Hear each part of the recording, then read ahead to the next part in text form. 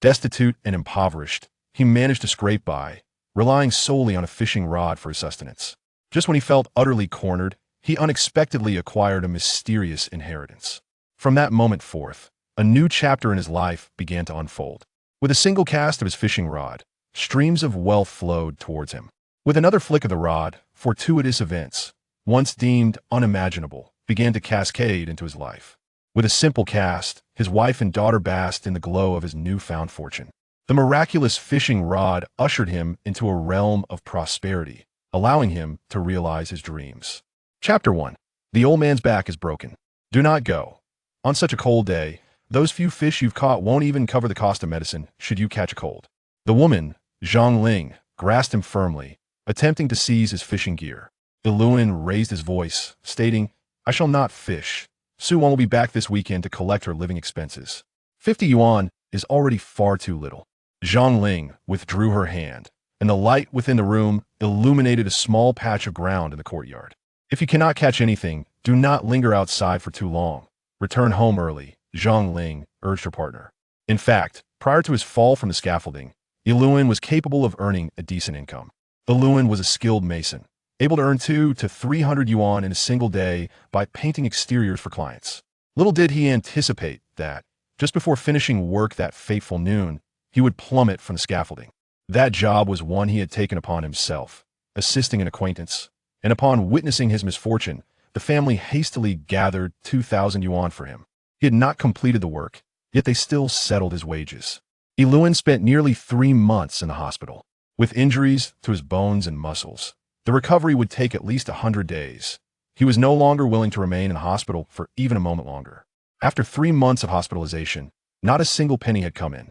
It was in the preceding 2 years that he had observed the city's real estate prices soaring to outrageous heights, prompting him to hastily secure a mortgage for a property. Those 3 consecutive months in the hospital completely depleted his meager savings. Suwon was studying in high school in the city and would return weekly to collect a bit of living expenses. 50 yuan, merely 10 yuan a day. He wondered if his daughter could afford a portion of meat for lunch at school. The sensible Su Wan always insisted that it was sufficient, claiming she was eating well at school. In better times, he could provide her with 70 yuan for living expenses each week. You should get to bed early. Do not worry about me. The market is currently favorable.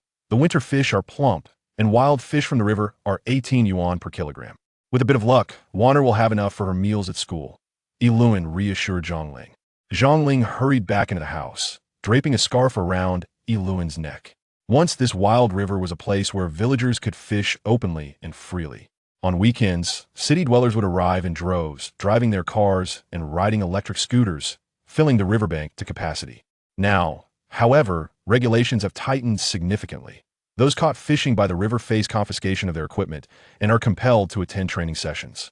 Ever since that fateful night when Iluan stealthily guarded the riverbank until dawn and earned over 200 yuan, he found himself unable to restrain his growing obsession. The river overseer of that wild stretch is Chiao Ming, a former classmate from his elementary school days. During their studies, Chiao Ming was frail and often bullied by some classmates, while the robust Iluan frequently intervened to defend him against those tormentors. Chiao Ming now works in town, and Iluan has never wanted to burden his old friend with any troubles. When Iluan injured his back, Chiao Ming provided him with 2,000 yuan to purchase some nutritional supplements. Aware that Iluan might be unable to practice his trade for a considerable time, Chiao Ming also helped Zhang Ling secure a job sweeping the streets, which would yield 1,200 yuan a month. Iluan feared that his fishing endeavors might draw unwelcome attention to Chiao Ming. Yet, at this moment, he had no other means of survival except to take his chances by the riverbank. He understood well that there are no secrets in this world. He discreetly transported his catch to a distant town for sale, convinced that he would not encounter anyone familiar there. He felt that having reached this point in his life, even if discovered, no one would have the heart to report him to Chiao Ming. Iluan sought out a sheltered spot, the most concealed and secure location he could find. He was confident that even if someone passed by that stretch of the river, as long as he remained silent and hidden among the wild grass and shrubs, no one would notice him fishing. Moreover, the weather had grown quite chilly. Affluent households simmered cured meats and ribs in their pots, basking in the warmth of their stoves while watching television. During this season, though the southern regions do not require heating pits, they are wrapped in thick quilts. If one were to open the window in the morning, A touch against the quilt would reveal icy droplets of water. The night breeze swept in, causing ripples to dance across the water's surface, and Eluin shivered. Yet, thoughts of Wanner's meals for the week and the prospect of bringing back half a pound of meat for Urwa warmed his heart. He scattered a few grains of wine rice lightly, feeling that such lightness would ensure no sound would betray him to passers-by. Besides, it was highly unlikely anyone would stroll by that stretch of the river, and for several miles around, there were no houses in sight. He prepared the bait with care and cast it gently, but in the stillness of the night, the sound of the bait hitting the water filled him with dread. There must not be any mistakes. He silently prayed, "May the heavens protect me. Let me catch some sizable fish. My family is counting on this fishing rod." Eluin's eyes were fixed on the tranquil surface of the water, which shimmered with an unusual light, revealing faint, enigmatic shapes reminiscent of runes. Chapter 2. Fishing for Wealth. Yylin felt a twinge of fear. Could it be that his greed had provoked some deity, manifesting a warning or curse upon the surface of the river? Long ago, he had heard tales from the elders about an old fisherman who plied the wild river. This fisherman, rising before dawn each day, would cast his nets from his humble boat.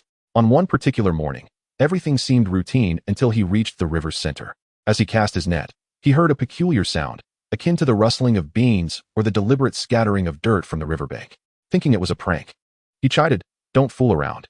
It's too early for that, lest you scare off my catch." No sooner had he spoken than he felt an immense force tugging at the net rope in his hands. Instinctively, he knew that no fish in that river could possess such strength. His small boat began to sway violently, and he realized that if whatever was in the water exerted just a bit more force, it could drag him under.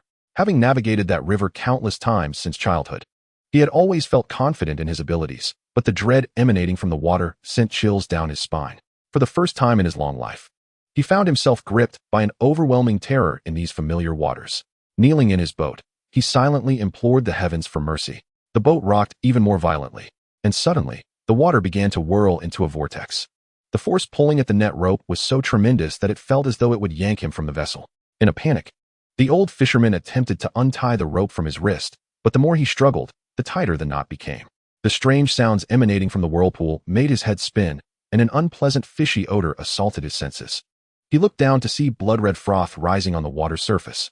Seizing a knife from his boat's compartment, he realized he had no time to free himself from the net rope. With a swift stroke, he severed the rope, brandishing the knife menacingly. He brought it down upon his own small boat. To his horror, the wood of his vessel, which had served him for decades, began to weep a crimson liquid.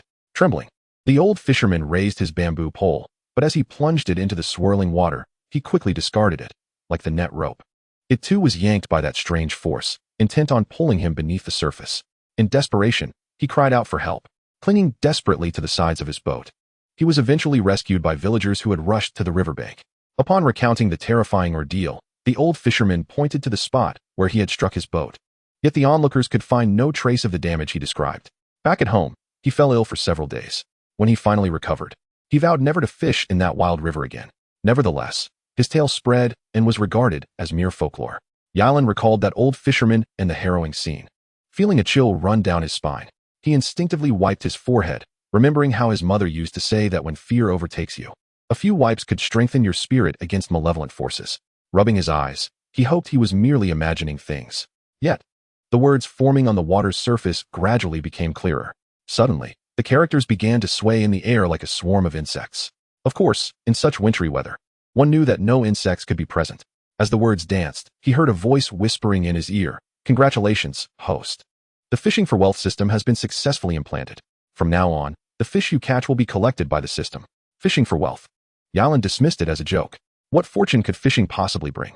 At 18 yuan per kilogram, one would need to catch 10 kilograms to earn a mere 180 yuan. In the past, when his back was fine, that would only equate to half a day's wage. The idea that the system would collect his fish and offer high prices seemed absurd. He suspected someone had played a prank on him, perhaps hiding a device in his fishing gear to frighten him, or maybe even reporting him to Qiu Ming for fishing. The thought made him anxious. He hoped he wouldn't inadvertently involve Qiu Ming, who had once told him to come to him in times of trouble. Yylin cautiously rummaged through his fishing gear, determined to uncover the source of the prank. He had once bought a player for Wanner, so he was familiar with such high-tech gadgets. Chapter 3. Tenfold Profits. Yylin reached into his fishing bag, only to find it empty. He shook the bag gently, but it remained devoid of anything. Was it really just a few fish that warranted tracking devices? Amused by his own thoughts, he instinctively glanced around. But there was not a soul in sight for miles. Frost had settled. Under the cold starlight, he felt the warmth of his breath rising like steam. Bubbles began to form on the water's surface, and he thought, perhaps fish were stirring. The glow of the float bobbed slightly amidst the bubbles. Winter fish were not particularly active, so any movement would be subtle. In truth, the float's motion was likely just the fish brushing against the line. The presence of fish below meant that enduring the frigid night by the water could yield rewards. Yilan silently prayed, "Heaven, have mercy on me. If only my back could withstand the strain, I would never wish to engage in such perilous endeavors." Originally, Yilan possessed 3 fishing rods. Zhang Ling had suggested he take an extra one. In such cold weather, having an additional rod meant another opportunity. He had told her that he wouldn't be greedy. And besides, visibility at night was poor, making it prudent to manage one rod effectively. If someone were to notice him, it would lessen his culpability. He recalled how, on his first night fishing, it felt almost like thievery. Perhaps fortune smiled upon him, for he managed to catch over 10 kilograms of crucian carp that night. As the bubbles slowly dissipated, the water surface returned to calm, and the luminous float stood still. Yilan's earlier joy began to wane. In just a couple of days, Warner would return for living expenses. Zhang Ling had used her wages to buy a medicine and attend physiotherapy sessions, while Erwa had been craving sausages after seeing others eat them. Finally, Zhang Ling resolved to purchase a few kilograms of sausages along with some rice. Yet their household could barely scrape together 50 yuan. When Zhang Ling returned with the sausages, Erwa was ecstatic, but Yilan pondered how they would continue to make ends meet. A mortgage, paid month by month. As the year draws to a close, the discomfort of borrowing money from others weighs heavily on one's heart. The 50 yuan that Warner returned with now seems to drift aimlessly beneath the water's surface. Yiluan gazes at the shimmering surface, imploring the fish, "Feast upon my bait. For if you do not, where shall I find the funds I so desperately need? In this biting cold, I am unable to provide my child with even a few extra coins. As a father, how have I come to live such a pitiful existence?" At that moment, the luminous bobber bobbed gently. Was it a sign from the heavens, or perhaps the manifestation of his own fervent wishes?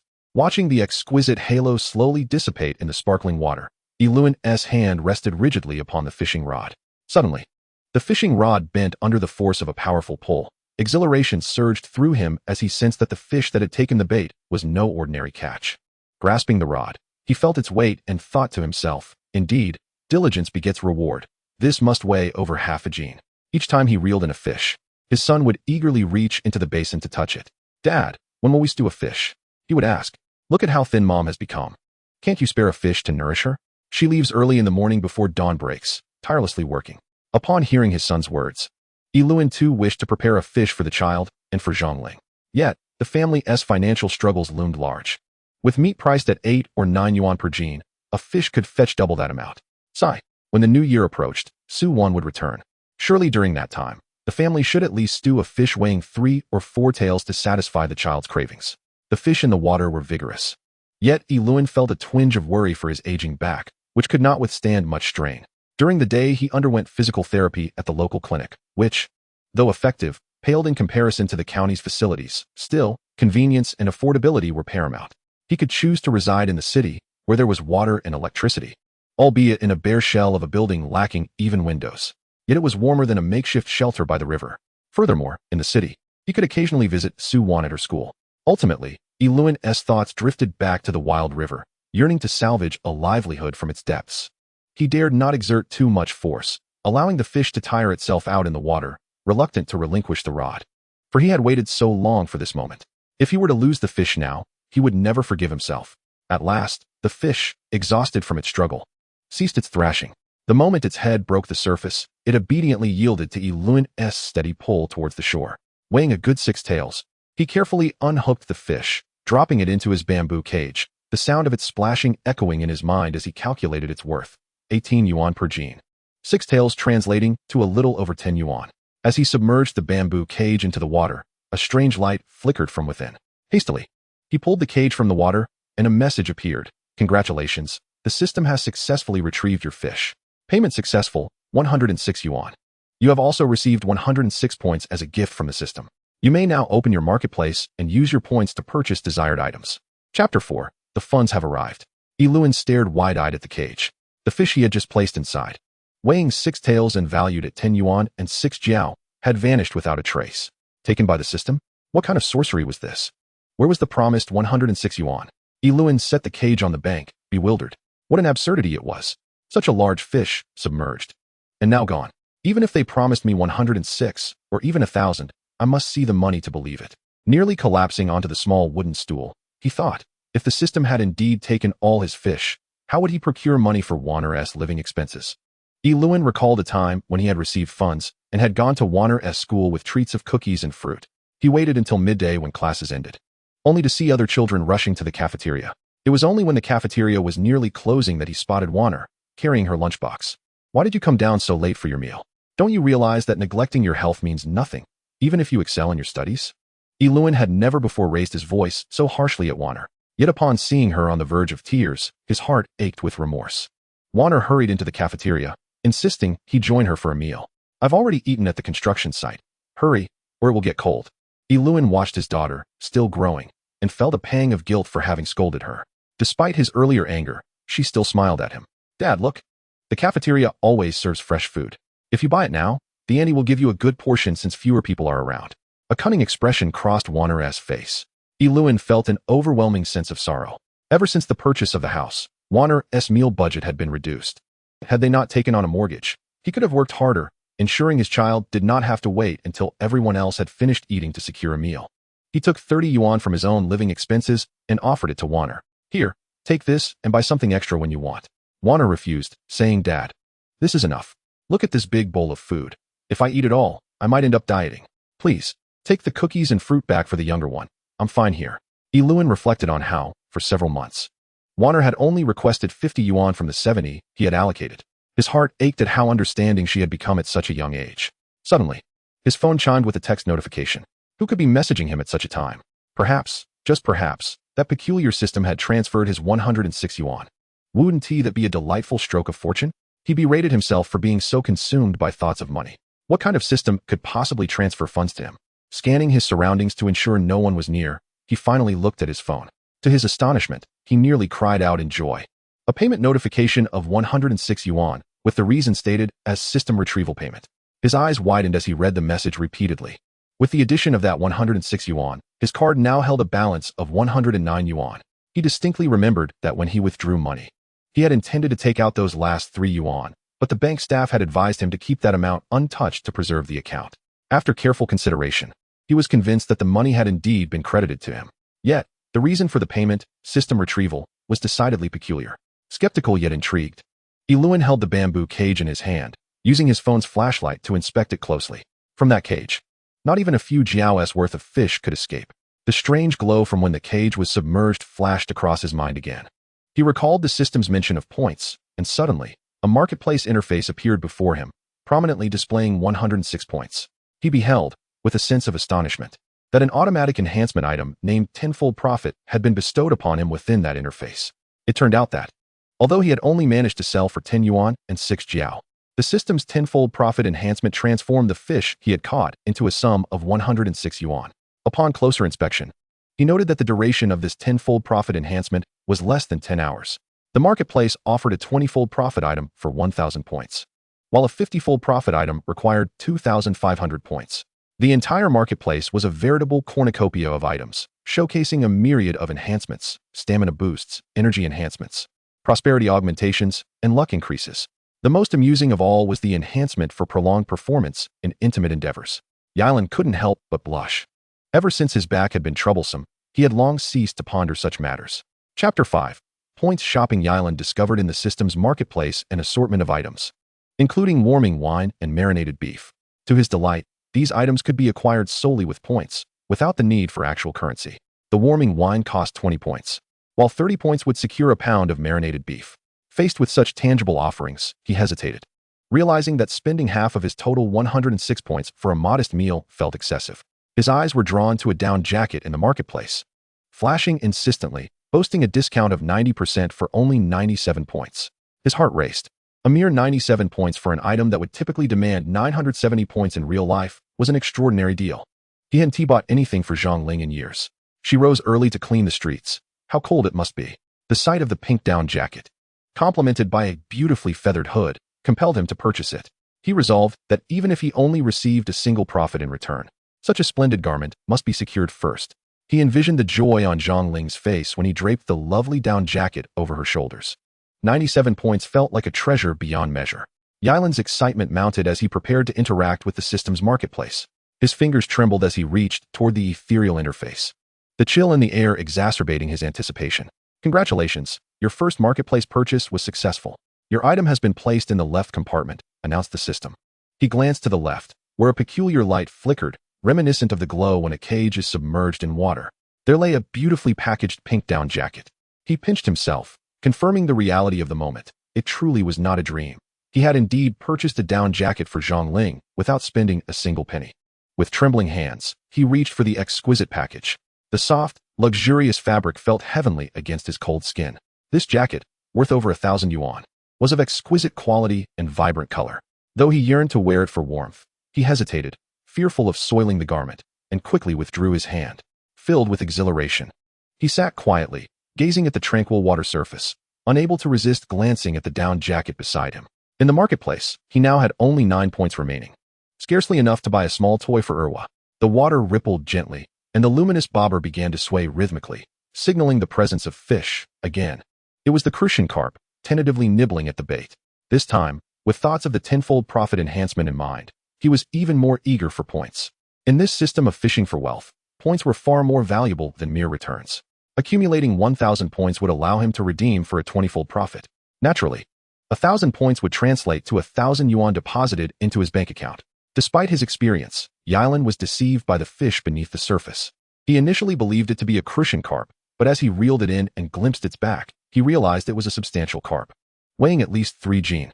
This time, the system responded with remarkable swiftness.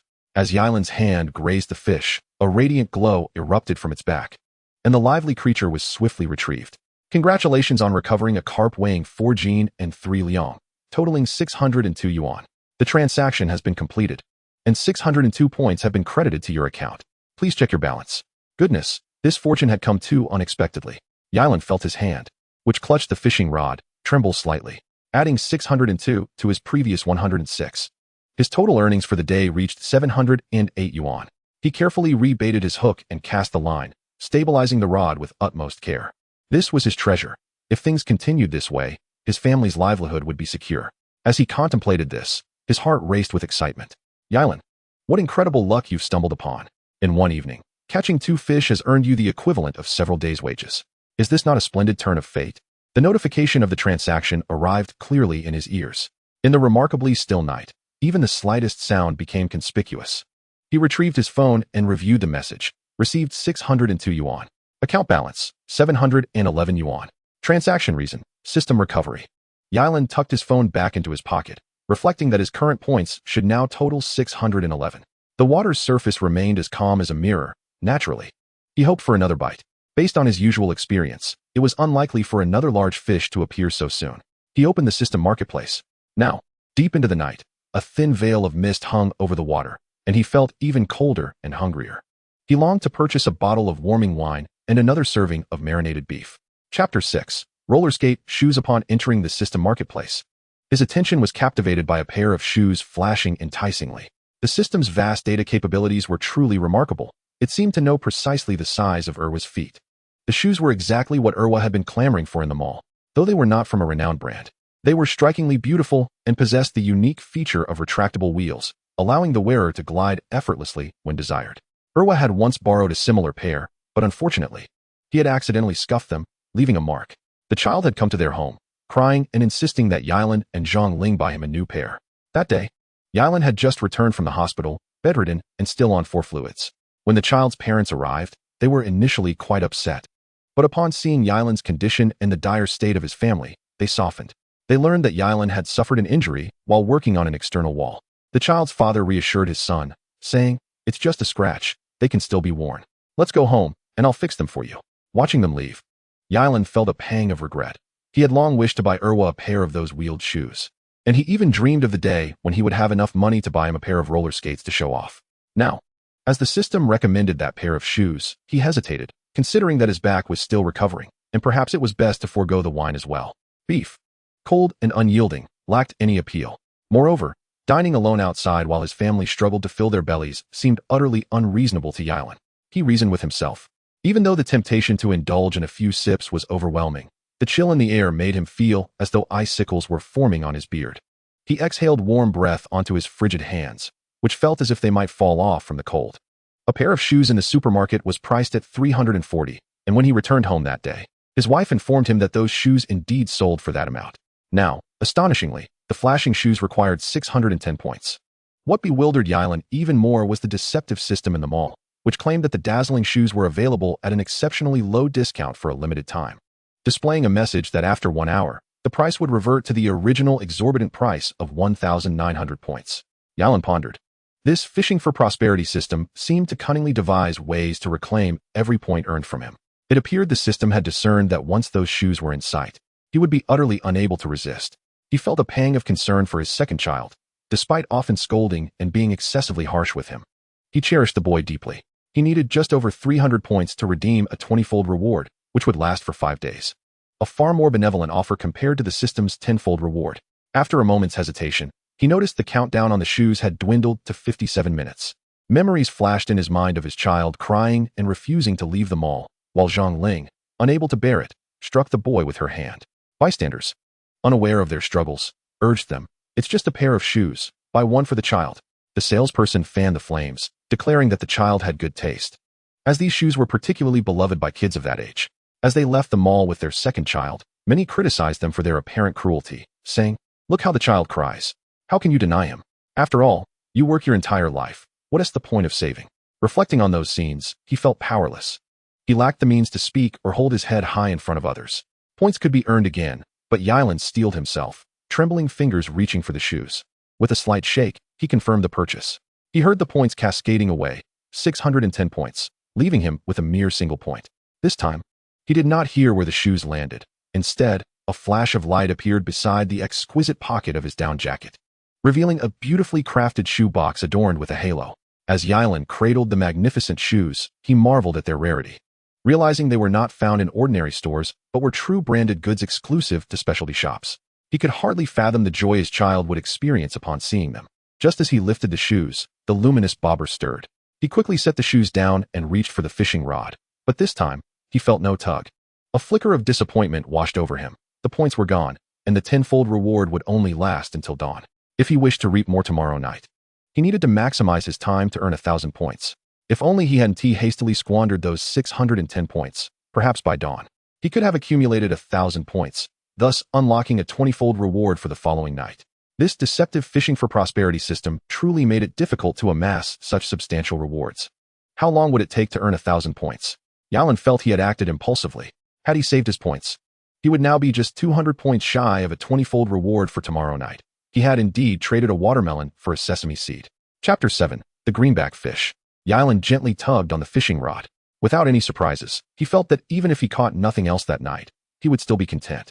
When he set out, his only hope was to gather enough for Wanner's living expenses. Now, with over 700 points credited, he could easily return her living allowance to 70 yuan when she returned for the weekend. Moreover, he could even gift her an additional 10 yuan for spending. Having just purchased a pair of shoes worth 1,000 yuan for his second child, why not generously give her 100 instead of just 80? It was not as if he couldn't afford it. Yes, he decided, he would give her 100. At that moment, he caught sight of a small fish with a greenish back, weighing only a couple of ounces. Yilan had never encountered such a creature throughout his life, and to catch it on such a night felt exceedingly unfortunate. He watched as Dequan effortlessly lifted the peculiar fish from the water. Ordinarily, he would simply remove such unformed fish from the hook and toss them onto the riverbank without a second thought. What a waste. As Yilan reached for the fish, surprisingly, when his hand made contact, it emitted a brilliant light, even more dazzling than the previous big carp. Congratulations, host. You have successfully captured a shad weighing 1 tael and 5 cents, and a payment of 1,500 yuan has been deposited, along with an additional 1,500 points. Please check your account. Yilan could hardly believe his ears. He had only heard of shad before, never having seen one. Elders often spoke of its worth, claiming it could fetch 1,000 yuan per pound. Had he previously discarded such a valuable treasure while fishing? Elated, Yilan nearly danced with joy. If it weren't for the fishing ban, he would have hummed a tune. Now, he was indifferent to the incoming transaction messages. The card that once held merely 3 yuan now boasted over 2,000. The feeling of having money was truly delightful. Yilan prepared his bait and gently cast it into the water, eagerly opening the system's marketplace.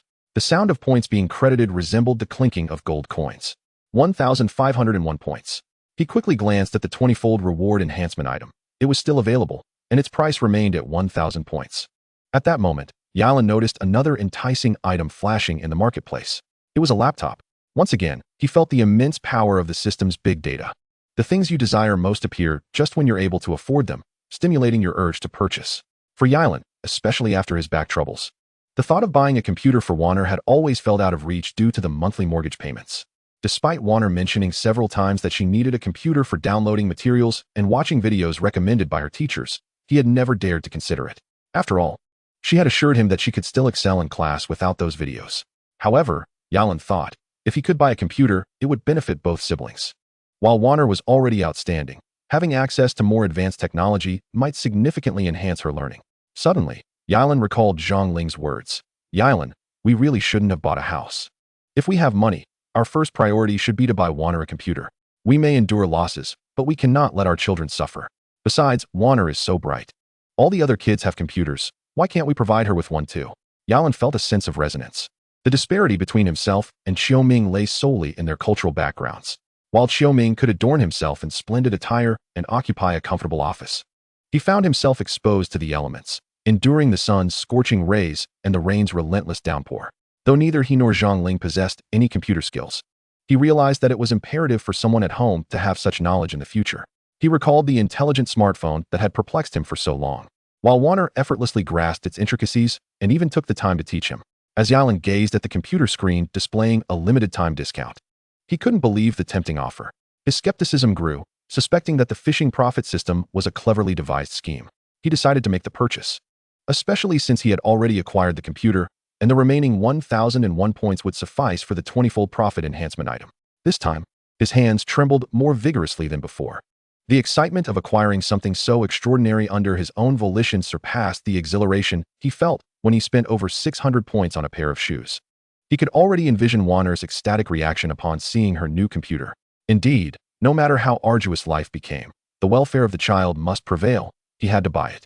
At the precise moment his finger pressed the button, Yalan felt a renewed light illuminate his surroundings, a beautifully crafted computer bag that felt substantial in his grasp. He even caught a whiff of the pristine scent emanating from within the machine. He hesitated to open it, fearful of damaging something so precious. If it were to be opened, he thought, it should be by Warner, for she, with her greater education, had become the most capable person in the household. Chapter 8. The 5,000 Reward. After purchasing the laptop, Yalan hurried to search for the 20-fold profit item, relieved to find it still available. Without a moment's hesitation, he reached out to select it. Apologies, your balance is insufficient. Please continue fishing to earn more points before purchasing, the system informed him. What? I just bought a laptop, and I still have 1,001 points left. How could my balance be insufficient? Yalan exclaimed in disbelief. Beneath the 20-fold profit item, the price had been adjusted. He could clearly see that the historical price had indeed been 1,000 points. Now, the cost for the 20-fold profit item had skyrocketed to 10,000 points. This deceitful phishing profit system nearly provoked him to curse. Before acquiring the laptop, he had specifically checked the pricing, noting that the 20-fold profit item was still 1,000 points at that time.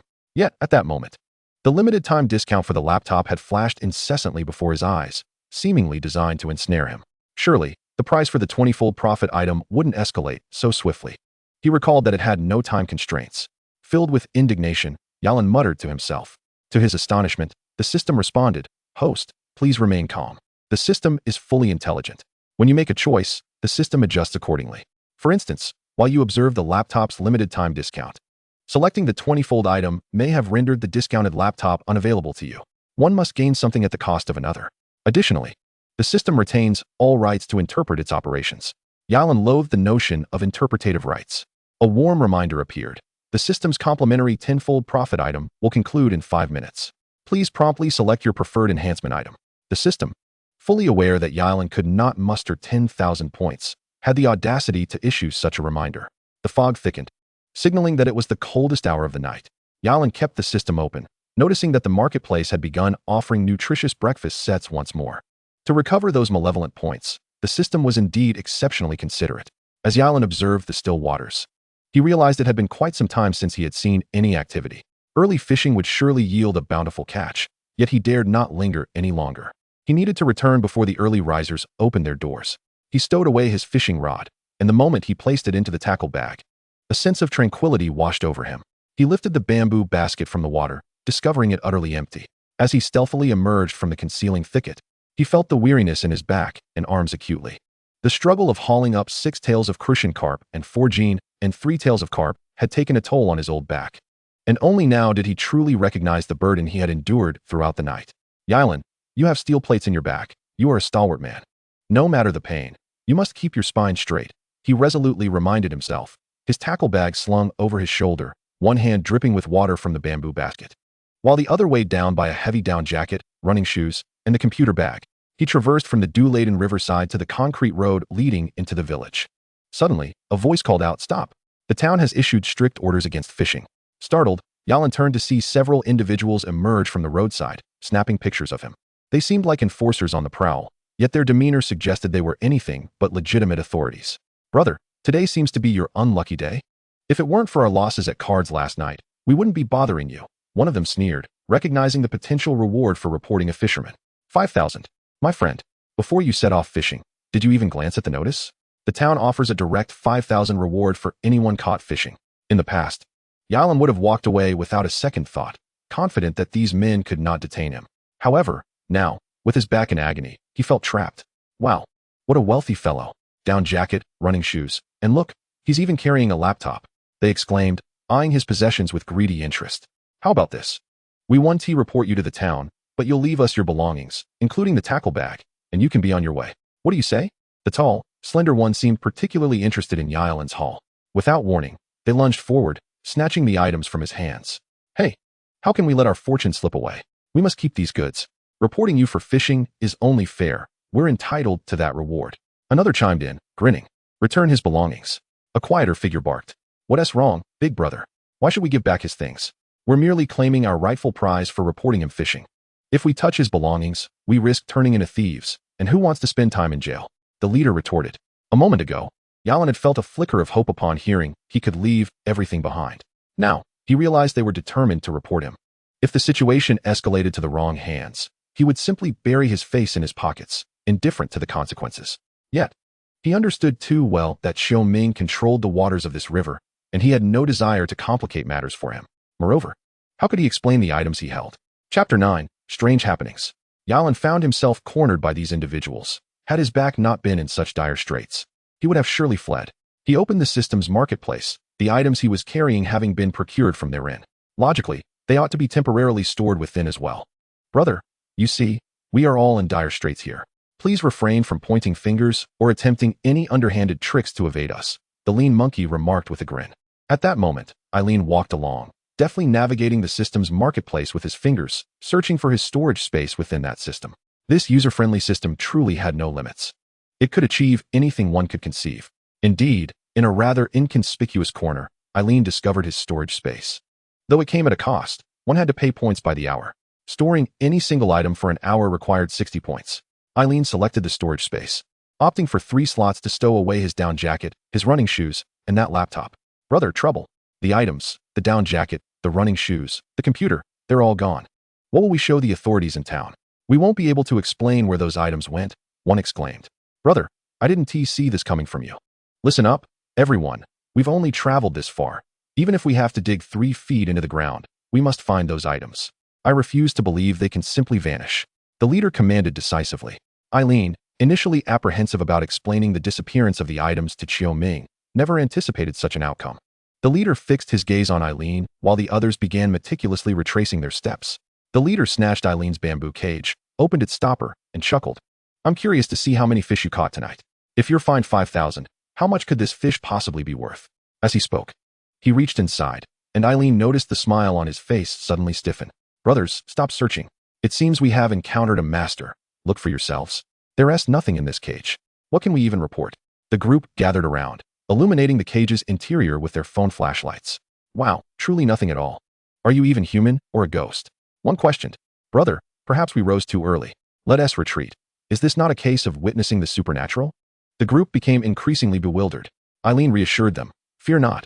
I harbor no ill will. By the way, my dear brothers, I possess a rather foul temper. I am unperturbed by those who offend me, yet I dislike being remembered, even if one were to visit my temple. Seeing the others in a state of shock, Eileen decided to fully embrace this charade. Without uttering a word, he employed his skill in ventriloquism, his voice taking on an eerie quality. To enhance the theatrics, Eileen activated his storage space within the system, contemplating the absurdity of storing not just items, but himself as well. It was merely 60 points. Spending that to genuinely frighten those rascally gamblers seemed worthwhile. The group, hearing his peculiar voice, became increasingly alarmed, hastily deleting images from their phones. One by one, they fell to their knees, bowing to Eileen, murmuring, "We were blind to the true immortal. We beseech your forgiveness for our rashness. We shall never dare to deceive others again." Eileen selected a slot from his storage space, extending his hand inside, his head following, and astonishingly, his entire body slipped within. This act startled those kneeling as they witnessed his hand, head, and body gradually vanish. The once calm group, who had previously referred to him as immortal, now erupted into panicked cries. Within the narrow confines of the storage space, Eileen felt a sense of suffocation. Among the terrified individuals, one suddenly spoke up, "Brother, I think that immortal we saw earlier resembles someone from the village. His surname is I, and he is a mason." "What nonsense! How could a mere mason possess such celestial abilities? To make things simply disappear? Don't be absurd. It's impossible." Another protested. "Look, a woman is approaching." "Yes, the person we saw earlier is indeed her husband." Eileen mused that when he intended to report them for a reward, they pretended not to recognize him. Yet now they suddenly recalled his likeness. "Stop right there." The group obstructed the path. "Sisterling, do you think Brother I has gone fishing by the river?" one inquired. "Testing the waters. You are audacious. The authorities have issued repeated warnings. Anyone fishing must pay a fine of 5,000. The leader replied. Chapter 10, What to Do? Zhongling glared at the ruffians, fuming. "Disperse. It's early morning. A good dog does not obstruct the path. Sisterlinger, we mean no harm. Surely. You can confirm Brother I is not by the river fishing?" The lean monkey chimed in with a grin. "Absolutely not. If you don't believe me, go check. Old I is still in bed. "You want tea rise to make breakfast for me for a while?" Zhongling retorted sharply. As she walked towards town, the group stood there, increasingly bewildered and frightened. "Stop with the wild thoughts. Perhaps the ghost we encountered merely resembles Old I. Besides, that lethargic fellow. How could a mason possess such great power?" The leader muttered uneasily. Once the group dispersed, Eileen emerged from the storage space in the system. Entering his courtyard, he found Erwa already awake, reciting ancient poetry. Upon seeing Eileen return, he rushed over to take the cage. "Dad, did you just heroically run away?" Erwa asked, somewhat disappointed. "Focus on your studies. This is adult business," Eileen replied sternly. He had initially intended to retrieve the running shoes from the storage space for Erwa, but reconsidered. Knowing that when Zhongling returned, he would have no way to explain the shoes. No matter what new item he added, he needed a sensible justification. Although he could easily extract them from the storage space, he simply could not do so. Eileen headed to the kitchen to prepare a meal. Pondering how to reasonably present the down jacket to Zhongling and how to discreetly give the running shoes to Erwa, having not read extensively, he found it quite taxing to devise a clever plan. If he encountered a problem, he would consult the system, the omnipotent system that could achieve anything one could envision. Eileen opened the system's marketplace, seeking a solution. "System, what should I do? How can I explain this?" He transmitted to the system. "No need for explanations. You cannot clarify." The system replied with remarkable calmness. Eileen set the pot on the stove to cook, then retired to bed. Before sleeping, he placed the laptop on Wanner's desk, stowed Erwa's running shoes in the shoe cabinet, and hung Zhongling's down jacket in the wardrobe. Yalan listened intently as Erwa earnestly recited classical poetry. The sounds of neighbors bustling outside filtering through the air. After a considerable period, he heard Zhongling return home, greeted by Aunt Erwa from next door. With his eyes firmly shut, he feigned deep slumber, all the while listening to Zhongling push open the gate to their courtyard. "Erwa, why haven't you eaten yet? Hurry up, or you'll be late for school," Zhongling exclaimed, bustling directly into the bedroom. Upon seeing Yalan deeply asleep on the bed, she gently closed the door and went out to call Erwa for breakfast. Suddenly, she spotted a pair of flashy shoes in the shoe cabinet. "Erwa, come here this instant," she shouted. Yalan instinctively tightened the bed covers. He knew Zhongling all too well. When her temper flared, even she was taken aback. Erwa, upon seeing the striking shoes, exclaimed joyfully, "Mom, oh my goodness. You actually bought me such beautiful shoes. I really have a pair now, right, Mom?" To his surprise, Zhongling did not lose her temper. "Sit down, what's the rush? No one is competing with you." Hearing her calm tone, Yalan felt a wave of astonishment. He had expected Zhongling to erupt, dragging him from the bed to interrogate him about the shoes. "Come to the yard and show Mom," she insisted. "Mom, those must have cost quite a bit. Did you buy something for my sister too? What if she comes back and argues with me? These shoes fit me perfectly." She won't be able to wear them anyway. Erwa's mind was filled with a flurry of questions, both appropriate and inappropriate. If you have something to wear, then wear it. If other children have them, our child must have them too, right? Zhang Ling replied somewhat irritably. Yalan was left wondering how Zhang Ling would react once Erwa was sent off to school. The mother and son shared a light-hearted breakfast made by Yalan. Every time he returned from fishing, she would never disturb him, patiently waiting for him to wake naturally. Yalan heard Zhang Ling escort Erwa out of the house. And then she rushed into his bedroom. Yalan, wake up. Something strange has happened at home. She whispered urgently. What could possibly be strange? What oddity could befall our household? Yalan feigned ignorance, rubbing his sleepy eyes and chuckling. I asked Erwa, and when you returned, you hadn't caught any fish. You came back empty-handed. Yet there is a brand new pair of flashy shoes in the cabinet that Erwa has been talking about for ages. No way. Did you forget to lock the door when you left? But who would deliver shoes to our house? Zhang Ling questioned. You didn't buy them yourself and are just trying to make me think there's something strange, did you? Yalan chuckled inwardly. That omnipotent system was truly impressive.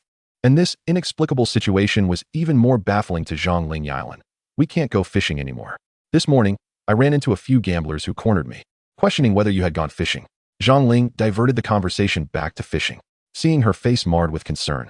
Yalan suddenly felt the joy of surprise transform into anxiety. Was there still any excitement left? Chapter 11, Debt Collection. Zhang Ling, I have a gift for you too. Yalan declared. After all these years of marriage, I have never bought you a decent piece of clothing. Open the wardrobe and see, a pink down jacket. Try it on. Go on. Zhang Ling was utterly thrilled, rushing to open the wardrobe, where her eyes immediately fell upon the most striking down jacket. Oh my goodness, Yalan. Did you buy this? And those flashy shoes too? But where did you get the money for such expensive items? Did you win the lottery? Women truly have vivid imaginations. Yalan watched as Zhang Ling tried on the beautiful down jacket, admiring herself from various angles in the wardrobe mirror. The garment now adorned her form. And Yalan could see her excitement. She was happier than someone who had actually won the lottery. What lottery? You know I never dabble in such things, Yalan chuckled. Oh my goodness, Yalan. This jacket must have cost over 1,000, right? I saw one like it at the mall in the county, and the price shocked me. Yalan inquired, Zhang Ling, do you still like this jacket? Yalan, you haven't done anything illegal, have you? We've endured all sorts of hardships. Please don't engage in anything unlawful. Our family can't bear that, she implored, throwing herself into his embrace. Yalan grimaced at the sudden pressure on his waist. Feeling a sharp pain. Oh dear, did I hurt you? She exclaimed. We absolutely must avoid any morally dubious activities. Yalan, tell me, where did this expensive item come from? Zhang Ling pressed. Yalan forced a smile. Zhang Ling, I've saved up for years, penny by penny. I just wanted to buy you a decent down jacket. Is that so wrong? Upon hearing his words, Zhang Ling's tears flowed freely. Yalan, I've also been saving up a little money to buy you a trench coat. I didn't expect you to save enough first. The fish from last night. I sold them for money. Erwa saw me come back empty-handed and thought I hadn't caught anything, Yalan recounted. How much? Did you break the 200 mark? Zhang Ling whispered, glancing nervously out the window. Over 2,000, Yalan replied, holding up 2 fingers. Impossible. Yalan, are you joking with me? How could you catch over 2,000 in one night? Did we catch a golden turtle, or something? More valuable than a golden turtle, shad, over 1,000 per pound. Yalan explained. I caught a lot last night and immediately arranged for a truck to deliver them to a high-end restaurant in the county. The owner recognized the quality and paid me 1,200 per pound. Yalan didn't relish fabricating such a story. But what else could he say if he didn't mention that elusive system? He opened his phone to show Zhang Ling the records of the 2 transactions. Shad. Yalan, I've only heard elders speak of them. I didn't think we could encounter such fish in our wild river. It seems we're destined for great fortune. Zhang Ling's excitement was palpable, and Yalan felt a warmth in his heart. Outside the courtyard, someone knocked at the door. Zhang Ling, still in her down jacket, rushed to open it.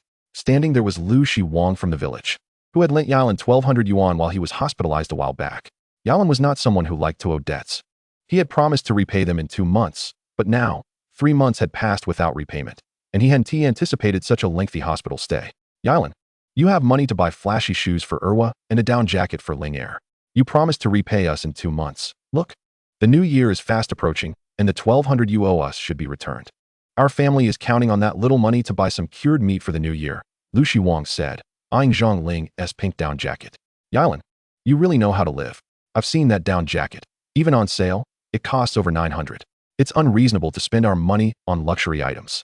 Yalan listened, realizing that Erwa must have flaunted her new shoes on the way to school, drawing attention.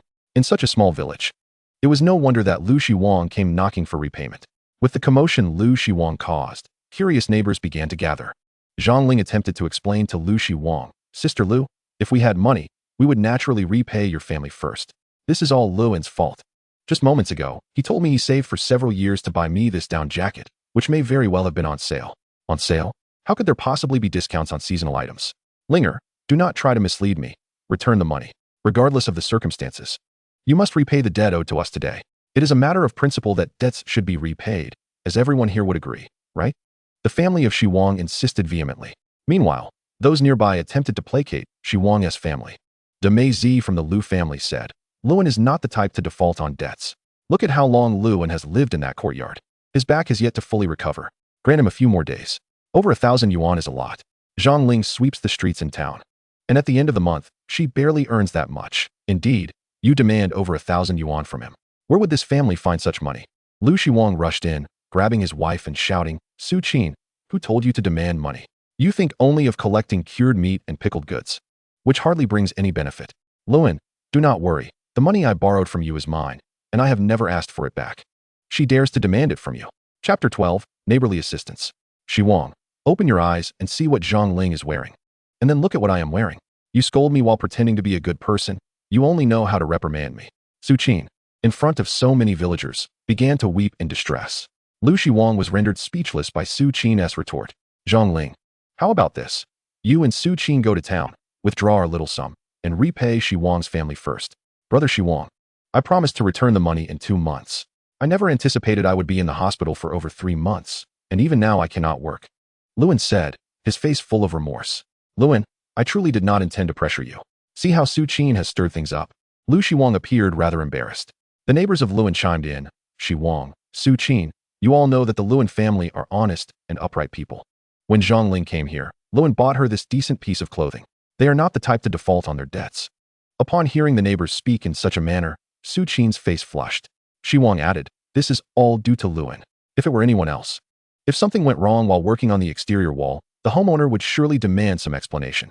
But Luan remained silent, even borrowing medical expenses from us. What a good person he is. Zhang Ling, consider it as if I never complimented you. You rise before dawn to sweep the streets in that biting cold. Luan should indeed have bought you a down jacket. We should not heed the instigation that he borrowed money to buy the child those extravagant shoes. I should have realized that the shoes were borrowed. How could Luan possibly afford to buy such expensive shoes for the child?" Zhao Er's family, who accompanied Su Qin, raised her voice. "Su Qin, what nonsense are you speaking? I made my inquiries clearly. The child said his mother bought the shoes for him." At that moment, the system mall automatically opened, displaying a prompt indicating that it was ready to retrieve the laptop from storage. Luan quickly clicked confirm. The laptop was now safely secured in his storage space. When one is impoverished, buying extravagant shoes for a child or a down jacket for a wife invites scrutiny and criticism from others. You all claim Luan is poor. Just look at Zhang Ling's down jacket. Even on sale, it must have cost over 1,000 yuan. Everyone, come inside and see. Do not be deceived by him." Zhao Er's family boldly entered Luan's home. In such rural areas, neighbors entering a bedroom hardly qualifies as trespassing. Luan silently thanked the system for having retrieved the laptop. Otherwise, he could have stirred a considerable uproar. Everyone observed that Luan's kitchen was clean and tidy, yet undeniably humble. On the table lay a few strands of soaked beans and some thin porridge with a few pieces of sweet potato, so thin it reflected a shadow. On the cutting board, the 10-pound container of cooking oil was nearly empty. Hanging from a bamboo pole were 2 pieces of sausage, but their size was disheartening, with one cut into mere 3 to 5 centimeter segments. Beneath the cutting board were some cabbage leaves, clearly scavenged by Zhang Ling during her sweeping in town, while their homegrown produce was to be sold on the street for money. "Luan, we are truly sorry. The neighbors have not been able to watch over you," Zhao Er's family said. "You always claim you are managing, but is this truly how you are managing?" Zhao Er's family. "Why are you so unable to bear seeing others do well?" Luan, wait a moment. I will bring you some fresh vegetables. These old leaves are lacking in nutrition. Zhao Er's family inspected the remaining rooms, but found nothing. The entire home could indeed be described as destitute. Even a mouse passing through would surely leave with tears in its eyes. Su Qin emerged from the house, feeling too embarrassed to mention the money again. "Su Qin, Luan just said I should repay you. We have just managed to gather some funds, intending to pay next month's mortgage. We'll repay you now, and then we'll think of a way for the mortgage." Su Qin appeared even more embarrassed. "Linger, let us discuss it later. Once Luan's back is healed and he can earn money, it won't be too late to repay me. If you pay me today, my husband will certainly be furious." The neighbors observed Luan's situation. The man who had always been strong, now visibly impoverished, exposed to everyone's scrutiny. Neighbors brought oil and noodles, and Lewin felt too shy to refuse.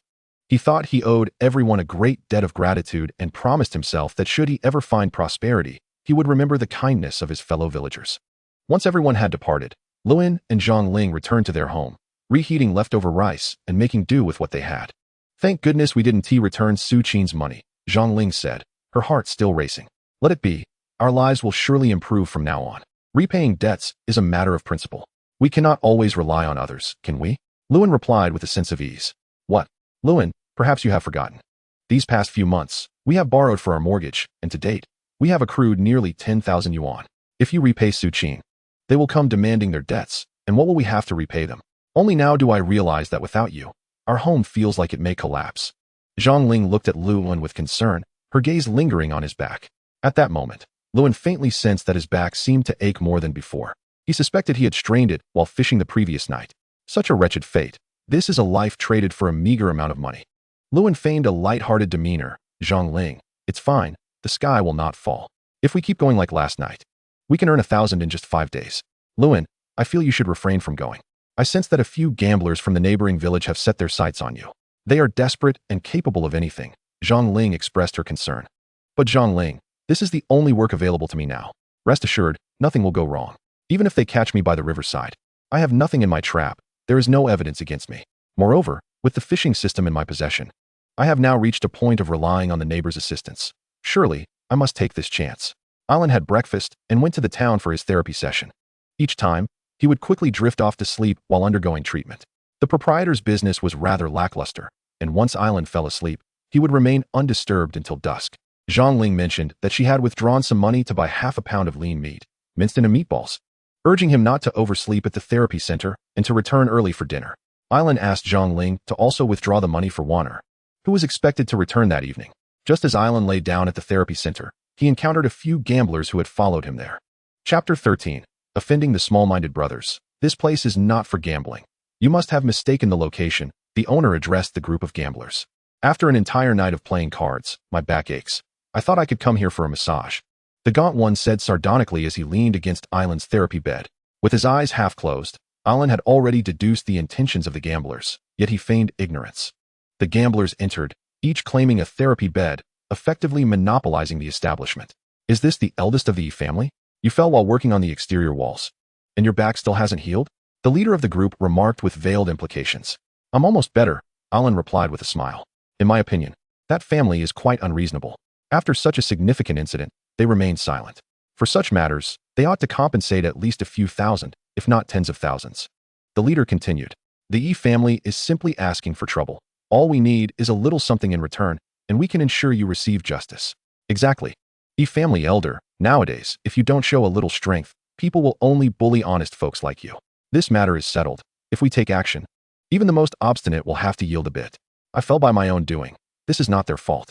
Moreover, I disrupted their work. Any construction project seeks smooth progress. I owe them an apology, so please refrain from complicating matters for me. If you truly wish to stir up trouble, I will have to report it," Ailan stated, subtly indicating that if these gamblers acted recklessly, they already had records, and should anything occur, he would firmly stand by the original family. He took out his phone and called the family responsible for the exterior work, with whom he had previously encountered trouble. "Lewin, is there something you need? Please, speak up," the proprietor replied warmly. "Be cautious in the coming days. If anyone approaches you regarding my fall, do not spend a single penny. If they attempt to extort you, simply report it. Do not fall for their tricks." Ailan raised his voice, deliberately speaking for the benefit of the gamblers with ulterior motives. After hanging up, the gaunt one chuckled. "A family elder, I truly do not know how to address you. You have suffered a great loss, yet you still protect them. We merely suggested this, yet you take it as a serious matter. You treat our goodwill as if it were worthless. With such an attitude, should you encounter difficulties in the future, who will come to your aid? In this world, one should plant more flowers and fewer thorns. We were merely acting with good intentions, yet you make us feel like outsiders. Business aside, there is still brotherhood, right?" The leader feigned innocence. Ailan contemplated that, ultimately, these people were merely seeking personal gain in whatever they did. By framing the narrative as if he had offended them first, they could justify any actions they might take against him. "All right, let's leave. We haven't achieved anything good and are left with our frustrations. Listen, all of you. Return home and get a good night's sleep. We have night work to do. It's time to engage in some legitimate activities to repay this community, the leader said, rising from the therapy bed. The other troublemakers followed suit and exited, while those waiting outside dared to enter. Lewin, you shouldn't provoke these people. You're young. Your wife is frail, and now you're incapacitated with a back injury. You must be cautious of those who might wish you harm, the owner kindly advised. I didn't seek them out. They intentionally came after me. They claim to be seeking justice for me, but who doesn't know their true intentions? Island lamented helplessly. He recalled that when Suqin had come to ask for money, they had likely been lurking nearby, having spotted the pink down jacket Zhang Ling was wearing. They had correctly surmised that he was the one they had intercepted that morning. They felt they had been made fools of. In the eyes of the locals, skilled workers were often thought to possess some form of trickery learned from their masters. They believed Island had employed some form of sleight of hand before them, and they had even knelt before him. In their eyes, this was a profound humiliation that warranted retribution. Island felt a surge of anxiety. What the owner had mentioned now loomed large in his mind, not the potential confrontation at the riverbank during the night, but the safety of Erwa and Zhang Ling. If those people could locate Island's home, they could also find Su Wan, Erwa, or even create trouble for Zhang Ling. Chapter 14. Dream fishing for Rosewood Island lay on the therapy bed, listening to the owner chat with other patients, already snoring softly. He was utterly exhausted. In his dream, he found himself once again by the wild river. The night was still shrouded in darkness, with only a few scattered stars in the cold, misty sky. And he felt he could once more rely on his modest fishing skills to earn some money for his family. He gently cast his line. Thinking that the gaunt ones might come to this stretch of the river to catch him, he became even more discreet, ensuring that even when his bait hit the water, there was no sound. He silently prayed, hoping nothing would go wrong. Let me catch a few good fish, preferably shad. Whether it was due to his prayers or simply good fortune, Alan had barely cast his bait when he felt a tug on the line. A half-kilogram shad. He could hardly contain his joy. It was just like the previous night. As his hand brushed against the shad, the system promptly registered the catch. Congratulations. You have caught a half-kilogram shad. 600 yuan has been deposited into your account. System store reward points. 600 points have also been credited. Alan reached for his phone, vaguely hearing the notification of a new text message. Before he could retrieve his phone, the fishing rod he had cast into the water began to twitch again. The luminescent bobber danced wildly, and he held his breath in anticipation. His luck was extraordinary. Typically, one could wait by the river for hours without a bite. And the previous night he had only managed to catch 3 fish by dawn. He quickly grasped the rod. What a weight! He had never encountered something so heavy before. Logically, a fish of such size would create considerable turbulence in the water, struggling with all its might to escape. Yet, this creature felt like a stone, stubbornly dragging on the line with no sign of resistance whatsoever. Yilian felt a surge of trepidation. What could that possibly be? Under the faint glimmer of the scattered stars, he beheld a stretch of water bubbling ominously with dark, murky foam. At such a critical juncture, the system's marketplace unexpectedly materialized before him.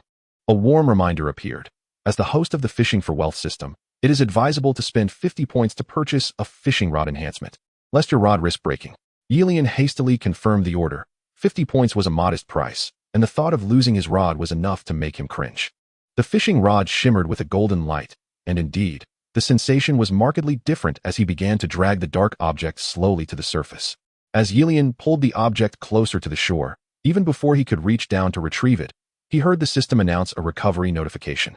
Congratulations, host. You have recovered a precious segment of rosewood, valued at 125,000. Corresponding points have been credited to your account. Please check. Yilian was utterly astonished. He had merely intended to fish, yet the system had been collecting various fish, and this time, he had unexpectedly hooked a piece of long-sleeping rosewood. He recalled hearing about a type of wood that was valued by weight during his crafting days. The muddy piece he had dragged in was astonishingly redeemed by the system for a staggering sum of 125,000. He could hardly believe his extraordinary fortune in acquiring such a valuable piece of wood to sell. Upon opening the system's marketplace, he was greeted by the resounding clink of coins. This time, the sound was even more pronounced, given the substantial points involved. His eyes widened in disbelief as he beheld a total of 126,551 points. Astonishingly, the point marketplace began recommending items like small vehicles. Yilian, who had yet to even obtain a driver's license, knew he could not operate a car even if he possessed one. The system also suggested investing in tech stocks, and with his current accumulation of over 100,000 points, he could purchase several shares. He discovered an item that offered 20-fold returns and noted it still retained 1,000 points. Glancing further, he saw that the 50-fold return item required merely 80,000 points. With Yilian's discernment, He recognized that investing his points in the stock market would yield far greater returns than the meager gains from fishing. Resolutely, he spent 80,000 points to acquire the 50-fold return item, which would be effective for 5 days. At that moment, he heard footsteps approaching from a distance. His greatest concern was that while fishing in this secluded river, he might attract unwanted attention. He vividly recalled the unpleasant encounter with several gamblers, particularly the ringleader who had ominously stated that his underlings needed to rest up for their night shift. Chapter 15. Emergency Invisibility. Yilian's anxiety heightened. Fortunately, the system's marketplace automatically opened, flashing a limited-time discounted item. The emergency invisibility item was available at a remarkable price, 30,000 points. As the footsteps drew nearer, he could even hear hushed voices conversing. He felt cornered. If he were spotted while fishing, escape would be impossible. He hurriedly placed the order. 30,000 points for an item that rendered him invisible to others. What a shrewd exploitation of the situation. Congratulations, host. The emergency invisibility item has been successfully purchased. For the next 30 minutes, you and all your belongings will be in a state of absolute invisibility. You may now fish freely. Wishing you the best in catching more valuable treasures. 30,000 points for half an hour of invisibility. Yilian saw the group of gamblers from earlier indeed walking towards him. In his mind, he silently chanted, "You cannot see me. You cannot see me. I am invisible." Among them, a gaunt figure held a large black wolf dog. Yilian felt a chill of fear. Although he was currently invisible, the dog was not reliant on sight to locate him. It was tracking him by scent. The luminescent bobber swayed gently, and at that moment, a fish bit the hook. Yilian delicately gripped the fishing rod, regardless of whether the dog would detect him. A fisherman must prioritize his craft. He gently tugged on the rod, and the fish thrashed in the water, creating ripples the size of rice grains on the surface. The wolf dog, led by the gaunt figure, approached the thicket where Yilian was concealed, barking incessantly. "What are you barking at? There's nothing here." The gaunt figure kicked the wolf dog in the belly. The wolf dog continued to bark loudly towards Yilian's position, even pulling the gaunt figure in an attempt to charge down the embankment and bite him. Yilian was determined to prioritize his catch over his safety. Despite the barking of the dog behind him, he felt a sense of satisfaction for having wisely purchased the emergency invisibility item. Without it, the gamblers would undoubtedly have spotted him by now. Strange. Why is the dog barking so ferociously, yet we see no one? The ringleader mused aloud. Brother, that fellow named, he must have learned some tricks from a mason. He surely used some sort of illusion to evade us this morning. We cannot allow him to escape this time. The gaunt figure chimed in. Look at that whirlpool. What a massive vortex. What kind of fish could create such a stir? Brother, this place feels odd. Should we draw some blood from the wolf dog? Dog blood is the best talisman against evil. Meanwhile, the fish Yilian had pulled from the water was a hefty carp, weighing 5 to 6 pounds. Yilian calculated its worth at 14 yuan per pound. The 6-pound carp would fetch 84 yuan, especially with the 50-fold return boost. One fish could be sold for 4,200. On the shore, the dog barked even more vigorously. Yilian had already pulled the fish to his side. Congratulations, host. The system has recovered a carp, and 4,200 yuan has been credited to your account. 4,002 points have also been added to your system points. Please check. Yilian propped the fishing rod on his support. Seeing the large carp swim to the shore, the other 3 from the group, aside from the gaunt figure with the dog, leaped eagerly towards Yilian, reaching for the carp. Yilian seized the opportunity and pushed them away, causing all 3 to tumble into the river. They were accustomed to the river's waters and quickly splashed back to shore. Who the hell just pushed me in? The ringleader shouted in exasperation. Brother, we all fell in too. It must be Yilian. We must force him to reveal himself. This trickster dares to bully us. As one of them helped the ringleader out of the water, he expressed his indignation. Skinny monkey, who do you think pushed us in? You should have seen clearly from the shore. I see nothing, not even a ghost, exclaimed the slender monkey, raising his voice. Let us spill some blood. Pour a bit of that dog's blood here, and I refuse to believe we cannot break that vile sorcery of Yilian. The elder brother shouted loudly, staggering towards the wolf dog, a gleaming knife in hand. Suddenly, the slender monkey released the wolf dog. Naturally, he would not hold on to the dog while the elder brother approached with a knife to kill it. Yilian observed as the dog, dragging its clanking iron chain, lunged straight at him. Oh no, Yilian cried out, as the wolf dog sank its teeth into his neck, tearing away a sizable chunk of flesh. Blood flowed down his neck. Chapter 16, Returning in a Wheelchair. Yilian struggled to open his eyes. Luan, did you have a nightmare? It looked quite frightening. I saw you kicking your feet and flailing your arms. I wanted to wake you, but didn't dare disturb you, the boss said to Yilian. Yilian pulled out his phone, clearly recalling that in his dream, he had made a substantial amount of money. The scenario had been so vivid that he couldn't help but feel a pang of regret upon realizing it was merely a fleeting dream. He found it somewhat amusing. Knowing that dreams, by their nature, are illusions, how could he expect them to yield real rewards? As Yilan scrolled through his messages, aside from the notifications of transfers received the previous night, he noticed a message indicating a withdrawal of 200 yuan. Zhang Ling had taken 200 yuan from the card. When they had come to the town together, he had advised Zhang Ling to withdraw more money for some food, as Suwan would return that evening. The child had been living at school, and the allowance provided was meager, certainly not enough for decent meals. Now that they had some money, they could not let the child suffer, especially since the second child looked so pitiful, resembling a mere stick. Yilan reflected on how he had sold a piece of rosewood in his dream, earning a staggering 125,000. He couldn't help but find it amusing. Such fortune seemed too good to be true.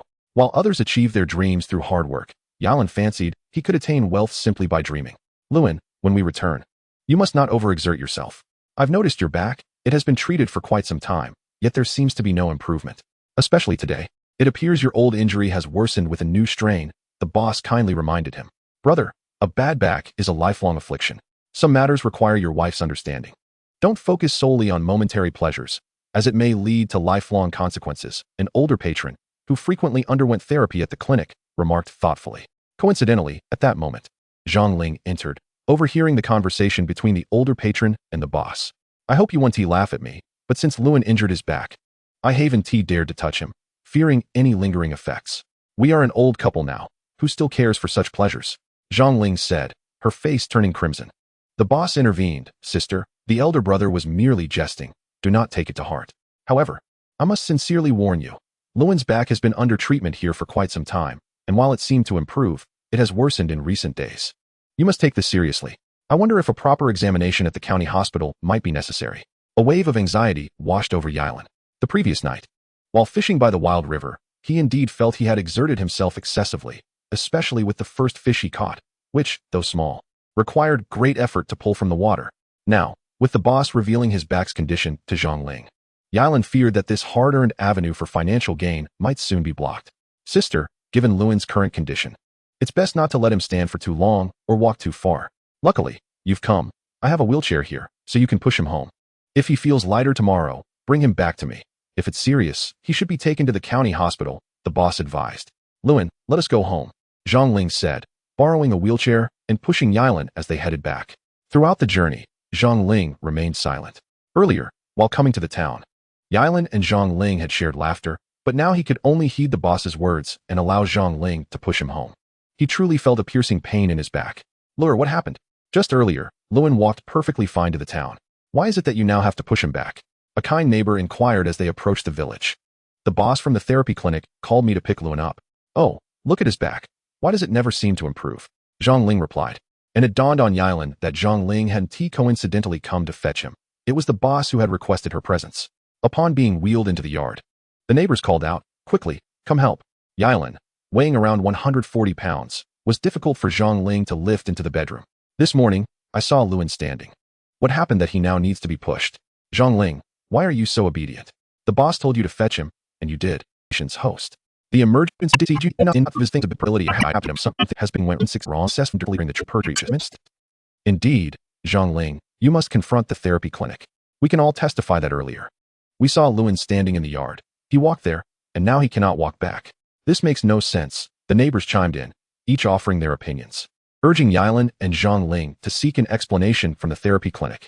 Chapter 17, Brother Aqiang. Dad, what happened to you? You were fine. Why can't you move now? Warner returned from school in the county. The county school dismisses early on Fridays. Many students from nearby towns take a bus home. So Warner often returns before the second child has finished school. It's nothing. My back fluctuates, nothing serious. Yilan reassured her as the neighbors helped lift him onto the bed.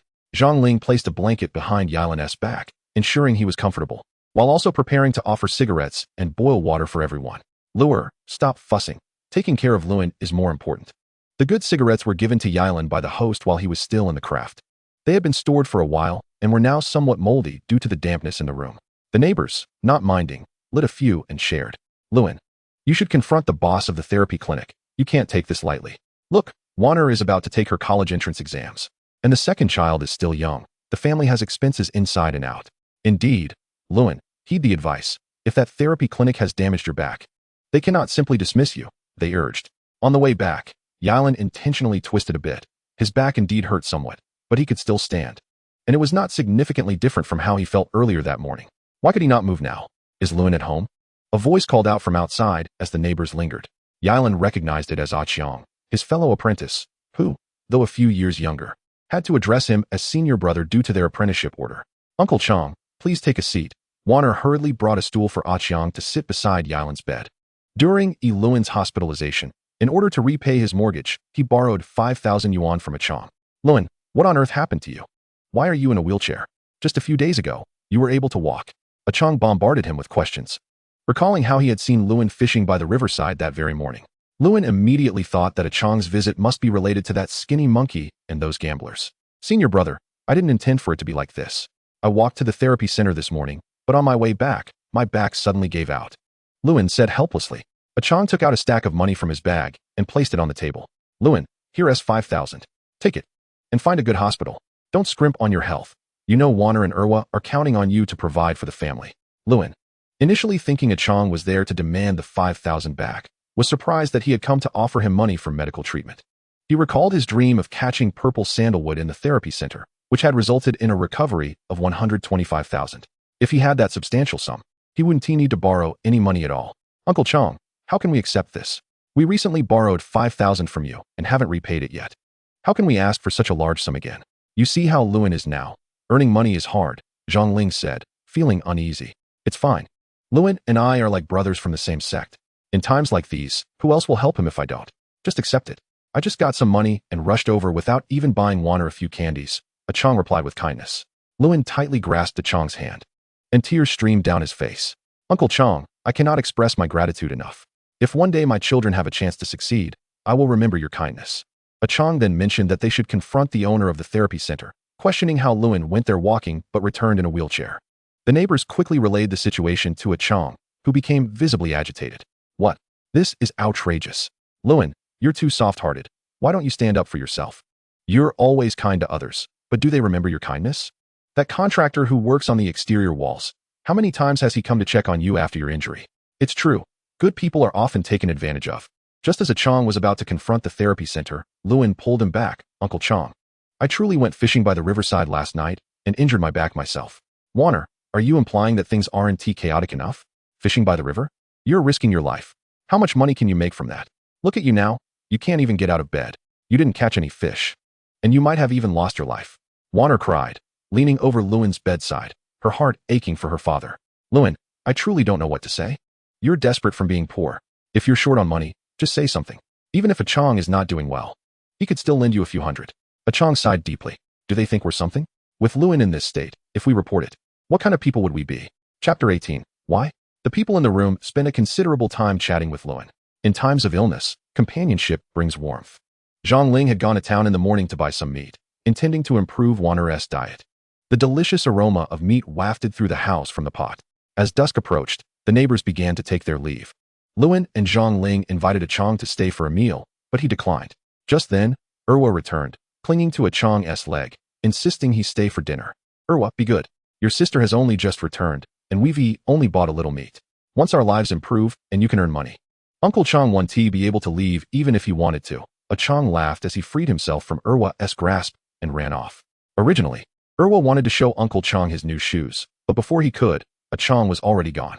Erwa, come to your sister's study. I have something special for you. Warner dragged Erwa into her room. Every time Warner returned, she brought back rare items from the small shops outside her county school for Erwa, even if she couldn't bear to part with them herself. Erwa genuinely believed his sister had a special gift for him and hurried into the room. Warner closed the door behind them, tears streaming down her face as she gazed at Erwa's shoes. Erwa, tell me, what is going on? Do you not understand how our family is doing? Did you ask for those shoes? Upon seeing her sister cry, Erwa felt as though he had committed a grave sin. No, I didn't. Ever since I broke someone else's shoes, I've never dared to ask for anything again. Sister, go ahead and hit me. I'm the one who doesn't understand. Erwa cried out. Warner gently placed her hand on his back. Erwa, did father really go to the riverside? Why didn't you and mother stop him? His back was just starting to heal. Why would you let him go? In hushed tones, the siblings cried, careful not to let their parents hear them. Sister, father went fishing, but mother didn't want him to go. You know, The meal money you took to school last week was what father caught by the river. If he hadn't gone, what would we eat? How would we pay the mortgage? Hearing this from her younger brother, Warner felt a pang of guilt. The door opened, and Zhang Ling walked in, saying to Warner, "I knew you would scold Erwa. Warner, those shoes were bought with the money your father earned from fishing. Last night, he made over 2,000. Warner looked at her mother, who was wearing a brand new pink down jacket. "Mother, what happened? Is 2,000 more important than father's life? The money he earned with his life, doesn't he it weigh on our hearts? Mother, we can't let father go to the riverside again. Even if I have to stop studying, I want to let him go." Warner collapsed into her mother's embrace, feeling the warmth of the new jacket. In her memory, her mother had never worn such nice clothing, and she suddenly felt that her mother, in her new outfit, was just as good as those ladies in the city. Lewin coughed from his bedroom. Zhang Ling hurriedly ran over. "Lewin, what's wrong? Are you feeling unwell?" "Father, what happened?" Warner asked with concern.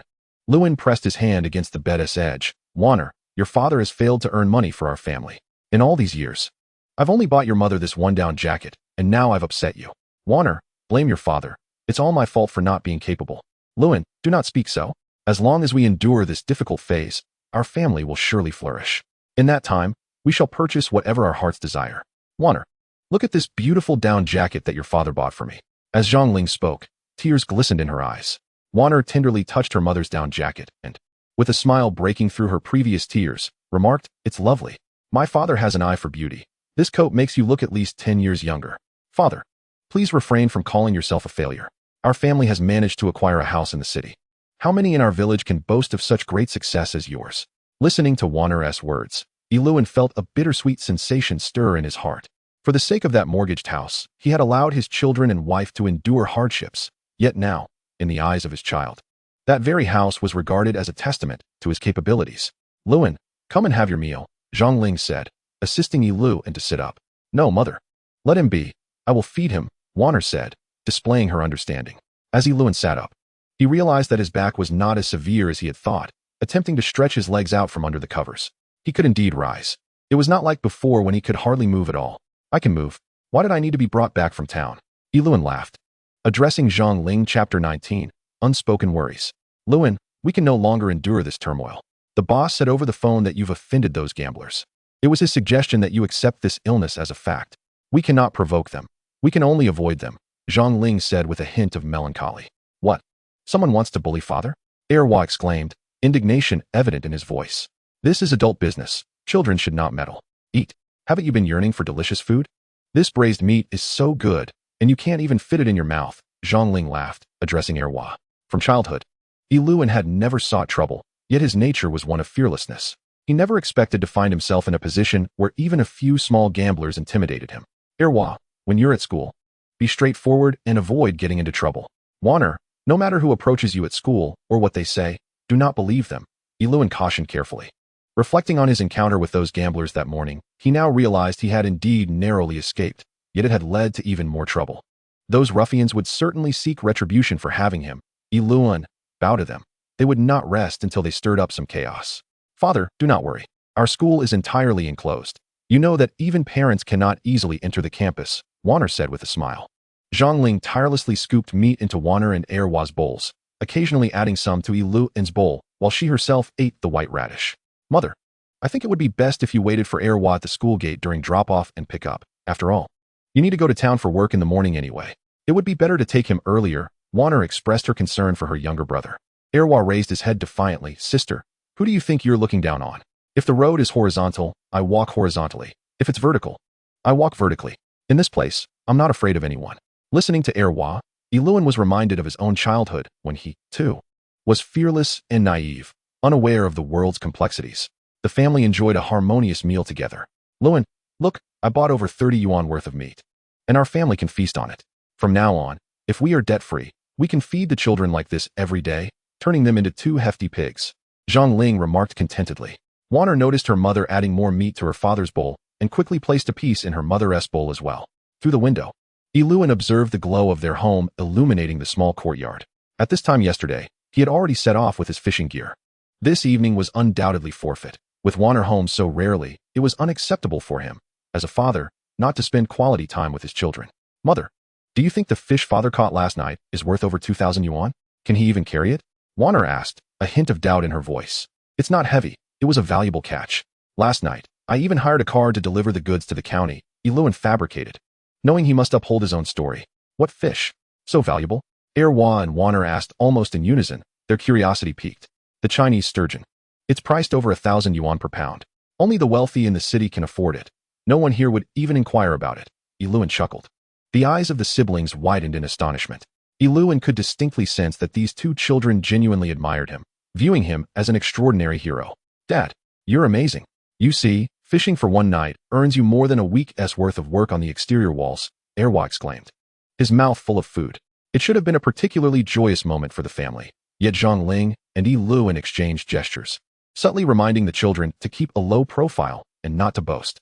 Thus, when discussing such joyous news, they did not express themselves as exuberantly as before. After the meal, Erwa and Warner went to do their homework under the lamp, while Zhang Ling busied herself in the kitchen. Yiluan stood outside their door, watching the siblings engrossed in their studies. He then returned to the bedroom, lying down in tranquility. Yiluan pondered how wonderful it would be to possess a fishing license, enabling him to fish whenever he wished without the constant worry of venturing to the wild river's edge. As he contemplated this, the system store unexpectedly opened.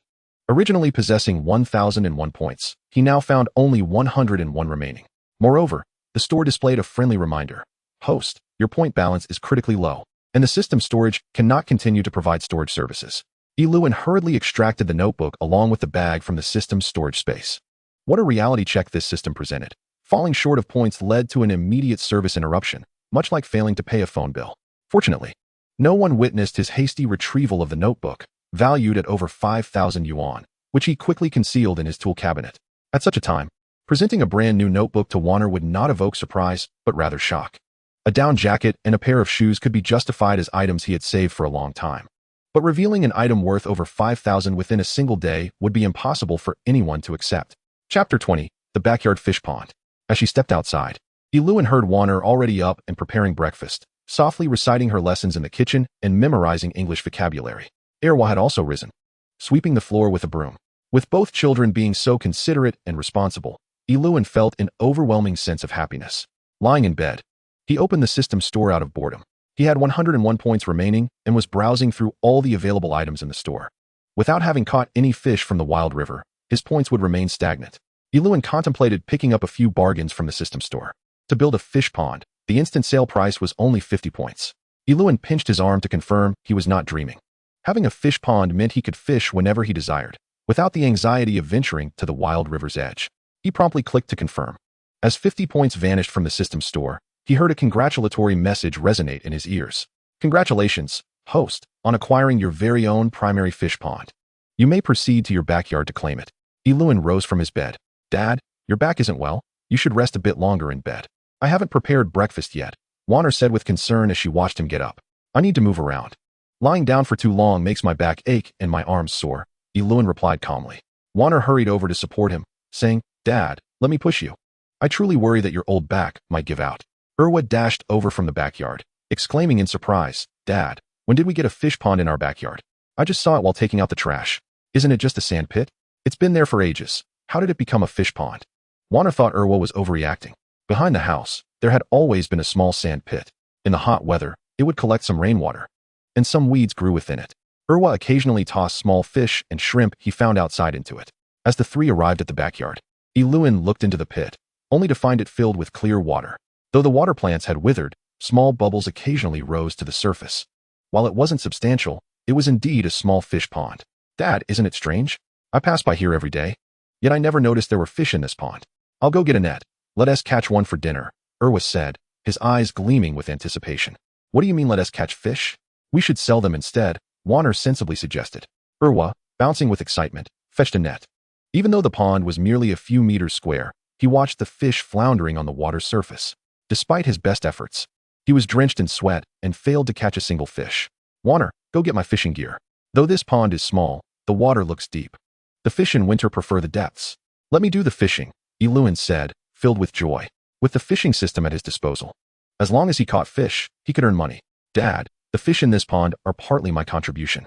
During the hot days, I toss many fish in here, Erwa declared proudly. Yiluan chuckled, playfully tapping Erwa's forehead. You should focus on your studies. That's far more valuable than any of this little mischief. Warner and Erwa returned indoors. Lewin prepared his bait and cast his line in the backyard, a delightful situation he never dreamed he would find himself in. Though the fish there were not as precious as those caught in the wild rivers, the system's recovery could still yield a considerable harvest. However, a sense of unease crept over him as he contemplated the system's collection. Previously, he had recorded over 2,000, claiming to have caught shad, which sold for a good price. But how would he sell fish caught from his own backyard? It was quite evident. Lost in thought, the luminous bobber twitched, prompting him to quickly stand and grasp his fishing rod. "Where has your father gone?" Zhang Ling called loudly to Wanner and Erwa as she returned from sweeping in town. "Dad's fishing in the backyard," Erwa cheerfully replied. "Fishing in our backyard? Where would the fish come from?" Zhang Ling expressed skepticism as she followed Erwa to the back. Just in time to see Lewin struggling against a fish that was putting up quite a fight, the rod bending alarmingly. Zhang Ling rushed to assist, while Erwa deftly scooped the fish out of the water with the net. Who would have thought that our backyard pond could yield a fish weighing over 5 pounds? Lewin feigned surprise, knowing full well that he had exchanged 50 points for the pond. "This fish could fetch a good price," Zhang Ling remarked, evaluating it in her mind. "Let us cook it for the kids. We seldom have this treat," Lewin said with a smile, though he felt a twinge of disappointment. Why was this time not counted as a recovery by the system? Was it possible that the system only collected fish from wild rivers, leaving those caught from his own pond without points or earnings? What kind of fishing profit-making system was that? Chapter 21, A Small Investment. Watching Erwa carry the fish back into the house, Lewin felt a sweet satisfaction. "Lewin, we'll heed your suggestion. Our family will enjoy braised fish for lunch today," Zhang Ling said with joy. "Let us eat. After breakfast, I'll take you for therapy." Lewin stood up, tidying his fishing gear as he returned inside. Such a life, he mused, was likely the same enjoyment experienced by the wealthy fishing in their villa yards. Before him, the system shop flickered to life, revealing a new investment return. The 5-pound fish, which Erwa had brought back to the kitchen, had yielded a small investment of 40 yuan, all converted into lottery tickets. Lewin had never been fond of gambling, and thus felt discomfort at the system's unilateral decision to transform his rightful 40 yuan into lottery tickets. However, upon reflection, he realized that the system had not taken away his caught fish, and the family could still relish the braised fish for lunch, which eased his heart considerably. Fortunately, after the system's recovery, the 40 points remained intact in the system shop. Observing his 91 points, Lewin felt a flicker of joy. After breakfast, Zhang Ling wheeled him to the therapy shop, passing a lottery vendor. The shop owner hurried out, asking, "You're from the family, right? When you head back, please tell Lewin to come here with his ID to collect his lottery tickets." "He is Lewin? Are you mistaken? He doesn't buy lottery tickets," Zhang Ling replied, astonished. "We merely print the tickets for you. We can't make sense of online orders. The person specifically requested to collect them with an ID." The lottery vendor explained earnestly. Lewin chuckled as he pulled his ID from his pocket. The vendor carefully checked it and then handed the printed lottery tickets over with both hands. "Lewin, how could you believe in such things? 40 yuan could buy a lot of meat and rice." "Ah, forget it. It's your money. If it makes you happy, go ahead and buy it," Zhang Ling frowned, likely thinking that Lewin's illness made it difficult for her to scold him.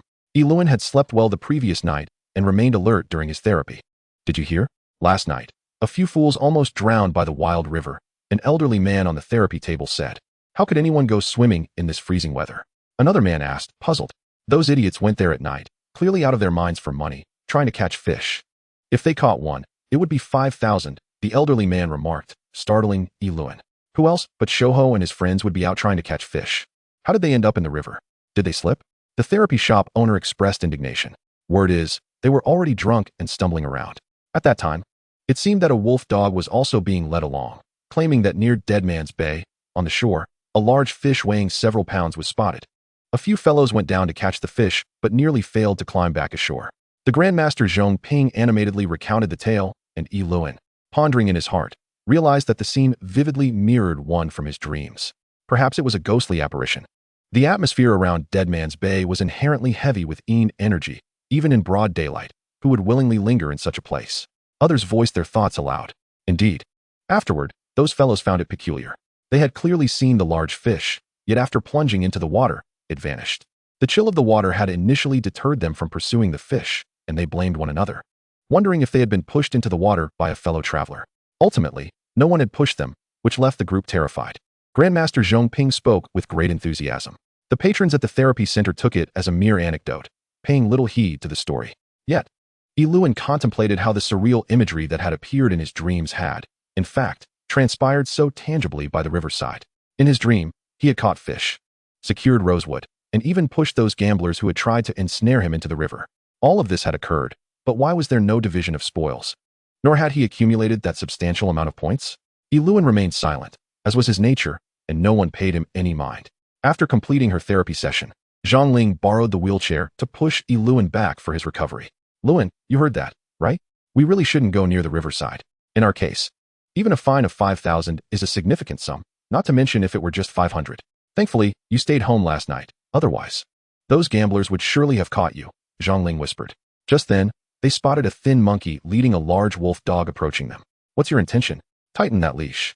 Don't come any closer. Don't come any closer. That beast might harm someone. A nearby passerby exclaimed nervously, clutching her child.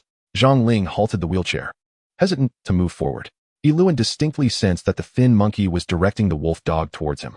As he watched the large wolf dog bare its teeth and loll its tongue, fear gripped the onlookers. The thin monkey brought the dog to within a few meters of Yiluan, suddenly tossing aside the iron chain. The dog lunged at Yiluan's wheelchair as if possessed by madness. In a protective instinct, Zhongling threw herself over Yiluan. The wheelchair, already positioned on a slope, tipped over, sending both of them careening towards the edge of a ditch. Zhongling screamed in terror, while Yiluan felt his feet scrape against the concrete, producing a screeching sound akin to brakes. Just before plunging into the ditch, the chair toppled to the ground. The thin monkey erupted with triumphant laughter, while the wolf dog let out a chilling howl, as if fulfilling its master's wishes. Bystanders rushed over to help Yiluan and Zhongling to their feet. Luan, are you hurt? Zhongling fretted, her arm marked with a scratch. But her concern was solely for Yiluan's well-being. Look at what you've done. You need to compensate. People have fallen. And everyone can testify it was your dog that caused this. The crowd admonished the thin monkey. The thin monkey retorted, what is it to me? The dog broke free on its own. I didn't incite it to attack. Besides, my dog didn't actually bite anyone. If people fall on the road, must they blame others?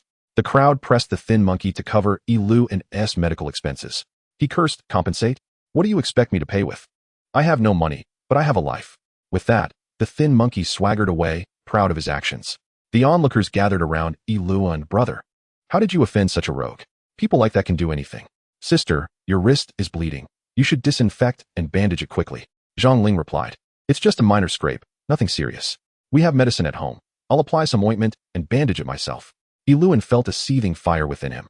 No matter the type of person, he could endure being bullied himself, but when it came to Zhongling, he was enraged beyond measure. Swiftly, he opened his system shop. Recalling he had seen items that granted miraculous powers. Today, he was willing to go all out to deal with that scoundrel.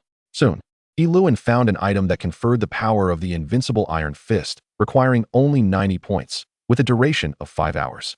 Without hesitation, he activated the item, and in an instant, he seemed transformed, springing to his feet and pointing angrily at the thin monkey, shouting, You! Stop right there. Zhongling grasped Yiluan's arm. Luan, don't stoop to his level. Let us go home. Please, don't provoke these troublemakers. Upon hearing himself referred to as a troublemaker, the thin monkey swaggered forward, brandishing the wolf dog, and retorted to Zhongling. Annie, mind your words. Who is the troublemaker here? Am I a trouble to you or your daughter? Yiluan could hardly tolerate the thin monkey's insolence and threw a punch at him, the force of which nearly sparked as it collided with the thin monkey's body.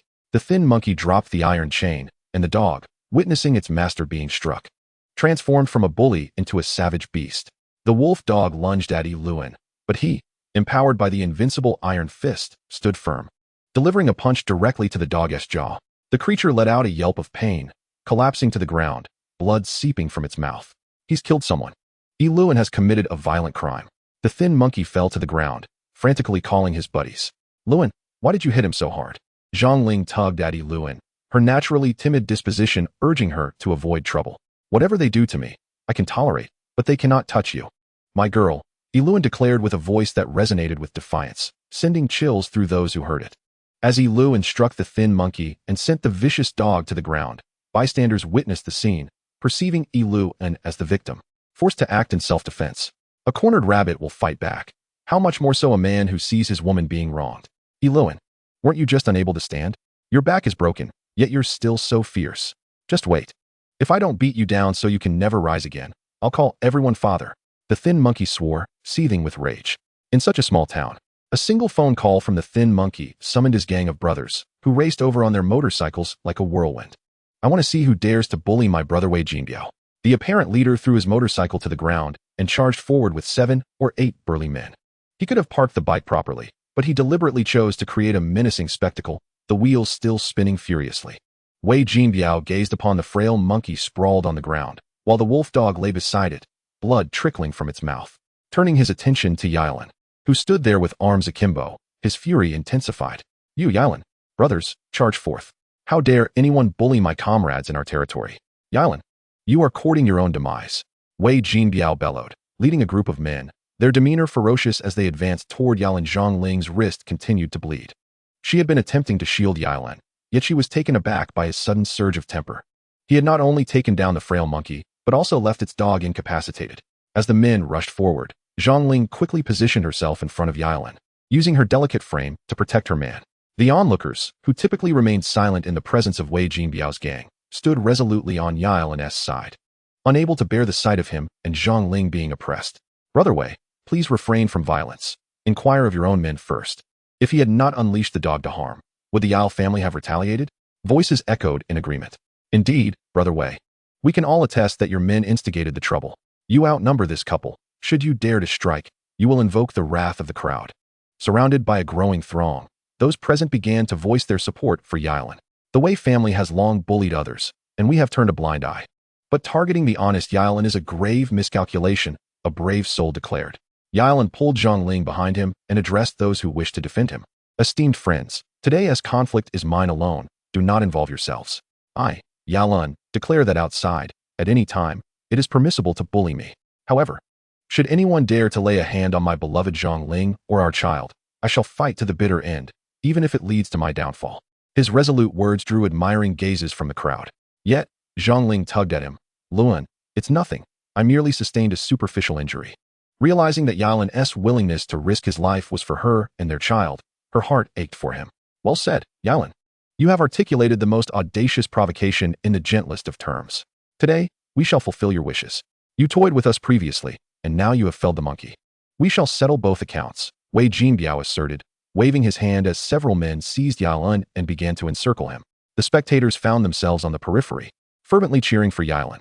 Initially, some had intended to intervene on his behalf, but they were astonished to witness his formidable skills, as he demonstrated an impressive mastery of combat.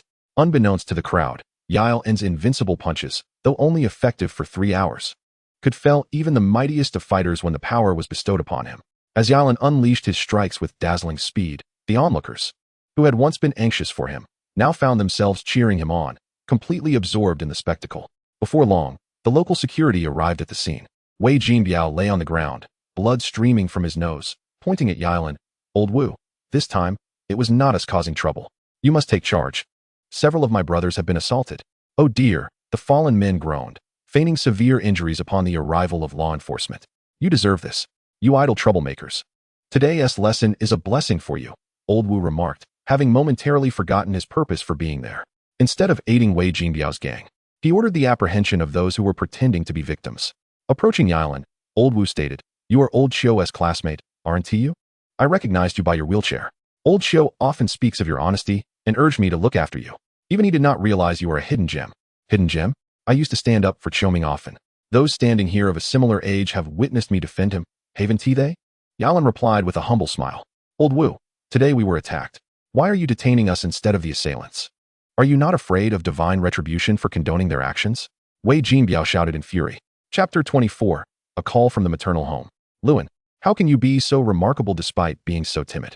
Zhongling remarked as she watched Old Wu lead the captured men away, giving her husband a playful pat on the shoulder, a mix of joy and mock reproach in her tone.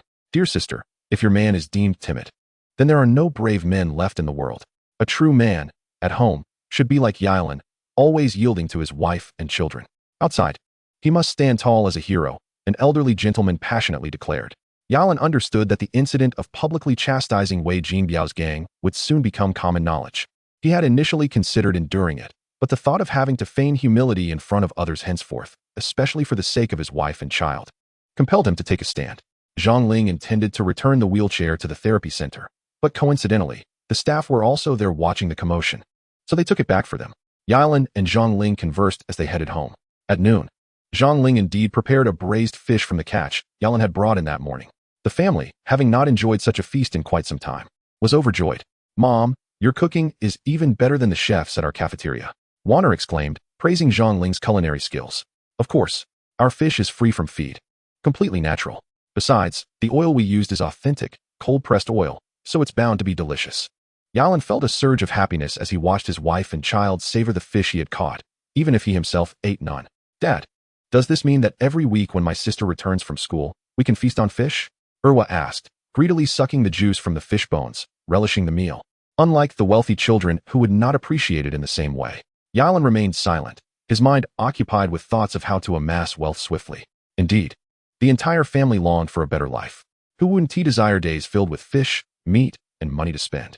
"Mom, don't wait for me to eat at home. Dad still needs to recover, so he should be nourished. I have enough to eat and drink at school. You shouldn't always wait for my return to improve our meals. If you both fall ill, what will become of our family?" Warner's understanding words warmed Yalan's heart.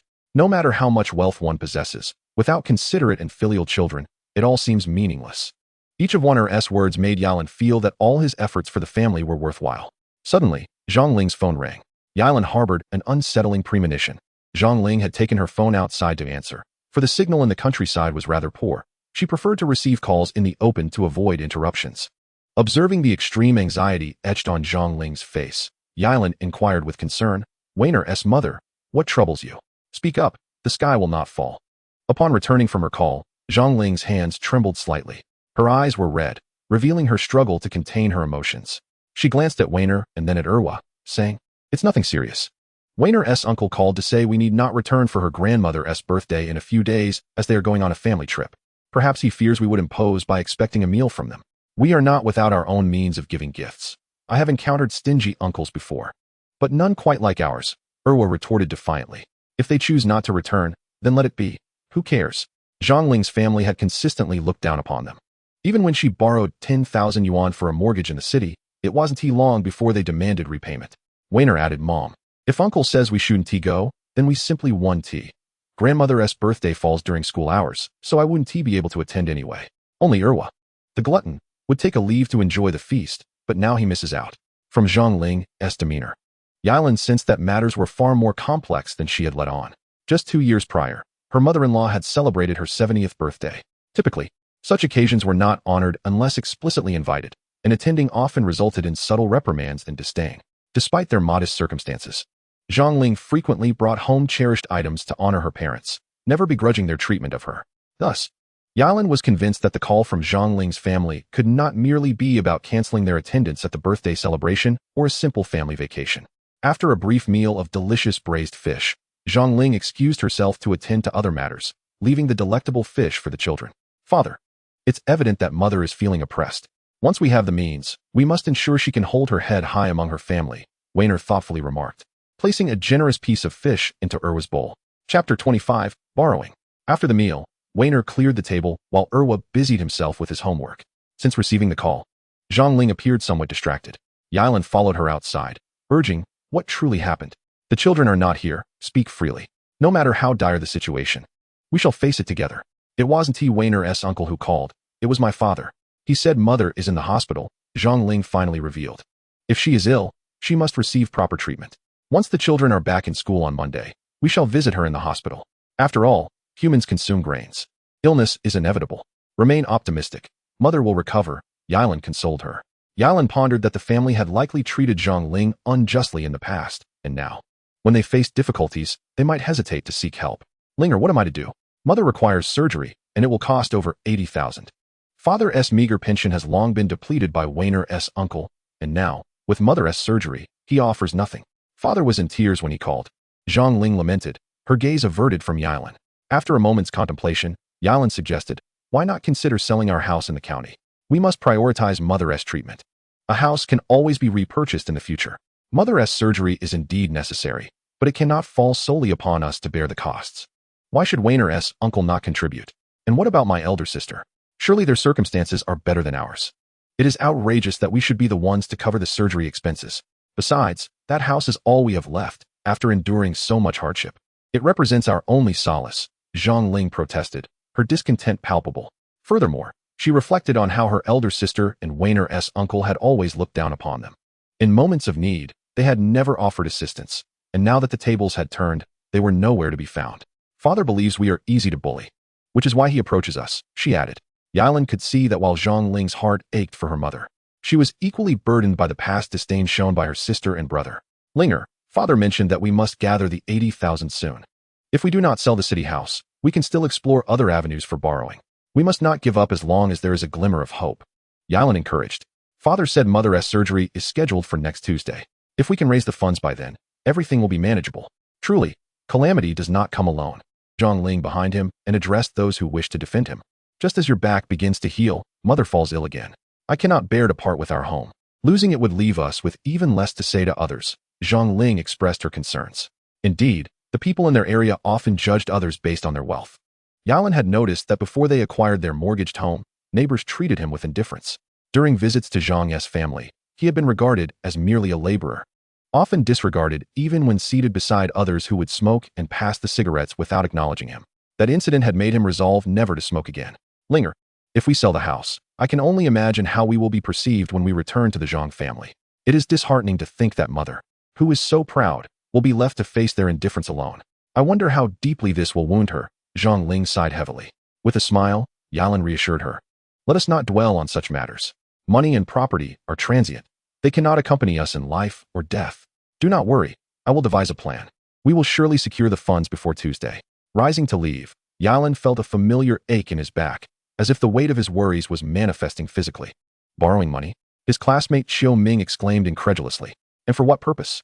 The only loans I can access are agricultural ones. I intend to excavate a few acres for fish ponds.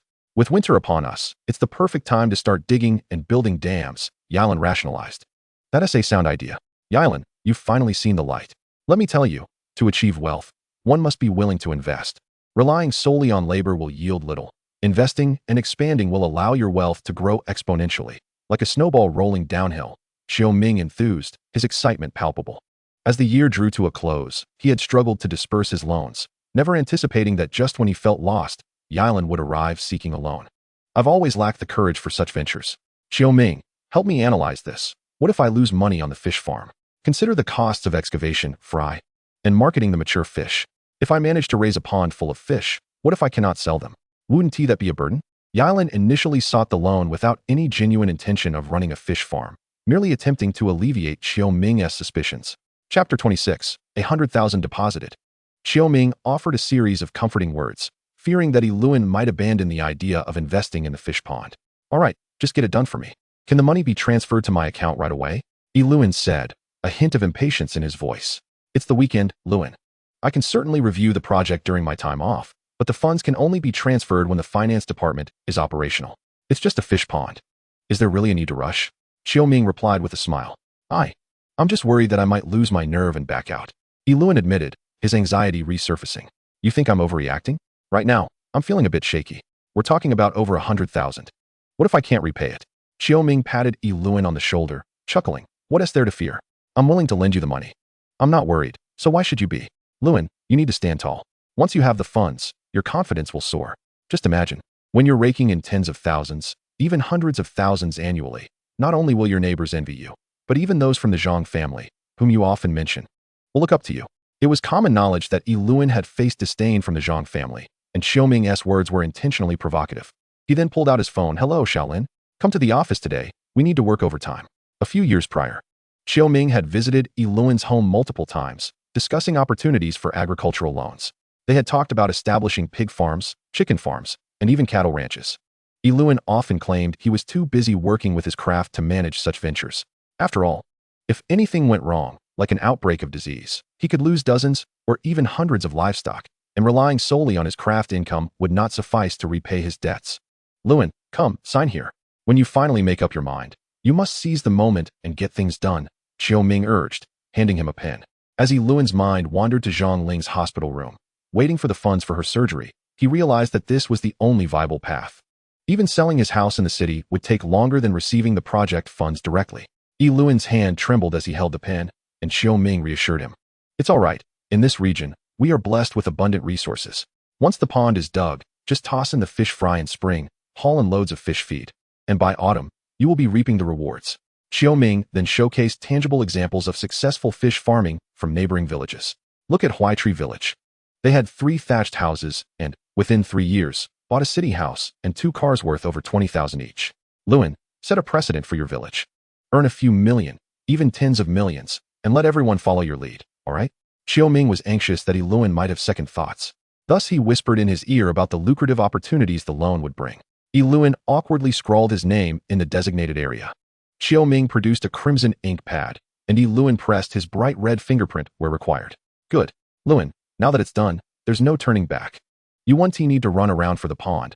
I'll coordinate with your village to prepare the land. I'll even arrange for the excavator. All you need to do is inspect and make the payment, Xiaoming said, brimming with excitement like a child. As the year drew to a close, he was thrilled to secure such a project. Xiaoming had always kept a close eye on Luan's family circumstances. Helping his old classmate to prosper was more rewarding than any project. Once Luan completed the necessary paperwork, Xiaoming personally drove to facilitate the transfer. 100,000 received. Afterward, he drove Luan back, who felt embarrassed by the trouble he had caused. It's no bother. I'm on holiday anyway. Just a matter of pressing the gas pedal, Xiaoming replied. Luan understood that Xiaoming insisted on driving him home to ascertain whether Zhang Ling was aware of the fish pond investment. If she opposed it, Xiaoming would be able to intervene. Upon arriving at Luan's home, Zhang Ling anxiously inquired, I tried calling you. Where have you been? You worried me sick.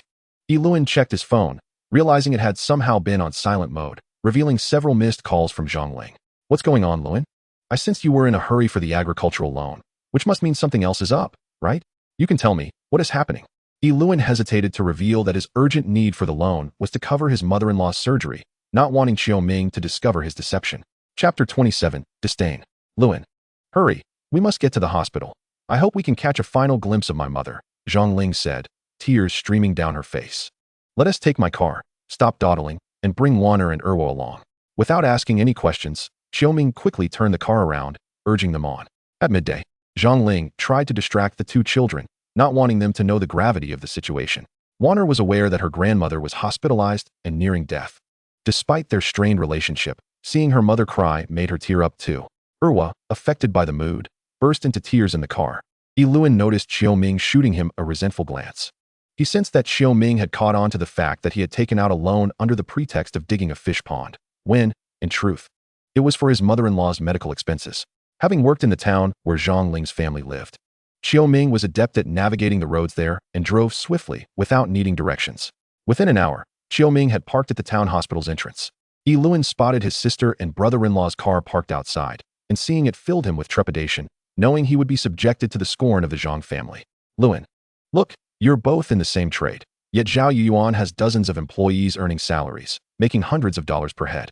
Meanwhile, you, working honestly, barely scraped together 1,000 or 800 by the end of the month. Linger, this is a mess of your own making. How on earth did you fall for Luan? He has neither wealth nor looks. You're prettier than your sister, yet here you are with this commoner. Not to mention, your brother-in-law's vehicle is something your family could never afford in 10 years. Such remarks were commonplace, especially when the family had been drinking, turning their comments even more biting. As they visited their mother's family, Zhang Ling's sister, Zhang Feng, sat in the courtyard, munching on sunflower seeds. Zhang Ling arrived with bags in hand, heading straight to the kitchen. She felt obligated to do the heavy lifting, rather than leaving it to Zhang Feng. Zhang Ling's younger brother, Zhang Su, had been working for Zhao Yuan, managing a few tasks, essentially a minor leader. Whenever Zhao Yuan visited the Zhang household, he was treated like royalty, more so than his own father. In order to elevate Zhao Yuan's standing, the family devised various schemes to embarrass Luan or, seizing every opportunity, to disparage him while simultaneously enhancing Zhao Yuan's status.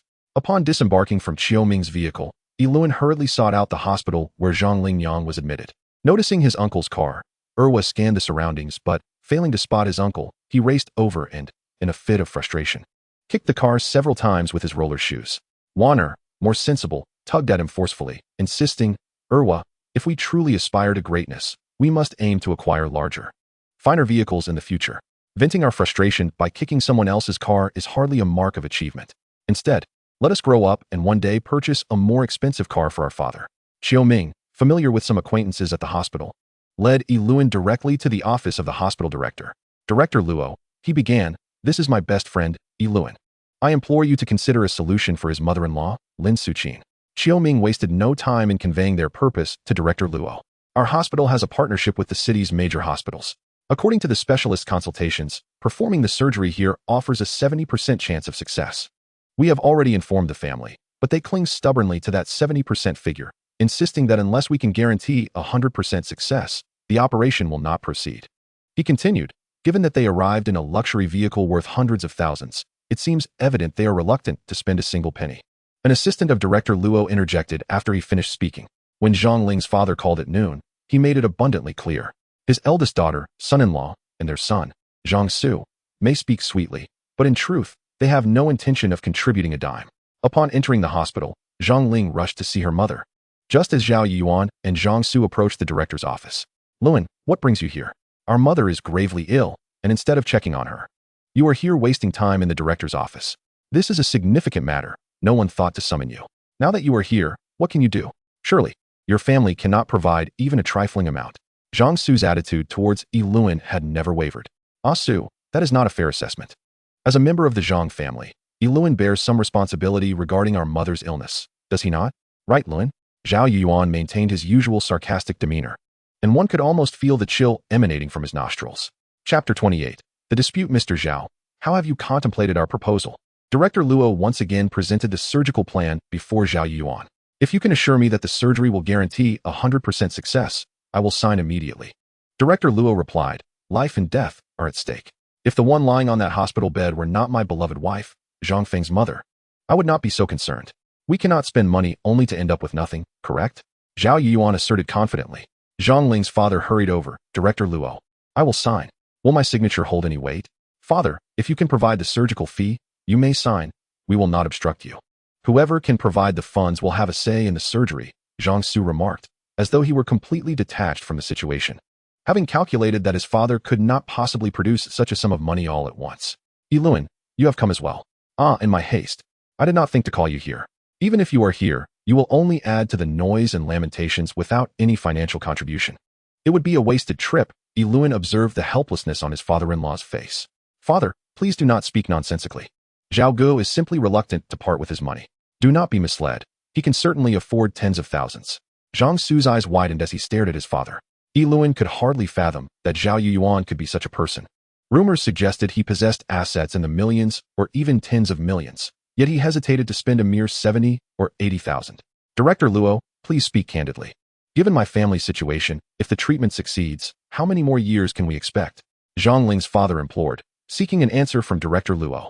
This type of illness, if the surgery is successful, has a very low chance of recurrence. In your wife's case, if she recovers well, she could live for another 20 or 30 years without issue. However, regular follow-ups will be necessary, and it is likely she will need to take medication long-term. Director Luo replied honestly. Zhang Su suddenly sprang to his feet, exclaiming, Father, do you understand? While saving her may seem easy, the future holds endless complications. Consider the cost of long-term medication. We are merely discussing 8,000 now, but in the long run, that could multiply into several sums of 8,000. I propose we avoid prolonged suffering and settle this quickly. Seeing his son speak in such a manner, Zhang Ling's father displayed a visage of despair and anguish. They say raising children is meant to provide for one's old age. Oh, my dear wife, do you see the kind of people we have raised? A few thousand, which you have undoubtedly spent on sewer throughout his life, and now, for the sake of not parting with this petty sum, listen to what he is suggesting. He advocates for prolonged suffering, as if he wishes for your demise.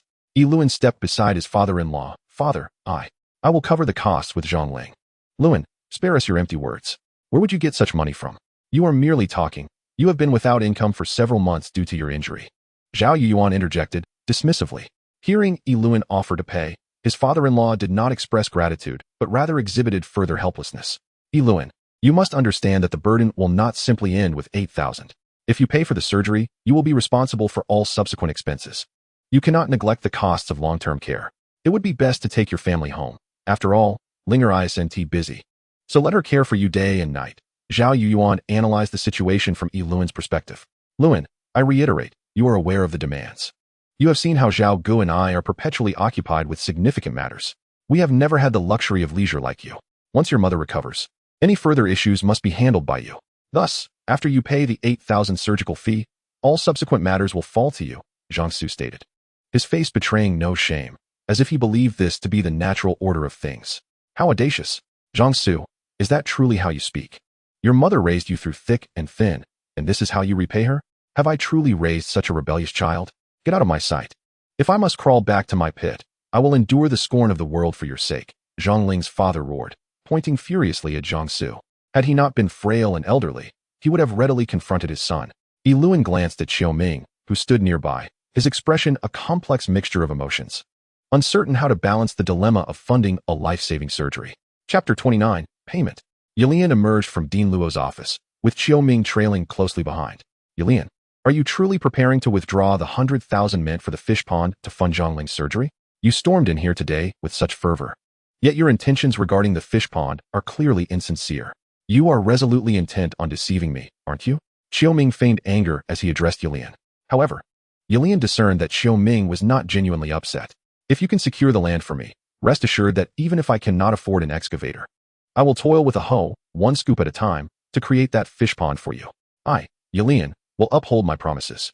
Even if it costs me my life, I will see it through, Yilian asserted earnestly. Xiao Ming chuckled. When you dig, be sure to call me. Given our friendship, it would be remiss of me not to assist you. Now, go ahead and make the payment. You are diverting agricultural loans, so spare me the pretense of ignorance. Yilian recognized Xiao Ming's true nature. He was vociferous yet soft-hearted at his core. As the workday drew to a close, the payment area of the hospital was warmed by an electric heater where individuals lounged, engrossed in their phones. Payment, Yilian announced, providing his mother-in-law's name for the surgical fee. Instantly, the attendant perked up, smiling as he remarked, when the old lady arrived, I heard that her eldest daughter married well. She's a big boss with projects worth millions. I was puzzled as to why she hadn't come to settle the few thousand for the surgery. I suppose I was overthinking it. The Zhang family had always been ostentatious, which explained why even the billing staff were well informed about their circumstances. Yilian presented his bank card, and soon after, he received a notification of the deduction. From a distance, Xiao Ming stood at the window, not casting a glance in their direction. Yilian actually paid the surgical fee, he mused. Just as Yilian exited Dean Luo's office, Zhao Yuan's call came through, prompting him to step outside the hospital to answer. Zhang Su followed closely behind, and upon seeing Zhao Yuan enter his car, he too hopped in, and the vehicle sped away. With the surgical fee settled, the billing department promptly contacted Zhang Ling's attending physician. Upon hearing that the surgery could proceed, Zhang Ling's father was overjoyed, dancing with excitement. He caught sight of Yilian approaching Zhang Ling's hospital room and exclaimed, I knew Yuan wouldn't turn his back on us. This man may talk tough, but when it matters, he still thinks of his old mother-in-law. 80,000 is but a trifling sum to him. Yilian had no desire to contest this. He walked directly into Zhang Ling's room, where Zhang Feng, Zhang Ling, and the two children were all gathered around Zhang Ling's bedside. Linger, you have no idea about your brother Zhao. Outsiders see him as wealthy, but the truth is, he has invested every penny into his projects. Recently, he put over 50 million into a new venture. We owe the bank over 10 million now. Zhang Feng's words were ambiguous, oscillating between boasting and lamentation. Mother, how are you feeling now? Yilian gently dabbed Zhang Ling's lips with a cotton swab soaked in water. Zhang Ling was unable to drink, yet she remained remarkably alert. Zhang Feng paid no attention to Yilian, continuing to converse with Zhang Ling while turned away from her position. I'm feeling much better than ever, Zhang Ling exclaimed. Yilian, I always opposed your relationship with Linger, but I must admit, in times like these, having a good heart means little without money. You see, without funds, they won't even perform a surgery. Zhang Ling's resentment poured forth, with Zhao Yuan unwilling to provide financial assistance, and Zhang Su stingy with his resources. It was natural for her to feel helpless and desperate in her illness. After Zhang Ling's father returned from signing documents, a smile on his face, he stood by Zhang Ling's bedside. Yuan has paid the surgical fee. I just signed the papers. The doctor said now is the optimal time for surgery, and they have arranged everything. I hear the surgeon is an expert personally invited by Dean Luo. I suspected as much. Yuan has excellent connections, he continued. I noticed Dean Luo's demeanor toward Yuan was markedly different from that of other patients. In this world, people are evaluated based on their capabilities, and when one needs help, they look to see if you can reciprocate at the right moment. Zhang Ling, who had not consumed anything for quite some time, suddenly felt revitalized upon hearing that Zhao Yuan had covered her surgical costs. Her spirits soared as if she had experienced a miraculous revival. Zhang Feng, naturally beaming with pride, stood up and said to Zhang Ling, Our Yuan may have a sharp tongue, but his heart is as soft as tofu. You must acknowledge that he handles matters so well that I never have to worry. Chapter 30, The Tomb. As Qiu Ming returned, he took Wanner and Erwa along with him. Shortly after Zhang Ling's father signed the documents, the staff came to escort Zhang Ling to the operating room. Mother, do not worry. I spoke with the doctor. This illness is not serious, akin to a common cold. Just relax and do not be anxious, Zhang Feng reassured her. Fenger, why haven't you seen Yuan? Call him up.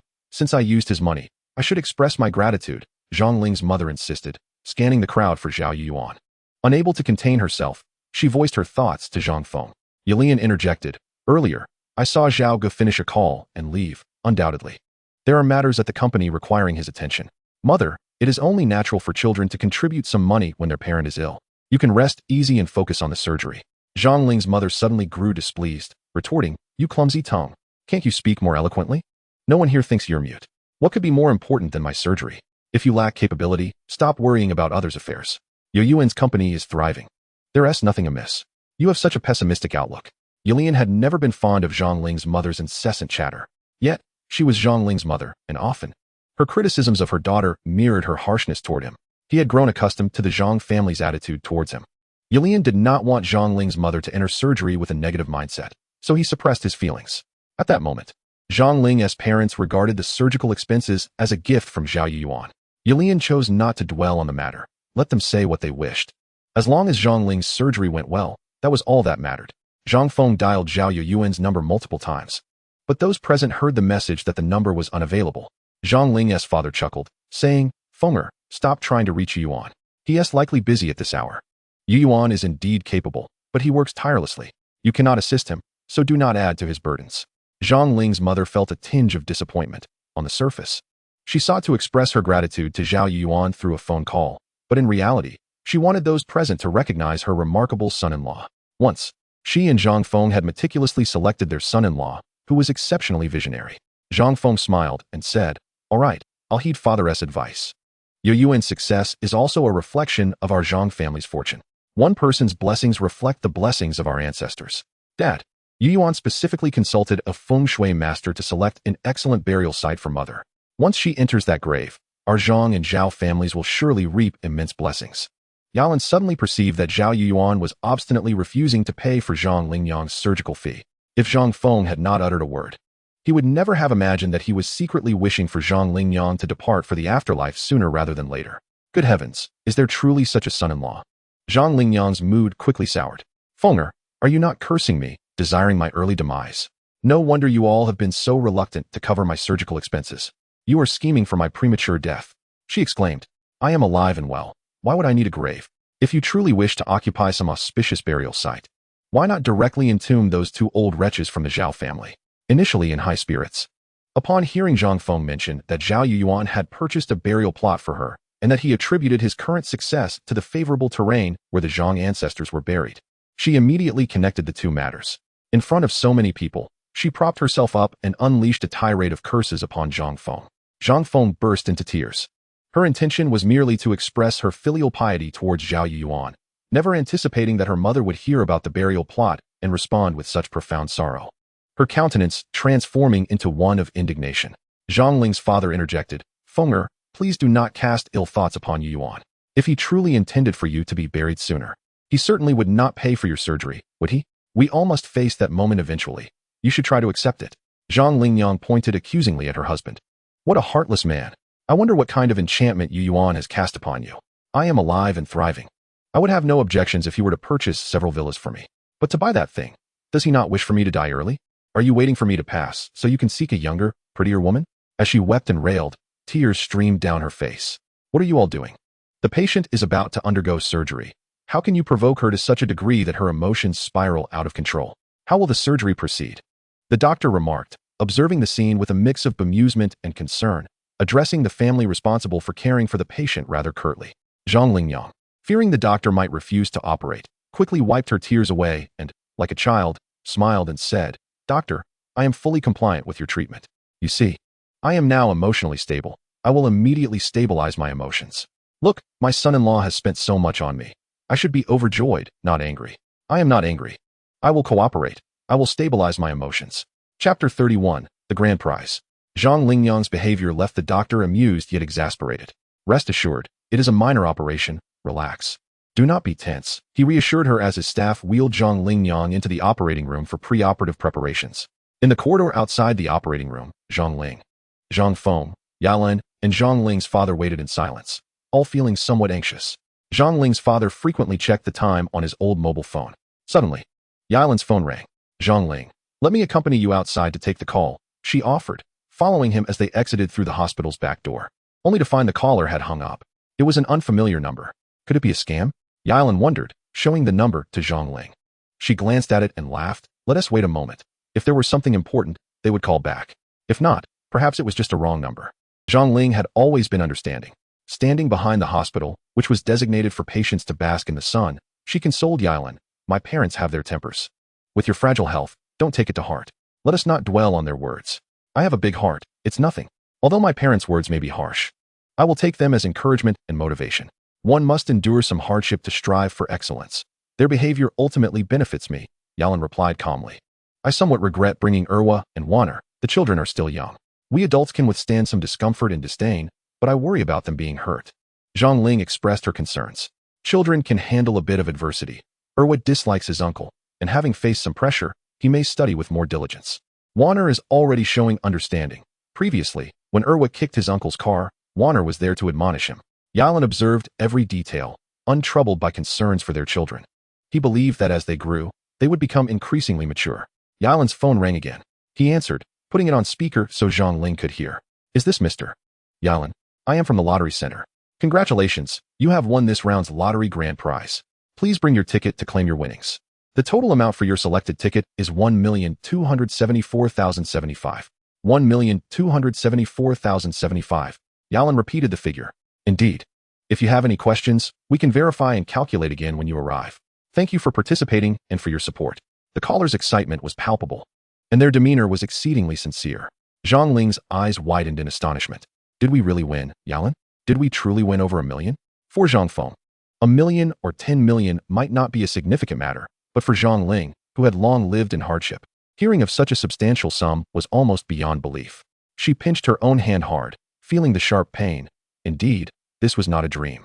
She then pinched Yilan's hand, causing him to yelp. Good heavens, we really won the grand prize. Yilan, do you think our days of hardship have finally come to an end? Zhang Ling appeared particularly elated, but suddenly, just as her excited words were about to escape her lips, she held them back. At that moment, she noticed Zhang Feng descending the stairs, approaching them. Linger, are you leaving your father and me behind? What secretive whispers are you two sharing? If you want to contribute any money, at least you could help us out a bit. Honestly, what are you two doing here, still clinging to each other at your age? Zhang Feng remarked, clearly displeased. Yilan observed that Zhang Ling had initially intended to share the joyous news of his lottery win with her sister, wanting to celebrate this rare opportunity after enduring so much hardship. Hearing Zhang Feng's comments caused her to swallow her words. Sister, weren't we just stepping out to take a call? We're heading back now. Has mother's surgery concluded? Zhang Ling's tone was somewhat evasive. You're still concerned about mother. Lingu, once she wakes up, you must take good care of her. We can't rely on you for finances. You'll have to handle the chores and feeding her. Once she regains consciousness, I must return home.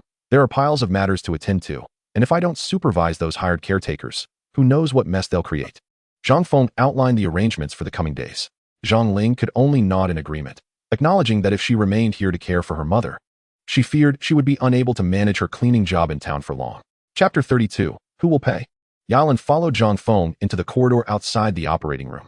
Zhang Ling's father wore a grim expression and, upon seeing them, pointed at Yilan, demanding, what phone call could possibly be so important that it cannot be made in my presence? A mere wall painter calling you is simply asking for your assistance. What is there to keep secret? What can I hear?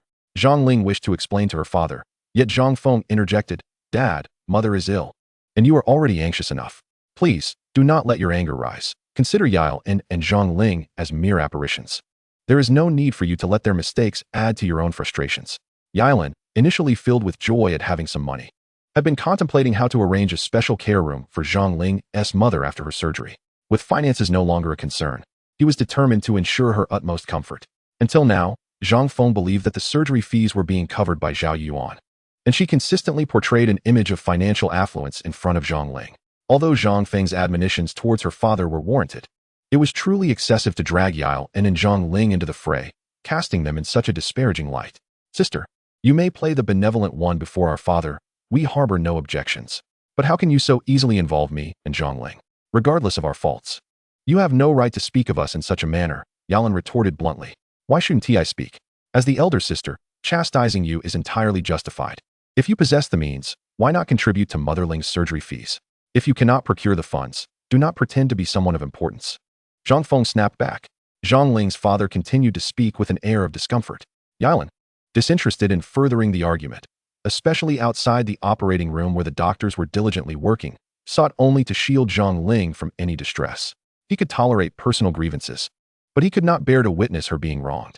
Zhang Ling gently tugged at Yilan, signaling for him to refrain from further conflict with their father. Complying, he took a seat beside Zhang Ling. Zhang Feng supported her father and settled across from them. Here, take this. When you go out to gamble, spend as you please. If you find yourself in need, do let me know, Zhang Feng said, retrieving a small stack of 100 yuan bills from her handbag. Yilan glanced at it and estimated there to be over 1,000 yuan. Zhang Ling's father took the money, shaking it in front of Zhang Ling with a proud grin. Look, your sister just handed me enough to outstrip your earnings from sweeping the streets day in and day out. Yilan thought to himself that once he earned enough, the first thing he would do was ensure that Zhang Ling would no longer have to sweep the streets. Whatever Zhang Feng possessed, Zhang Ling must have too. And what Zhang Feng lacked, under reasonable circumstances, Zhang Ling should also have. Observing the platinum necklace adorning Zhang Feng's neck and her entire ensemble of designer brands, it was evident that she lived in opulence. At that moment, Zhang Feng's phone rang. Step outside to answer it. Yuan is calling with significant news, her father instructed. As he spoke, he cast a meaningful glance at Yile and Zhang Ling. The mention of Yile and's earlier encounter with their father regarding the phone call left a sting of targeted resentment within him. Zhang Ling shot him a glance, urging him to remain calm and composed. Zhang Feng indeed stepped outside to take the call, and upon her return, her demeanor had shifted dramatically. Noticing her troubled expression, Zhang Ling's father refrained from inquiring further. The corridor outside the operating room quickly filled with a tense atmosphere. Dad, who do you believe is paying for Mother's surgery? Zhang Feng's face turned pale. Aside from Zhao Yuan, who else could it be? Are we to rely on that plasterer Yilan? Fenger, why ask that? What did Yuan say when he called? Zhang Ling's father appeared unsettled. The surgery fees had already been settled, and the doctors were well into the operation. His gaze drifted toward Yilan, prompting Zhang Ling to turn and look at him as well. Yuan had called to inform them that the feng shui master he consulted had indicated that the auspicious moment was approaching. He was anxious to know if Mother had passed. Yuan was preoccupied with preparing for her funeral. Dad, you said the surgery fees weren't covered by Yuan. Could it be that Zhang Su has paid the money? Yilan felt a surge of anger rising within him at Zhang Feng's words. Zhang Ling's mother was in stable condition, and Director Luo had assured them that the surgery was minor with a high success rate. What was Zhao Yuan's intention in heeding the words of a feng shui master? Anticipating the burial of Zhang Ling's mother in a so-called auspicious grave before she had even passed? The actions of a child towards their parent were utterly unfathomable. Zhang Feng, what exactly are you and Zhao Yuan scheming? Is this your way of hoping for your mother's demise? Heaven, is this your version of filial piety? Zhang Ling's father's veins bulged as he trembled with rage. Chapter 33, Shadows of the Operating Room. Host, your mother-in-law is in danger. Will you rescue her or not? Yilan suddenly received an alarming alert from the system. The system shop opened automatically. Such an occurrence was rare in Yilan's memory. A peculiar icon flickered before his eyes, a divine guardian item for 3,000 points. Yilan glanced at his points panel, realizing he lacked sufficient points for the divine guardian item. Frustration welled within him. This was nothing short of a scam, requiring 3,000 points while he was far short. A warm reminder appeared on the system. In emergencies, you may apply for a points advance. The borrowed points will be deducted at 10 times the rate once you accrue points in the future. Quickly, Yilan borrowed the necessary 3,000 points and clicked on the divine guardian item. Before him, the item flashed, revealing a deity clad in resplendent armor who directly entered the operating room. Yilan suddenly felt a profound clarity as the deity penetrated the operating room door, allowing him to witness the unfolding events within. The patient's blood pressure was erratic, heart rate abnormal, and breathing irregular. The doctor monitoring the instruments sounded the alarm. Yilan saw a shadow standing at Zhang Ling's mother's operating table, its monstrous hands gripping her throat with a vice-like grip. How could this be? This was merely a routine procedure. Even a small hospital's doctor could perform it without any surgical risk. The assistant beside the lead surgeon exhibited an expression of utter disbelief. Yilan felt an overwhelming urge to intervene and dispel the shadow choking Zhang Ling's mother. At that moment, he witnessed the deity, purchased with 3,000 points, strike down upon the shadow with a swift and lethal blow. The shadow was cleaved in two, perfectly symmetrical from head to toe. As the deity's sword fell, Yilan observed the shadow release its grip from Zhang Ling's mother's neck. As the shadow vanished, a small paper figure fell to the ground, cleaved in half. Remarkably, None of the medical staff present seemed to perceive any of this. The patient's blood pressure stabilized, heart rate normalized, and breathing returned to normal. The individual overseeing the instruments spoke with a hint of agitation, stating that there were at most 20 minutes remaining until the surgery would be successfully concluded. Do not panic. It may disrupt the surgical procedure, cautioned the assistant beside the lead surgeon. Only Iluan could discern the unfolding events with clarity. A wave of fear washed over him, for had he not witnessed it with his own eyes, he would never have believed that such malevolent sorcery existed in the world. Capable of claiming lives from a distance through a mere paper effigy, he shuddered at the thought that without the system's alert, and without purchasing that divine protective talisman from the system's marketplace, Zhang Lingyang might have already been choked to death by the sinister paper figure. Iluan felt a surge of gratitude for his decision. With the deity's unwavering protection, the surgery for Zhang Lingyang should proceed without further complications. As these thoughts coursed through his mind, Iluan suddenly noticed several figures clad in white coats appearing within the operating room. The door had not opened. How could additional medical personnel have entered? The divine being's eyes shimmered with golden light, and Iluan beheld the deity brandishing a sword, striking down at the shadows masquerading as medical staff. This time, the shadowy figures dispatched to eliminate Zhang Lingyang adopted a different tactic from their previous method of choking her. Upon their entry, they each proceeded with their own sinister agendas. Iluan observed among the shadows one raising a syringe filled with a venomous substance aimed at injecting it into Zhang Lingyang. Another wielding a scalpel poised to draw blood from her neck, while yet another reached to grasp her oxygen tube. The patient's blood pressure plummeted once more, her heartbeat faltering, and her breathing ceased again. Everyone, what is happening? What on earth is going on? The overseer of the instruments, who had just been advised against panicking, now shouted in alarm. The deity, incensed, radiated a brilliant golden light, and under this glow, the shadows disguised as medical personnel reverted to their true forms. The divine being directed its sword towards the shadows, and in a flash of light, they were vanquished. White, human-shaped paper fragments fluttered to the ground. In an instant, the shadows within the room had been obliterated by the deity. Strangely, the patient's breathing returned, her blood pressure and pulse stabilizing. Continue. You need not concern yourselves with what just transpired. Perhaps our instruments malfunctioned, or you may simply consider it a trick of the eye, the overseer remarked. A blend of surprise and apology directed towards the diligent surgeons. The surgery was successfully completed. Just as the operating room door swung open, Zhao Yuan hurried back from outside, his expression far from pleasant. Chapter 34, Care. Upon seeing the door to the operating room open, Zhang Lingyang was wheeled out, prompting Zhang Ling's father to rush over. Doctor, how is Fomer? Money is no object. Look, Yuan has come himself. Though he was inquiring about the condition of Zhang Lingyang, he made a point to mention his son-in-law, Zhao Yuan, as if to ensure the doctors were aware of his connection. Rest assured, it was merely a routine procedure, and it went exceptionally well. The lead surgeon assured confidently. Iluan and Zhang Ling hurried to assist with the patient, while Zhang Feng made her way towards Zhao Yuan. Mom, the surgery was a success. What wonderful news. I knew you were a blessed person. With that minor ailment, you would surely pull through. Iluan was almost taken aback by Zhao Yuan's theatrically exuberant display, pondering the depth of emotion required to convey such complex sentiments. You're here. That's what matters. Your mother's surgery was a resounding success. The doctor has just confirmed it, Zhang Ling's father said, his face alight with joy. Yuan, you're so busy. There was no need for you to come so late. Doctor, this is my son-in-law Zhao Yuan, one of the top 10 outstanding youths. An exemplary entrepreneur, Zhang Ling's father proudly introduced. Iluan wondered why Zhang Ling's father felt the need to highlight Zhao Yuan's accolades to the doctor, as if it would somehow influence the treatment prescribed or enhance Zhang Lingyang's recovery. The doctor smiled, saying, I have long admired your reputation. It precedes you. Zhao Yuan extended his hand to shake the doctor's, but the doctor, with a smile, replied, It is best to refrain from handshakes after just attending to a patient, and turned away with an air of arrogance. Zhang Ling's father remarked to Zhao Yuan, The doctor has a notoriously foul temperament. You, being a person of stature, need not be overly cordial with everyone. Some people simply do not know how to appreciate kindness. Like Luan, there are things you need not discuss with him. Iluan reflected on how swiftly Zhang Ling's father's demeanor had shifted just earlier. When Zhang Feng mentioned the auspicious time predicted by the feng shui master for Zhang Lingyang's burial, he had nearly struck her in anger. Yet, now that Zhao Yuan had arrived, his attitude had undergone a drastic transformation. Under the guidance of the nurse, Zhang Lingyang was settled into a special care ward. And soon after, Director Luo personally came to visit. Old Xiao asked me to arrange for you to stay in the special care ward for the day, as the elderly need ample rest, and the conditions here are better, Director Luo explained. Iluan glanced around the room. noting that it was indeed far superior to the previous ward where Zhang Lingyang had stayed. Previously, she had shared a room with 6 others. Her bed facing the shared bathroom, and even with the door closed, the unpleasant odor permeated the room.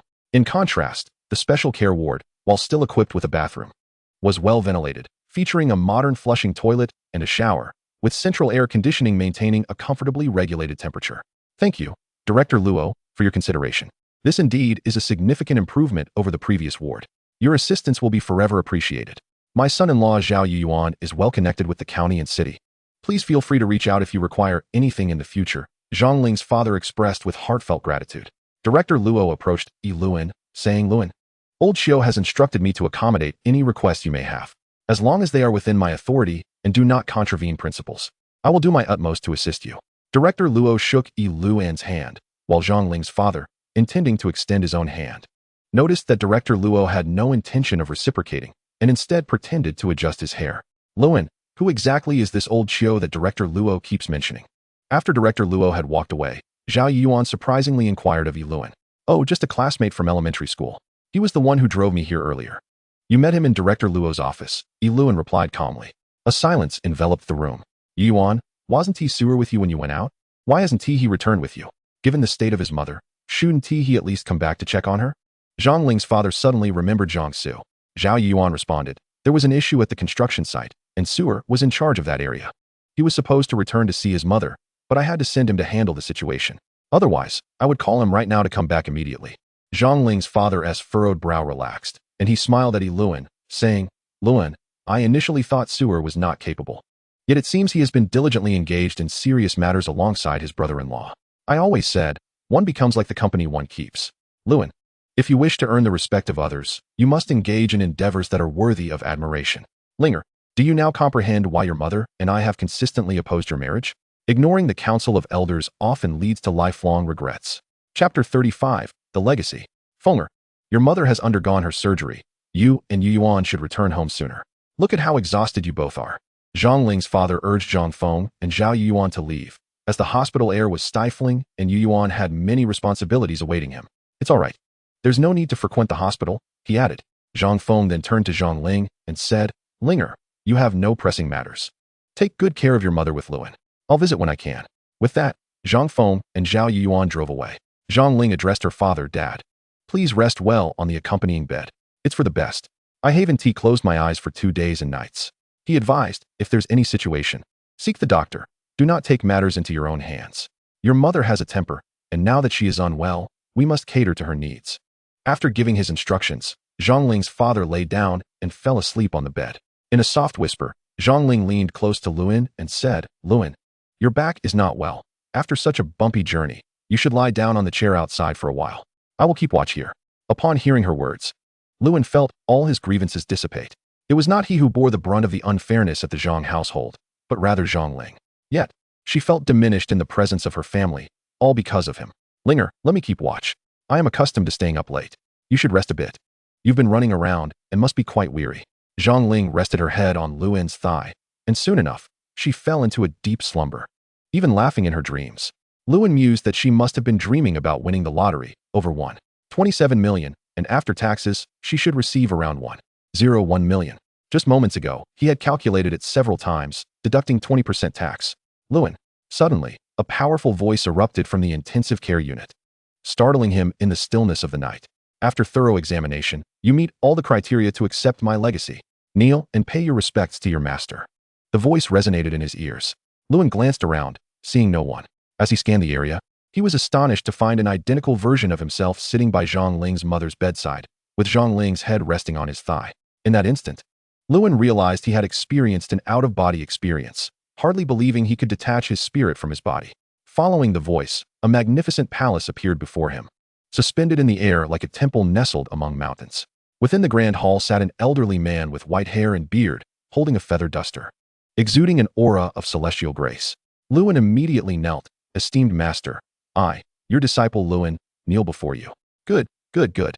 The venerable elder replied, Luan, do you remember what is inscribed on your fishing rod? Although Luan had only attended elementary school, he recognized the words on his fishing rod, which he had purchased for 70 yuan from a fishing tackle shop in town. Grandfather's divine fishing. Very well, the elder smiled. I am indeed that grandfather. The rod you used was once mine, used during my fishing by the Weishui River. Dad, you became a deity after your death? But you never looked like this when you were alive, Lewin said, puzzled, for in that region, it was customary to refer to one's father as grandfather. Lewin, once a teacher, always a father. You may call me dad, yet we are separated by hundreds of generations. You read little in your youth. So it is unsurprising that you do not recognize me, Jiang Taigong, he chuckled. Lewin suddenly realized that the figure seated on high was indeed the legendary Jiang Taigong, who fished with a straight hook. He bowed again. Lewin pays homage to my esteemed teacher, Jiang Taigong.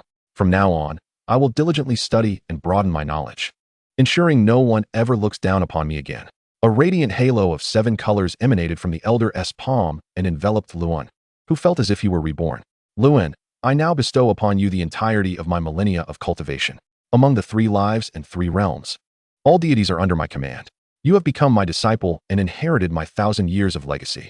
From this moment forth, you may summon the deities at your will. I grant you a divine whip. Strike the unyielding gods and the disobedient demons. Lewin was astounded by the elder's words. He was merely an ordinary mud mason. And now Jiang Taigong had chosen him, granting him a legacy of millennia and the authority to command deities. Master, what merit or capability do I possess to command the deities?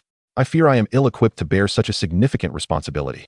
Master, the power you bestow upon me is immense. How could I dare to wield it? Lewin spoke from the heart, feeling that as an ordinary mortal, he could only kneel and worship before the gods, let alone issue commands in their presence. Chapter 36, A Change in Attitude. Lewin returned from the ethereal realm to the intensive care unit, feeling his spirit gently settle back into his body.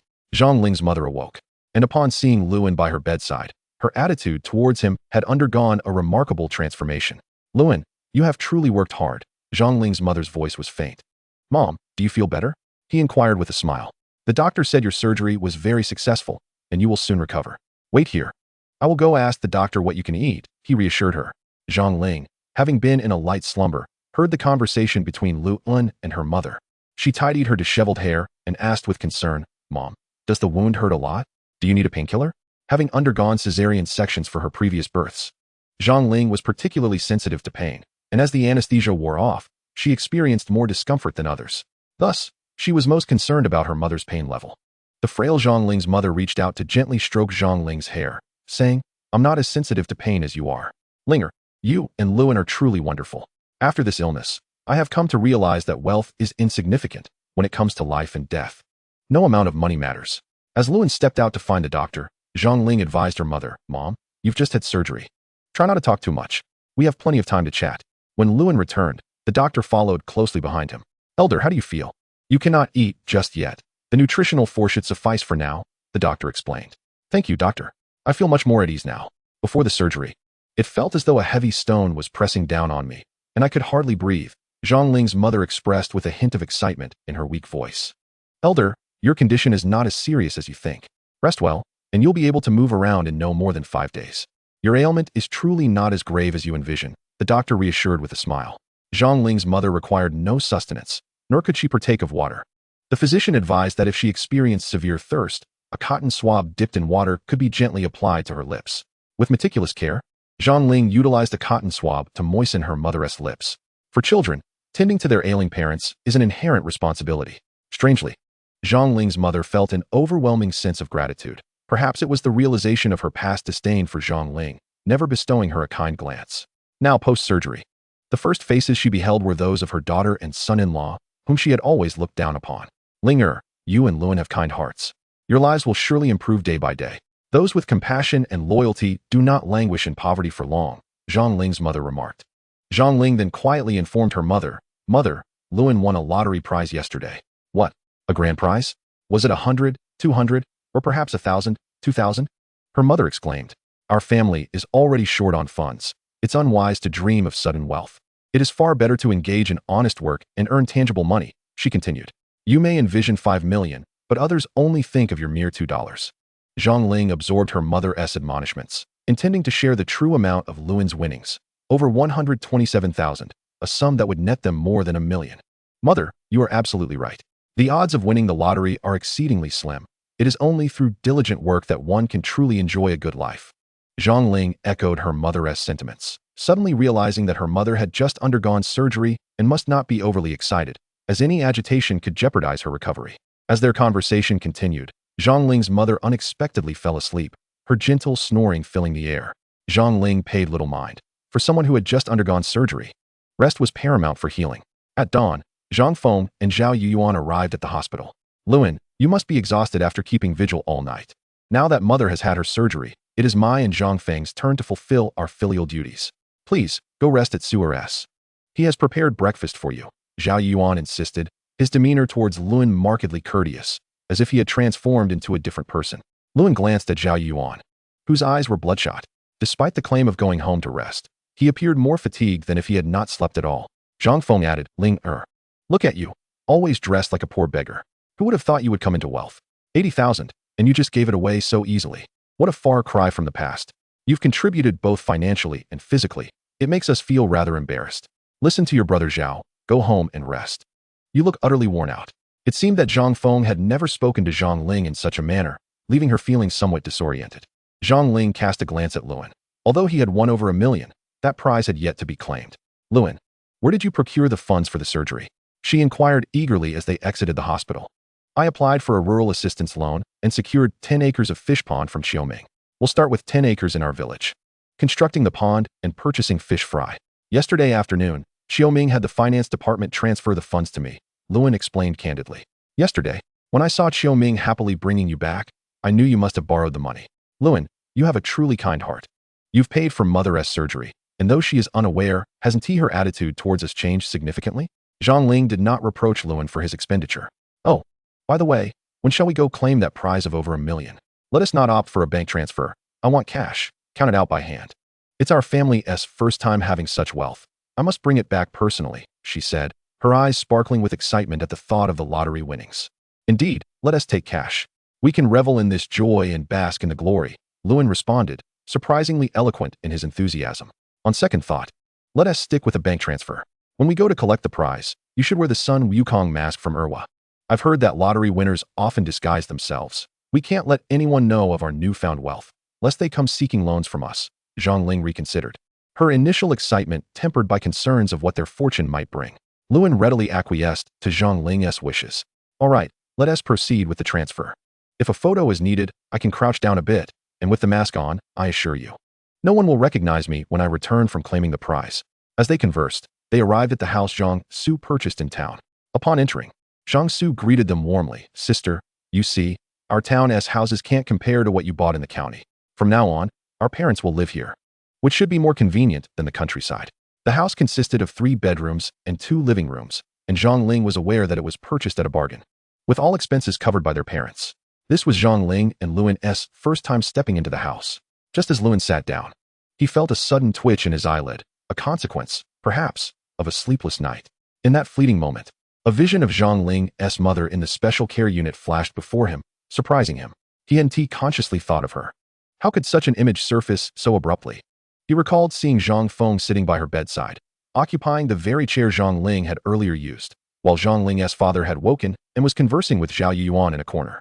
What was even more astonishing was that in this vision, he found himself vigilantly watching over Zhang Ling's mother, akin to a guardian angel in the operating room, radiating an air of solemn authority.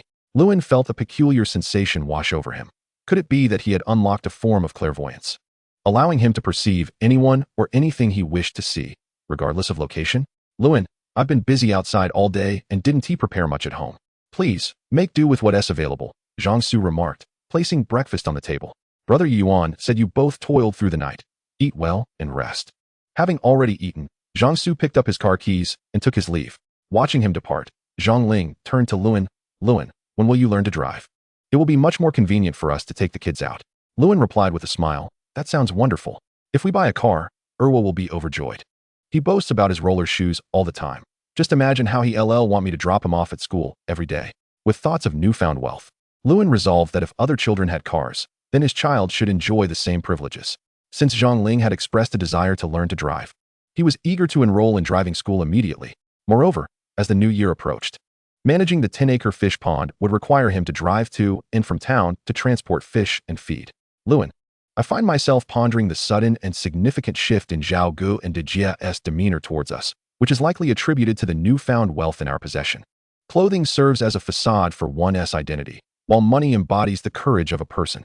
Initially, Dejia was under the impression that the funds were generously provided by their family. Her tone was undeniably aggressive. Now that she realizes the source of the funds is us, observe how her attitude has transformed. Such is the nature of reality. When Zhang Ling speaks, her vitality is palpable. However, Luan harbors a lingering suspicion that Zhao Yuan and Zhang Feng's premature assumption of responsibilities is perhaps unrelated to their altered stance towards him.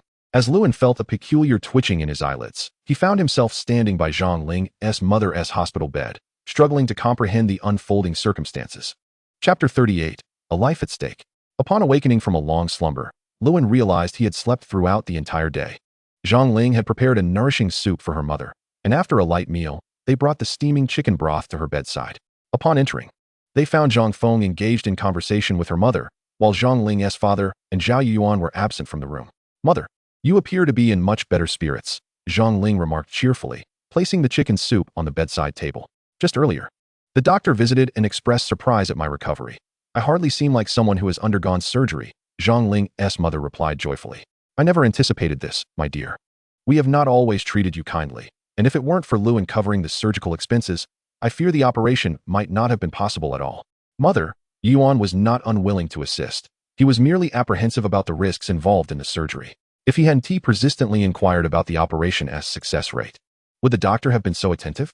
Zhang Feng interjected, seeking to claim credit before her mother.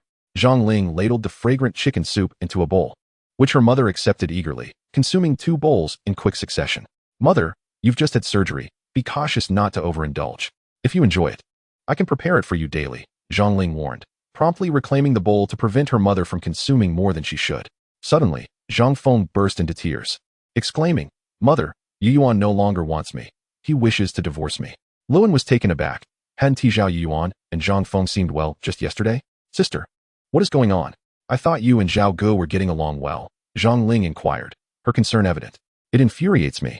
Yesterday, he even mentioned preparing a burial plot for me. Is he wishing for my demise?" Zhang Ling's mother trembled with anger, and in a sudden fit, she violently retched. Zhang Ling hastily positioned a trash bin to catch her mother's vomit, preventing it from soiling the bedding, gently patting her mother's back. It took a while for her mother to regain her composure, her face flushed. Luan mused that perhaps Zhang Feng's mother's newfound attitude towards Zhang Ling was influenced by the prospect of Zhao Yuan purchasing a burial plot while delaying her surgery, seemingly preoccupied with planning for her demise. "Ling your Zhao Gu has someone else on the side. Despite our public displays of affection, even trivial matters at work are presented to me, creating an illusion of our blissful union.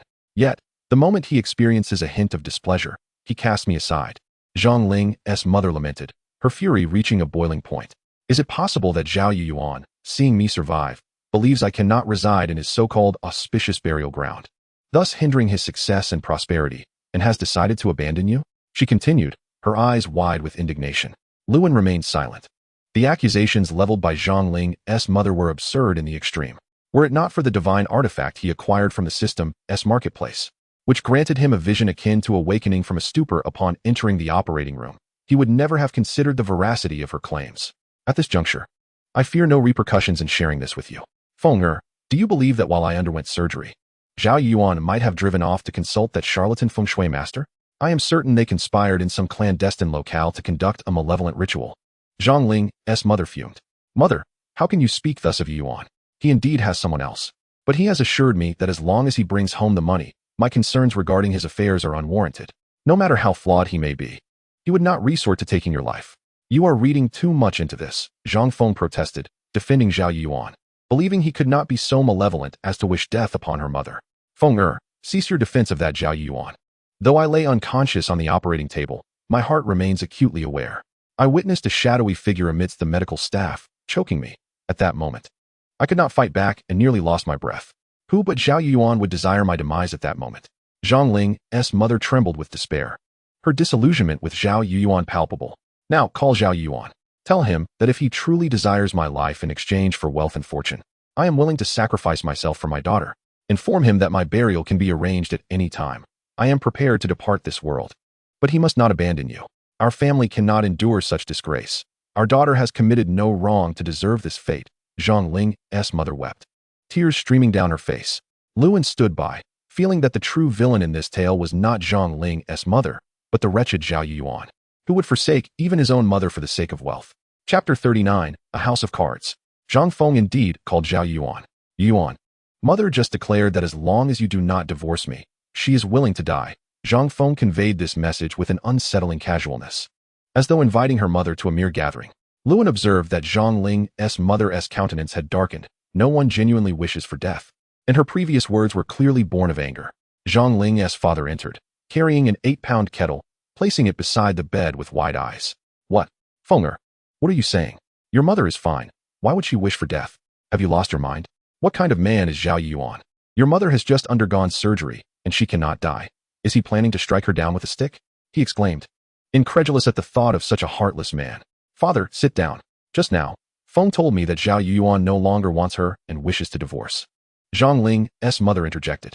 Everyone knows that Fenger married into a well-off family, a husband worth millions. Now that he no longer desires her, how can our family hold its head high? Foolishness. Zhao Yuan is a fool, and you are following suit. He mentioned to me that his business has faced continuous losses and that the bank has ceased lending to him. If he cannot raise 900,000 to pay this month's laborers within 5 days, his construction site will descend into chaos and he will face bankruptcy. Unable to repay the debts accrued over the years, Zhang Ling's father revealed Zhao Yuan's predicament. 900,000? Zhao Yuan is unable to withdraw even 900,000. With such vast wealth, one would think he could pluck a single hair from his body. Yet his fortune feels as meager as a commoner's. What has led to such destitution? Zhang Lingni could hardly believe her ears. Mother, you cannot fathom it. Just a few months ago, Zhao Yuan, swayed by some insidious whispers, mortgaged all his assets and partnered with others for some investment venture. Money? He cannot even muster the 80,000 required for your surgery. Zhang Feng appeared helpless, knowing that if she remained silent, the Zhang family would remain oblivious to the fact that Zhao Yuan could not even afford the surgery for their mother. Zhang Ling's father pointed an accusatory finger at Zhang Feng, declaring, Fenger, have you considered that Zhao Yuan is orchestrating this entire charade to cast you out? His mortgaging of assets and dubious investments is merely a ruse to siphon away your shared wealth. Oh, Fenger, you are woefully naive. You are being sold out.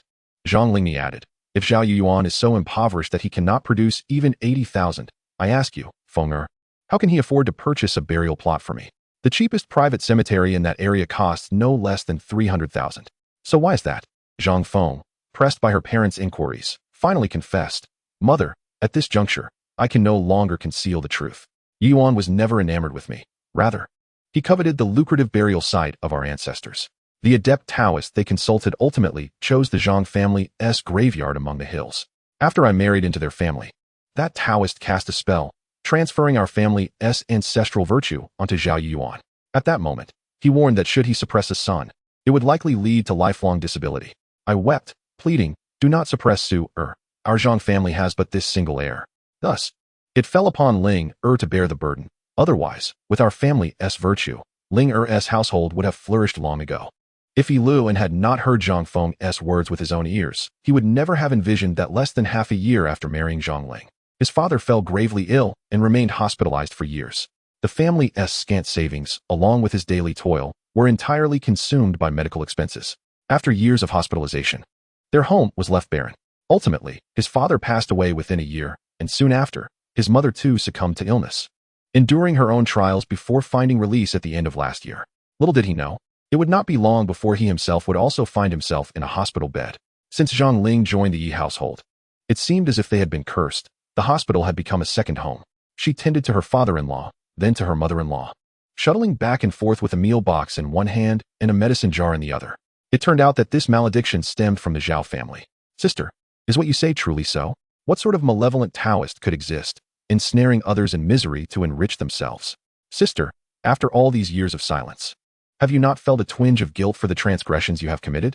The ever-resilient Zhang Ling, perhaps recalling the multitude of her own sufferings, could not help but weep bitterly before her parents. Yi Luan pondered the nature of the unscrupulous Taoist hired by the Zhao family, reflecting on how devoid of virtue they were. He recalled that day on the scaffolding when everything suddenly went dark, and he plummeted without understanding why. If he had not heard it with his own ears, he would never have considered that his fall was not mere misfortune, but the result of malicious sorcery.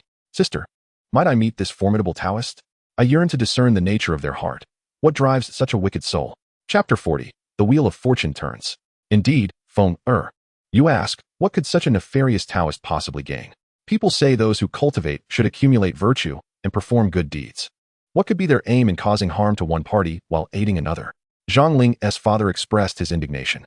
Father, when Yuan was conducting those affairs, he always appeared so enigmatic. It was only during the initial moments when I had to choose between Su and Ling that I gleaned a hint of the truth. Beyond that, I truly knew nothing. Zhang Feng looked at Zhang Ling and Yi Luan, her face reflecting profound guilt. By the way, Luan, after I left with Yuan yesterday, he took me to a secret altar. There, a Taoist boy extracted a few drops of blood from my fingertip, claiming it was for my mother's blessings and to avert calamity. Yet, the altar felt far from a place of prayer. It exuded an unsettling aura. Zhang Feng offered a warning to Yi Luan. Suddenly, it dawned on him that Zhang Feng and Zhao Yuan's early morning rendezvous was suspicious. Why would they stir up divorce proceedings? Moreover, they brazenly insinuated through Zhang Feng that if her mother did not die, he would have to divorce her. Yi Luan recalled an odd moment at Zhang Su's home, where he inexplicably found himself standing beside Zhang Ling's mother's hospital bed. Initially strange, he connected it with the tiny paper fragments he had seen fall after witnessing a divine force strike down a shadow. He realized that his sudden appearance at the bedside likely coincided with the Taoist's nefarious schemes against Zhang Ling's mother. Thus, Zhao Yuan and Zhang Feng had arrived early to ensure Yi Luan's absence from Zhang Ling's hospital room. With him present, their plans could never come to fruition. As long as Yi Luan remained, nothing could approach Zhang Ling's mother. Consequently, they had no choice but to draw him away. Little did Zhao Yuan realize that Yi Luan and Zhang Ling had been directed to Zhang Su's home. Despite the Taoist's elaborate machinations, they had proven ineffectual. Thus, another scheme emerged. If Zhang Ling's mother did not perish and lay in that auspicious burial ground to transform calamity into fortune, he would divorce Zhang Feng. Suddenly, Zhang Feng turned to Yi Luan. Ling where will you find the money? Luan has sustained a back injury and been hospitalized for months. And your family must still cover the mortgage. There is no way you could produce 80,000 for the surgery. Just as Zhang Ling was about to respond, Yi Luan interjected with a smile. Sister, are you asking out of genuine curiosity, or is it on behalf of your Yuan? Do you believe that our Yi family, oppressed by you, should forever languish in misfortune to suit your desires? Zhang Feng blushed at Yi Luan's words, prompting Zhang Ling to say, Luan. She merely inquires, whatever you wish to share, just say it. My sister has reached such a state. What ill intentions could she possibly harbor? Yet Zhang Ling's father remarked, that Taoist's powers have waned. Once the oppressed rise, I doubt he can hold them down. The wheel of fortune turns, Luan. Perhaps it is our Zhang family's fortune that will shift to you. Oh, by the way, I heard from Ling that you've hit some sort of jackpot. Luan, how much did you win? Share it with everyone. Suddenly, Zhang Lingni recalled Zhang Ling mentioning the lottery win and blurted it out in front of Zhang Feng. Zhang Ling glanced at Yi Luan. Whether to disclose the winnings would ultimately depend on his decision. It's not a grand prize. I merely purchased a 40 yuan ticket in town. Last night, while Ling and I were in the yard taking a call from the lottery center, they informed us that we had won over 127,000. After calculations, we should net around 1 million. Island nonchalantly brushed off the matter of 1 million, casually purchasing a few lottery tickets with 40 yuan, and in the blink of an eye, he transformed from a destitute man, reduced to a beggar sweeping the streets, into a millionaire.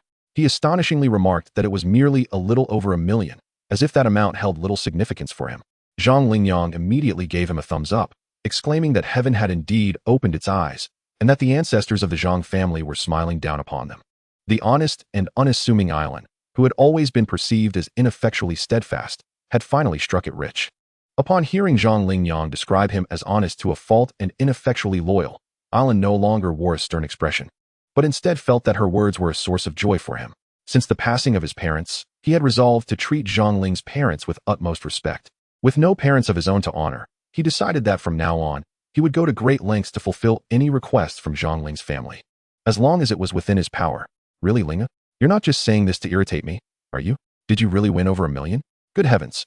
Zhao Yuan had been furious just yesterday, proclaiming that the Zhang family had turned their fortunes around, and he had even stated that where there was Island, there was no place for him. Zhao Yuan.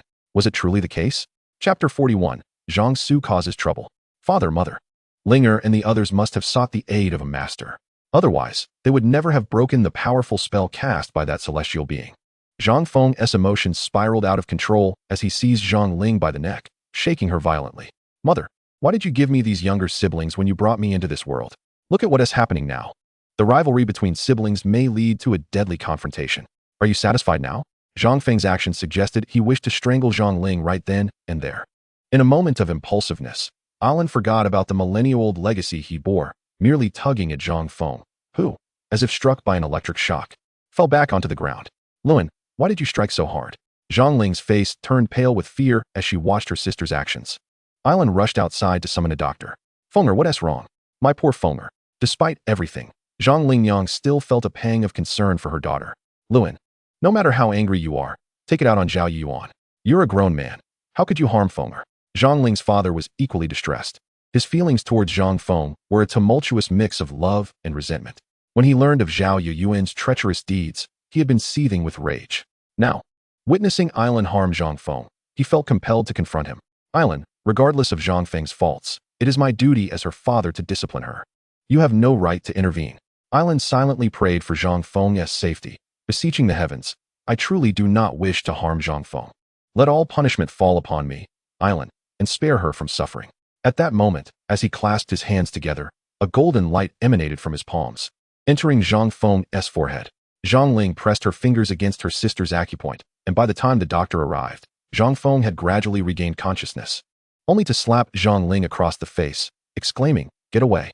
I, Zhang Feng, am not in such dire straits that I require your pity." When the doctor entered the ward, Zhang Feng was already seated on a chair, out of immediate danger. I hardly know how to address you all. Dean Luo arranged for you to have a private room to quietly care for the patient, yet you've turned this place into a circus, crying and causing a ruckus.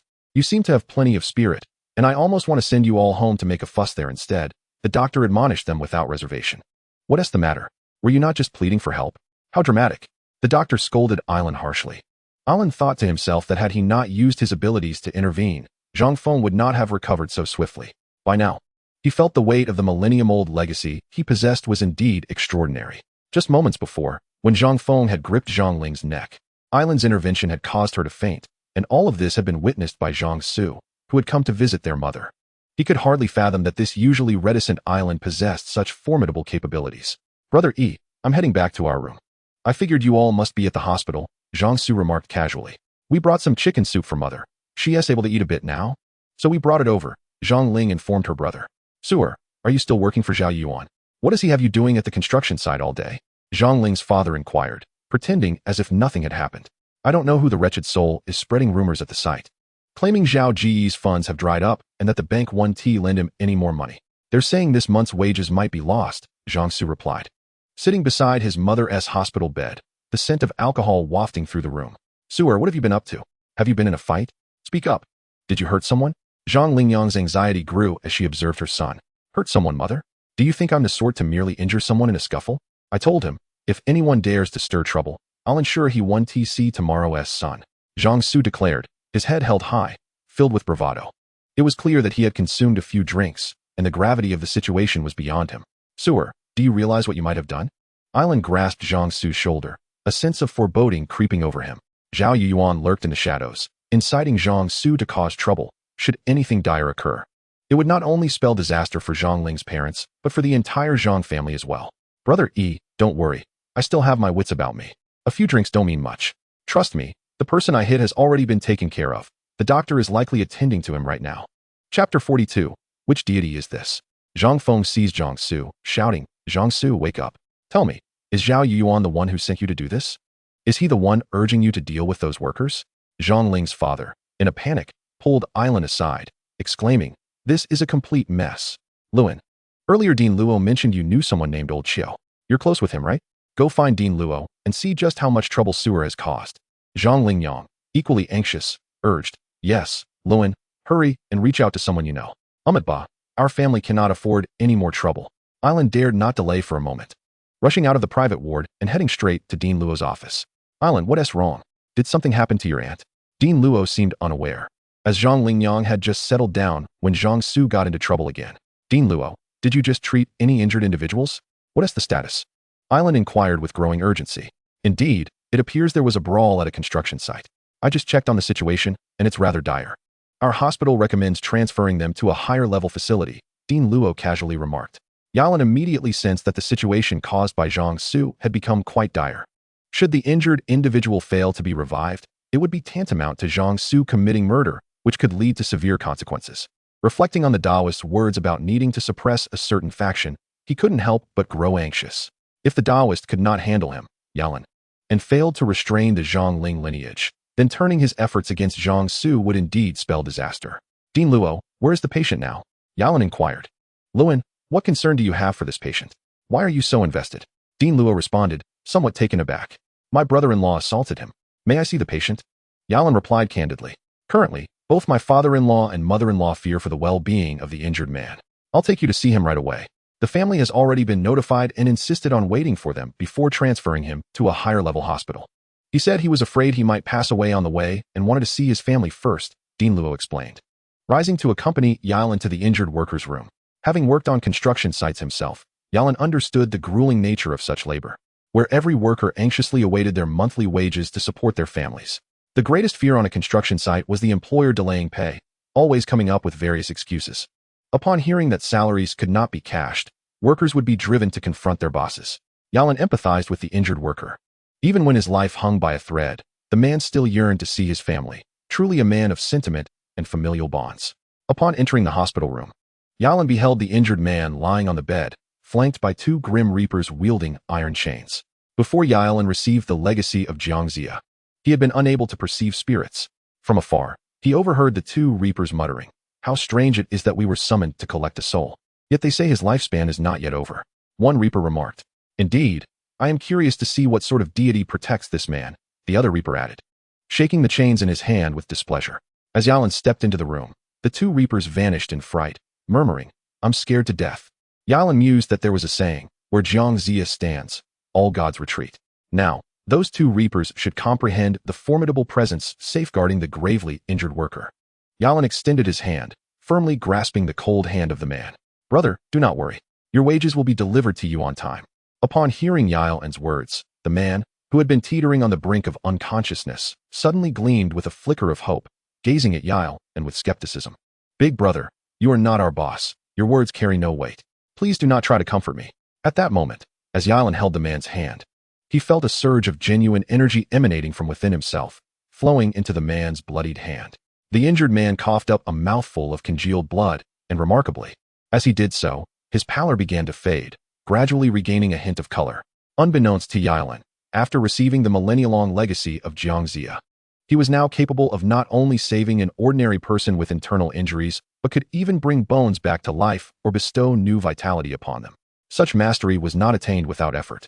"Brother, have you not heard that Director Zhao cannot produce the funds to pay your wages?" I inquired. "And the total wages for the entire company amount to only about 900,000. If he refuses to pay you, he can come to me for the money," Yalan declared with generosity. The group of workers who had accompanied the injured man looked at Yalan and in astonishment. Dressed similarly to them and bearing an ordinary appearance, they found it hard to believe that he could suddenly produce such a sum. Regardless of the truth, at least someone was willing to stand up for them. And they regarded Yalan as a savior. "Big brother, would you dare to provide a written guarantee? That would give us faith in your words," they urged. "Dean Luo, I have assessed this brother's injuries, and they are not grave. I will pay 20,000 now. You can treat him in the meantime," Yalan said, releasing the injured man's hand and heading to settle the bill. The workers, who had previously pressed for a guarantee, closely followed him, fearing he might leave without fulfilling his promise. Chapter 43. The injured man's family. Yalan paid the 20,000 for the injured man's account. The workers accompanying him, witnessing the genuine transaction, remarked, "Big brother, we know you are kind-hearted. We can see you are not a wealthy man. What is your connection to the Zhao family? Why would you pay for them? You cannot let yourself be taken advantage of." "Indeed, big brother, it was Zhang Su who assaulted him. This grievance has a source, and we will only seek accountability from Zhang Su. It has nothing to do with you. You need not intervene on their behalf," the workers expressed, feeling sympathy for Yalan, who was in a similar predicament. "I am indeed Zhang Su's brother-in-law. The Zhang family has committed a wrongdoing, and we certainly cannot remain passive. Now that the incident has occurred, we must minimize the repercussions and losses. Ultimately, we all seek to receive our hard-earned wages, do we not?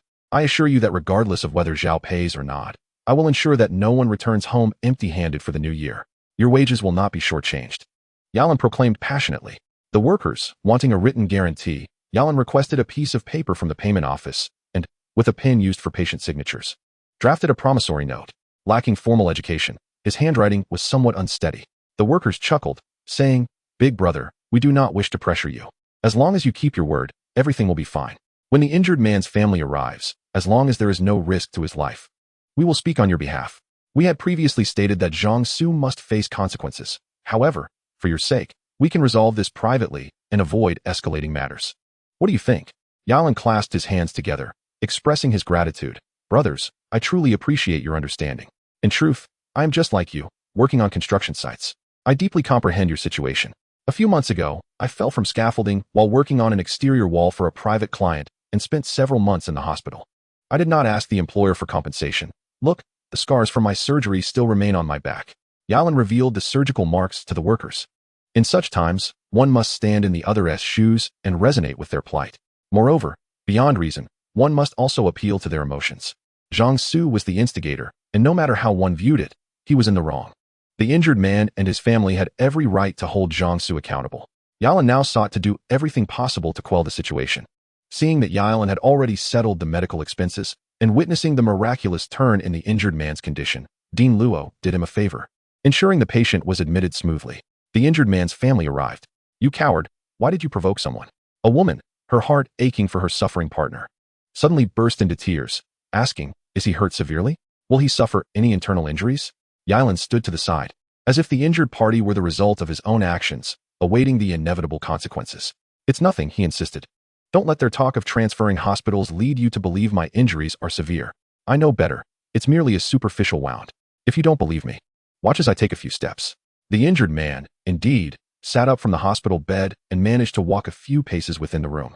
Yalan mused to himself that had he not lent some genuine strength to assist in the man's recovery, the internal bruise would still be unaddressed, rendering a swift recovery impossible. This cannot be left unresolved. It is unacceptable to allow someone to strike without consequence. A proper explanation is required. Now Yalan understood why the injured insisted that his family must be present before any decisions were made. Clearly, the woman of the household was the one in charge. With her commanding presence, she was not to be trifled with. "Listen, sister," Yalan began. "The one who struck is my brother-in-law. I acknowledge that we were in the wrong. I've already covered 2,000 in medical expenses. I assure you that we will bear all costs from admission to discharge. Furthermore, any claims for nutrition and lost wages shall be met, as long as we are able to fulfill them."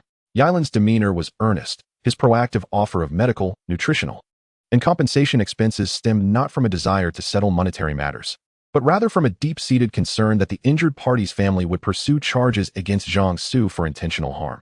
How can one merely dismiss a violent act with a few compensation payments? If that's the case, brother, I will immediately call my brother-in-law to bring a few trucks of men over, and we shall repay you in kind, covering your medical, nutritional, and compensation costs as well." The woman retorted with sharp wit. Yalan sensed that the injured's family was indeed a formidable adversary. "Sister, please, tell me what must be done to settle this matter amicably." Yalan's heart tightened. He feared that had he not arrived early, a life could have been lost, and he could only imagine how Jiangsu would manage such a catastrophe. "All right, since you put it that way, bring forth the one who struck my husband," the injured man's family demanded. "My husband earns his living through hard labor. While we accept sweat and toil, we cannot simply tolerate being assaulted without recourse." The woman's resolute words earned Yalan a measure of respect. Yet Jiangsu was still not entirely sober, and his parents were undoubtedly berating him within the confines of the hospital room. Summoning an unclear-headed individual at this juncture could lead to unforeseen chaos. "Sister, how about this? I am the brother-in-law of the one who struck him. Treat me as the assailant. Hit me as you will, and hurl your insults without reservation. I promise I shall not retaliate nor respond in kind. Is that agreeable?" Yalan maintained his peacemaking stance. The injured party's family did indeed make a call, summoning her maternal uncle and his men. "Brother, since you did not lay hands on my husband, I have no objection to who pays. However, we must ensure that the one who struck him receives the same treatment in return." The woman was as impenetrable as a wall. Onlookers who had accompanied the injured man to the hospital attempted to dissuade her. "I am fine now. Please do not cause a ruckus," the injured man implored. "We may be barefoot, but we fear not those in shoes. However, should this escalate to a fatality, we would be left to bear the consequences." "Indeed, sister. He is advocating for us. We have already secured assurances. Our original grievance was over unpaid wages, which we shall receive on time, along with promises of compensation for medical expenses and lost wages. What more is there to argue?" Seeing her husband and the others siding with Yalan, the woman grew increasingly dissatisfied. Tell me honestly, have you all been bribed? What benefits have you received to align yourselves with him? This is your comrade, assaulted nearly to death. How can mere monetary compensation suffice? At the entrance of the hospital, a tractor carrying a group of people was halted by security. The newcomers leaped from the vehicle and rushed toward the inpatient department. Inside the hospital, alarms blared, summoning all able security personnel to respond. You are driving me to madness. The injured man pointed at his wife, a man who had always allowed her to dictate household matters, now regretting his previous leniency. Those who had arrived to advocate for the injured stormed into the ward, causing some children of other patients to wail in fright. Sister, how do we exact our vengeance on your behalf today? With our numbers, we can surely overpower that scoundrel, the woman's brother declared with brazen confidence. Yet, his gaze fixated on Yilan. Yilan, what is going on here? Ergo, this man is a good person, we cannot harm him. Yilan was taken aback to realize that among the crowd was a family he had previously assisted after they fell from scaffolding while working on an exterior wall. We recognized him as a good man from the outset, they asserted.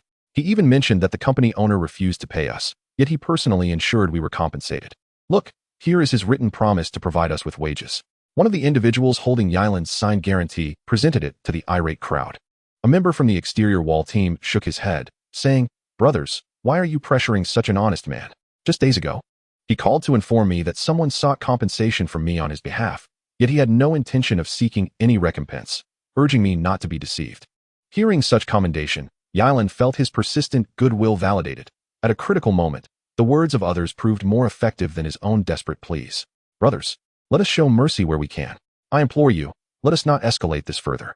Consider Yilan, whose back has yet to heal, had I not intervened. A few blows could render him incapable of ever rising again. Would you care for his family? His daughter is in high school, and his son is still in elementary. Are you prepared to support them for a lifetime?" Yilan, once again, cast aside his weapon. Many among his companions followed suit, discarding their makeshift arms. This scene left the approaching security guards momentarily stunned. Now, this is the way to resolve matters. Just moments ago, you charged in recklessly, frightening the life out of everyone. One security guard said, patting Ergo on the shoulder. That's not right. You, a mere wall painter. Your work pales in comparison to ours on the construction site. What resources do you possess to pay us? Are you attempting to deceive us? Indeed. We have gone through all this trouble, and for what? You jest with us. How do you intend to compensate us? Do you even have 90,000 to spare? Chapter 45, A Dreadful Thought. At some point, Zhang Ling had arrived at the hospital room.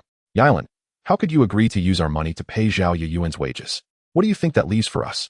As the injured party and the migrant workers who had brought him shifted their attention to whether Yilan could muster the funds, Zhang Ling, in tears, exclaimed, "You all, can you truly afford the wages? It is not merely tens of thousands. It amounts to nearly 900,000. Several voices echoed her concerns. Yilan turned to Zhang Ling and said, "Linger, I am deeply sorry for you, for Wanner, and for Erwa. I have toiled on construction sites, and I understand their hardships. Each of them has families awaiting their return with money, and no matter how arduous their circumstances, they endure. Look, this brother here, knowing he might not get paid, is driven to desperation. Linger, we cannot turn our backs on them." He gazed at Zhang Ling, who still wore an expression of fury. "Luan, regardless, the money is yours, spend it as you wish," she replied, her voice tinged with resignation as she turned to leave the hospital room. Observing her departing figure, Yilan overheard someone remarking, "He doesn't seem like a wealthy man, yet he speaks as if he could readily produce hundreds of thousands." Yilan, your words are sweet, but even if you sold your liver or kidney, could you truly gather this 900,000? 900,000, not merely 9.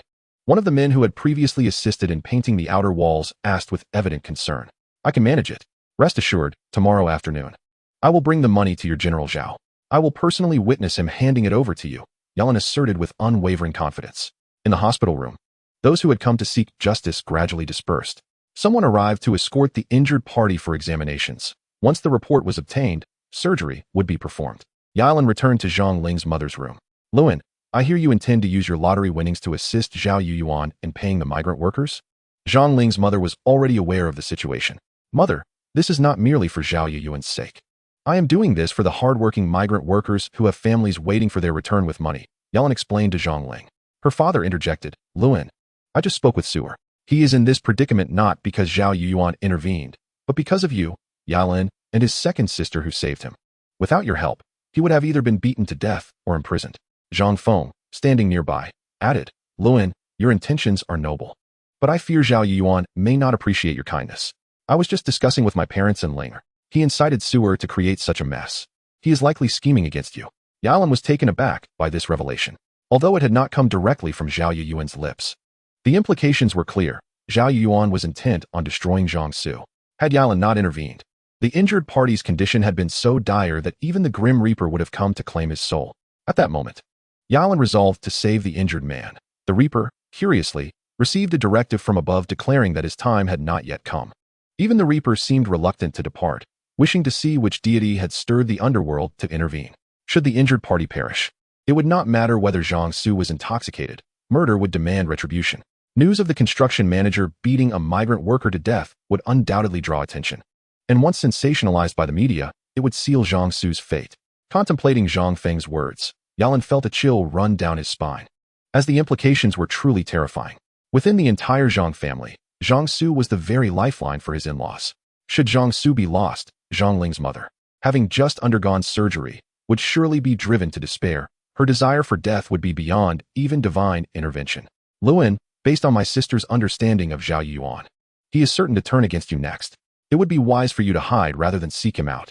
Do not even consider lending him 900,000. He may very well harbor murderous intent towards you. Seeking him out would be tantamount to courting death, Zhang Feng warned candidly. Upon hearing Zhang Feng's words, Zhang Ling's mother also began to worry for Yalan Luan. Fenger would never wish you harm. You must escape. Had Fenger not spoken up, we would never have imagined that your misfortunes over the years were orchestrated by him. Do not confront Zhao Yuan. Your kind nature renders you ill-equipped to contend with him, she advised Yalan. However, I have already promised the migrant workers that I would lend the money to General Zhao. I intend to ensure it reaches their hands. If I flee now, what will become of those workers?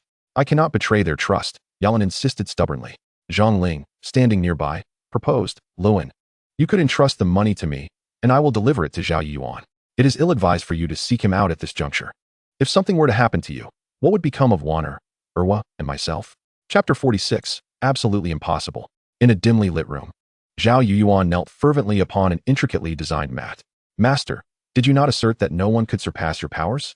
Yet here we are, increasingly cornered, at a dead end with no escape. Zhao Yuan summoned his courage to voice his inner doubts. Yuan, we share a familial bond. I have sacrificed all my cultivation to elevate you to the pinnacle of this life. Let the world doubt and scorn me, but you have no reason to question me. Everything you possess is a gift from me. You have no cause to distrust me. An ancient voice resounded from behind the curtain. On the incense altar, wisps of blue smoke rose, casting an air of mystery throughout the room.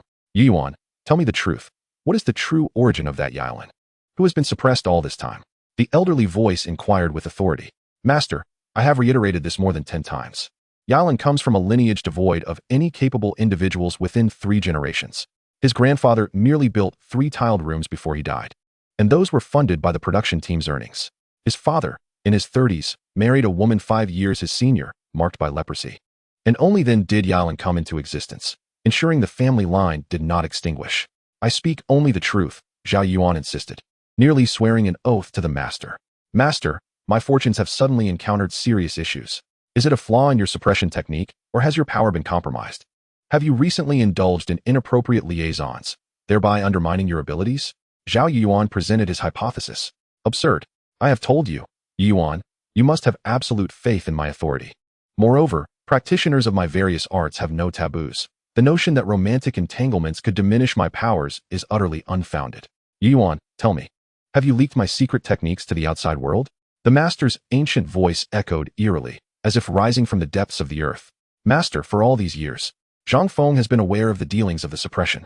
Moreover, she was the one who proposed suppressing Zhang Ling's family. It is her own sin. Would she confide in that unfortunate Zhang Ling? Even if Yalan knows, what can he do? He has witnessed the loss of both parents and has suffered a broken back. Master, is this not all within your control? Zhao Yuan's words clearly conveyed his doubts about the master. We have indeed underestimated Yalan's potential. I am now harboring grave suspicions that an extraordinarily formidable force lurks behind Yalan, engaging in a subtle contest with us. You, Yuan, should reflect deeply. Have we not consistently overlooked the obscure abilities that Yalan possesses? When the master spoke of Yalan's prowess, his voice trembled with an unsettling apprehension. Impossible. Master, if you were to witness that cowardly figure of Yalan, you would harbor no doubts whatsoever. He is merely a humble mason, an ordinary man. And within the realm of masons, he is utterly inconsequential. To make ends meet, Master, The meager skills he possesses scarcely suffice to support his family, Zhao Yuyuan asserted with unwavering confidence. In his recollection, every time Yilan visited the Zhang household, no one ever regarded him with even a measure of respect. Even during the birthdays of his in-laws, he was relegated to the kitchen, while his wife, Zhang Ling, served the dishes and poured the tea, never once being afforded the opportunity to sit properly at the banquet. Such was the treatment he received. Yilan never dared to express a hint of dissatisfaction. Moreover, the two children of the Yi family, Wan'er and the second child, never exchanged a word with their cousins when visiting the Zhangs. "Oh, Yuan, has Yilan apprenticed himself to anyone or learned any skills?" The master inquired, suddenly enlightened yet still troubled. "Master, you're overthinking this. Who would he apprentice himself to? Given his demeanor? Furthermore, his mother has only recently passed away. Did we not just arrange for him to stay in the hospital? He has been under our watch for over 3 months, during which he has contributed nothing financially. And I am aware that he even borrowed money from several people to cover his mortgage," Zhao Yuan stated with absolute assurance. "Yuan, then explain this. We have blocked all avenues for Zhang Fengyang. Yet how is it that upon Yilan's arrival, he managed to pay the 80,000 yuan surgery fee? Is he not penniless? Where did he procure such a sum? Tell me, despite our relentless suppression, how did he suddenly emerge with 80,000 yuan?"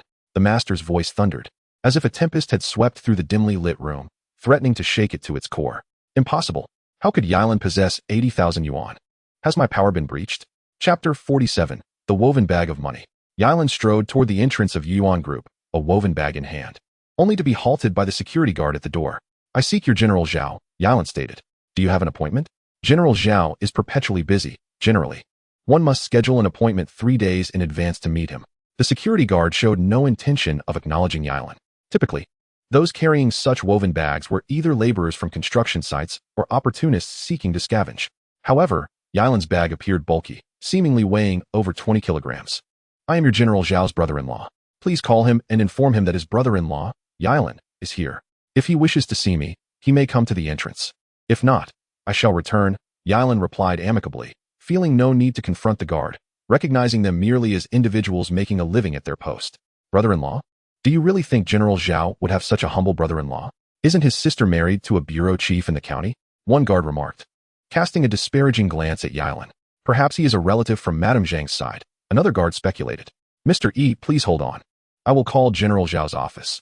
This will be quick." The guard's tone shifted, becoming noticeably more courteous.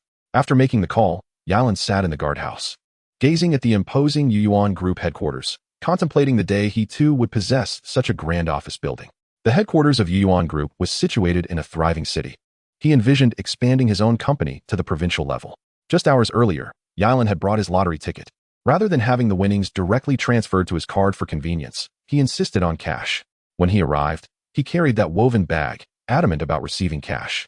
The bank had no choice but to withdraw the cash and, before his eyes, filled his bag with stacks of bills, one by one. Yilan, now carrying over 1 million in cash, strode through the streets, and no passerby would believe that his bag contained 100 yuan notes. After all, his attire resembled that of laborers returning from work. Zhao Yuan indeed approached from the office building, accompanied by several senior executives, the reception resembling that of esteemed guests. Upon seeing Zhao Yuan personally greet Yilan, the guards no longer dared to engage in idle chatter. They promptly stood up, respectfully positioning themselves beside Yilan. "Luan, what winds have blown you to my neck of the woods today?" Zhao Yuan called out with a smile from afar, extending his hand.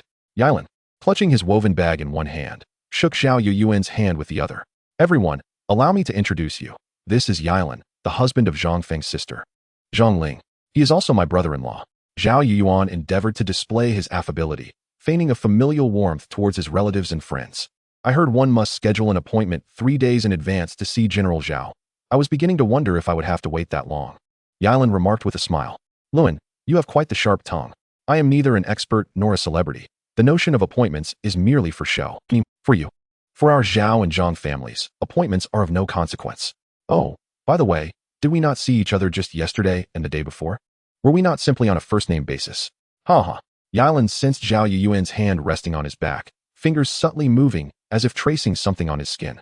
Suddenly, Zhao Yuan withdrew his hand, revealing an expression of profound discomfort, and Yilan noticed beads of sweat forming on his forehead, even in the frigid winter. Uncertain of what ailed Zhao Yuan, Yilan remarked, "I shall not delay for long. I will complete what I need to do and then be on my way." "Luan, are you upset with me? Since you have come here, honoring me with your presence, I shall set aside all my affairs to accompany you.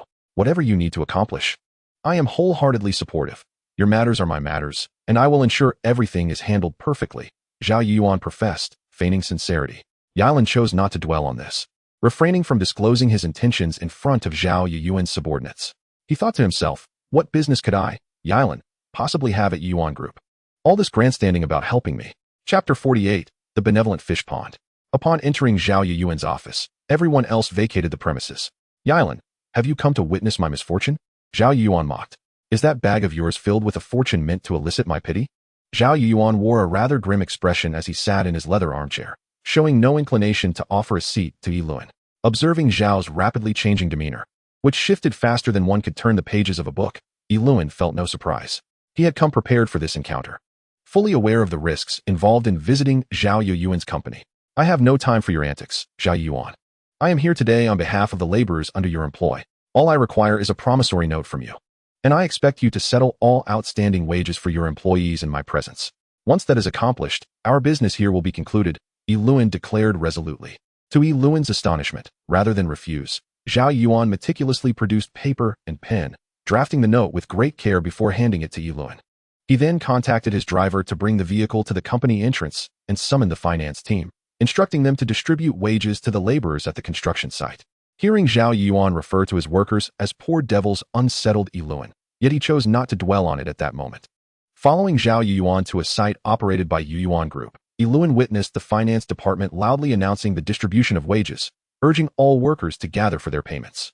Upon hearing the news of the wage distribution, the workers erupted with joy akin to a school of fish ravenously responding to a sudden feeding.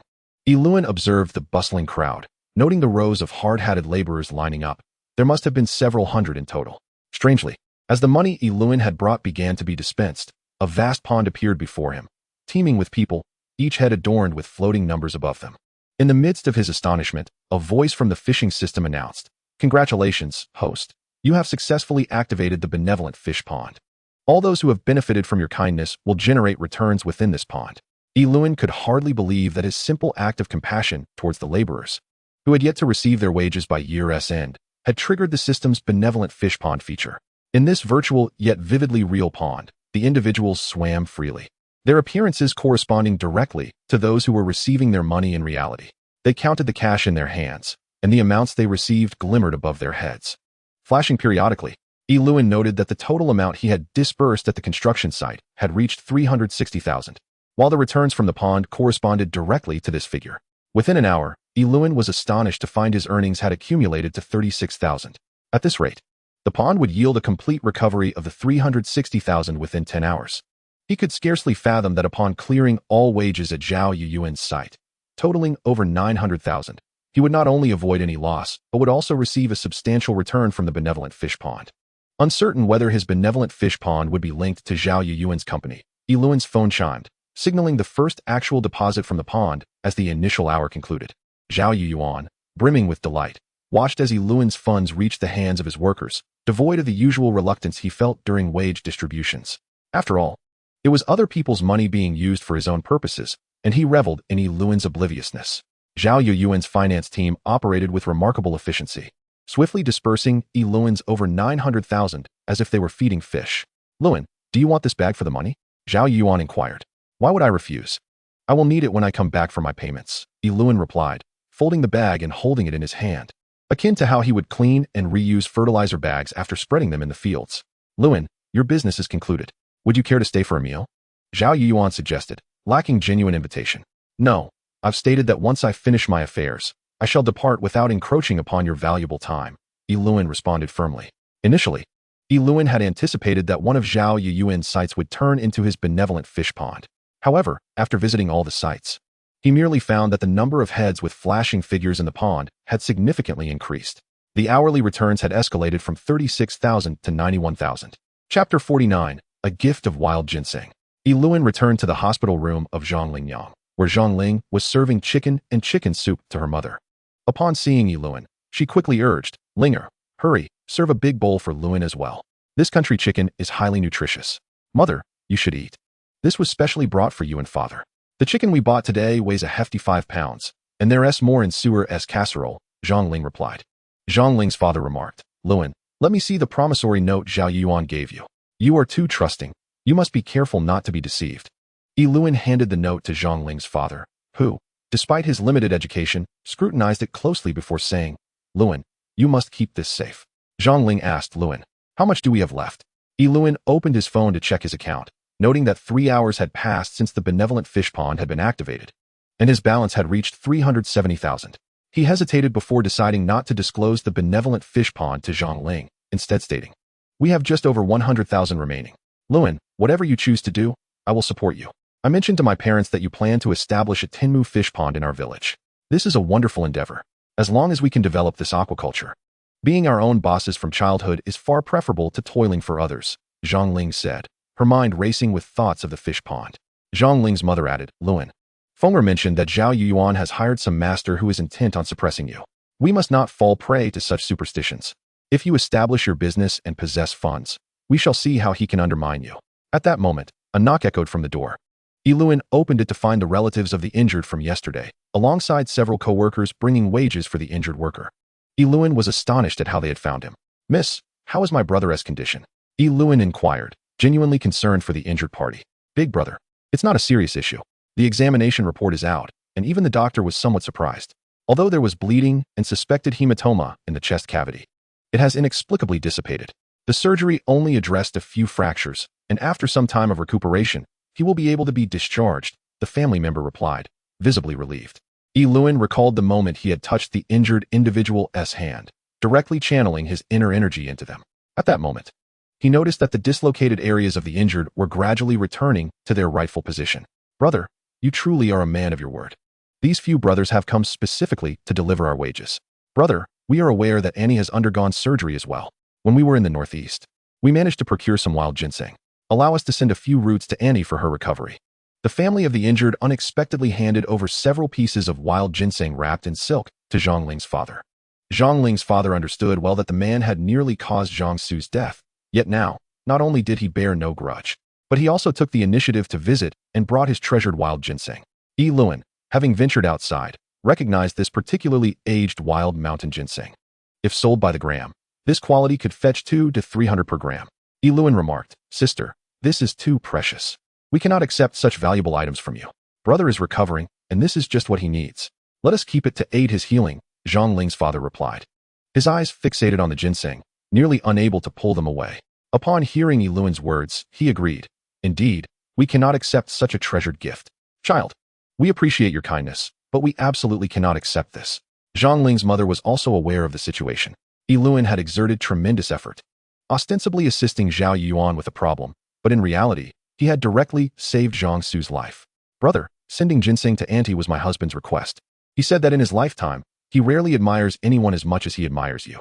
This is the only valuable item we possess. If you do not mind, please accept it. The family of the injured had now stated their position clearly. If Yi Luan refused again, it would seem disrespectful. The fellow workers who had come along also urged Yi Luan, Brother, you are a man of righteousness. Today, you truly brought money to the construction site, overseeing the distribution of real gold and silver into our hands. Brother, if you were to start a company, just a call from you would have your brothers rushing to your side from 1,000 miles away. Zhang Ling's father extended his hand to accept the silk-wrapped wild ginseng. While the ginseng had a price, the sentiment behind it was invaluable. Yi Luan sensed that Zhang Ling was radiating a particular glow. Her husband was revered by others, and this precious wild ginseng was presented before her parents.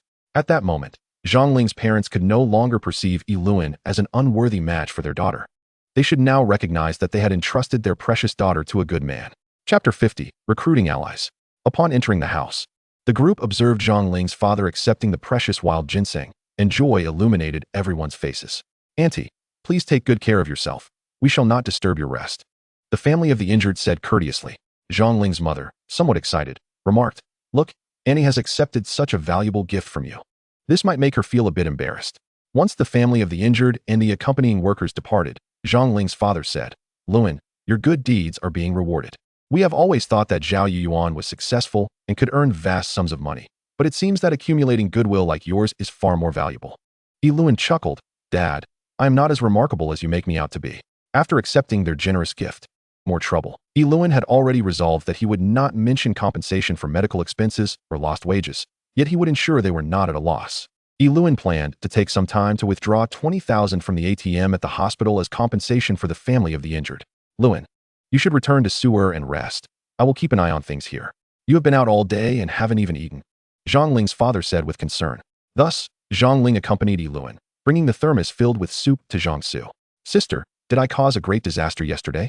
Upon opening the door, Zhang Su asked in a panic. Having been drunk the previous day, he had only awakened by noon. How much did you drink? Do you usually drink like that? Zhang Ling looked at Zhang Su with Island dared not to delay for a hint of anger. Moment. I was scared. Now you understand fear. Yi Luan said seriously as he sat on the sofa. Sister, I truly didn't drink much. Usually, I drink even more. But at that moment, when I saw the instigator, I just lost control. I only had one thought. However many came, I would take them down, Zhang Su replied, his hands trembling as he spoke. He suddenly felt a sense of dread. In that moment, he had been entirely out of control, his awareness overridden by another force. Sir, tell me, would you dare do it again? Zhang Ling intended to teach her precious brother a lesson. Sister, I wouldn't dare, even if I had 1,000 lives. I wouldn't be brave enough. Sister, did I commit a crime? Zhang Su's lips trembled as he dared not look at Yi Luan, only able to meet his sister's gaze. Tell me, what exactly happened? The hospital refused to take him and insisted on transferring him. They notified the family out of fear he might die on the way to a higher-tier hospital, requiring family consent first, Yi Luan inquired. Brother Yi, I directly grabbed the pliers and swung them at him. I was drunk and had no sense of how hard I was hitting. I just knew that after a few blows, he fell to the ground and didn't move, Zhang Su recounted. Yi Luan asked, was anyone else involved? Yes, several others who usually work with me. I was drunk, and I only knew I charged in front, as if I were leading 1,000 troops in a battle. And then I fought fiercely, Zhang Su explained. Upon hearing this, Yi Luan felt there was no need to press for further details. The one who first spread the word that Zhao Yuan could not afford to pay wages was none other than Zhao Yuan himself or those around him. At that moment, whether Zhang Su was drunk or sober would have made no difference. For the master beside Zhao Yuan, manipulating a paper figure into the operating room to harm Zhang Ling's mother and getting Zhang Su thoroughly intoxicated would have been quite simple. Sir, do you still plan to work for Zhao? Yi Luan asked. Just thinking about it terrifies me. I imagine if I faced those workers, they would swarm me. And even if I didn't get killed, I would surely be trampled to death. With so many people, stepping on me is like stepping on an ant. Zhang Su admitted, shaken. So, you won't dare to work for Zhao anymore. Have you thought about what you want to do instead? Perhaps starting a shop or some business? Yi Luan inquired. That sounds good, brother Yi. Over the years, I've saved up a bit. Opening a shop in the city to do some small business shouldn't be a problem, Zhang Su said confidently. Sewer, help your sister. We are planning to set up 10 acres of fish ponds back in our hometown for aquaculture, and we will need someone to handle sales. If you help your sister, I'll offer you the lowest price. Whatever you buy will be yours, Zhang Ling said with a smile. Sister, you still haven't told me how serious the trouble I caused is. Are you saying I must run away to a place where no one knows me and live incognito while doing wholesale aquaculture? Zhang Su asked anxiously. What happened yesterday? Brother, he has already taken care of it for you. After this, you must exercise more caution. Otherwise, you might stake your very life without even realizing it. Zhang Ling admonished Zhang Su. Just then, Zhang Su's phone rang, and he presented it to Yi Luan and Zhang Ling, revealing that it was a call from Zhao Yuan. Chapter 51, Inevitable Death. Zhang Su did not take the phone outside. Instead, he activated the speaker function. When faced with a crisis, Zhao Yuan had not only failed to come to his rescue, but it was only now that he chose to call, and it remained uncertain what he intended to convey.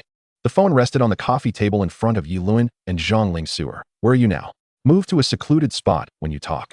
Your brother Yi and sister are staying in your place, so be wary of eavesdroppers, Zhao Yuan said gravely, his tone hinting at a certain mystery. Zhang Su replied, Brother Zhao, hold on a moment.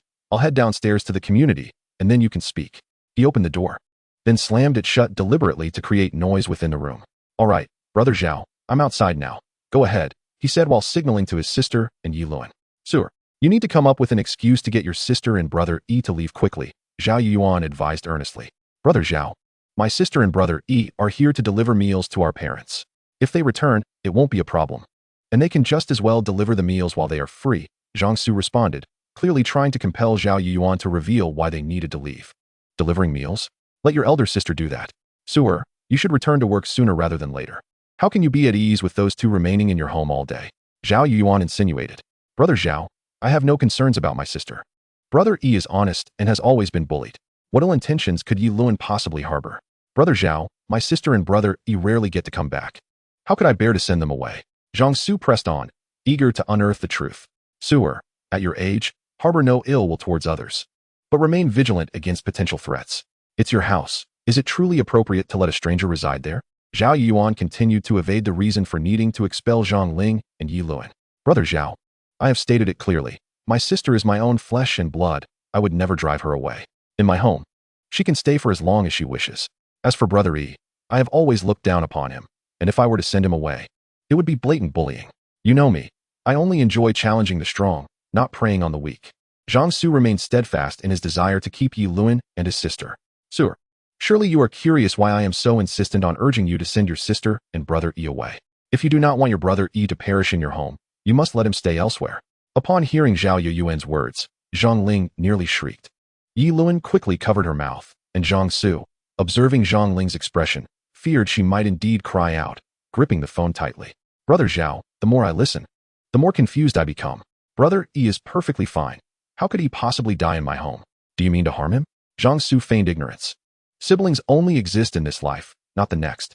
What deep-seated animosity could you possibly have against Brother Yi to wish him dead? You cannot kill him. He is a good person. Zhang Su insisted. He expected Zhao Yuan to elaborate further, but before he could finish his thought, Zhao Yuan abruptly ended the call. Sister, what have you done to offend Brother Zhao to such an extent? His tone suggests a profound enmity. Zhang Su expressed with surprise to Yi Luan and Zhang Ling. Zhang Ling looked at Yi Luan. Luan, what is going on? We only lent him over 900,000. He shows no gratitude, and even claims you are on the brink of death. He is not the king of hell. How can he determine life and death? Luan, what should we do? Zhang Su asked, eyes wide. Sister, did you say you lent over 900,000 to Zhao Yuan? But your family couldn't possibly raise that amount. Even by selling your house in the county, he exclaimed in disbelief. Where did you get that money? Zhang Su's eyes were filled with suspicion, recalling how just moments ago, Zhang Ling had mentioned plans to excavate a 10-acre fish pond in their hometown and urged him to venture into the city for a fishery business. Had this truly been the same sister who had once struggled to borrow a few thousand? He knew that both Zhang Ling and Brother Yi had faced considerable misfortune. Only recently, Brother Yi had suffered a fall from scaffolding, fracturing his spine, and had spent months in the hospital. He could barely walk now. How had they suddenly acquired 900,000? Your Brother Yi spent around $40 on a lottery ticket and won over $1 million, Zhang Ling confessed candidly. Wow, you can win the lottery like that? Zhang Su exclaimed. But with Brother Zhao's wealth in the tens of millions, would he really resort to harming Brother Yi over such a sum?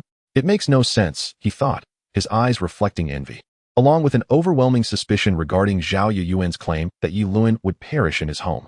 Luan, perhaps we should return. Zhang Ling's demeanor had begun to reflect her unease. Linger, do you truly believe that if Zhao Yuan declares I am to die, it is a certainty?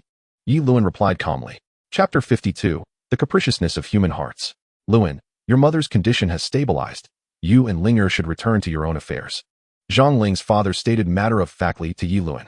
Yi Luan informed Zhang Ling's parents that before returning, he needed to visit the individual whom Zhang Su had injured. Zhang Ling's father agreed, noting that given the expensive wild ginseng they had been gifted, a visit was indeed warranted. Zhang Ling's mother cautioned, Luan, do not be overly generous when you are out. People nowadays can easily take advantage of you. Apart from medical expenses, do not agree to this or that. Yi Luan smiled, rest assured, Ma. They see I have no money left. How could they have the heart to extort me further? On their way, Yi Luan and Zhang Ling discussed visiting their parents in the hospital before taking the bus back. In a corner of the hospital, Yi Luan casually approached an ATM to check his balance. The profits from the benevolent fish pond had initially surged at a rate of 91,000 per hour. However, in merely 10 hours, just as Yi Luan had recouped the 901,000 for settling the wages of his fellow workers, the pond ceased to generate any further income. The fishing profit system retained all authority over its rules and interpretations. Yi Luan observed that his bank balance remained fixed at 1,001,000. He withdrew 20,000 and tucked the money into his pocket. In his heart, Yi Luan did not harbor hopes of relying on the so-called benevolent fish pond for effortless and substantial gains. To him, the most reliable source of income remained through his own diligent efforts, even if it meant using a simple fishing rod and enduring the harsh elements by the riverside, earning his livelihood through hard work. In the large hospital ward, the sharp scent of disinfectant mingled with the metallic tang of blood from injuries. The room was filled with individuals who had suffered various accidents, many wrapped in bandages and plaster casts. A few with less severe injuries were undergoing rehabilitation exercises with the assistance of family members. The injured Zhang Su lay on his hospital bed, having recently undergone surgery and still receiving intravenous fluids. Yilan settled beside the injured man's hospital bed, who stubbornly insisted on sitting up. Yilan gestured for him to remain still, and the man complied without further protest. The injured man's family, eager to assist, offered Yilan water and peeled fruit with great enthusiasm. Yilan withdrew some money from his pocket and placed it into the man's hand, saying, "Brother, I promise to provide you with nourishment and compensation for your lost work. I won't quibble over the amount. Take this and spend it as necessary. You must restore your health, for your family depends on you." Upon receiving 20,000 yuan, the injured man widened his eyes in disbelief. "Brother, it's just a minor injury, and you've already covered my medical expenses, which you paid on behalf of others. Men like us, with tough skin and sinew, are not so fragile. There is no need for such generous compensation. You've already spent hundreds of thousands to settle our wages. Your kindness is excessive. I truly cannot accept this." Yilan adopted a serious demeanor. "Brother, if you acknowledge me as your elder, do not hesitate to accept this. Furthermore, should you suffer any lingering ailments, I, Yilan, will never abandon you. We rely on our labor and skills for our livelihood. Our bodies are our capital for earning. Trust me, this money is meant to be used. So do not hoard it." His heartfelt words moved the injured man to tears, revealing the vulnerability of a strong man. The onlookers, who had witnessed the unfolding events, began to speak of Yilan's righteousness. Initially, many had expressed grievances regarding the harsh actions of Yilan's brother-in-law, but now, seeing Yilan's determination to cover medical expenses and his unwavering commitment to support the injured man, their sentiments shifted. They recalled the man who had initially sought to confront the injured party, yet it was Yilan who had sustained an injury while helping a family in distress, raising funds for his own hospital bills. In the face of adversity, Yilan chose to absorb the loss rather than allow others to suffer. Thus, those who had once harbored outrage towards Yilan's brother-in-law found it difficult to maintain their animosity in light of Yilan's noble actions. "Brother, rest assured, this matter will pass. Your defense of your brother-in-law will not go unnoticed. I vow before you that I shall never cause him any trouble again. Even if I were to harbor great grievances, all my anger will dissipate in your presence." Yilan felt a profound sense of resolution before departing. He realized that his visit had truly alleviated the injured man's resentment towards Jiangsu. Gripping the man's hand tightly, he uttered, "Brother, I am truly sorry. You have endured such injustice. My brother-in-law, in his drunken folly, has caused this calamity. Your magnanimity shall be forever cherished by the Zhang family. Brother, there is no need to dwell on misfortunes. If I say it's fine, then it is." Exiting the ward, Yilan suddenly felt dizzy, as though 1,000 steel needles were piercing through his back. Chapter 53. Why revisit old grievances? Yilan recalled the moment he walked into the Yuan Group building with a woven bag of money, feeling a peculiar sensation as Zhao Yuan's hand rested naturally upon his back. At that moment, he sensed something was amiss. Zhao Yuan's hand seemed to inscribe something cryptic upon him. He vaguely remembered Zhao Yuan's hand withdrawing, and at that instant, he noted the grim expression on Zhao Yuan's face. Zhang Feng had mentioned that the master Zhao Jia found was determined to assist Zhao Yuan in amassing wealth, even if it meant suppressing the Zhang family. Thinking back to the strange phone call Zhao Yuan had made to Jiangsu, urging him to expel both him and Zhang Ling, Yilan felt a chill run down his spine. It was clear that the person Zhao Yuan had enlisted possessed the capability to manipulate paper figures to harm Zhang Ling's mother. Yilan knew he would not be attacked in a conventional manner. Steeling himself, Yilan recalled his own ancestral legacy, the 1,000-year heritage of Jiangxia. The fact that the other party could inflict such excruciating pain through mere eccentricities written on his back was alarming. Approaching Zhang Ling's mother's ward, he noticed the area was deserted, allowing him to lean against the wall and close his eyes, suppressing even the most unbearable pain from his loved ones. At that moment, he overheard Zhang Su conversing with his parents. Zhang Su's loud voice carried through the door. "Dad, Brother Zhao called yesterday, insisting that I cannot allow Yaij to die in my house. His intentions are clearly malevolent. You must intervene. Is that so? What in the world does Zhao Yuan intend to do? I thought he was merely eccentric, but now it seems he has crossed the line. Think about it. He is willing to spend hundreds of thousands on a feng shui burial plot for your mother, yet refuses to spend 8 yuan for her surgery, claiming it's not the right time for her to receive treatment. I cannot fathom what kind of person Zhao Yuan truly is," Zhang Ling's father exclaimed, slamming his palm against the table beside Zhang Ling's mother. "Yet here you are, Yaij, paying the surgical fees. Your mother is alive and well. Now Zhao Yuan has turned his sights on you again. I believe it's time to encourage your elder sister to sever ties with him. A person like him does not deserve to be associated with our family." Zhang Ling's father was now thoroughly enraged. Zhang Ling's father indeed dialed Zhang Feng's number. "Fenger, it's your father. Come to the hospital immediately." His authoritative tone was a stark contrast to how he had previously addressed both Zhang Feng and Zhao Yuan. "Dad, what is wrong? How is Mom? Zhang Feng's anxious voice reached them through the door. Your mother is dead. With that, Zhang Ling's father hung up. Yilan had witnessed Zhang Ling's father's explosive temper before. When he got angry, even Yilan felt apprehensive. Strangely enough, within 2 minutes of making that call, the peculiar pain in Yilan's chest began to subside. After lingering outside for a minute longer, Yilan gently knocked on the door. Zhang Ling answered, and upon seeing Yilan, said, Are you just visiting someone? Why linger in the patient's room for so long? Come in, we were just discussing something. Yilan took a seat beside Zhang Ling's mother's bed. Yilan, you've returned at a fortuitous time. How do you feel now? Just now, both Zhang Ling and Zhang Su informed me that Zhao Yuan is plotting against you. You must share any concerns. Do not push yourself. I have witnessed the capabilities of Zhao Yuan's people. During the surgery, I genuinely felt someone grasping my throat. Mother, do not frighten yourself. When one is ill, they are naturally weak and susceptible to hallucinations. Zhang Su, being young, was skeptical of his mother's superstitious beliefs. Zhang Ling's father added, Zhang Su, your elder sister explicitly stated that the person Zhao Jia hired was scouring graveyards in search of a marriage match, eventually selecting our ancestral tomb. Then, Zhao Yuan was utterly devoted to pursuing your elder sister, enlisting numerous individuals to aid his cause. The spectacle was such that only your sister would suffice as his bride. At that time, you were still quite young. I recall sharing this with you. Though you likely did not grasp its significance. I was already in middle school, so how could I not understand? Back then, Brother Zhao lavished upon me an abundance of gaming cards and fashionable items. In my recollection, Brother Zhao treated me with exceptional kindness, ensuring I was never short of pocket money. Zhang Su spoke with a hint of pride. You, having received a few trifles, Zhang Ling, at that time, were quite content with Luan Hao. Zhao Yuan also gifted you numerous things. Do you still remember? Zhang Ling's father turned to her. I only recall telling my sister that Brother Zhao was not sincere.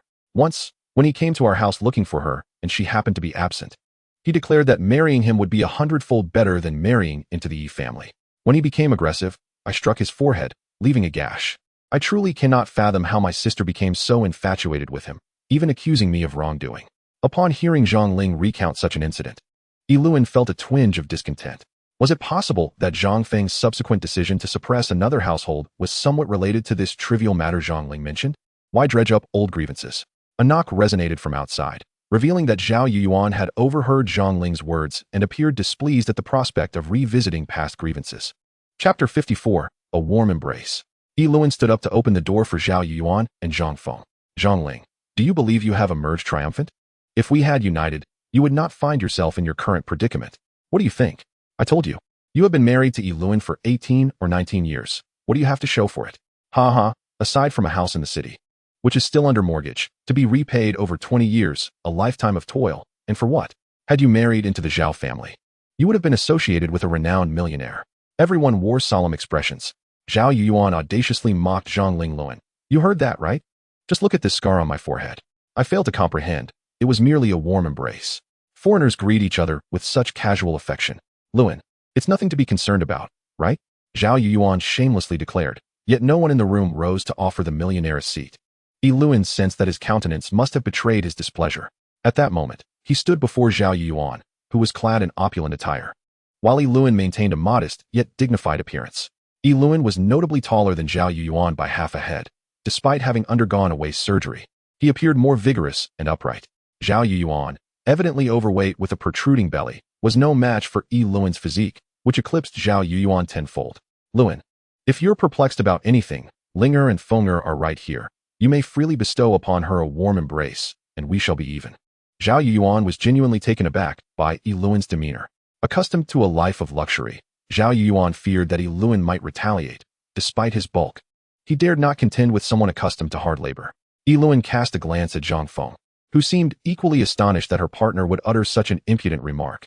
Yi Luan would certainly not stoop to his level. While scanning Zhang Feng, he swiftly delivered a small but effective lesson to Zhao Yuan.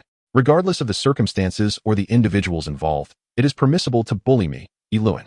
However, should my woman or child suffer even the slightest indignity, I will not stand idly by. Yi Luan had long harbored this sentiment in his heart. Since the last encounter in town, where he had dealt with a group of gamblers using his formidable skills, he had openly articulated such a conviction. As Yi Luan confronted Zhao Yuan, Zhang Feng's expression remained impassive. In the past, she would have defended her man without hesitation. Yet, in front of her parents, Zhao Yuan had audaciously suggested that other men could casually embrace his woman. Was that something a respectable man would say? Zhang Ling's father had evidently grown disillusioned with Zhao Yuan, as his eyes conveyed a tacit approval of Yi Luan's actions. What Yi Luan had done was precisely what he wished to do. Zhao Yuan fell to the ground, emitting pained cries.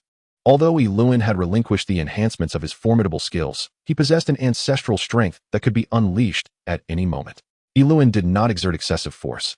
He had no desire to kill Zhao Yuan, as it would not be worth jeopardizing his freedom for such a scoundrel. Sewer, I have treated you well, yet. When trouble arises, you do not lift a finger, Zhao Yuan lamented, raising his head with a hint of resentment directed at Zhang Su. Brother Zhao, this is between you and Yi Gu. As a younger brother, I have no place to intervene. Moreover, Brother Zhao, you have insulted both my sisters in a single statement. Shouldn't I, as your brother-in-law, also be entitled to teach you a lesson? Zhang Su clenched his fists, youthful exuberance compelling him to deliver a few strikes, relishing the thought. Zhang Ling's father interjected, Sewer, be gentle. When dealing with a coward, do not break him entirely. Originally, Zhang Su had intended only to make a show. However, after hearing his father's advice, he felt somewhat reluctant to continue. Zhang Su unleashed a flurry of punches and kicks upon Zhao Yuan, targeting his softer areas, causing Zhao Yuan to wail in agony on the ground. Yi Luan already felt that justice was not sufficiently served. Witnessing Zhang Su join in, Zhao Yuan's expression grew increasingly dismal. The self-proclaimed millionaire was receiving such treatment in a private ward. Remember this well. Today, you may have the audacity to kill me. But if I manage to crawl out of here alive, I, Zhao Yuan, vow to reclaim what the Zhang family owes me tenfold, 100-fold. Zhao Yuan, do you have the audacity to claim that the Zhang family owes you anything? Let us clarify. It was the Zhang family that desperately implored you to marry my Feng, not the other way around. Now, the issue is not whether you will part ways with Zhang Feng, but rather, the Zhang family does not covet your presence. Chapter 55, Treating People Like Deities. Mother, you promised me. You said that our Zhang family cannot afford to lose face. You would never agree to my divorce from Yuan. Would you? Mother, I assent that what you said, that you would rather die than consent to my divorce from Yuan? Everyone was taken aback by Zhang Feng's declaration. Father, if you initiate the divorce, I have no objections. I was born into the Zhao family, and I shall die as a Zhao. If you truly force me to divorce Yuan, I might as well be buried in the grave bought by Yuan from mother. Zhang Feng's intent was unmistakably clear. It was baffling how Zhao Yuan had bewitched her into such a state that she would prefer death over divorce. Zhang Ling embraced Zhang Feng tightly. Sister, please do not utter such things. Sister, do not part ways. They say it is better to dismantle a temple than to ruin a marriage. Father, mother, sister is willingly devoted to brother Zhao for a lifetime. We cannot disrupt their union. Relying on Linger's understanding, I knew she would stand by her sister, by me. Yilin, did you hear? Linger has forgiven me. Look at you. Your earlier actions were rather excessive. I am your brother-in-law. Did you truly treat me as an outsider? Zhao Yuan, with a face full of innocence, pushed himself up from the ground and found a stool to sit down. Observing Zhang Feng's unwavering support, Zhao Yuan felt a flicker of hope as Zhang Ling stepped forward to advocate for their marriage. He had been like a rat scurrying in the streets, but now, suddenly clutching at a lifeline, his spirit was revitalized, akin to ashes rekindled. Father, you know well what sort of person I, Zhao Yuan, am.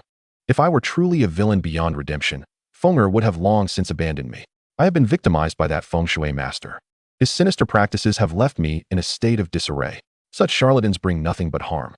And I have decisively banished him from my life. May he go as far away as possible. Zhao Yuan expressed his indignation regarding that master, his face a mask of righteous anger. Previously, Yilin felt a heart-wrenching pain, akin to 1,000 arrows piercing through his chest. Yet now, that sensation had all but vanished. Brother Zhao, I admit I acted impulsively. I maintain a zero-tolerance stance towards anyone who offends Linger. If you can find it in your heart to forgive, I would be grateful. Zhao Gu, siblings are irreplaceable. This life is fleeting, and we may not have another chance. From now on, let us unite as brothers and strive to achieve something substantial together. Yilin extended his hand, signifying his willingness to reconcile with Zhao Yuan. Zhao Yuan replied with a smile. Luan, to speak candidly, I never truly saw you in a favorable light before. However, having experienced these events, I realize you are indeed a person of character. I particularly admire your capacity to embrace others. Luan, I, Zhao Yuan, stand by my word. I hope that henceforth, we are not merely brothers, but the best of friends. Yilin responded, Brother Zhao, I address you as such out of respect for Linger. You treat my sister well. Thus you are Zhao Gu. Without her, in the Zhang family, you would be nothing. Suddenly, Zhao Yuan knelt before Yilin, exclaiming, Luan, you are my savior. In my most critical moment, You extended a helping hand. You have yet to run a company. So you cannot fathom how isolating it becomes when one is mired in difficulties, unable to find anyone to assist. Lewin, with 900,000 at stake. I nearly faced a crisis over payroll, surrounded by enemies. A seemingly insurmountable wall could collapse due to a mere ant-hole. The Yuan group that I have painstakingly built over the years could crumble in despair. During my most trying times, brother, it was you who reached out to help me. This kindness, Zhao Gu will forever remember. Yilan found it difficult to adjust to Zhao Yuan's transformation. He reached out to help Zhao Yuan up, but Zhao Yuan insisted, Lewin, I believe that kneeling before you is more effective than any prayer. Just your visit to my faltering company has breathed new life into it. Lewin, tell me, are you perhaps possessed by some divine spirit? Wherever you go, people hold you in esteem. Even I, who had not retrieved debts for years, found that yesterday afternoon, they approached me and voluntarily returned the money. Upon hearing Zhao Yuan's words, Yilan felt a surge of delight. Zhang Ling's father added, Indeed, Yuan, we have witnessed this phenomenon ourselves. Suer, you struck someone. And it was your brother who intervened, resolving the situation without conflict, even receiving decades-old ginseng in return. Last night, Fenger and I spoke at length, heart to heart.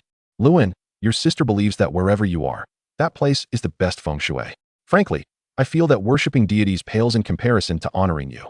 To everyone's astonishment, Zhao Yuan bowed deeply before Yilan chuckled. I am not as remarkable as you all claim. Brother Zhao, such praise might as well send me away. Living beings bow to others, but that only shortens one's lifespan. To be revered like a deity. Would that not lead to my demise? Chapter 56. Earning money is the true way. Zhang Ling pulled Zhang Feng aside, and the two engaged in a lengthy conversation. In Yilan's recollection, since his marriage to Zhang Ling, this was the first time they had spoken so intimately.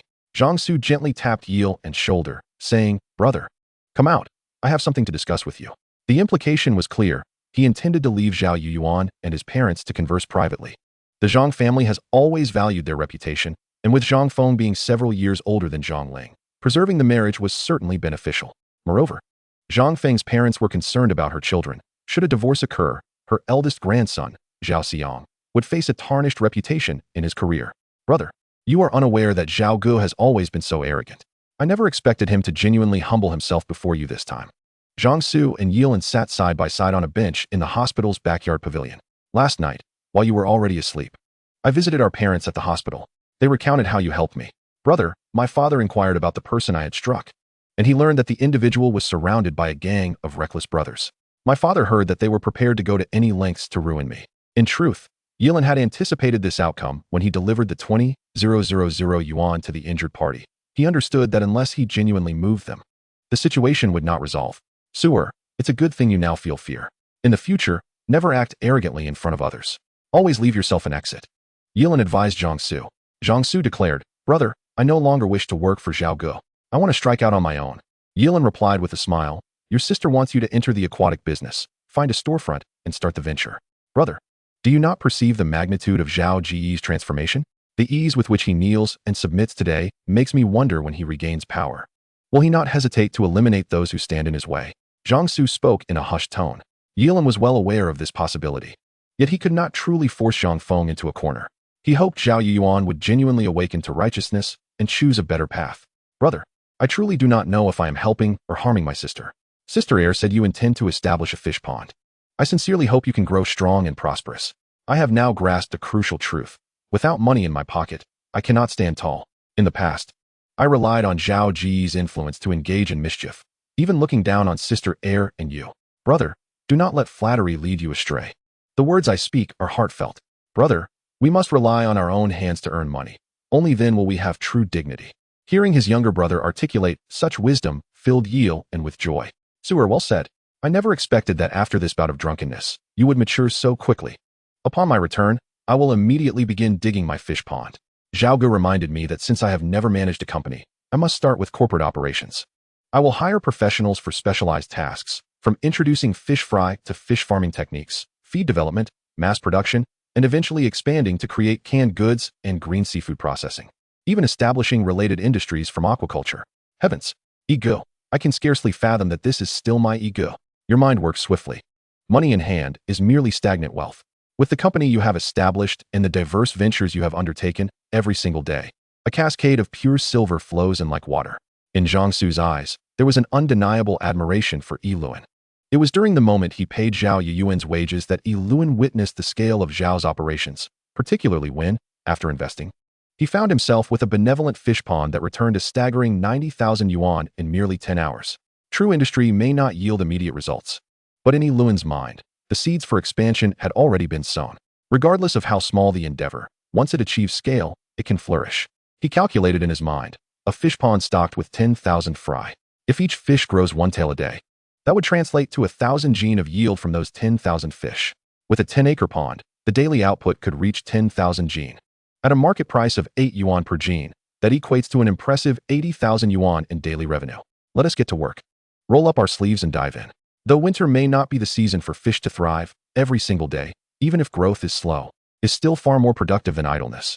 Yi Luan envisioned a future where, with money in hand, he would take Zhang Ling and their child into the city, never again settling for a cheap bowl of noodles.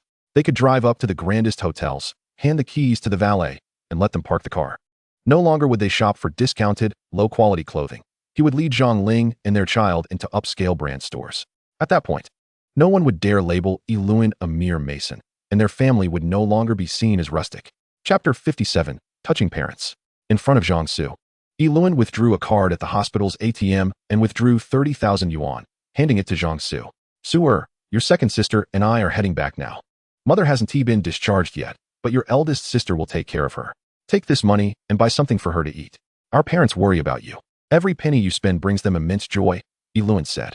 Igu, you're returning to do something significant, and that will require money. How can I accept this? Zhang Su was still being polite, yet his hands had already taken the 30,000 yuan. Su, you're no longer a child. If you meet the right girl, marry her, and settle down, our parents will certainly be concerned about you wandering aimlessly. Let us give them a grandchild soon. That would mean the world to them. Yi Luan chuckled. Igu, you only give me 30,000, yet you have such lofty expectations. Nowadays, a few tens of thousands won win a girl's heart for a lifetime. Zhang Su, who had just been modest about the money, now felt it was insufficient. Yi Luan understood that Zhang Su was speaking lightheartedly. He had inherited the Zhang family's good looks, and even in middle school, he had several girls chasing after him. If he were to focus, many fine girls would willingly pursue him. This fellow always gazed at distant mountains, but Yi Luan casually remarked, and at that moment, the god of marriage happened to overhear. For the deity who had facilitated countless blissful unions, no matter what kind of marriage Zhang Su desired, he could make it happen. Igu, I've said it before, a man must rely on his abilities to provide a good life for his wife and children. This money is a loan. When I achieve success, I will repay you tenfold or 100-fold. Zhang Su spoke sweetly. Igu, how about you lend me a bit more? I want to pursue girls, and my career must not suffer. We may not be able to drive a Lamborghini, but we should at least start with something respectable, right? Yi Luan withdrew several more tens of thousands from the card. Su, I believe in you. You will surely drive a Lamborghini one day. Igu, with so much money, you're not secretly hiding a stash from sister, are you? This time you return to the Zhang family. It's like you've completely changed my perception of you. I dare say you may not be as wealthy as Zhao Gu, but your generosity far surpasses his. Zhang Su flattered, a hint of mischief on his face as he mentioned Yi Luan's hidden wealth. Yi Luan laughed. All this money is accounted for. Once I establish the company, all past accounts will be managed by your sister. I will oversee the people and operations, while she will keep an eye on the finances. Yi Luan's financial situation was clear to Zhang Ling. He had only around 100,000 yuan. After paying 80,000 for her mother's surgery, that was already a significant expenditure. Yi Luan repeatedly reminded Zhang Su that part of the money he gave should be used to support Zhang Ling's parents. Igu, don't worry, I will ensure our parents get what they desire.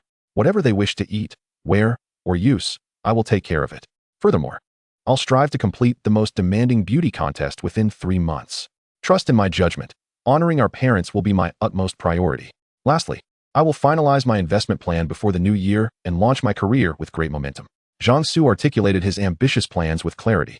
Upon hearing him prioritize filial piety, Yi Luan patted his shoulder. Su, you've grown up. Keep it up. A man stands tall only when he has wealth in his pocket. As they boarded the return bus, Zhang Ling said to Yi Luan, when we were leaving, Mother mentioned how thoughtful Su has become. He even took 2,000 yuan for her. You must understand, previously, Su would constantly ask our parents for money. It seems he has truly matured. Indeed, Su is of age. He should settle down and grow up. Yi Luan agreed with Zhang Ling's sentiments. Luan, you don't know, when Mother mentioned Su giving her money, she cried uncontrollably, overwhelmed with emotion.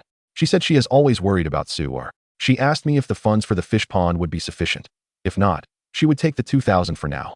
As she doesn't need it and wants to save for Sue or to marry, Zhang Ling said, her eyes reddening. Yiluan sensed that she felt remorse for not fulfilling her filial duties as a daughter. Yiluan had long believed that no matter how much money he gave to Zhang Ling as parents, it would never compare to the joy they would feel if it came through Zhang Su's hands. Ling I wish to register our family as company, naming it after both of us, calling it the Ling and Group. What do you think? Yiluan whispered in Zhang Ling's ear. Why should I be placed first? I know nothing.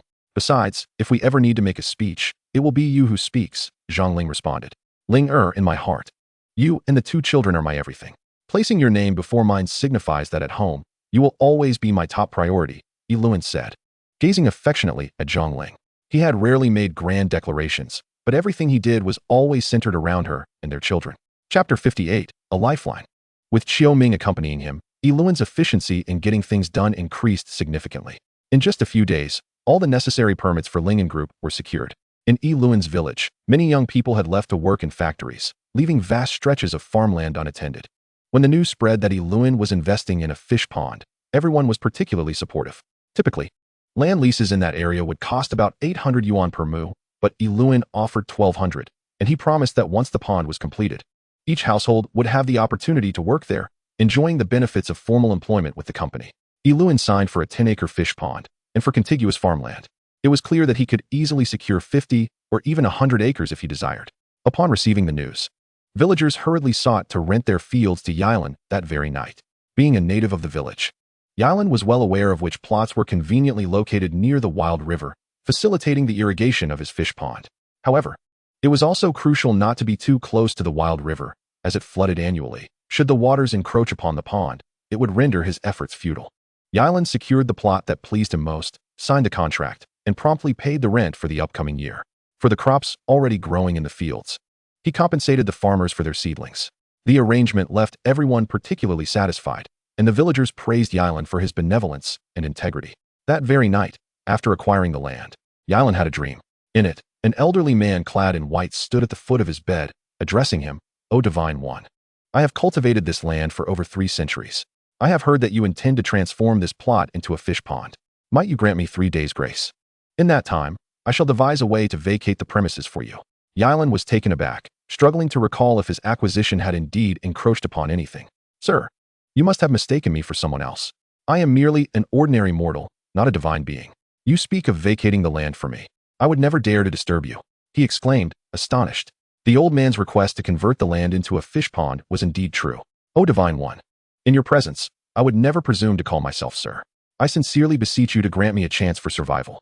I am aware that you have contacted an excavator, which is set to commence work tomorrow morning. My powers are no match for yours, if you wish my demise. I cannot resist. However, my frail wife and young child would surely perish beneath your excavator as well.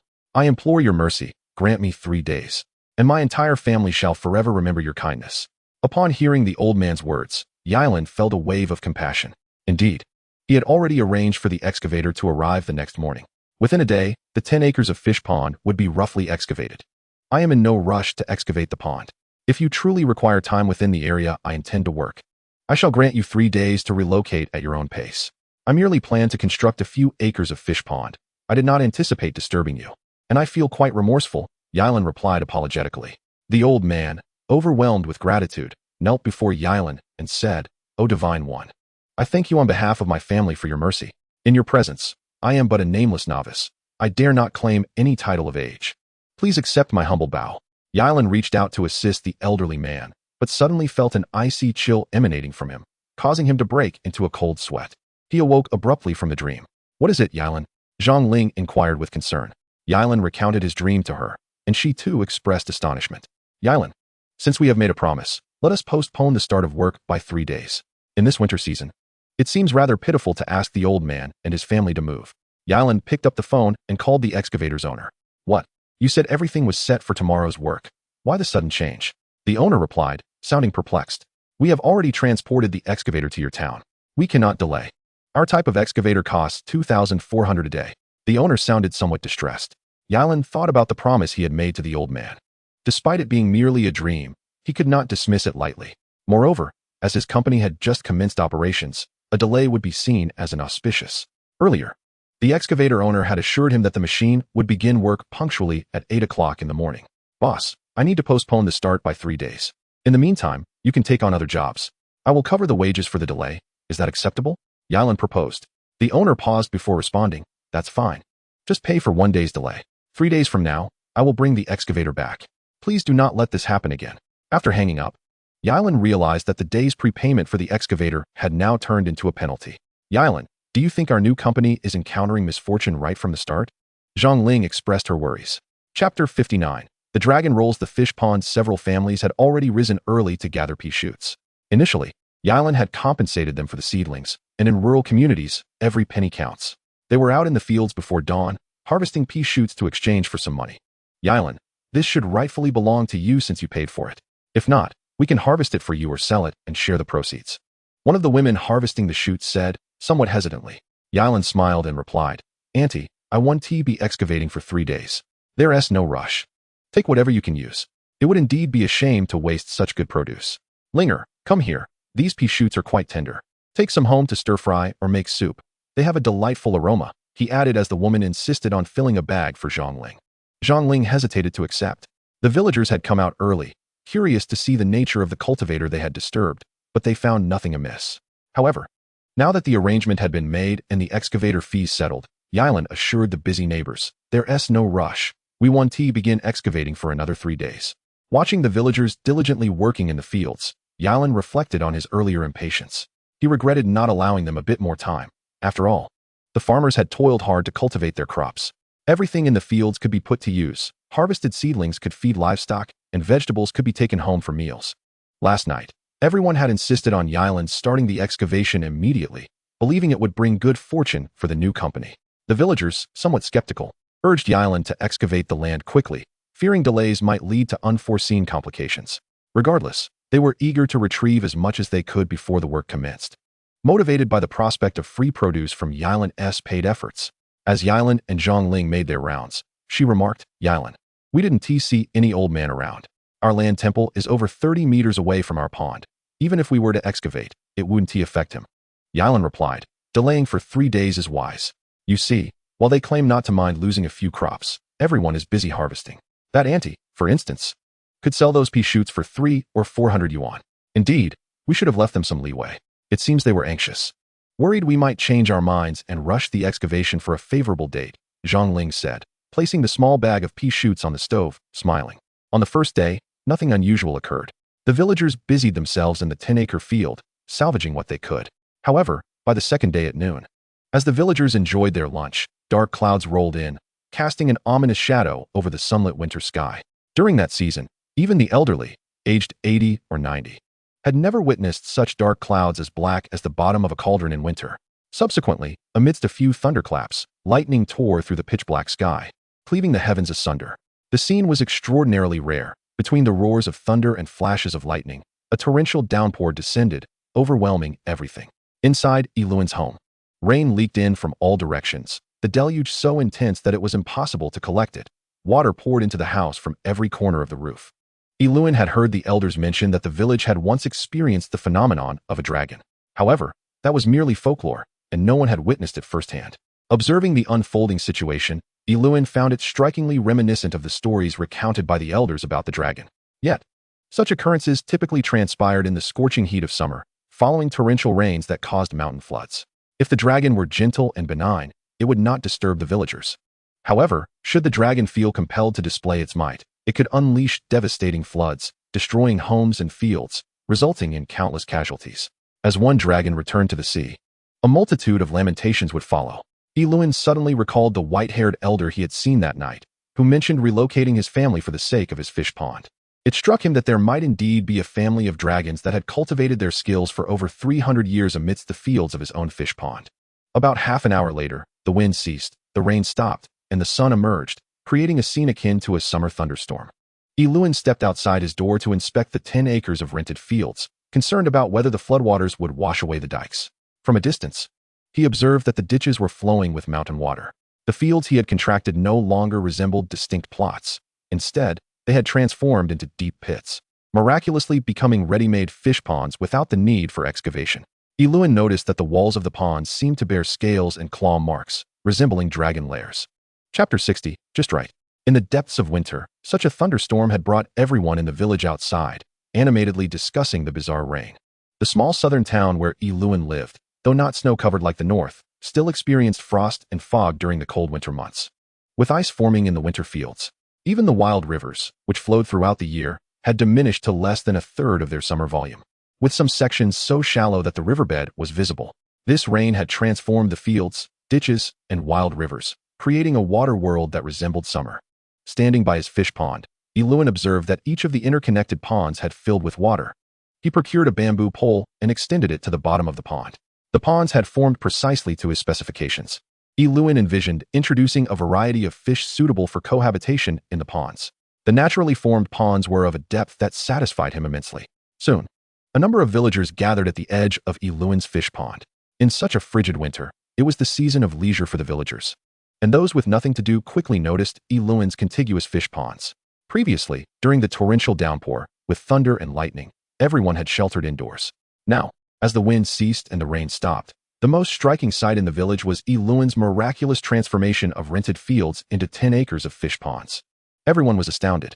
Those who had rented out their fields had hurriedly salvaged anything useful the night before. Now, within just a short while after lunch, their fields had astonishingly turned into fish ponds. Lewin, what immense virtue you must have accumulated. Look, you had initially planned to hire an excavator, and now, miraculously, your fields have transformed into these ponds. The size and depth are just perfect. Not only have you saved on excavation costs, but you've also saved on the expenses of diverting water into the ponds. The villagers chattered excitedly, with even the elderly, aged 80 or 90, expressing that they had never witnessed such a torrential downpour in winter. News spread, and the crowd flocked to see Lewin's naturally formed fish ponds. Akin to a market gathering, Lewin found it particularly strange. All the fields in the village had been equally ravaged by the storm. Yet his 10 acres of fish ponds remained entirely unscathed. In fact, not even the small dikes surrounding his ponds had been damaged by the ferocious mountain floods. Lewin had previously seen markings of scales and claws on the dam of the pond, yet now, as the villagers gathered to marvel at the spectacle, those imprints seemed to have vanished as if by magic. Perhaps due to the sheer number of onlookers, Uncle Lin, who was somewhat unsteady on his feet, accidentally fell into the pond. On a hot summer day, falling into the water would be of little consequence. The deepest part of the pond was only slightly more than a person's height, and Lewin had measured the shallow edges with a bamboo pole, finding them to be around 1 to 1.5 meters deep, ensuring one could stand without risk of drowning. The village, located near a wild river, had children and adults alike who were adept at playing in the water. Lewin, in his youth, often soaked in the river on hot days, and whenever his mother turned her back, he would plunge into the water, surfacing at the riverbank. Uncle Lin swam a few laps in the pond, laughing as he turned to Lewin. Lewin, I've checked it out for you. The depth is just right. The deepest part is about 2 people deep. I suggest planting lotus roots in the shallow areas, and for the deeper spots, put in some branches. You'll need to guard against anyone trying to fish in your pond. Initially, Uncle Lin's fall was undoubtedly embarrassing, yet he turned it into a deliberate exploration of the pond for Lewin. His suggestion to stake down branches in the pond was prudent, as they would need to deter potential poachers before the fish were even introduced. Uncle, if this were your pond, even if you staked down branches or kept vigil day and night, do you believe I couldn't still fish from your pond? Quipped the village's notorious cormorant fisherman, Qin Jia. It was said that Qin had once been caught in a compromising situation while secretly meeting someone, only to find himself trapped inside a large stone water jar for hours. Had he not drunkenly revealed the story later, no one would have known he could remain perfectly still in water for such a long time. As Uncle Lin climbed out of the pond and walked a few steps along its edge, everyone was left in awe. Chapter 61, The Mysterious Pond Water. Uncle, your legs. Goodness, Uncle, walk a few more steps. Many exclaimed in unison. After swimming a few laps in Lewin's pond, Uncle Lin's legs miraculously appeared to function normally, allowing him to walk as if nothing had changed. Everyone's gaze was fixed on Uncle Lin as he strutted along with an air of exuberance. His head tilted back, he let out a hearty laugh that eclipsed the joy of discovering a treasure or winning 5 million. In Lewin's memory, Uncle Lin had always walked with a pronounced limp, despite possessing a strikingly handsome stature and coming from a well-off family. Matchmakers had introduced him to numerous women, yet each one turned away with a disdainful curl of her lip.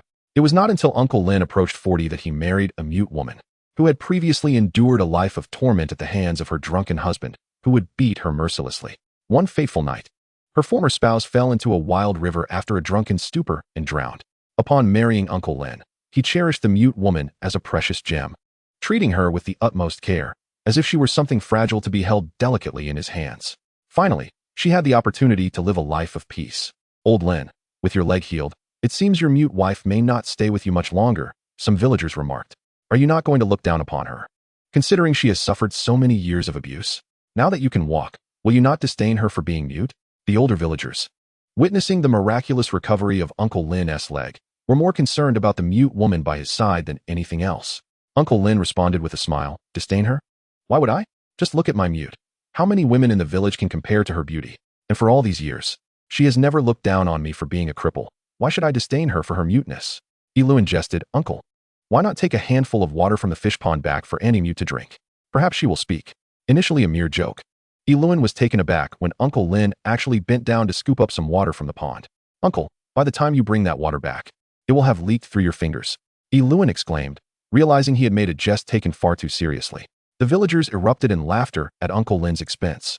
Just then, the mute woman rushed over to the pond, her gestures revealing her palpable anxiety. Uncle Lin shouted, Hurry, Yuan, drink this water, and you will speak. Skeptical yet hopeful, she took a sip from the water Uncle Lin held. Come back with me, the cow has calved, she suddenly exclaimed. Ilun was left speechless, astonished that his light-hearted jest had led to the mute woman uttering her first words. The miraculous events continued to unfold. A cripple could walk, and a mute could speak. The villagers bore witness to a phenomenon seldom found even in mythology. The 10 acres of the fish pond, seemingly ordinary, transformed in their eyes into something extraordinary. The land, once cultivated by generations, had inexplicably turned into a fish pond after a sudden storm. In the midst of thunder and lightning, the land had naturally formed a pond. And Uncle Lin, who had limped for most of his life, miraculously regained his mobility after swimming a few laps in the pond. The mute woman simply drank from the pond and declared the birth of her calf. To the villagers, the 10 acres of the fish pond became a sight of wonder. Ilun gazed at the pond he had longed for, recalling a dream where an elder pleaded for a 3-day reprieve. He could hardly fathom that granting such a request would lead to the acquisition of this mysteriously enchanting pond. The villagers began to scoop water from the pond, eager to drink it. Luan, you must not allow them to drink your pond water. What kind of people are these? This is meant for raising fish, they admonished.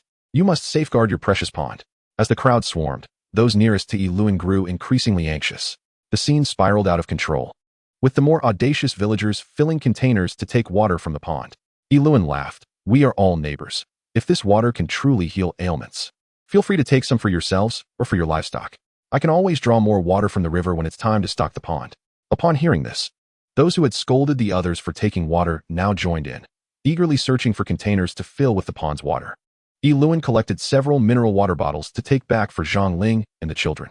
Having spoken so freely, he pondered that if the water indeed possessed some extraordinary properties, news would spread rapidly, and the pond might be drained by morning. Chapter 62. Unexplainable. Ilun entered his small courtyard, carrying several bottles of pond water. Zhang Ling had just returned from the pond as well. She had been watching the spectacle unfold, including Uncle Lin's fall into the water and the mute woman's miraculous words. Luan, with your experience in craftsmanship and the world, what great fortune has befallen us.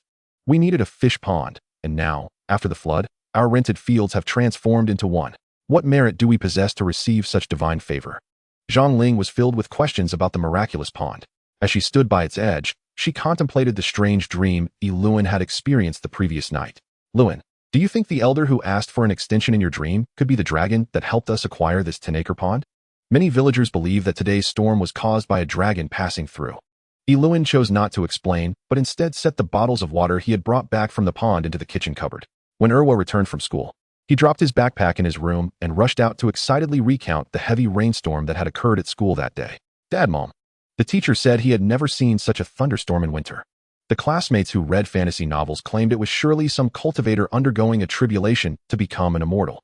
Dad, do you think it's possible for someone to truly become an immortal? Ilun chuckled. Erwa, what are you learning in school? Can the tales in novels be taken seriously? Just look at Journey to the West. Is there really a monkey who can traverse heaven and earth? But Dad, on my way home from school, I saw many people taking water from our pond. They said it can cure ailments and strengthen the body. And that Uncle Lin's leg was healed by it, and the mute lady actually spoke after drinking it. How do you explain that? Ilun felt a sense of bewilderment himself. He had taken a few bottles of water from the pond and placed them in the cupboard. He could not answer Zhang Ling's questions, nor could he explain Erwa's inquiries. Although he had traveled, he felt he had seen little of the world. If he could not clarify it for himself, how could he possibly explain it to Zhang Ling and Erwa? Erwa, you are well aware that your father has read little. There are certain matters that elude his understanding, and thus, you must devote yourself to reading extensively, so you may grasp them in due time. Yilan could only express this to Erwa. With daylight still lingering, and having nothing pressing to occupy his time, Yilan decided to retrieve his fishing gear. Behind the courtyard, he had invested 50 points to create a modest fish pond, which provided him an opportunity to fish and enjoy a moment of tranquility. Erwa, return to your room and diligently complete your homework. Do not immerse yourself in fanciful notions. You must realize that it is only through dedicated study and the acquisition of knowledge that one can alter their fate. Without knowledge, even the most advantageous position or job would be futile, Zhang Ling advised Erwa. With a smile, Erwa replied to his mother, Mom. No wonder the villagers are so superstitious about the water in our pond. They simply lack scientific understanding. Very well, I shall go study, he concluded.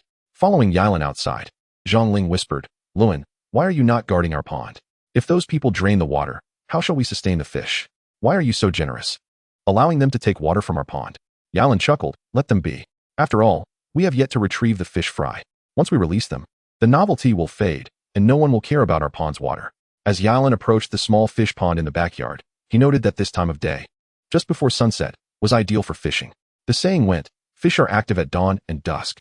Sitting on a stool, he sprinkled some bait into the pond and, after preparing his fishing line, cast it into the water, patiently awaiting a catch.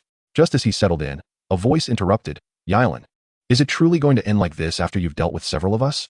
At that moment, a large stone was hurled into his little pond, creating a loud splash, akin to someone falling into the water. Startled by the noise, Zhang Ling rushed out, calling Luan, are you all right? She noticed several figures, including Shouho and others, glaring at Yilan from a distance. Chapter 63, The Fishing of a Porcelain Bottle. Yilan recognized that several unfamiliar faces accompanied Wei Jinbiao, and he immediately understood that the gamblers who had suffered defeat on the town streets had come seeking retribution, bringing reinforcements for support. You are Yilan? A voice emerged, resonating as if from the depths of the earth. Zhang Ling positioned herself beside Yilan, instinctively wanting to shield him with her frail form. Despite knowing he did not require her protection, Yilan, his gaze fixed on the luminous bobber in the pond, instructed, Linger, return inside and close the door. No matter what transpires outside, do not allow Erwa to come out. At that moment, Zhang Ling recalled Erwa was still inside, completing his homework.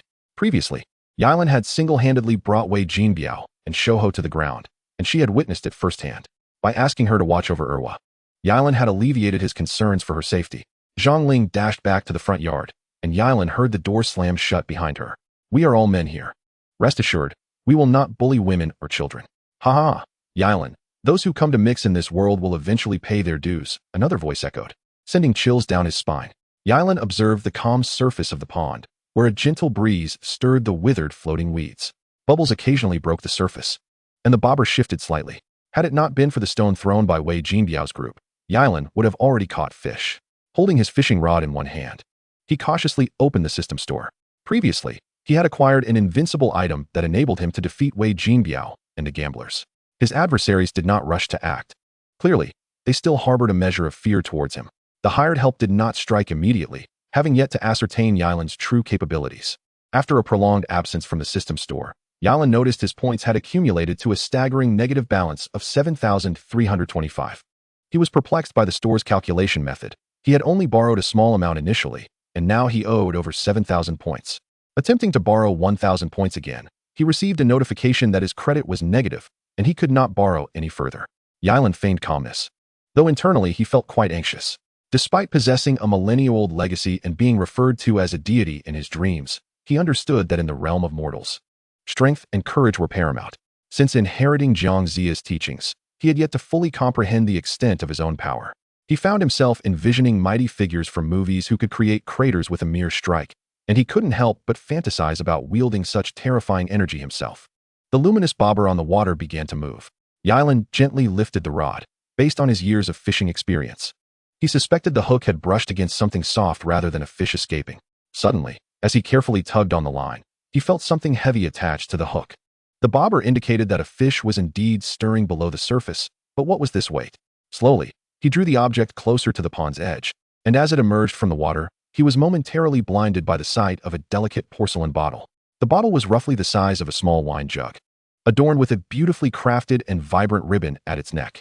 The sharp fish hook had inadvertently severed the ribbon, bringing the porcelain vessel to light. Upon its emergence, Yilan perceived an extraordinary weight to the object. Not long ago, he had heard his mentor, Jiangxia, assert that this seemingly ordinary fishing rod was one he had personally used while fishing on the Wei River. Such a divine artifact had somehow been drawn into the shape of a curve by the petite porcelain bottle. Yilan fetched a net to scoop up the porcelain bottle, believing it would be better suited for retrieving heavier objects than the fishing rod. To his dismay, the net quickly tore a hole. Reluctantly, he resorted to the old fishing rod to haul the bottle ashore. Yilan, have you grown weak? Once you single-handedly subdued 4 of us, and now you are drenched in sweat just trying to lift a small porcelain bottle. They mocked. Ha ha ha, no fish caught, yet you reel in a ghostly porcelain bottle. No wonder you spent a night by the river without a catch. With your skills, fishing is clearly not your forte. Yilan gently placed the heavy porcelain bottle on the ground. It featured a tin-sealed lid inscribed with characters that were utterly incomprehensible to him. Eileen's hand lightly brushed against the tin lid, devoid of any intention to open it. Yet, to his astonishment, the inscriptions upon the lid began to flutter and dance in midair. The lid itself commenced a rotation, and suddenly, the porcelain vial was wrenched away from it. From within the vial, a wisp of white smoke ascended and slowly coalesced in the air before Eileen. Chapter 64, The Grateful Rescue. As Eileen reached for the porcelain vial, it felt remarkably weightless. Eileen, you are truly unfortunate. Do you have any idea what you have just unleashed? The ominous voice that had previously haunted him mocked his predicament. Upon witnessing the white smoke emerging from the vial, Eileen sensed that he had likely freed a devil imprisoned within. The white smoke swiftly transformed into a human form, revealing an elderly man clad in a long white robe, a wispy beard adorning his face, and a feather duster in hand. Upon catching sight of Eileen, the old man immediately knelt before him. I, a humble disciple, pay homage to the esteemed god Eileen. I have been trapped within this porcelain vessel for an unfathomable duration, entirely ignorant of the passage of time. Today, thanks to your divine intervention in breaking the seal, I am finally graced with the light of day once more. I kneel in profound gratitude for your benevolent rescue. Wei Jinbiao and his companions, unable to hear the old man's words, observed from a distance the spectacle of this venerable figure bowing in reverence to Eileen. Terrified beyond measure, they dared not confront Eileen, especially with such a formidable presence kneeling beside him. Any rational person would have fled at once. I harbor no intention of rescuing you. I merely unintentionally brushed against the seal upon the tin lid, inadvertently unlocking the vial. I surmise that being confined within such a vessel must indicate extreme peril. I truly mean no offense. I implore you, for the sake of the world's common folk, to graciously return to your vessel and continue your cultivation, Eileen expressed sincerely. He recognized that the white-robed elder, having already broken free from the seal, could never be persuaded to return to the vial. It was evident that anyone, even in a fit of rage, would refuse to willingly return to such confinement. Indeed, the elder raised his head, his eyes glistening with sorrow. O revered god Eileen, I have languished within this vessel for countless years, and I am utterly bereft of hope. Please, show mercy and allow me to enjoy the remainder of my life in this world. Even serving you faithfully would be preferable to enduring the endless darkness of that porcelain prison. Eileen pondered the demanding responsibilities that awaited him with the Lingen group, realizing that having such an ancient figure constantly at his side would prove cumbersome. Furthermore, the elder, while appearing subservient and docile, could not possibly be innocent, as such individuals would not find themselves imprisoned within a vessel sealed by a tin lid. I am curious to know what grave transgression led you to such a fate. Eileen inquired casually. O God, I dare not conceal the truth. I have suffered greatly, committing no grave wrongdoing. Rather, a momentary lapse led to countless transgressions, resulting in my imprisonment by one far more powerful than I, confined within this diminutive vessel to endure immense suffering, the elder replied nonchalantly. Eileen felt a chill run down his spine. The elder's malevolent nature had clearly not waned, as he spoke of his countless sins without remorse. If he could acknowledge his faults and seek redemption, perhaps there was still a flicker of conscience within him. Yet, this man, who had committed unspeakable atrocities, was desperately attempting to absolve himself of blame. Clearly, you have yet to attain true enlightenment. Return to your vessel. Should I require your assistance in the future, I shall summon you, Eileen stated firmly, a sense of trepidation creeping over him as he regarded the devilish elder. He contemplated the immense power required to confine such a being, compelling him to endure the depths of despair within that porcelain prison, devoid of any rebellious thoughts. O God, Eileen, I sincerely wish to remain by your side and assist you. I am aware that you will soon face great adversities. An extra ally increases your chances of success. A friend opens new pathways. The elder implored earnestly. Please grant me my freedom, and I will promise you untold wealth across lifetimes. At this moment, Ailian fervently wished for the elder to return to the porcelain vessel, after which he would seal it tightly, restoring the formidable seal. The elder's threats and pleas mingled, as he ominously asserted that Ailian would encounter considerable trouble. Much like the previous encounter with Wei Jinbiao and his menacing companions, Ailian would rather engage in 100 brawls with those mundane beings, even if it meant being knocked down and trampled, than allow a devil to remain by his side. Suddenly, Ailian altered his tone. Do you presume I am negotiating with you? Return to your porcelain vessel and reflect upon your actions. When you truly comprehend the magnitude of your transgressions, someone will undoubtedly come to your rescue. Upon finishing his statement, Ailian regarded the elder with uncertainty, unsure if he would heed his words. Just then, he noticed Zhang Ling approaching him. Ailian, it is getting late, and everyone has departed. Come inside and eat, she called out. Unbeknownst to her, a terrifying white-robed elder knelt at Ailian's feet. Chapter 65, The Devil's Possession. Linger, quickly leave this place. Do not come any closer, Ailian shouted urgently, hoping she had not noticed the elder. As soon as his words fell, the elder who had been kneeling before him vanished, and unexpectedly, Zhang Ling's voice echoed the elder's words. Oh God, Ailian, you have personally rescued me. I have emerged from that small porcelain vessel. It is impossible for me to return. I beg your forgiveness. I truly cannot comply. To Ailian's shock, Zhang Ling had knelt before him. Suddenly, a glimmering golden light emanated from her eyes, which, upon touching the exquisite porcelain vessel at Ailian's feet, shattered it with a crisp sound. Zhang Ling cast one last glance at the tin lid, which crumbled into powder. Exhaling, she released the tin powder, which floated towards the waters before Ailian. Ailian realized that Zhang Ling had become possessed by the white-robed elder. He had never anticipated that the elder, who viewed slaughter as inconsequential, would directly inhabit Zhang Ling's form. Observing Zhang Ling, it was clear she was no longer in control, entirely at the mercy of the malevolent elder. Ailian extended his hand to support her. Zhang Ling rose and addressed Ailian. I was so worried just now. What happened? I feel as though I stumbled and fell. Upon hearing her words, Ailian thought that as long as the elder did not exert control over her, Zhang Ling could return to her normal self. Why did you run so fast? It's all right now. Let's go back and eat, he replied, feeling a pang of sorrow, unwilling to frighten her by revealing the truth about the elder's possession. Yi Luan collected the fishing gear bag and headed back. Zhang Ling noticed a shattered porcelain bottle on the ground and exclaimed, Luan, look at this charming little bottle. What a pity it's broken. Otherwise, it would have been perfect for storing pepper. Upon hearing Zhang Ling's words, Yi Luan thought to himself how fortunate it was that she remained oblivious to the old sorcerer's actions. That golden beam of light had emanated from her very eyes, and she was entirely unaware of the porcelain shattering and the tin lid turning to dust. Meanwhile, Qin Jihe, the wild cormorant, rushed to Yi Luan's courtyard, saying with a hint of urgency, Yi Luan, why are you still inside? You should check your fish pond. Someone is driving over to drain the water. Yi Luan replied nonchalantly, if they need it, let them take it. I haven't even put any fry in yet. There's hardly any water in the pond. Once they're done, I can pump water back in, and by then, no one will be fighting over it. But Yi Luan, there are at least several hundred people at the edge of your pond drawing water, and it shows no sign of depleting. You really ought to take a look. Qin Jihe insisted, his exaggerated tone igniting excitement in Erwa. Dad, do you think our fish pond connects to the sea? Otherwise, how could there be so much water? Seemingly inexhaustible, Erwa exclaimed, setting down his bowl and bolting outside to inspect the pond. Zhang Ling, equally astonished, suggested, Luan, why don't we go take a look? It's rather strange. If the pond is truly connected to some river beneath, wouldn't the fish we stocked just swim away? Yi Luan contemplated the possibility that if the pond's bottom connected to an external river or lake, all the fish he had nurtured would escape, rendering his efforts futile. The three of them, without even clearing the table, headed towards the pond. Qin Jihe walked beside Yi Luan, speaking as if he had made a significant discovery. Luan, if I had access to that miraculous pond water capable of healing, why would I bother raising fish? I'd take it straight to the Research Institute for testing. If it contains any wondrous minerals or rare beneficial components, I would bottle it in the smallest vials, label them, and distribute them nationwide. Such a treasure should not be taken lightly. Upon hearing Qin Jihe's words, Erwa chimed in with a hint of reproach. Dad, listen. Uncle Qin has such a business mind. The pond is leased by our family. The water belongs to us, so why should people take it so casually? He suspected the hook had brushed against something soft just as the family reached there than a fish escaping. Pond's edge, A flashing ambulance raced down the road into the village. Something had happened. Yi Luan thought. Could it be someone drank the water from our pond and fell ill?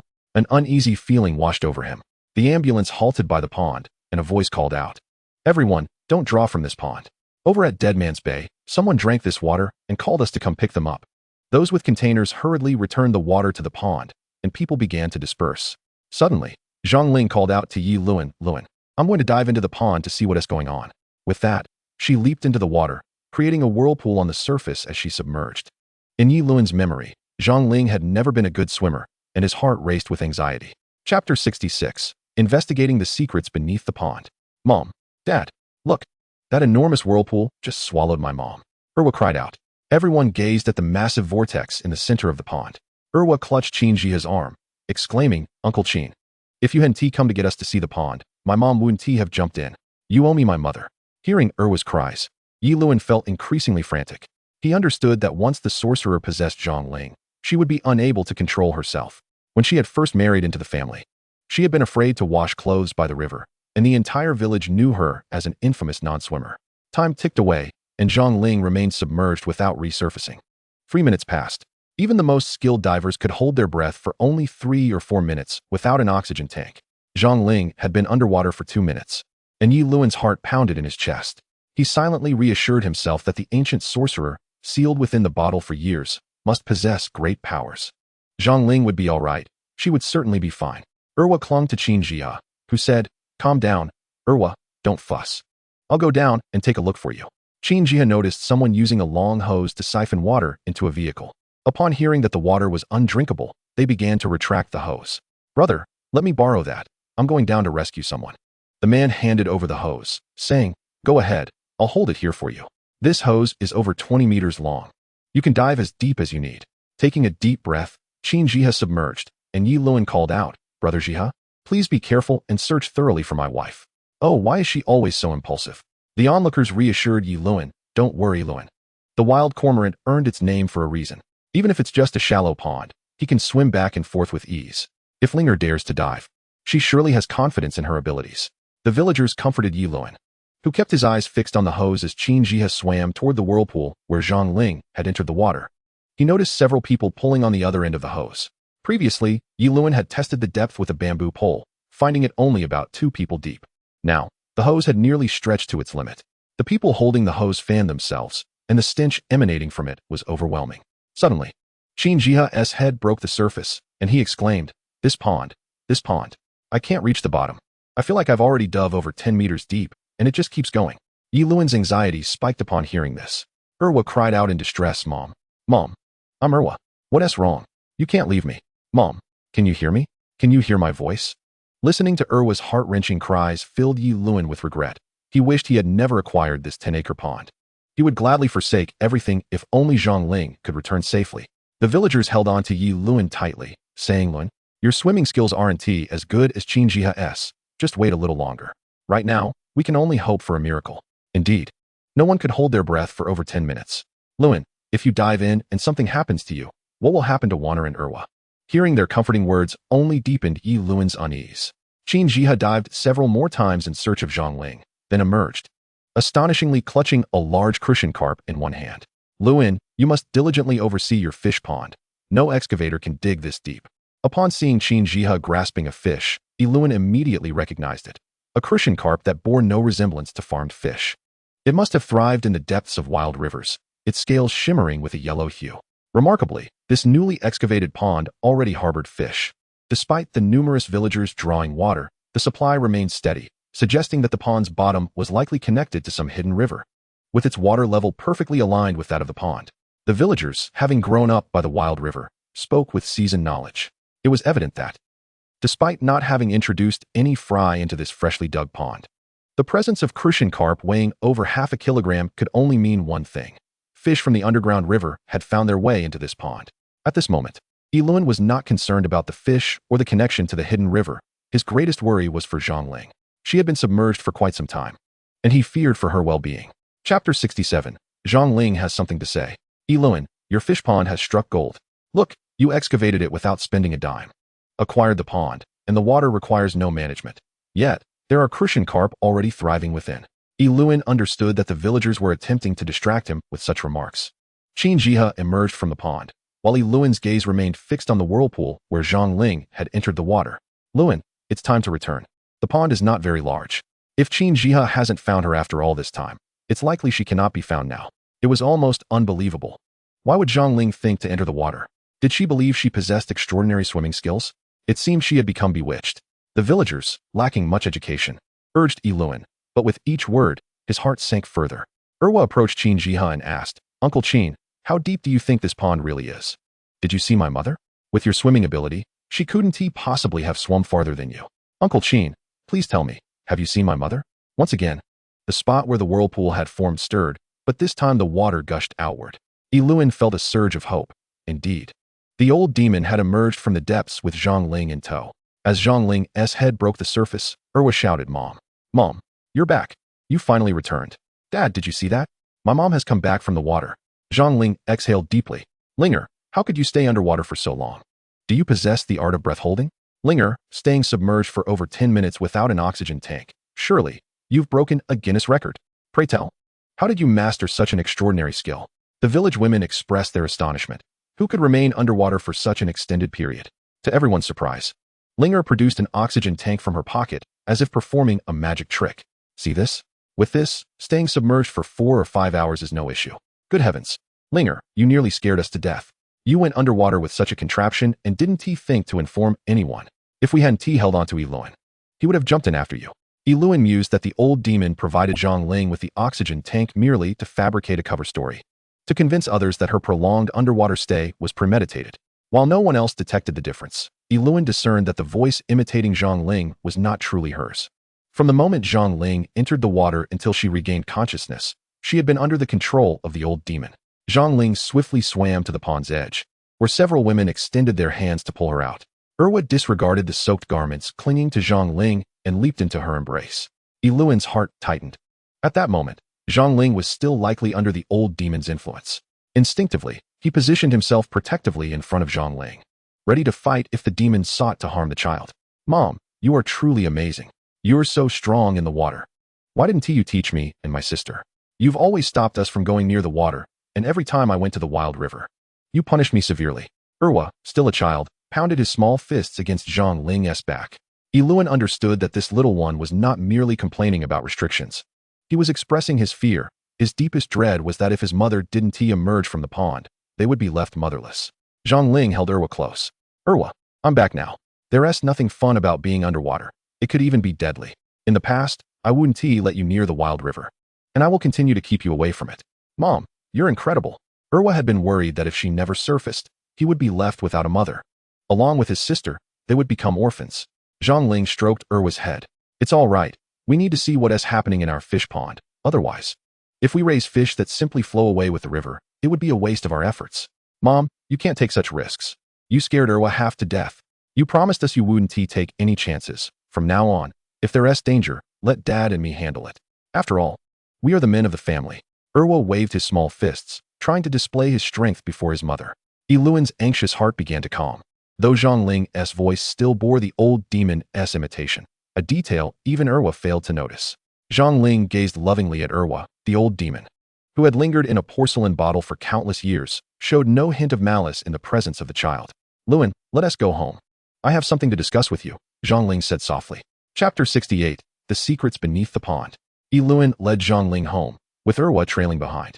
An ambulance sped past them, having come from a neighboring village, and Yiluan couldn't help but worry for the person inside. He had promised that anyone in need of water from the pond could take it. After all, that untreated water could lead to serious consequences if consumed, and the responsibility would fall upon him. I'll go fetch the pond water myself. It's not our concern, Zhang Ling reassured Yiluan.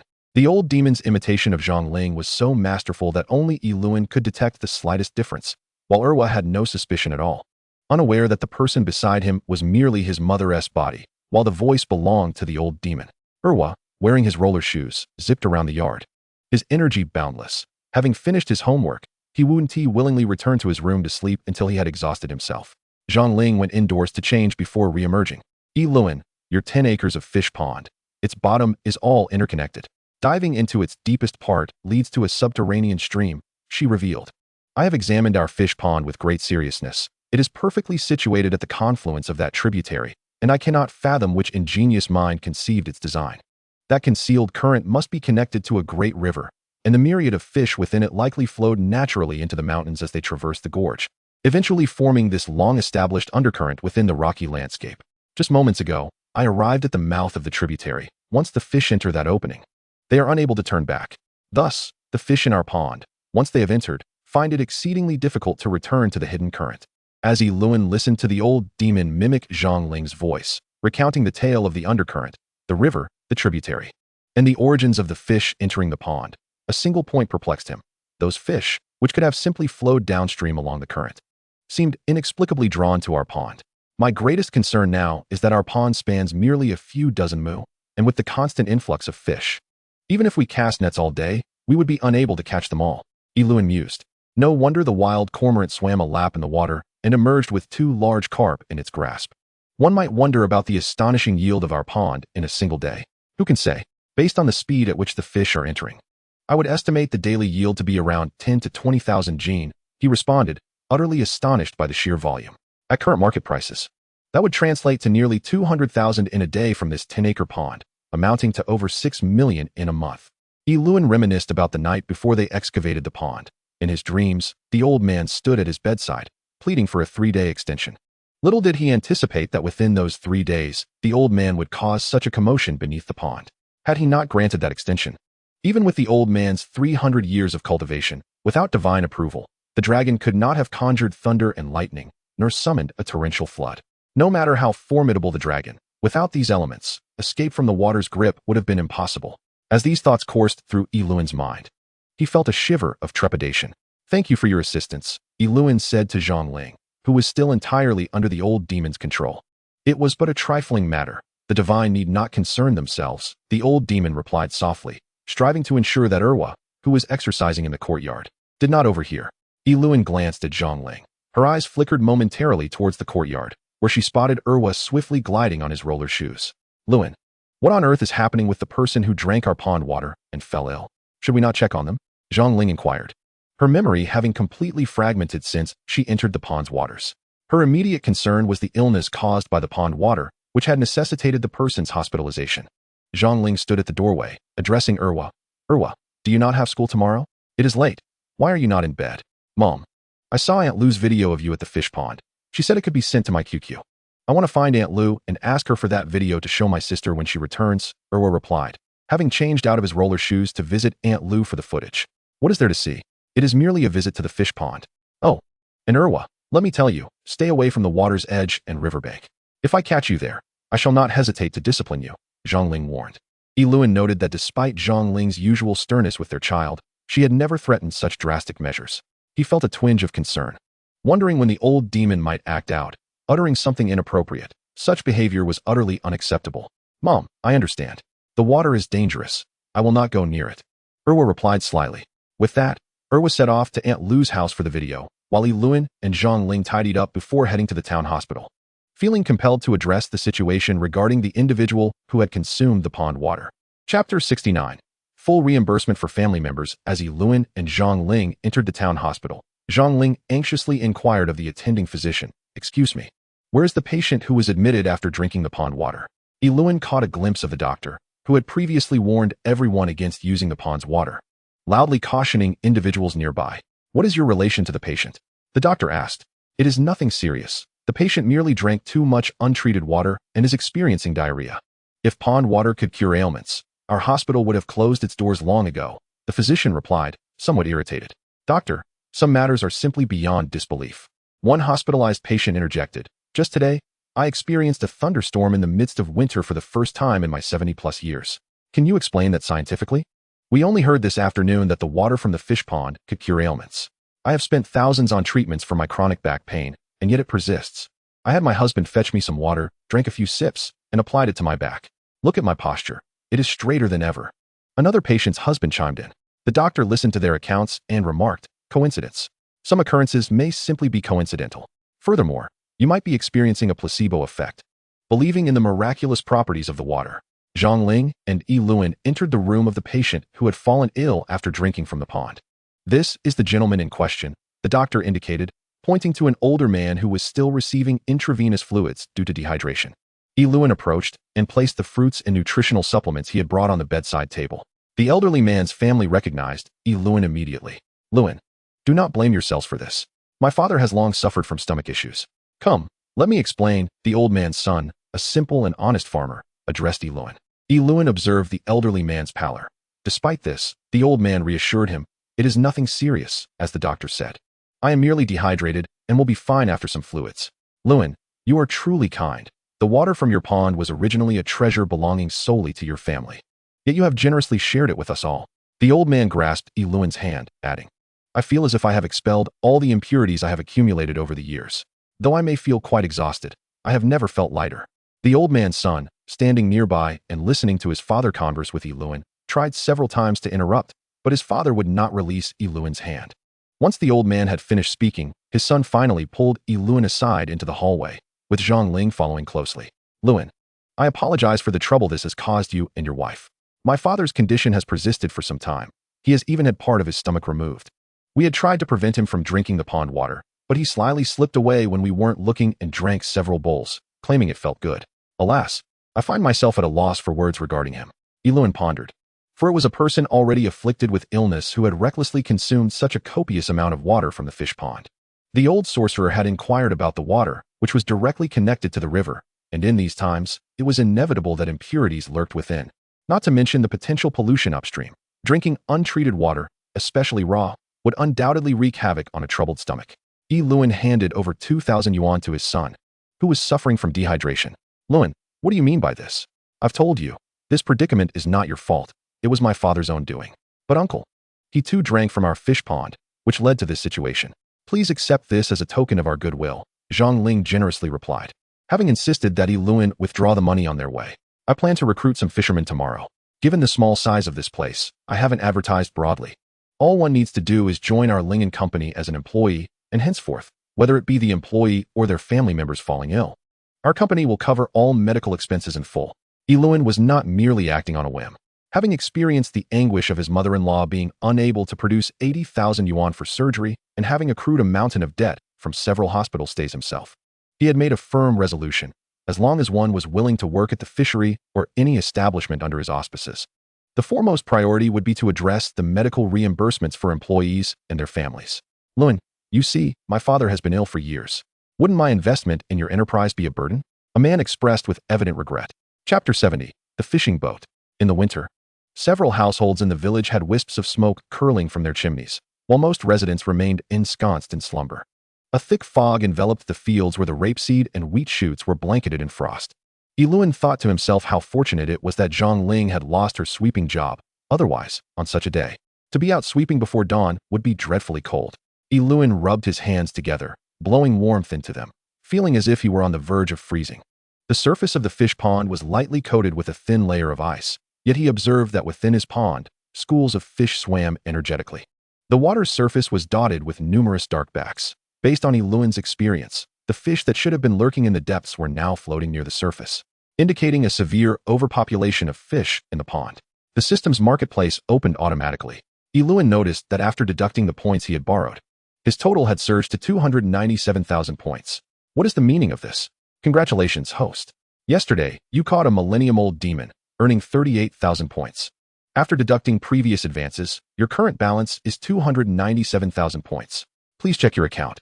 Lewin gazed at the 297,000 points, realizing he required several fishing boats suitable for operations in the pond, which would necessitate a substantial amount of marketplace points. The system's marketplace fervently recommended various fishing boats to him. The most economical option, a one-fold fishing boat, cost 50,000 points each. Such a vessel, with a market value of 500,000, would be equipped with comprehensive functionality. Although in the marketplace, it was the least expensive option, Lewin felt compelled to be frugal despite his ample points. He clicked on the fishing boat icon in the marketplace, and in an instant, 50,000 points were deducted. A sizable fishing boat materialized in the pond, occupying nearly half of it. Lewin couldn't help but chuckle at the absurdity of purchasing such a grand vessel for a 10-acre pond, especially since it would not be utilized for oceanic whaling. Setting foot on the fishing boat, which was worth several 100,000, he activated the fishing system. The machine emitted a thunderous roar, a sound that had never resonated in the village before. The fish in the pond were densely packed. Lewin monitored the display, where he could clearly see the underwater schools of fish on the large screen. The net gradually descended, reaching a depth of 15 meters without any indication of touching the bottom. He adjusted the sinking depth of the net to 20 meters, where the deep water fish were particularly concentrated. Lewin observed that the net had captured several fish. He pressed the button to lift the net, and the enormous net began to slowly retract, the fish oblivious to their capture, frolicking within the confines of the net. Reflecting on the time he spent by the wild river, where he would be lucky to catch 2 or 3 fish in a night, he marveled at how, in this pond, a single cast could yield such a substantial catch. Indeed, it was as if he had traded a bird gun for a cannon. Perhaps drawn by the machine's roar, the villagers flocked to the pond to witness the spectacle. Irwa dashed up to the fishing boat, exclaiming, "Dad, where did you get such a grand and luxurious fishing boat? Wow, look at all those fish. You can even see the fish in the pond on this screen. It's truly advanced." Lewin replied with a smile. "I placed an order a few days ago. I didn't expect them to deliver the boat so swiftly last night. This must have cost a fortune, right, Dad? Is this really our family's fishing boat? Just now, I thought it was a large cargo ship. How could a small river like ours accommodate such a vessel? I never imagined it was our own fishing boat." Irwa was utterly delighted. He shouted towards the pond, "Mom, come quickly. Come see our family's big fishing boat." Many villagers gathered around Lewin's grand fishing boat, praising it, declaring they had never seen such an advanced vessel in their lives. Zhongling stood behind Lewin, saying, "Lewin, can you really operate such an advanced fishing boat? With this net, won't we catch several hundred pounds?" Lewin pointed to the words next to the control buttons and laughed. "You see, there are instructions here." Even Irwa could manage it by following the words.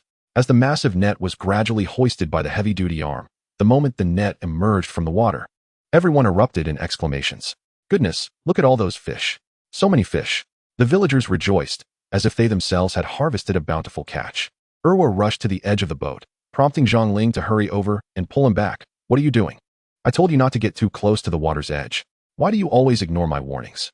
If someone pushes you in, what will you do if you drown?" Lewin glanced at the display, which read, 379 pounds. The fishing system sent a message. "Congratulations, host.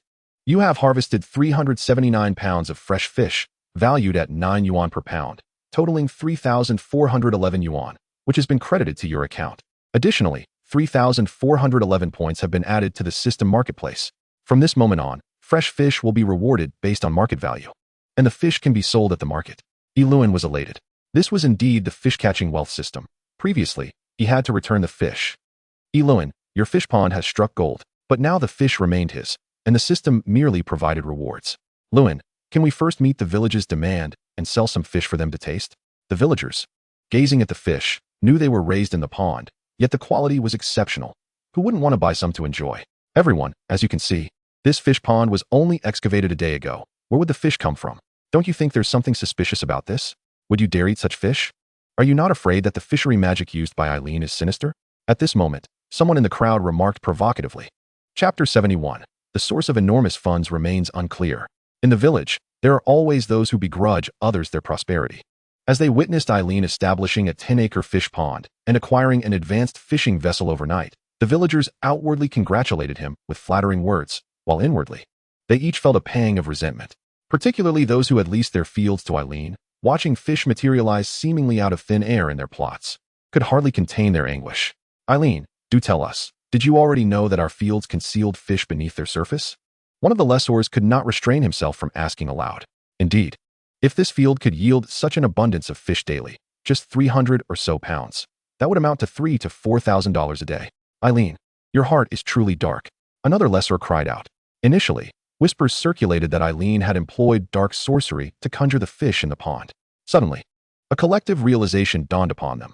These fields were theirs, and now, with Eileen's intervention, they had transformed into a fishery, yielding 300 pounds of live fish with a single net. Each felt they had suffered a grave loss, believing they had been duped by Eileen. "Eileen, we are neighbors who see each other daily. Everyone knows your family's background. Surely, your fishing vessel must have cost around $500,000. In just a few days, you have acquired a fishing boat and established a fish pond. Your assets raise questions, and you must be involved in something illicit. Our village prides itself on its integrity, and we will not tolerate any unlawful behavior." Another villager shouted, even dialing the authorities to report the supposed transgression. At that moment, a voice from the system resonated. "Host, please proceed to the control room of the fishing vessel." In the cabinet at the control station, there are agreements related to the mortgage of the fishing vessel. However, rest assured, these are merely to appease those who seek to stir trouble. The banks involved have a cooperative relationship with the fishing profit system, primarily addressing your inconvenient financial matters. The town was merely a few minutes away from Eileen's fish pond. It wasn't long before the authorities arrived, their red lights flashing in a dizzying display. "Dad, what's happening? Are you going to be taken away? Dad, do you think we really did something criminal?" Irwa clung to Eileen, terrified as he watched the officers approach the fishing boat. "Linger, please take the child back home for dinner. He still needs to attend school today." Eileen attempted to send Zhang Ling and Irwa away. He could hardly believe that the villagers, who had previously sympathized with his plight, now turned envious upon witnessing his newfound wealth. The depth of their envy was astonishing. Eileen watched as Zhang Ling led Irwa off the boat, just as the officers approached. Accompanied by several villagers who were vocally expressing their grievances, Irwa broke free from Zhang Ling's grasp, hugging the leg of one of the uniformed officers. "Uncle, are you going to arrest my dad? Are you here to take him away? My dad is a good person. He would never do anything wrong." Zhang Ling added, "Officer, I believe Eileen would never engage in any wrongdoing. You must not listen to hearsay. Oh, by the way, Eileen recently won over 120,000 in the lottery, and we have the ticket to prove it."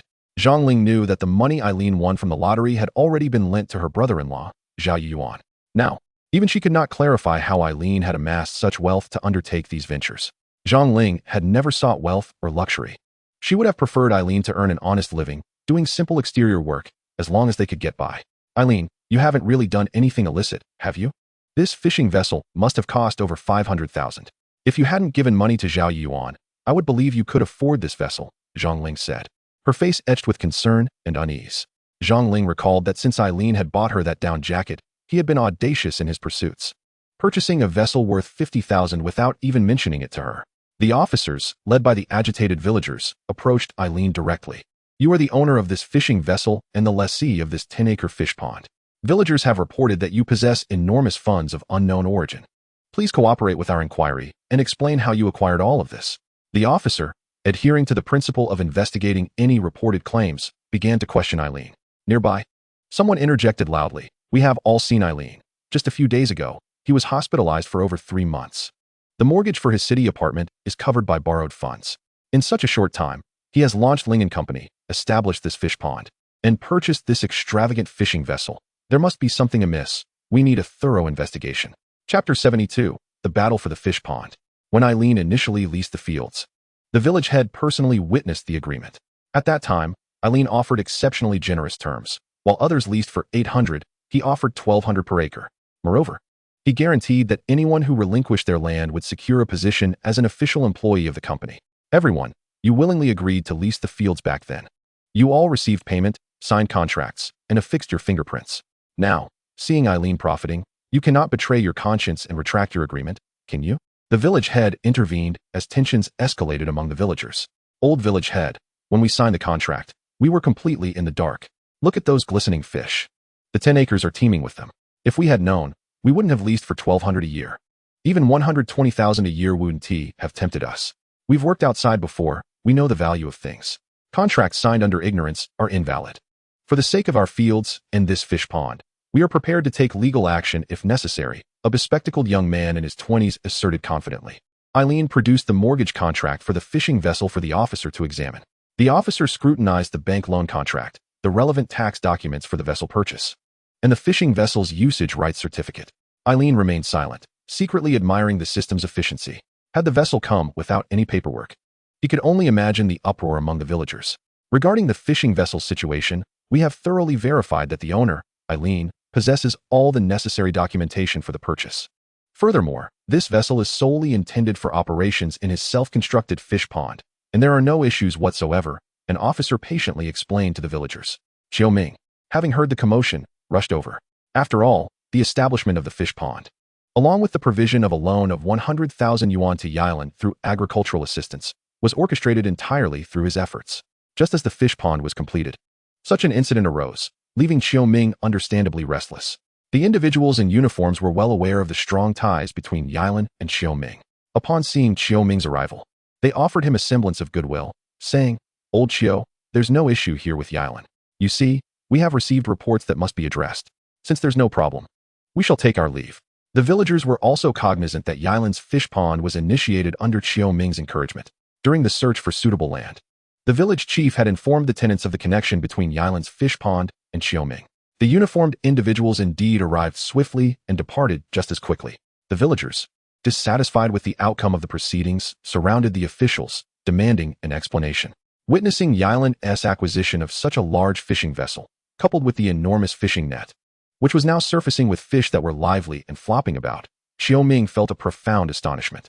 Typically, it would take at least 6 months to a year for a fish pond to yield returns after being excavated. Yet, Yilan had managed to establish the pond and, within a single day, had a fishing boat ready, with a catch of 300 to 400 jin of fresh fish from a single cast. Such efficiency was indeed beyond the capabilities of an ordinary individual.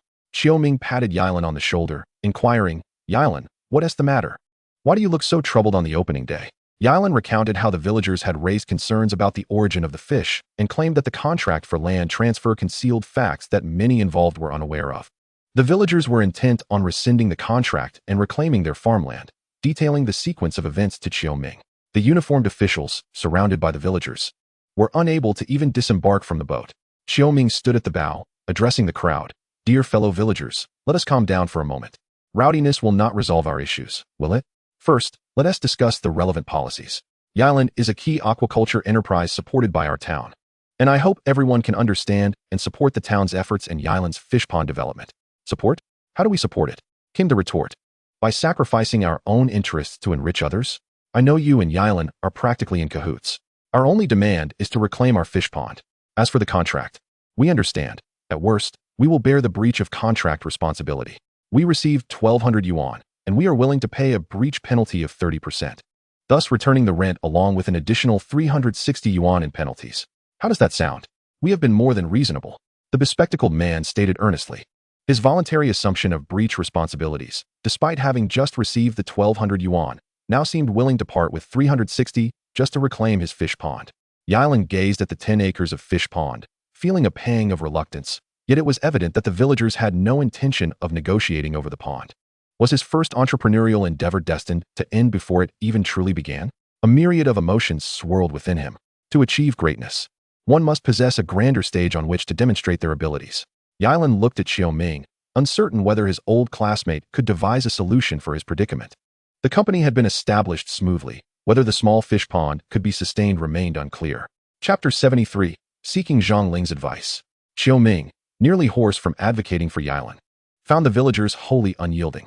If not for the uniformed officials maintaining order, they might have pushed Qiu Ming into Yilan's fish pond. "We do not wish to hear any more of your grandstanding. We demand our rights."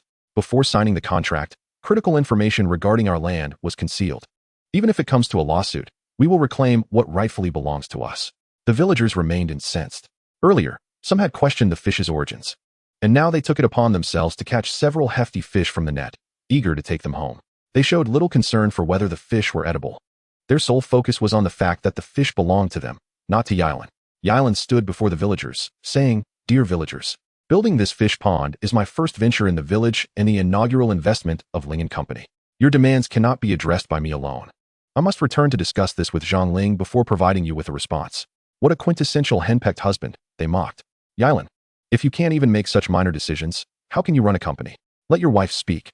Are you even a man?" Upon hearing that Yilan intended to consult Zhang Ling before making a decision, the villagers erupted in derision. Eager for Yilan to make an immediate decision to return the pond to them, Zhang Ling called Yilan, saying, "Yilan, come home for dinner. There's no rush. As long as we start finding ways to profit, I believe that one day you will surpass Xiao Yuan." Her words instilled in Yilan a renewed sense of vigor. In any endeavor, obstacles may arise. While constructing the fish pond, he had not anticipated that the seemingly accommodating villagers were all seeking small gains, solely focused on their own harvests. Yilan bid farewell to Qiu Ming, inviting him to breakfast. However, Qiu Ming was seething with frustration. His authority had faced an unrelenting challenge in this small village. He pulled the village chief aside, who candidly remarked, "Old Qiu, this work is particularly challenging. The current tenants have witnessed substantial profits. Old Qiu, it is evident that with such a yield, thousands of jin of fish per acre, would you willingly give that up?" "Indeed. It is perplexing. I have pondered for quite some time. Could it be that the bottom of this fish pond is somehow connected to a vast hidden river, allowing fish to flow directly into it? Goodness, if that is the case, Yilan has truly struck gold. Yet, His fortune has driven everyone to madness, breeding envy and resentment. I wonder, while others amass millions and billions, none attract as much ire as Yilan. Xiao Ming sighed deeply, feeling somewhat helpless regarding the situation. Old Xiao, I've heard that this fish pond is quite extraordinary. Many have come to draw water from it, claiming that drinking it alleviates ailments accumulated over decades. One of the uniformed men remarked. Xiao Ming replied, I hope that Yilan can successfully manage the fish pond. I never anticipated he would encounter such bizarre occurrences.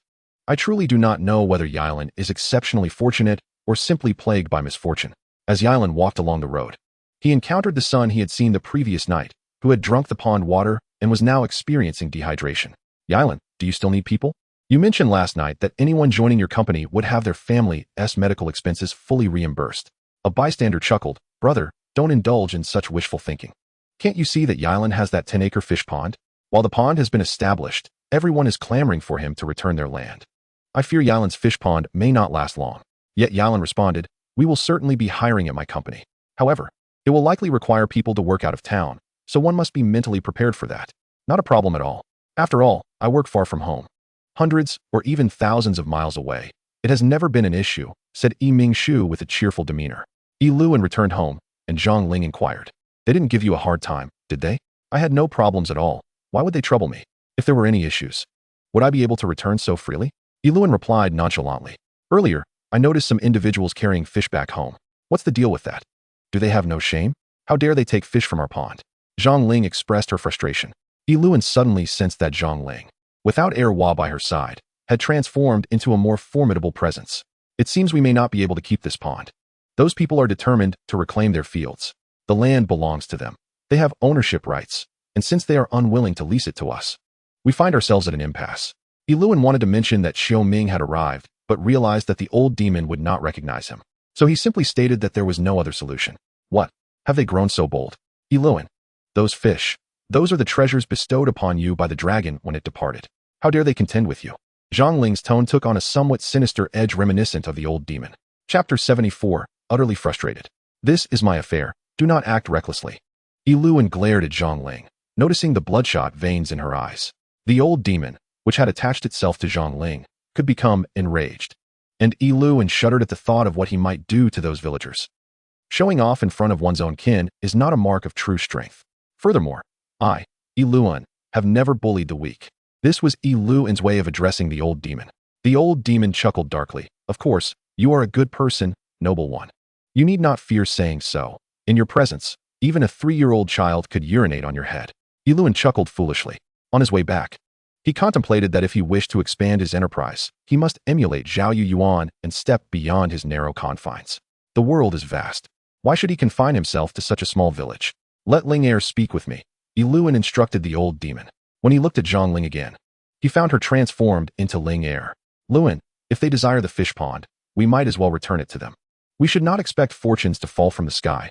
Those fish were not raised by us, so let us not feel too attached. Yi Luan was taken aback by Zhang Ling's openness. Luan, earlier when I returned, I rummaged through your toolbox and found a notebook. It makes me feel like you are hiding many things from me. Today, I am truly frightened. Look, you suddenly acquired such a large fishing boat. Where did the money come from?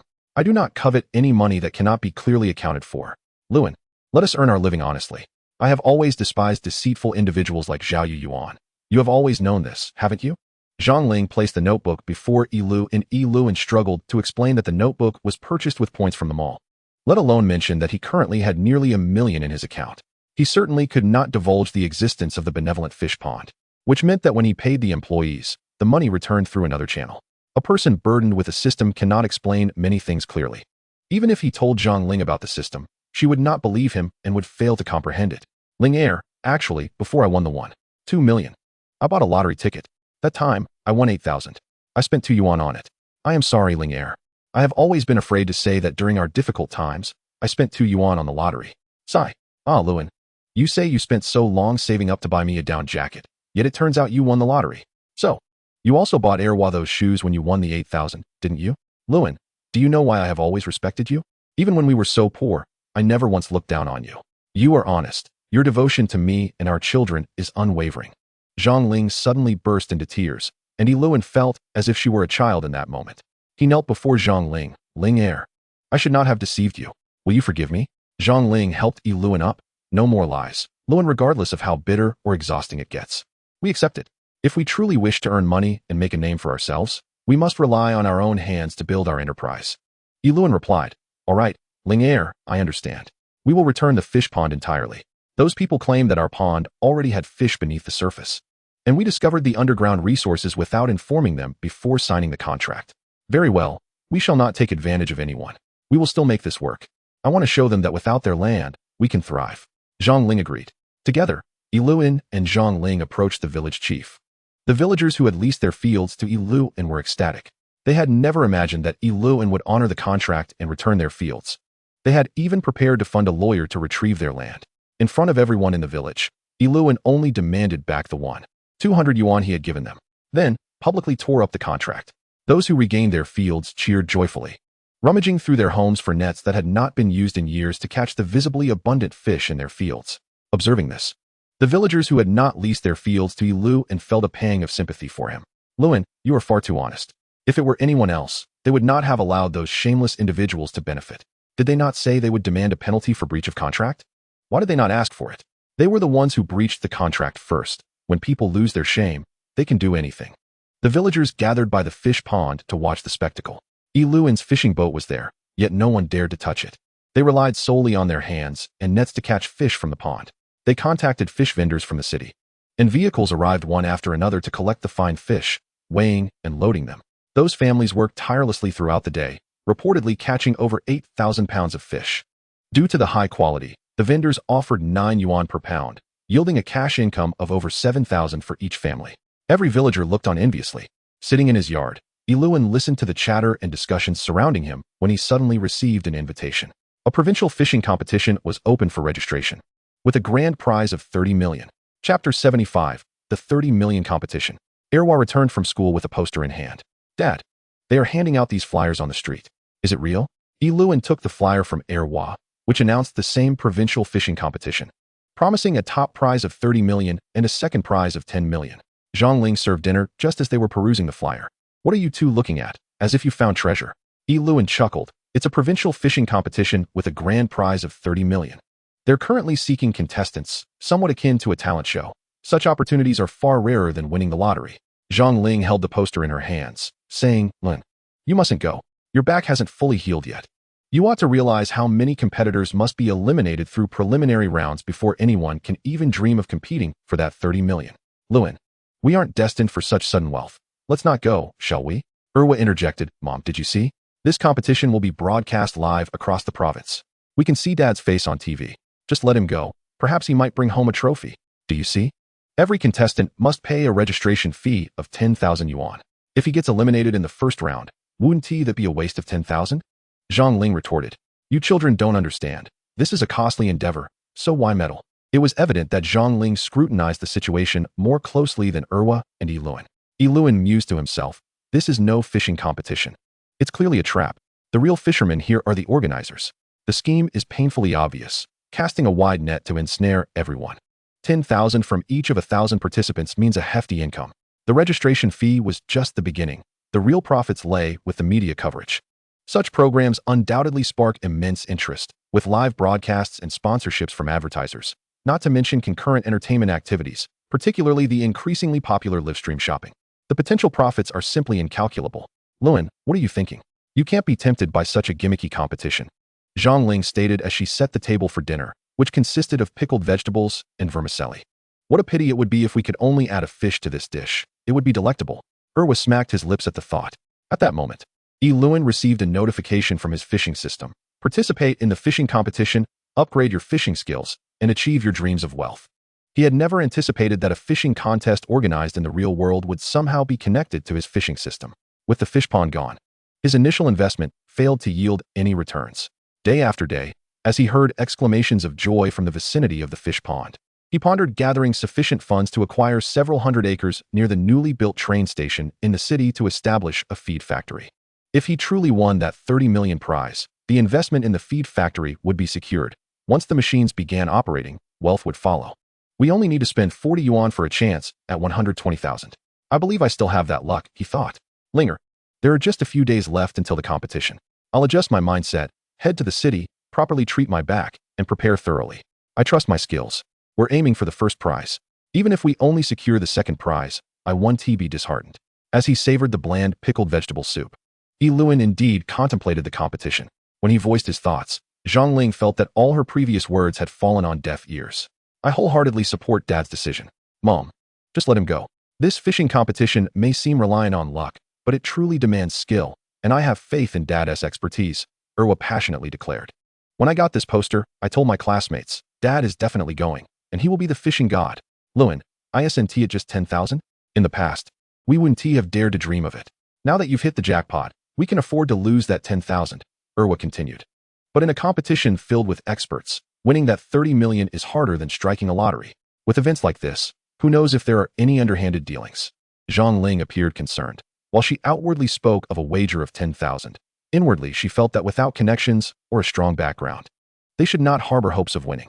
Zhang Ling did not oppose, and Lewin's heart raced with anticipation. He recalled the participation tasks set by the system. Armed with his fishing wealth system, he was undoubtedly stronger than those who entered the competition without any preparation. In his quest for wealth, as long as it contributed to capital accumulation, even the slightest chance warranted 100-fold effort. Dad, go for it. I believe you will stand out among the many competitors. Our dreams of prosperity for the family rest upon your fishing rod. We are eagerly awaiting the moment you appear on television, Erwa encouraged. Lewin pulled out his phone and dialed the competition hotline from the poster. A sweet voice answered from the other end. Registration complete, payment processed. Lewin efficiently handled the formalities in front of Zhang Ling. He then opened his fishing gear bag and extracted a shimmering golden rod. On this cold winter night, he eagerly polished the rod. Chapter 76. A healthy back is essential for fishing. The next morning, Lewin set off for the county to treat his back. Passing by the fish pond, he noticed a considerable number of people gathered at the water's edge, fishing. Upon seeing Lewin, someone shouted, Lewin, the grand prize for the fishing competition is 30 million. At the pond's edge, a banner had been raised, proclaiming the wild cormorant team of Itzuan. Lewin thought to himself that Qin Jiha must be participating in the 30 million competition. The formation of the wild cormorant team was nothing short of a public declaration of their superior fishing skills. Qin Jiha approached Lewin with a smile, saying, Lewin, your fishing skills are no less impressive in our village. When I claim the top prize, you can aim for the second. This is a chance for riches. Look at all the people gathered here by this 10-acre pond, all vying for the grand prize. Lewin glanced around and estimated that at least 200 people were gathered by the pond. He couldn't fathom how many professional anglers there must be participating across the entire province in such a small competition. I've already registered. I'm heading to the county to properly treat my back. Once I participate, I won't have time for anything else, Lewin replied with a smile. Indeed. When you're reeling in large fish, it all comes down to the strength in your back, Qin Jiha added, playfully twisting his waist. With a strong back and considerable strength, Qin Jiha had become a popular topic of conversation among the idle folks. He frequently boasted of his talents. Relishing the attention they drew, Lewin found Qin Jiha's arrogance quite off-putting when faced with true experts in the provincial fishing competition. He would soon realize his own naivety. Upon arriving in the county, Lewin brought a new outfit for Warner, which Zhang Ling had purchased in town for him to deliver. Warner was sensible and never asked for anything unprompted. During lunchtime at school, Lewin contacted his homeroom teacher, and the father-daughter duo met at the school gate. After Warner returned to class, she was oblivious to the happenings at home. Dad, how is Grandma doing? Warner inquired thoughtfully. Much better. Your grandmother is recovering quite well, Lewin reassured. Warner, are you warm enough at school? Don't hesitate to boil some water. Before bed, make sure to soak your feet in hot water. Otherwise, you won't stay warm throughout the night. Lewin tended to be a bit nagging. Dad, why are you in the city? Warner asked. I told you. I'm safe at school. There's no need to worry. She likely recalled Lewin's earlier reminders about being cautious and not casually engaging with strangers. I just came for a checkup, to get some imaging done, and to properly treat my back. Lewin straightened his posture, contemplating that perhaps in a few days, when Warner returned home for the weekend, he would already have participated in the competition. He chose not to mention his entry to Warner, wishing to avoid any distraction from her studies. Lewin handed Warner 200 yuan, advising her to buy an extra portion whenever she felt hungry, as she was still growing and should not burden herself. Dad, I have enough money, Warner replied. You still need to spend money on medical expenses. Look at Grandma's illness. You've already spent quite a bit. Dad, you should keep this money, she insisted, pushing it back toward him. Lewin responded, take it. Your father has won over 1 million. Don't think that this 200 yuan is a burden. Even 2,000 or 20,000, I can afford it now. It was the first time he spoke such assertive words in front of Warner, and in that moment, He felt a newfound strength within himself. Warner looked at him with a hint of surprise before laughing. "Dad, are you treating your daughter to a feast? Well, I'll bask in your good fortune. You are truly wonderful to me." Yilian mused that having more money meant little if he did not share it with Warner, but rather allocated it to Zhongling and Erwa. After undergoing examinations at the hospital, the doctor remarked, "Yilian, tell me, haven't you just been discharged? Why has your back suffered a second injury? I told you during your treatment that after discharge, you must rest in bed. Did you heed my advice? How did you exacerbate your injury again?" Yilian remained silent while the doctor scrutinized the x-rays further and continued, "This shouldn't be. How could your back endure such immense pressure? Given your damaged back, it has previously withstood forces exceeding 1,000 pounds. This is impossible." Yilian recalled the legacy he had received over a millennium and realized he had not felt any pain in his back since then. "Doctor, are you implying that my back can bear weight now? That I can once again undertake strenuous labor?" Yilian asked, a spark of excitement in his voice. He had long believed that his back could not withstand heavy work, which was why he had refrained from practicing his craft for so long. Chapter 77, The King of Wild Fishing. Yilian entered the county town, intending to properly attend to his back, but to his astonishment, it had miraculously healed, capable of bearing weights that even the doctor found astonishing. Yilian pondered that if the legacy of Jiangxia could not rectify such trivial ailments, what was its worth? As he strolled along the bustling streets of the county, a large screen displayed promotional footage for the provincial fishing competition, boasting a grand prize of 30 million. Given that many men already had a passion for fishing, who wouldn't wish to try their luck? The townsfolk were undoubtedly wealthier than those villagers near Yitsuan. As urban opportunities abounded, it was not uncommon for them to part with sums in the tens of thousands. Since the fishing ban, various wild fishing teams had disbanded, and the open fishing, coupled with extensive advertising, had the potential to ignite the fervor of the towns. Rumor had it that the king of wild fishing would also participate in this competition. Among those watching the promotional video, someone exclaimed, "Are you referring to the legendary Yong Xiao? Good heavens, hasn't he been out of the fishing scene for over a decade? If he competes, what chance do the others have?" The mention of Yong Xiao sent ripples through the crowd. In the fishing community, he was nothing short of a legend. Merely standing with a fishing rod by the water would ensure that fish from a 10-mile radius would flock to his basket. Another person remarked, a hint of trepidation in his voice. Yilian discerned that those discussing Yong Xiao likely had all registered for the competition and had already paid the entry fee of 10,000 yuan. All right, let's not undermine our own prowess by inflating others' egos. Who says competing is solely about that 30 million grand prize? Even if Yong Xiao is formidable, he could only claim the top prize. The remaining 10 million is divided among 300 participants, which is still 300,000 in prize money. I refuse to believe that I couldn't even make it into the top 300, if that were the case. I would toss my fishing rod into the Yangtze River to feed the turtles. From within the crowd, a man in his 40s spoke vehemently. Yilian noted the irony in his bold declaration, as the mere act of entering such a prestigious provincial competition was already a significant ambition. "Have you heard? A massive fishing reserve has been discovered near Yitsuan," one person mysteriously announced. "What? I've heard of iron mines, copper mines, and gold mines. But where did a fish mine come from? Are you jesting?" His words piqued interest among those present. "Uninformed, are we? Just a few days ago, during the frigid winter, a sudden thunderstorm occurred. Remember?" The speaker, noticing their intrigue, continued with an air of mystery. Yilian crossed his arms, intrigued to hear how others would recount the curious events of Yitsuan.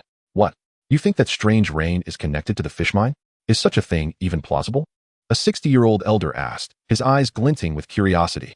"Old man, you might not want to dismiss it so easily. Let me tell you, I am sworn brothers with Yilian from Yitsuan, and that fish pond is indeed his. Following that rain, dozens of acres of farmland mysteriously transformed into fish ponds. Moreover, on that day, countless townsfolk flocked to that pond to collect water. This much is true." Yilian regarded the braggart, bemused that he claimed the pond as his own, though he had never once met this so-called brother. "I can vouch for that. My daughter traveled from afar to bring me a bottle of pond water. And after just a few sips, my legs, which had often cramped, felt remarkably better." An elder animatedly recounted, lifting his pant leg for all to see. "You haven't seen it for yourself. In truth, that day, a dragon emerged from the village." The speaker paused dramatically, and all eyes widened in anticipation. "What? A dragon? You should be telling stories. You're wasting your talent." A voice chimed in, inflating the speaker's ego further. At that moment, multicolored clouds appeared in the sky, enveloping the entire village in a mystical mist. That dragon turned, and each time it did, a deep pit formed. "Have you heard of the legend of the 20 Wangyang shoals? The events in Yitsuan are even more extraordinary." Yilian pondered, thinking that the tales spun by those outside were clearer than his own lived experience in the village. You haven't even seen it firsthand. Go on, keep embellishing your tales. Naturally, the crowd was eager to challenge the speaker. He chuckled. My sworn brother Yilian told me this over the phone. How could that be false? Fellow fishing enthusiasts, let's form a team and practice for a while. Wouldn't that bring us closer to winning? While Yilian listened to the exaggerated claims, his mind was preoccupied with thoughts of Yong Xiao. Though he had registered for the competition, he wondered how much of a chance he truly had. Chapter 78, Selling the Fishing Boat. Yilian returned to the village from the county town. On the way, he encountered the bespectacled man who had previously clamored to reclaim the farmland, Kong Luoyang. I have already returned the land to you. Do you require anything else? As Eileen observed the bespectacled Kong Luoyang hastily approaching with several companions, he inquired amiably, Brother E, would you consider selling me your fishing boat? Kong Luoyang continued, slightly anxious.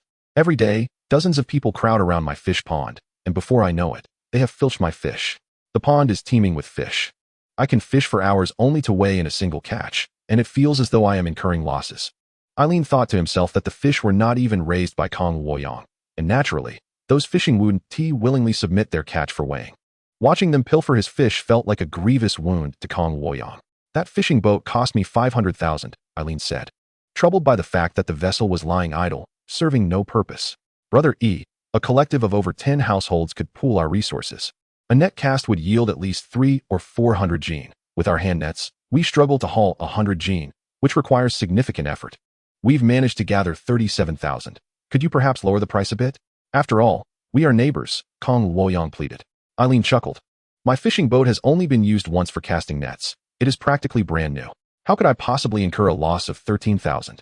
Moreover, I still owe money to the bank. How about 47,000? That's already a generous concession on my part. Kong Luoyang conferred with his companions. And after a brief discussion, he approached Eileen once more, stating, very well, 47,000 it is, but we can only settle the remaining 10,000 tomorrow. The income from our fish ponds barely yields 10,000 a day. Listening to Kong Luoyang's bold assertions, Eileen recognized that they were not trying to flaunt their wealth. After all, the old demon had previously investigated the pond, and it could yield over 10,000 jin of fish daily, with market prices hovering around 10,000. Kong Luoyang smiled. Eileen, under normal circumstances, we shouldn't haggle over such a fortunate opportunity to purchase your fishing boat. However, since the fish originate from our own fields, this should not significantly concern you. With that, they reached an agreement. Eileen accepted Kong Luoyang's payment, and Kong Luoyang publicly issued an IOU for the remaining 10,000. Consequently, Eileen transferred ownership of the fishing boat to him. As Eileen departed, the boat in the pond roared to life. He mused that those households benefiting from the fish pond, now equipped with the boat, would surely spend their days and nights fishing. Zhang Ling, having heard the boat's engine, approached Eileen, despite the pond no longer being theirs. Eileen, did you sell the fishing boat? She asked. It was of no use sitting there, and it merely occupied someone else's space, Eileen replied, handing Zhang Ling the money. They paid 37,000. Eileen, our money wasn't earned from water. Why should we settle for 37,000 when that boat is worth over 50? Zhang Ling expressed her discontent.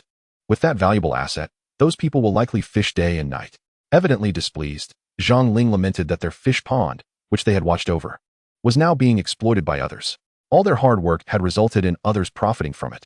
Sold for 47,000. The remaining 10,000 will be settled tomorrow. As promised by Kong Luoyang, Eileen replied somewhat hesitantly.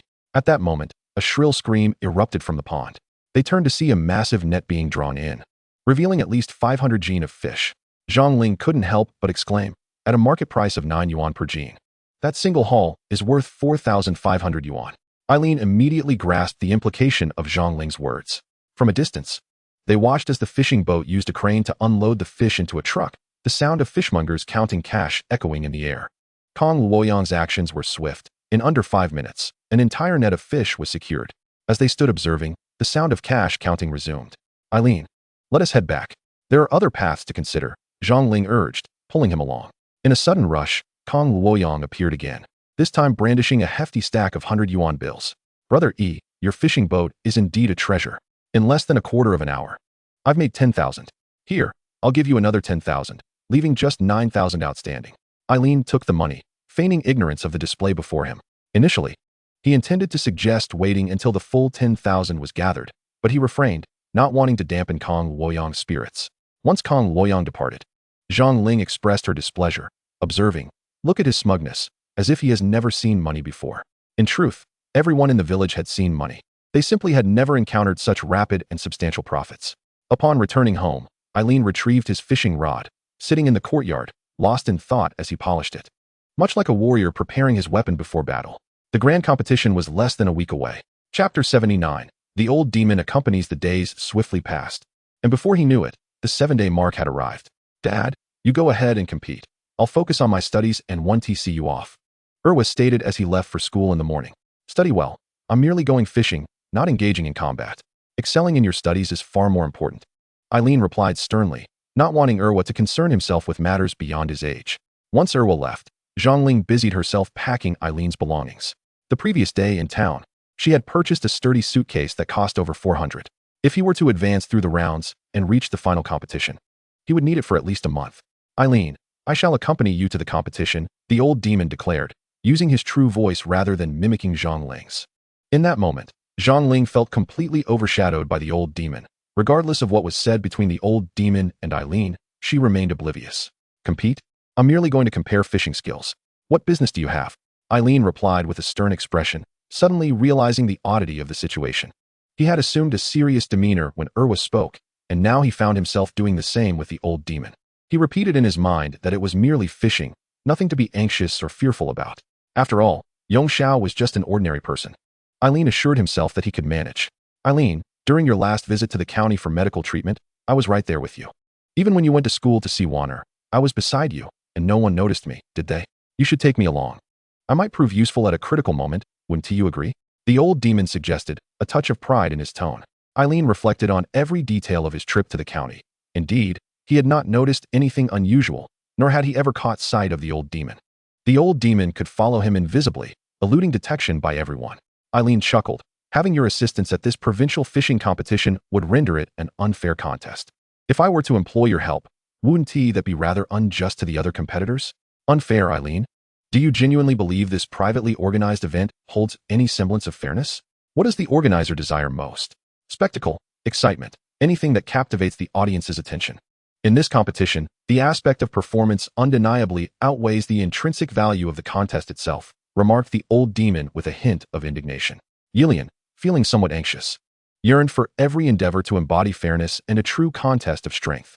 He had never contemplated utilizing any items from the system shop or spending points to acquire mysterious fishing skills or other arcane techniques for this competition.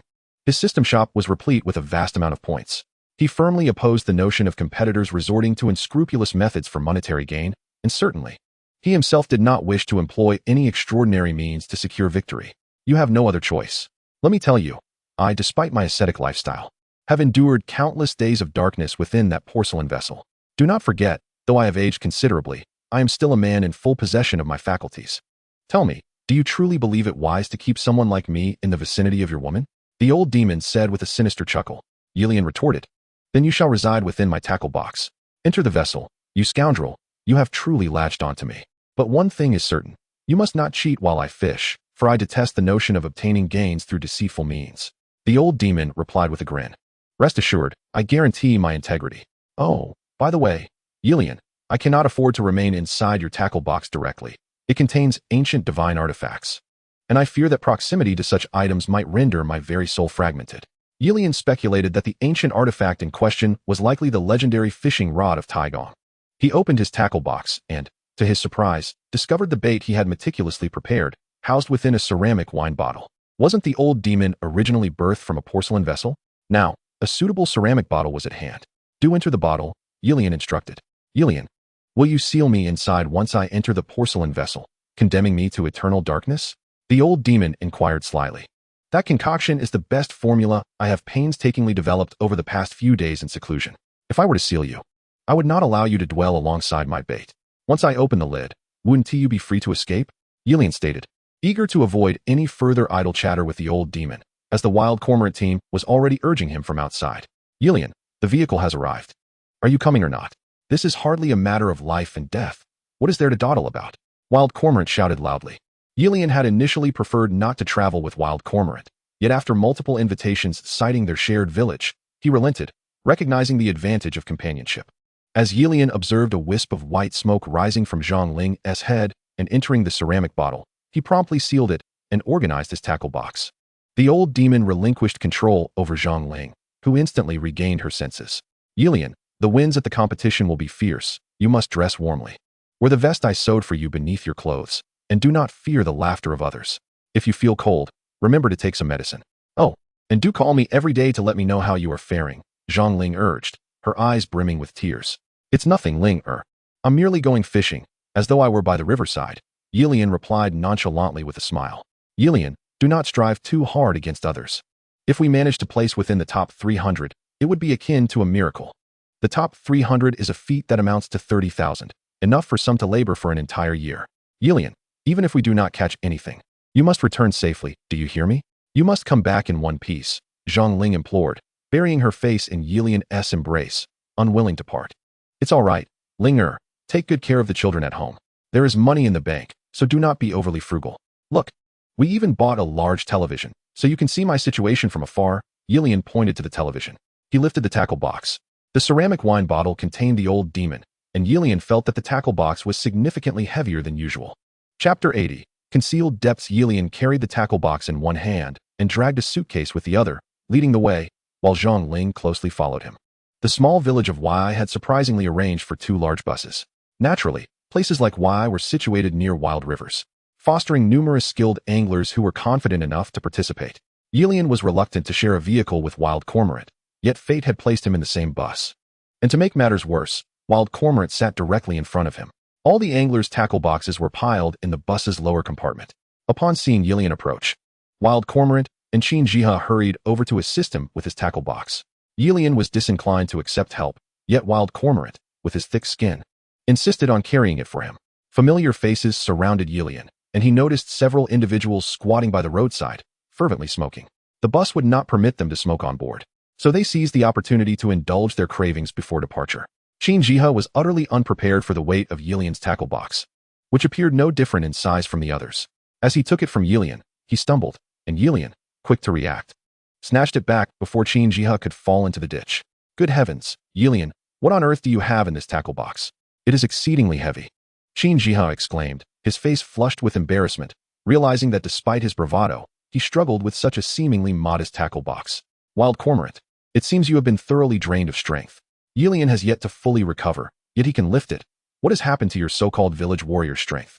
If you were to encounter a mere 2 or 3 kilograms of fish, I fear your back would break. Wild Cormorant, speak honestly. Have you been up to no good again? Your body seems utterly depleted, remarked a villager, unreserved in front of his wife and children. Zhang Ling, being a mother of 2, was not one to shy away from hearing such banter. Yilian swiftly placed his tackle box into the bus's lower compartment. Yet, Qin Jiha, now red-faced, declared, you lot, if you're so capable, why don't you try lifting it? Anyone can boast. I bet none of you can lift Yilian's tackle box. Yilian quickened his pace, eager to avoid anyone attempting to prove him wrong. Qin Jiha's provocations did indeed spur some individuals to approach. The driver, who had been smoking by the roadside, instinctively glanced at his tires upon hearing Qin Jiha's claims about the tackle box's weight, worried about the bus being overloaded. Brother, please open your tackle box for me to inspect. I need to ensure there's nothing improper inside. I mean no offense, just a routine check. The driver said politely to Yilian. Yilian opened his tackle box, revealing fishing rods, prepared fishing lines, a bottle of bait, and a support frame for the fishing rods. The entire bag was devoid of anything else, utterly empty. The driver cast a fleeting glance at Qin Jiha, merely smiling. When Yiluan unzipped the fishing gear bag, the defiant one, eager to test its weight, also discovered that it was indeed barren, containing only a handful of items. Qin Jiha leaned in closer, his disbelief palpable as he beheld the meager contents that nearly overwhelmed him. The defiant one, ever so audacious, reached out, convinced he could lift the bag. But despite exerting considerable effort, he found Yiluan's bag beyond his grasp. A couple of laborers, accustomed to hefting steel bars and carrying boards on construction sites, struggled to lift the bag, managing only with great difficulty. Luan, what on earth is with this bag? With just those few items, how can it be so heavy? Inquired Mi Fu, a close acquaintance of Yiluan, brimming with curiosity. Yiluan pulled out a fishing rod, declaring, this contraption weighs an additional 100 or 200 pounds compared to an ordinary rod. Is anyone brave enough to give it a try?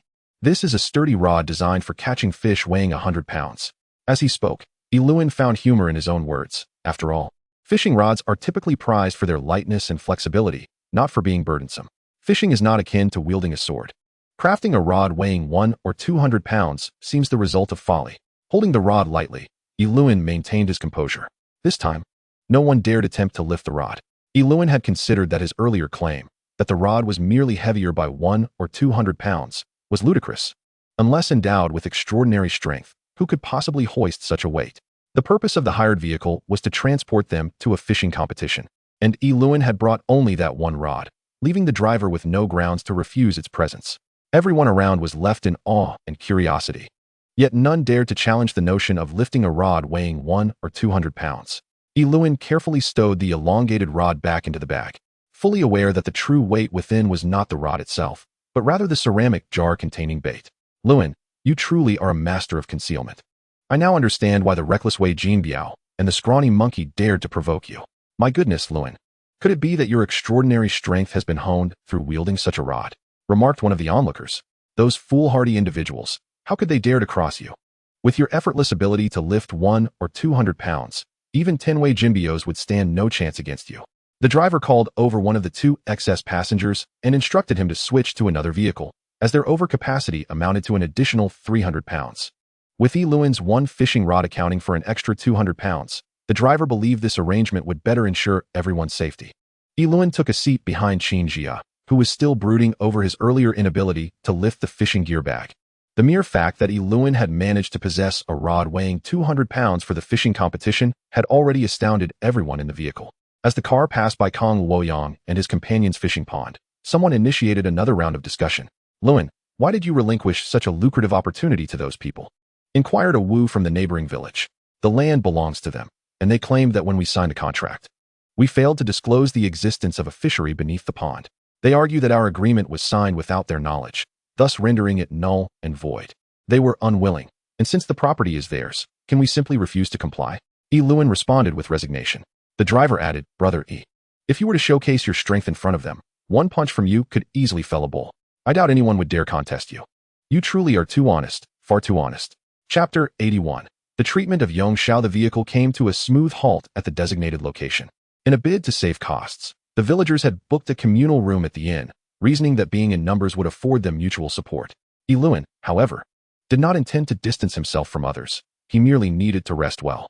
Fishing is both a skill and a physically demanding endeavor, and the initial rounds of such a large competition tend to be far more brutal than the later stages. Thus, Lewin requested a single room and promptly entered to rest.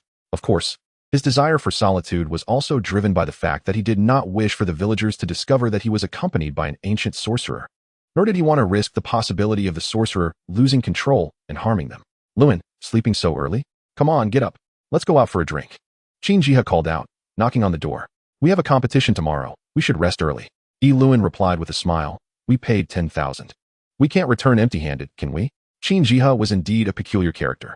Even when Lewin declined, he continued to pound on the door, insisting, Lewin, we've all paid 10,000. With our skills, we should at least make it to the end, right? Come on, time is on our side. Tonight, I'll treat you. You must acknowledge me, Qin Jia. Lewin found himself looking down on Qin Jia. Brother Jia, I'm truly feeling a bit tired. We'll have plenty of opportunities in the future.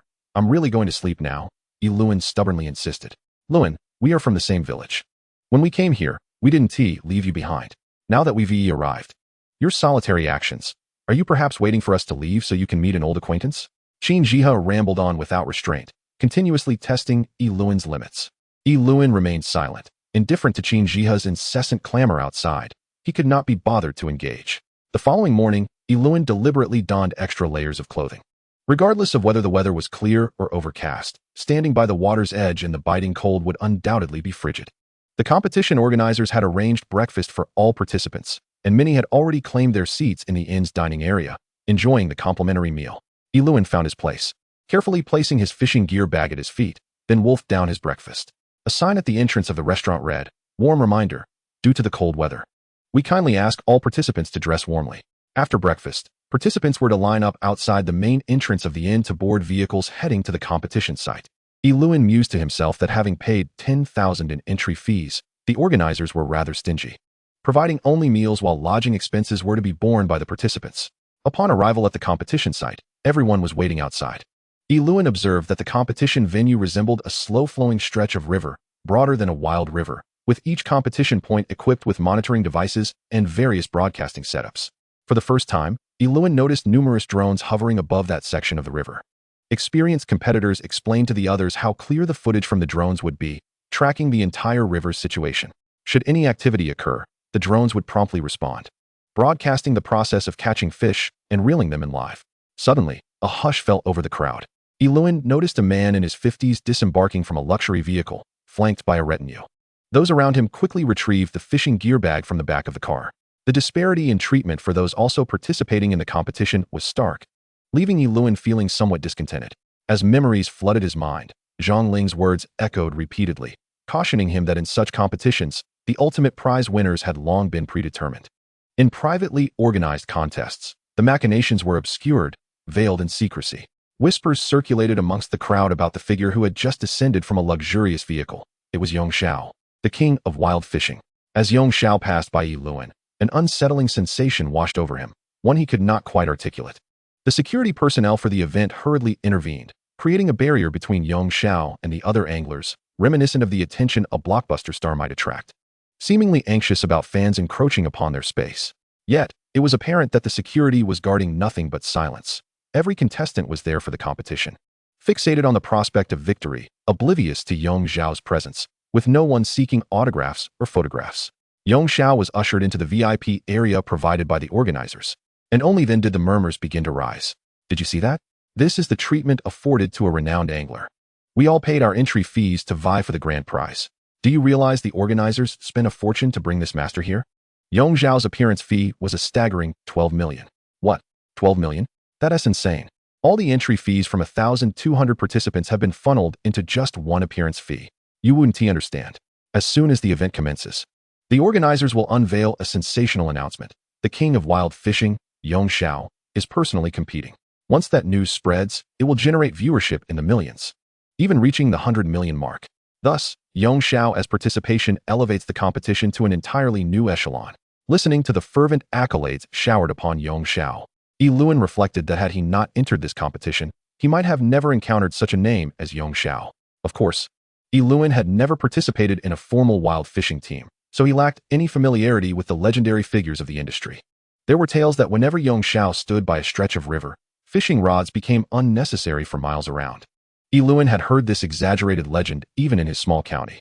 Once more, the peculiar sensation returned to Lewin's mind as he recalled Yong Xiao passing by him, though he could not quite pinpoint what it was. Contestants surged in like a tidal wave, and Lewin observed many brandishing conspicuous flags. These were seasoned wild fishing teams, evidently participating as groups. Qin Jia, leading the team from village under the banner of the wild cormorant team, approached and upon spotting Lewin, exclaimed, "Lewin, you left without saying a word. We had to call for a staff member to open your door just to discover you had slipped away. And here we are, still outside, all aiming for the grand prize. This isn't about who arrives early. It's about not being overly selfish. You are being too self-absorbed, Lewin."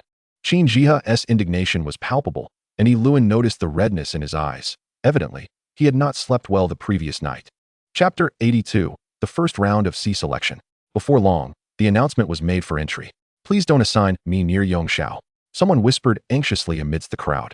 Along the riverbank, rows of comfortable loungers were set up, each contest point furnished with a small table laden with refreshments, fruits, and tea. Each table was equipped with a screen displaying timely data. At that moment, a warm welcome message adorned the screens. Every lounger bore the names of the contestants alongside the last digits of their identification numbers, a precaution against duplicate names among participants. Lewin located his designated seat, and like everyone else, he glanced around to see who was near him. To his left and right sat strangers, but then someone called out, "Heavens! The master Yong Xiao is here." Lewin noted that there were 4 seats between him and Yong Xiao. If he truly is that formidable, then Yong Xiao could fish in this river without anyone else needing to compete, Lewin mused.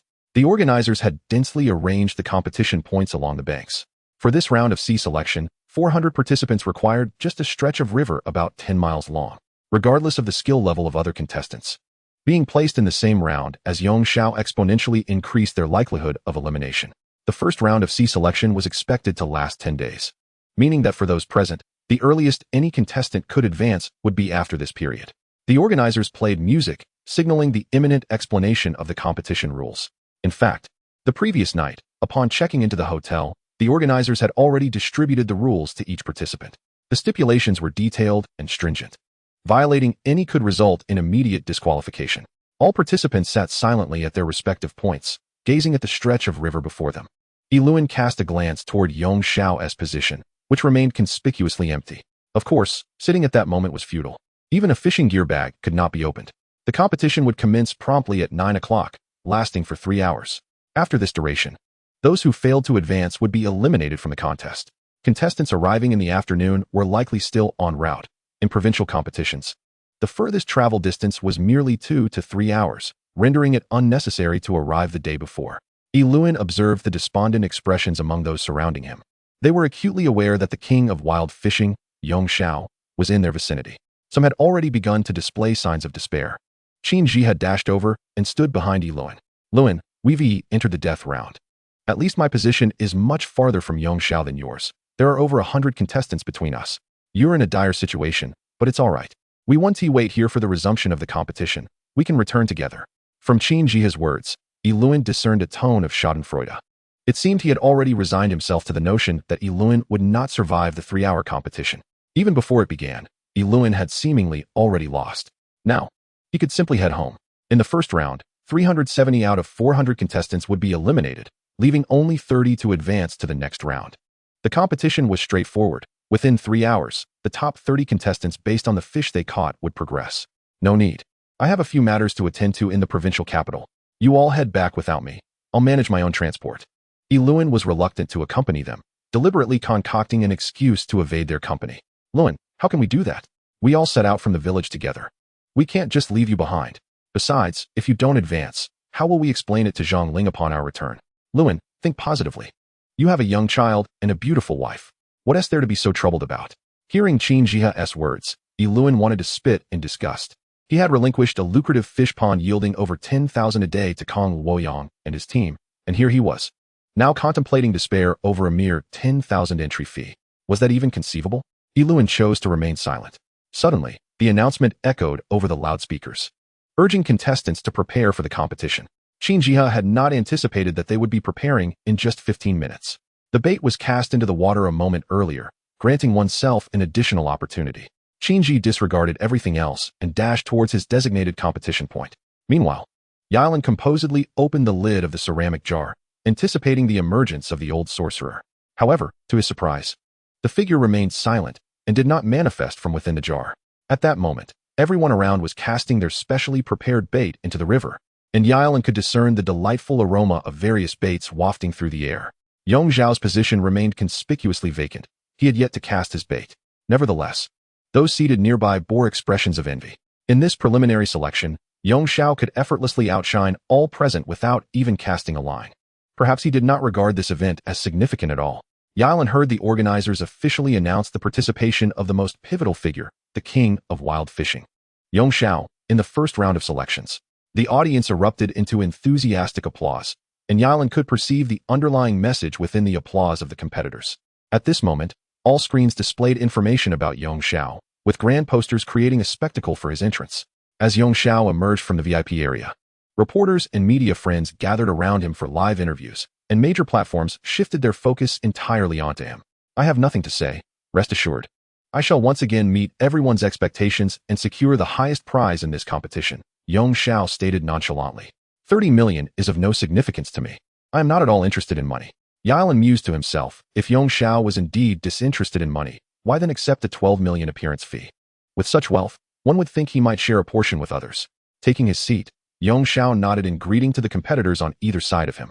Yilan continued his preparations calmly. Evidently, the organizers had put considerable thought into the arrangements. Judging by Yilan's fishing experience, the location he occupied should be one of the most favorable spots for winter fishing. His baited area was already subtly bubbling, indicating that fish were likely gathering beneath the surface. Chapter 83, Breaking the Myth. Competitors, please note, in 15 seconds, we will simultaneously cast our lines into the water. Prepare yourselves. Upon hearing the organizer's signal, Yilan couldn't help but chuckle. Fishing was not a sprint, and casting a few seconds earlier or later would scarcely make a difference. The screen displayed a blank table, ready to report the data of each contestant. The organizers aimed to showcase that the competition was conducted in an entirely fair and impartial manner. Yilan glanced at the table. The first column indicated rankings. The second listed names. The third recorded the weight of fish caught, and the fourth denoted the competing team. The system time on the screen read 9:01 a.m. All competitors were fixated on their floats, completely oblivious to one another. Thus, Yilen's luminous float, meant for night fishing, went unnoticed. Yilen firmly planted his fishing rod in its holder, opting not to recline in a chair, but instead crouching beside his rod, eyes fixed on the water's surface, observing his glowing float. Seconds turned to minutes, and he noted the system time had progressed to 9:28 a.m., yet the table remained empty. Just a minute after the bait was cast, tiny bubbles began to rise, suggesting fish were present below.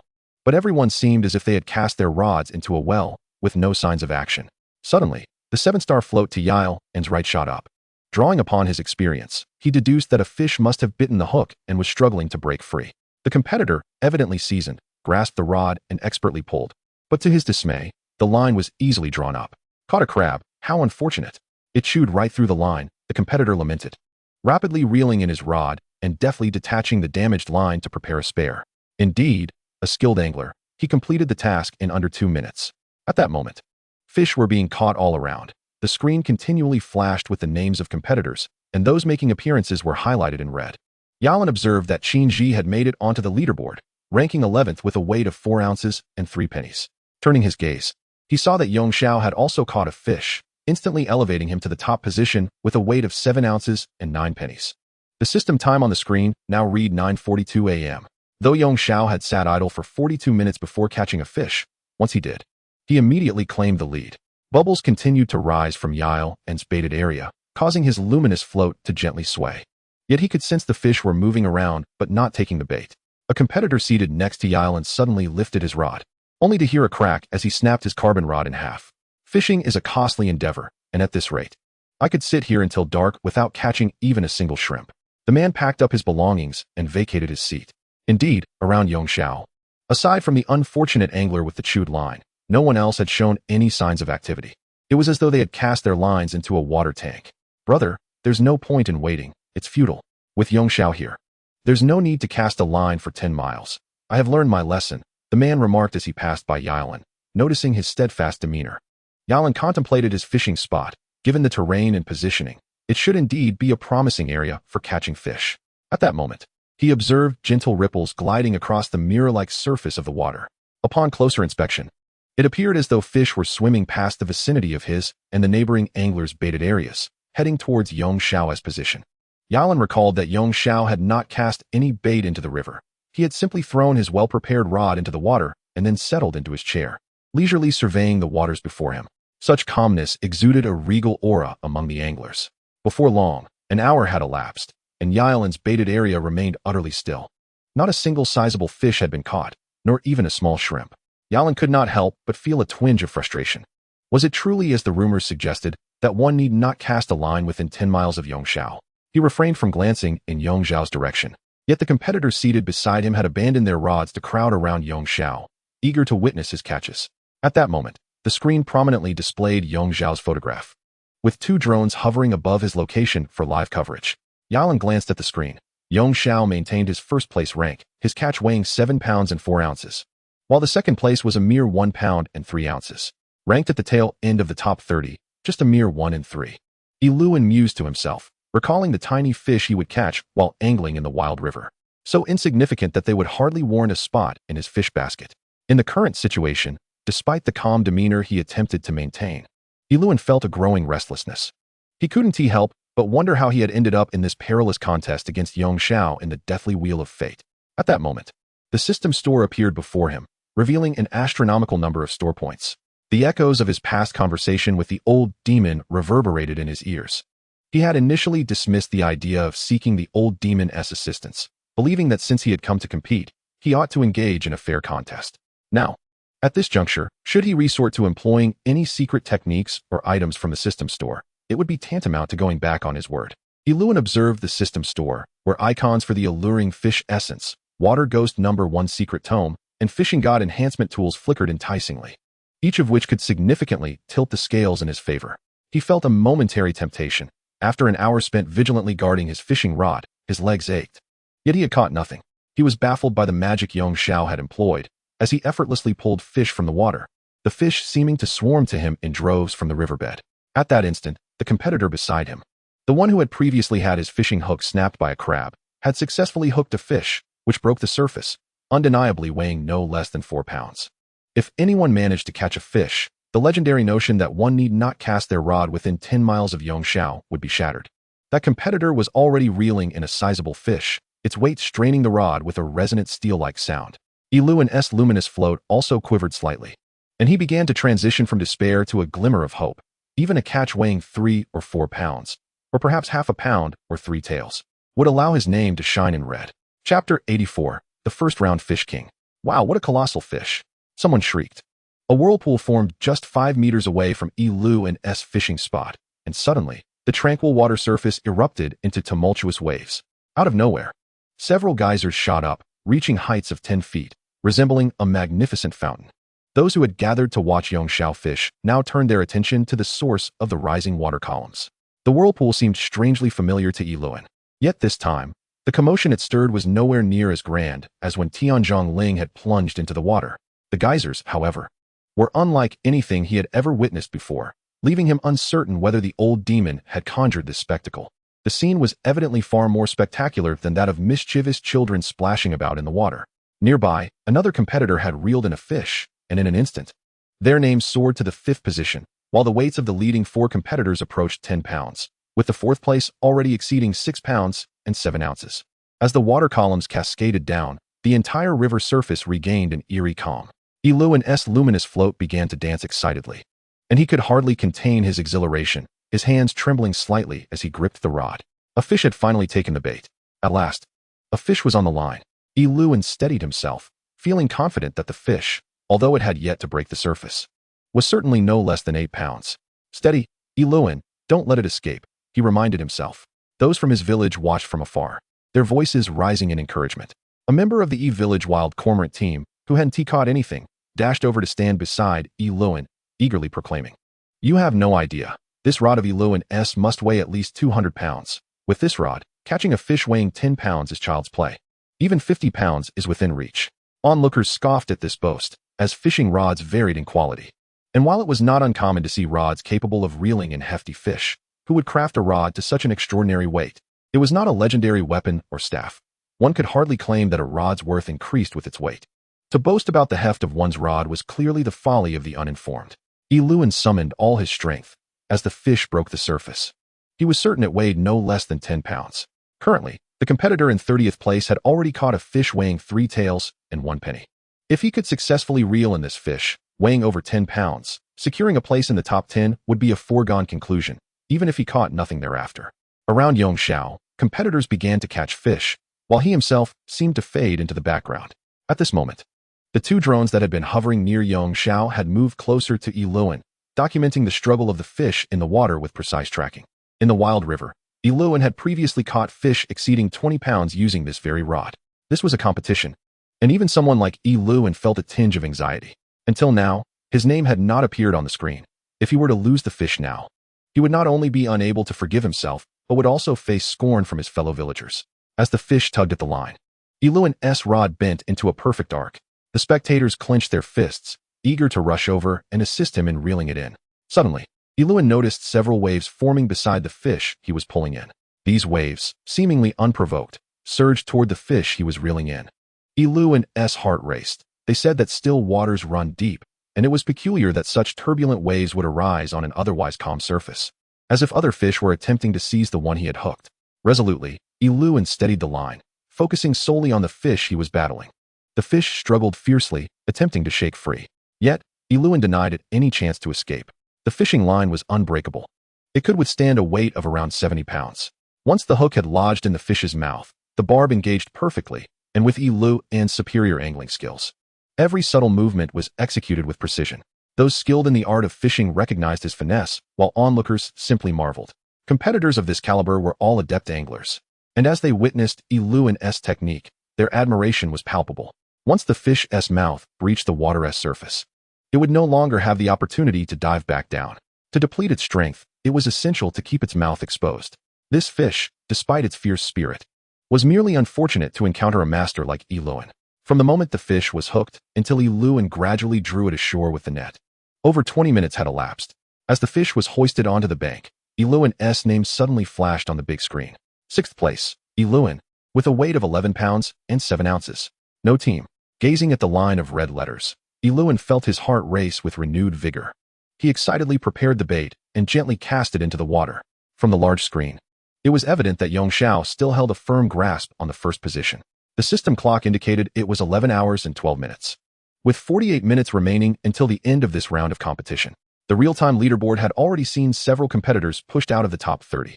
Yiluan noted that the fish in the 30th position weighed 1.5 gene. During this period, the angler next to Yiluan, who had his line bitten by a crab first, had landed a big fish, and gradually, others around Yongxiao began to catch sizable fish as well. It was this sudden influx of competitors into the leaderboard that had caused the weights of the top 30 to ascend rapidly. Initially, everyone believed that getting close to Yongxiao meant they had no chance of catching fish. Yet it turned out that several competitors in that water area had managed to reel in fish exceeding 5 gene. Meanwhile, Yongxiao's fishing spot, which had continuously yielded large catches, saw its allure rapidly diminish as nearby rods began to bring in fish. Yiluan glanced at the analytical data on the big screen. Thus far, the largest fish caught was the 11 gene and 7 liang he had reeled in. The single fish champion weighed 11 gene and 7 liang. With a sudden, urgent bell ringing, the first round of the sea selection competition came to a close. Chapter 85. Someone is raising water ghosts. When the concluding bell sounded, it was indeed a moment of mixed emotions. With his single fish weighing 11 gene and 7 liang, Yiluan secured the 6th position, successfully advancing to the next round. As he packed up his fishing rod, the ceramic bottle containing bait in his tackle bag unexpectedly spun open and fell inside. There was no sight of white smoke, nor did he hear the voice of the old demon. The bottle cap did not leap back into place. Yiluan neatly stored his rod in the tackle bag, picked up the bottle cap from inside, and tightened his bait container. Mr. Yiluan, congratulations on qualifying for our preliminary round. You have secured a place in the semi-finals of this grand competition. Please leave your address, and we will come to pick you up at your residence in 10 days. Upon exiting the competition grounds, the organizers solemnly congratulated Yiluan and handed him a gilded ticket for the semi-finals. The aloof Yongxiao approached Yiluan. You have caught several fish, yet ultimately faced merciless elimination. Brother, you were merely fortunate this time. However, next time, luck may not be on your side. Yongxiao appeared particularly arrogant and rude. Yiluan replied with a smile. Indeed, I have relied on good fortune. However, one cannot predict luck. Perhaps next time, my fortune will surpass today's. Yiluan had never been one to back down. He also disdained those who bullied others. In the face of Yongxiao's intimidation, he exhibited an even greater air of arrogance. There was something unsettling about Yongxiao that Yiluan couldn't quite articulate. Carrying the heavy tackle bag, Yiluan's mind wandered back to the automatically rotating bottle cap that had fallen into the tackle bag, which had not twisted shut again. During the competition, the old demon was certainly not present in the bait bottle. Yiluan recalled the strange ripples on the water's surface, particularly the familiar whirlpool he had observed. The old demon must have been up to something behind his back.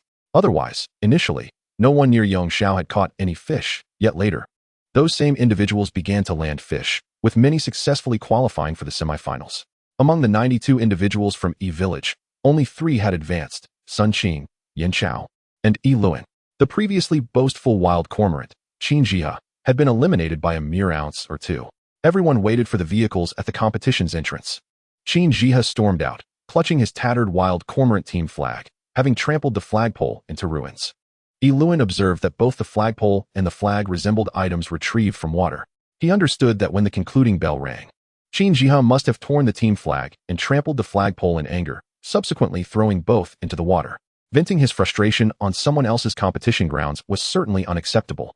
Thus, Qin Jia had no choice but to comply with their demands and obediently retrieve the team flag and flagpole, taking them out of the arena.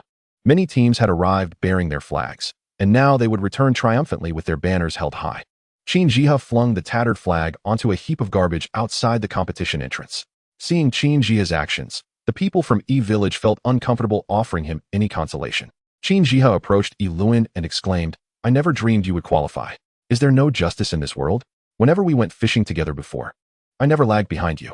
If it were an actual competition, I, Qin Jia, would never lose to you.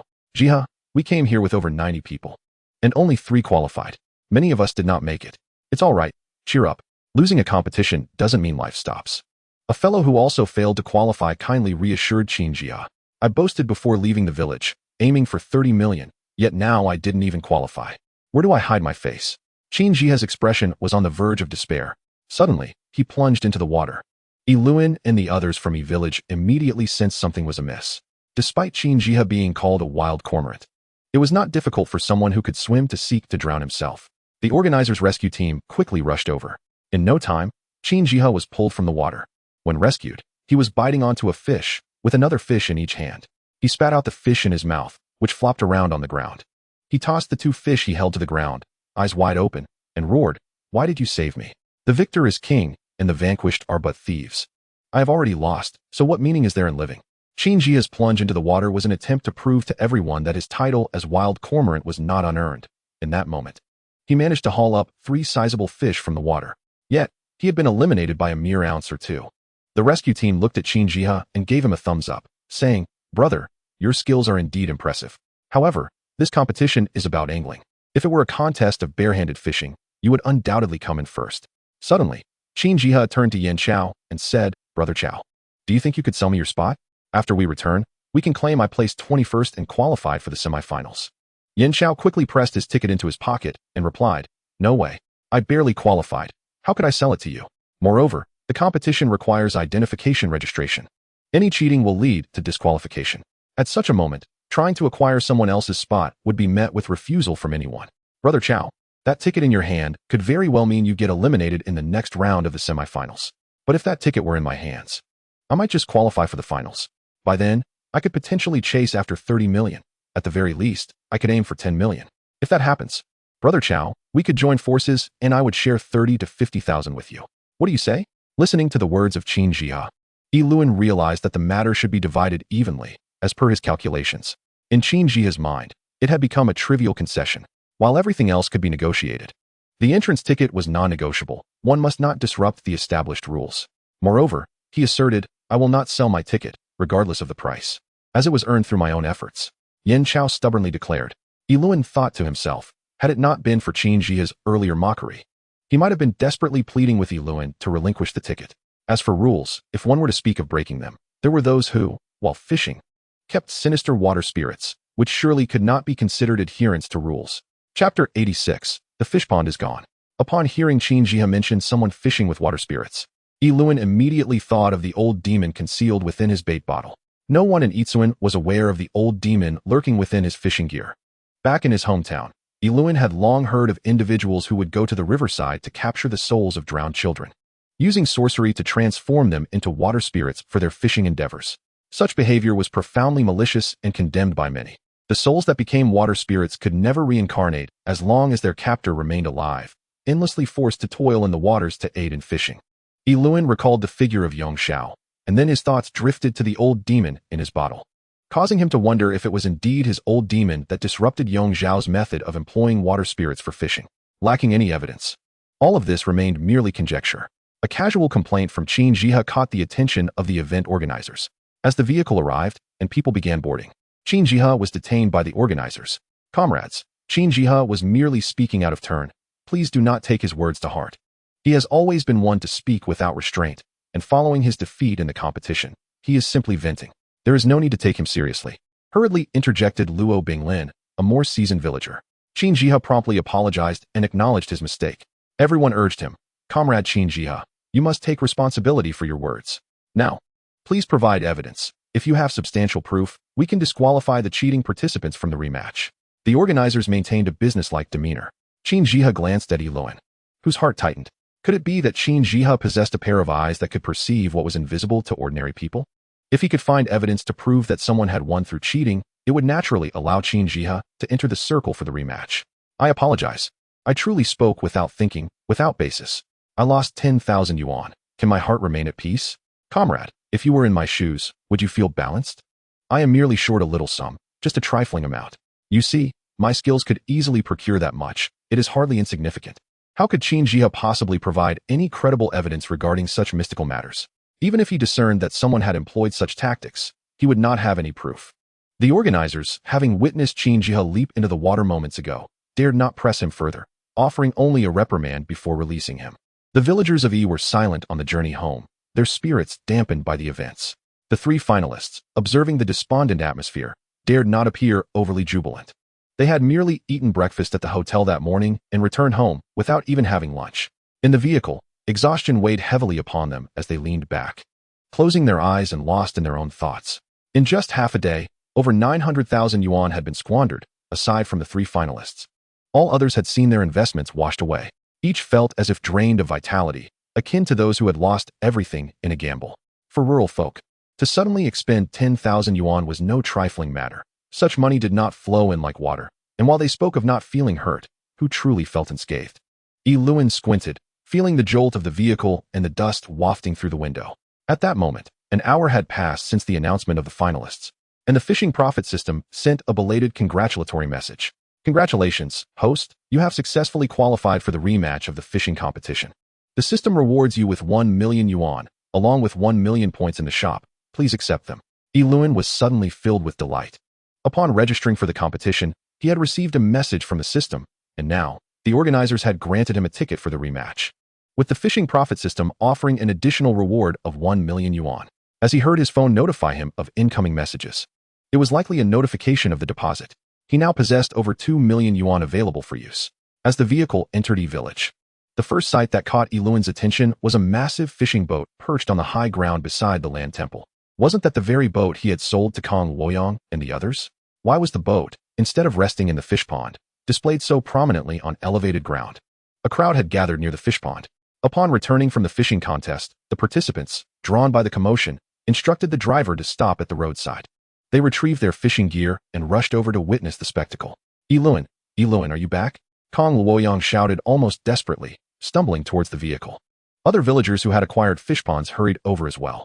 Yi Luan pondered what had transpired, as he had barely set foot back in the village after the competition before being called out in such a manner. He retrieved his fishing gear and suitcase from the vehicle, initially believing he would remain at the competition site, unaware that it was organized in shifts. Yi Luan, have you been up to something sinister? Are you secretly scheming? Kong Luoyang glared at Yi Luan, his eyes wide with anger. From a distance, Yi Luan saw that the fish pond had reverted to its original state in the short time since his departure from Yi Village. Yi Luan spread his hands, saying, Kong Luoyang, how could I be scheming? Yesterday, I went to the provincial city to participate in the fishing competition. How could I possibly be involved in any underhanded dealings? You left. And overnight, our prime 10 acres of fish pond transformed back into this state. You say that when it is in your hands, it naturally becomes a fish pond. But when returned to us, it silently reverts to land. If it was not you engaging in foul play, could it be that we somehow ruined it ourselves? Kong Luoyang spoke, nearly on the verge of tears. Dozens of families stood witness as their once lucrative fish pond, capable of earning tens of thousands a day, abruptly became mere farmland, which, even weighed in soil, would hardly be worth a fraction of that. Yi Luan gazed at the massive fishing boat stranded beside the land temple. A perfect spot for mooring such a vessel. What on earth had transpired? How could a prime fish pond revert to being farmland? Faced with the inquiries of the villagers, Yi Luan found himself at a loss for words, unable to provide an explanation. Kong Luoyang, whether it is farmland or fish pond, I had already completed the necessary procedures with you. I owe you neither land nor fish pond. Wouldn't you agree? Island spoke with a hint of irritation. Chapter 87. The purchase of entrance tickets. The 10-odd acres of farmland had completely returned to its original state. Yet the crops that had previously been sown were no longer present. Island, he said, do you feel a sense of imbalance because you see us making a profit? Is that why you decided to ruin our fish pond? A pond that could earn us over 100,000 a day has inexplicably vanished overnight. Kong Luoyang's voice trembled slightly as he spoke. Island stood amidst the fields and replied, Yangzi, tell me, where would I have the means to fill in such a large pond overnight? Digging down 2 or 3 meters on 10 acres would require more than 20,000 cubic meters. Yangzi, do you think I possess the strength to move mountains and fill seas? Moreover, I was not even home. Last night, I was in a hotel in the provincial capital, and I only just returned. Qin Jiha exclaimed loudly. I have explored the depths of the pond. It is not just 3 meters deep, it seems bottomless. When I dove down over 10 meters, my feet could not touch the bottom. Many others concurred, saying, indeed, if it were dozens of meters deep, it would require millions of cubic meters of earth to excavate. Even with excavators, it would take at least 10 days to reach such depths. It is impossible. No matter how capable Island is, he could not have leveled that pond overnight. Finally, Island heard someone defending him. He picked up his fishing gear and dragged his suitcase back home. Kong Luoyang, filled with righteous indignation, waited by the pond all day, intending to confront Island for an explanation. However, upon Island's return, they realized they could only curse him for his mischief, they had no solid grounds for their accusations. Upon entering the house, Zhang Ling was particularly astonished, sensing that Ailan had been eliminated from the competition. In such moments, she felt it inappropriate to inquire about the competition's outcome. She had prepared a considerable amount of clothing for the event, intending to remain outside until the results were announced. Have you eaten? If not, I can make you a bowl of noodles, Zhang Ling offered. I just returned and didn't even have lunch, Ailan replied, feeling weak from hunger. He placed his fishing gear inside and quietly watched as Zhang Ling prepared the noodles for him. The fish pond is gone, Zhang Ling said. Early this morning, Kong Luoyang and the others came looking for you, insisting that you were the one who caused the pond's disappearance. Yesterday, I accompanied E Village to the competition. They saw the vehicle leave the village with their own eyes. What happened? Did they give you a hard time? Ailan asked with concern. They didn't make it difficult for me. After all, we owe them nothing. I explained that if they wanted to find you, they should go to the provincial capital. As you were participating in the provincial fishing competition, Zhang Ling responded. Ailan thought to himself. Thankfully, they did not trouble Zhang Ling. Otherwise, he would have been furious. He had always maintained a bottom line. No matter how he was treated outside, he would not voice objections as long as Zhang Ling and the two children were unharmed. He would fight tooth and nail to protect them. As Ailan savored the oil and vinegar noodles that Zhang Ling had made for him, he retrieved the golden ticket for the semifinals from his pocket to show her. Wow, you advanced. But why do you return with such a solemn expression? I expected you to be elated. I thought you had been eliminated, Zhang Ling exclaimed with delight. There's no surprise if I didn't win a prize, Ailan chuckled. You should be able to see the competition on television, Zhang Ling noted, surprised that she had not stayed home to watch. There was only one explanation. She must have gone to the pond after such a significant event occurred there. How many from our village made it through? 2 vehicles left filled with confidence to compete. With your qualification for the semifinals, surely many of them advanced, Zhang Ling asked curiously. Ailan pondered that each participant had paid a hefty entry fee of 10,000. The organizers were hardly so generous as to allow half of them to qualify. In this round of competition, there were over 400 participants, and only the top 30 qualified. 370 were eliminated, Ailan explained. In our village, including myself, only 3 made it through. For amateur contestants like us, having so many qualify is already miraculous. Wow, Luan, you're incredible. Your ticket even states you are the single fish king. Your catch was the heaviest in this competition. How much did that fish weigh? Ailan, when holding the ticket, had not noticed the word single fish king in the small print. Zhang Ling, with her keen eyes, had spotted that Ailan had earned the title. 11 Jean and 7 tails. It's not as impressive as my usual catch, Ailan replied somewhat modestly. Zhang Ling speculated. I bet one of the other 2 contenders is definitely the wild cormorant. Qin Jia, he formed that team. In your previous competitions in E Village, Qin Jia has always outperformed you by a considerable margin. Ailan preferred not to discuss Qin Jia, but Zhang Ling brought him up nonetheless. It truly was unexpected. Qin Jia missed qualifying by just a few grams. Otherwise, he would have made it through as well. Just as they were speaking of Qin Jia, he called from outside. Luan, I need to talk to you. Ailan thought to himself that Qin Jia had previously approached Yin Chao, wanting to purchase that entrance ticket. Now, with Qin Jia coming, he likely intended to buy his ticket. In the entirety of E Village, many fishermen would acknowledge Wild Cormorant's superior skills. Otherwise, his name wouldn't carry such weight. Jia, aside from purchasing my ticket, feel free to say anything else, Ailan said as he carried the bowl of noodles to the courtyard. Zhang Ling, standing nearby, interjected, Luan. If someone truly wants to buy the ticket, you might as well sell it for cash.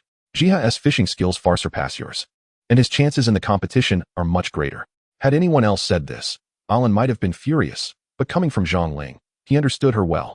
She had always been cautious about finances. An entrance ticket, after qualifying for the semifinals, could yield nothing. It was far more practical to exchange it for cash now. Qin Jia, what price can you offer? If it's reasonable, I'll have Luan sell you the ticket.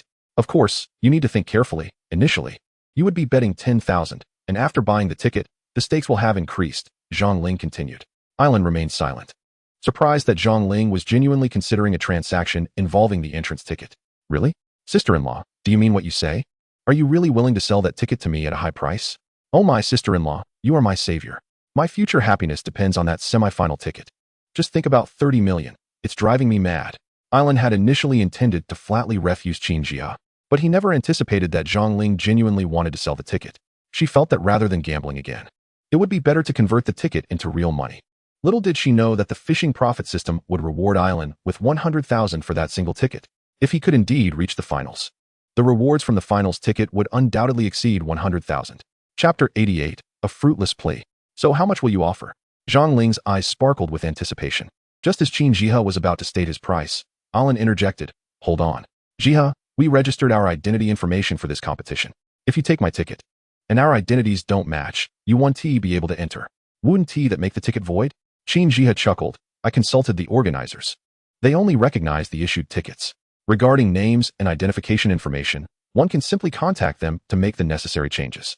Since it is a privately organized event, there is no need for excessive strictness. Qin Jiha indeed dialed the organizer's number, setting the call to speaker mode. Hello, this is the organizing committee of the fishing competition. How may I assist you? A gentle voice answered on the other end, sweet as honey. I would like to inquire whether, after being eliminated in the preliminary round, one can purchase another's entry ticket to participate. Will this affect the results in the semifinals? Qin Jiha asked earnestly. Sir, in principle, we do not interfere with the purchase of another's entry ticket. Upon entry, we will register on-site based on the ticket. If you buy someone else's ticket, you simply need to make the relevant identity corrections beforehand. The girl continued. Oh, by the way, our committee is also selling entry tickets. One ticket. Just as she began to quote the price, Qin Jiha swiftly ended the call. Luan, you heard that, right? The committee is also selling tickets. He urged. Think it over. You need not risk going through the semifinals again. You could easily exchange your ticket for cash. Luan, some things you do not comprehend. For instance, today I witnessed several participants using the water ghost technique to drive away fish. If you cannot restrain your opponent's sorcery, no matter how many fish you have in your spot, they can still be disturbed. Qin Jiha reiterated the cheating methods employed by the water ghosts, evidently showcasing his knowledge to dissuade Luan from participating. You should have listened to the price quoted earlier. Luan smiled at Qin Jiha. I've heard it once. And frankly, the price is quite extortionate. The initial entry fee for the preliminary round was 10,000, and now it has astonishingly risen to 50,000. Spending 50,000 just to participate in the semifinals, with no guarantee of making it to the finals, such a scam. Upon hearing Qin Jiha mention the committee's ticket price of 50,000, Luan mused that with Qin Jiha's background and his determined mindset, he would willingly pay even 100,000 for a ticket. Zhang Ling shot Lu an knowing glance, clearly contemplating the situation. If the ticket were to be sold, it would depend on the committee's pricing. A lower price could be negotiated, but it shouldn't be absurdly low. Luan, as friends from our hometown, I advise you to sell the ticket to me. This way, you can avoid the risks and hassles. We've been friends since childhood. I'll offer you 30,000. How does that sound? Qin Jiha feigned utmost sincerity. Zhang Ling interjected. The competition is charging 50,000 for tickets, and you offer 30,000? Qin Jiha, do you think we're gullible? Luan had no intention of selling the ticket anyway. 30,000 was insufficient, and he remarked, let's forget it. I'm not in dire need of that 30 or 50,000. Since you've already offered 30,000, you might as well spend 50,000 and get a ticket from the committee. Sister-in-law, you promised you could decide to sell the ticket to me. How about this? I'll give you 45,000 right away. I just want to save you 5,000. Qin Jiha hurriedly increased his offer, fearing Zhang Ling might change her mind. Why should we settle for 5,000 less? Qin Jiha, 5,000 is nearly the price of a hefty pig for families like ours. Zhang Ling was not truly concerned about the 5,000. She sensed that Qin Jiha was not being honest. The committee's tickets might be priced at over 100,000 or even 200,000, sums he could not afford. Fearing Zhang Ling might disclose a price, Luan smiled and said, Qin Jiha, how about this? I won't shortchange you too much. I won't suffer greatly either. I'll call the committee to ask about the price, and then we can discuss, all right? He requested Zhang Ling to hand him her phone, dialing the fishing competition's organizing committee. After all, his own number was already known to them, and using Zhang Ling's phone would leave them unsure of who was calling. Qin Jiha turned to Luan and Zhang Ling, saying, just keep that ticket safe. Don't say I didn't warn you. Luan, don't think that just because you caught the single fish king, you'll be lucky every time. If you fail to make it through the semifinals, you'll lose 45,000. Such a rare opportunity, and you're willing to let it slip away? That is foolish. When he arrived, he had appeared pleading, but as he left empty-handed, he wore a disgruntled expression. Once Qin Jiha had walked away, Zhang Ling expressed some regret. Luan, we really should have sold it to him for 45,000. Better to gain a little than to lose a lot. The call to the committee connected. Hello, this is the organizing committee of the fishing competition. How may I assist you? Luan heard another sweet voice on the line. I would like to inquire whether you have semi-final entry tickets for sale. Yes, sir. In order to provide another chance for those eliminated in the preliminary round to compete for the 30 million prize, the organizing committee, with a humanistic approach, is indeed selling semi-final entry tickets. Sir, how many tickets do you require? Luan listened, having always believed this to be a fair and just competition. However, the seriousness of the event had been transformed into something akin to a game where money could buy opportunities. Sir, how many tickets would you like? The girl pressed when she noticed silence on the line. Luan asked, how much is each ticket? What is the price for the semi-final qualification? Sir, our semi-final entry tickets are priced at 300,000 each. If you purchase two, it will be 500,000. Think about it. For 300,000, you can secure a semi-final qualification, an opportunity to compete for 30 million, potentially altering your life's trajectory completely, the girl eloquently stated. With the phone on speaker, Zhang Ling's eyes widened in astonishment upon hearing the price. Qin Jihe claimed they were selling for 50,000, but the reality was 300,000. This discrepancy was significant. Luan, do you think Qin Jihe will come back? If he offers 25,000, we might as well sell him the ticket. Zhang Ling continued to contemplate selling her ticket. A golden entry ticket for the semi-finals of the fishing competition, valued at 300,000, was an unfathomable notion. Erwa returned from school, bouncing back with his backpack. Luan was in his yard, organizing his fishing rods, preparing for the upcoming semi-finals of the fishing competition in 10 days. Dad, I heard that in your round of the competition, you earned the title of Single Fish King. You're incredible. When you caught that 11 Gene 7 Liang fish, one of my classmates' fathers witnessed it, and my classmate said his dad was utterly in awe of you. Erwa excitedly recounted. Luan remained composed, replying, fishing cannot be a lifelong endeavor, Erwa. Focus on your studies. Education is paramount. If you do not strive, you might end up like me, decades old and yet accomplish nothing. Dad, who dares say you've accomplished nothing? In the first round of the preliminaries, you earned the title of Single Fish King. If you successfully pass the semi-finals and join the finals. Such dismal prospects. Yet one must earn at least 300,000. In such a brief span, how many could possibly amass such a sum? On the innocent visage of Erwa, an expression of profound admiration for Yilan manifested. Yilan, however, was determined not to let Erwa lose sight of his priorities at his tender age. The pursuit of knowledge must take precedence. How remarkable, truly lacking in experience, he remarked. I've heard tell of individuals who can earn over 200 million in a single day. Only through diligent study can one genuinely secure substantial wealth. Yilan asserted with a serious demeanor. Both Erwa and Warner harbored a palpable fear of Yilan. With merely a glance, Erwa understood precisely what was expected of him. Surprisingly, Sun Qing, who had never before sought Yilan out, approached him.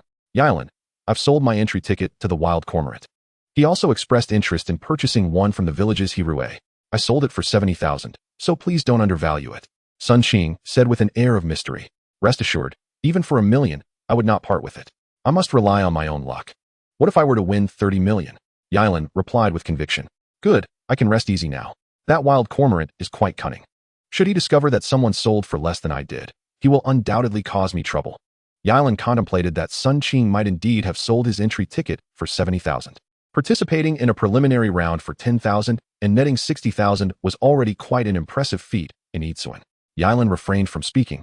As Qin Jihe had seized upon Sun Qing's information gap, had Sun Qing known that the current price for a ticket to the semifinal was 300,000, he would have gone to great lengths to reclaim the ticket from the wild cormorant. Before Sun Qing could depart, Hirue arrived to seek out Yilan. Sun Qing, why didn't you mention selling the ticket earlier? Whatever Qin Jihe offers, I can certainly outbid you. Hirue declared, 12,000. I offer 12,000 for the ticket. Hirue shouted the high offer directly in front of Sun Qing. If Sun Qing had truly sold his ticket for 70,000, he would have jumped for joy. However, he remained silent.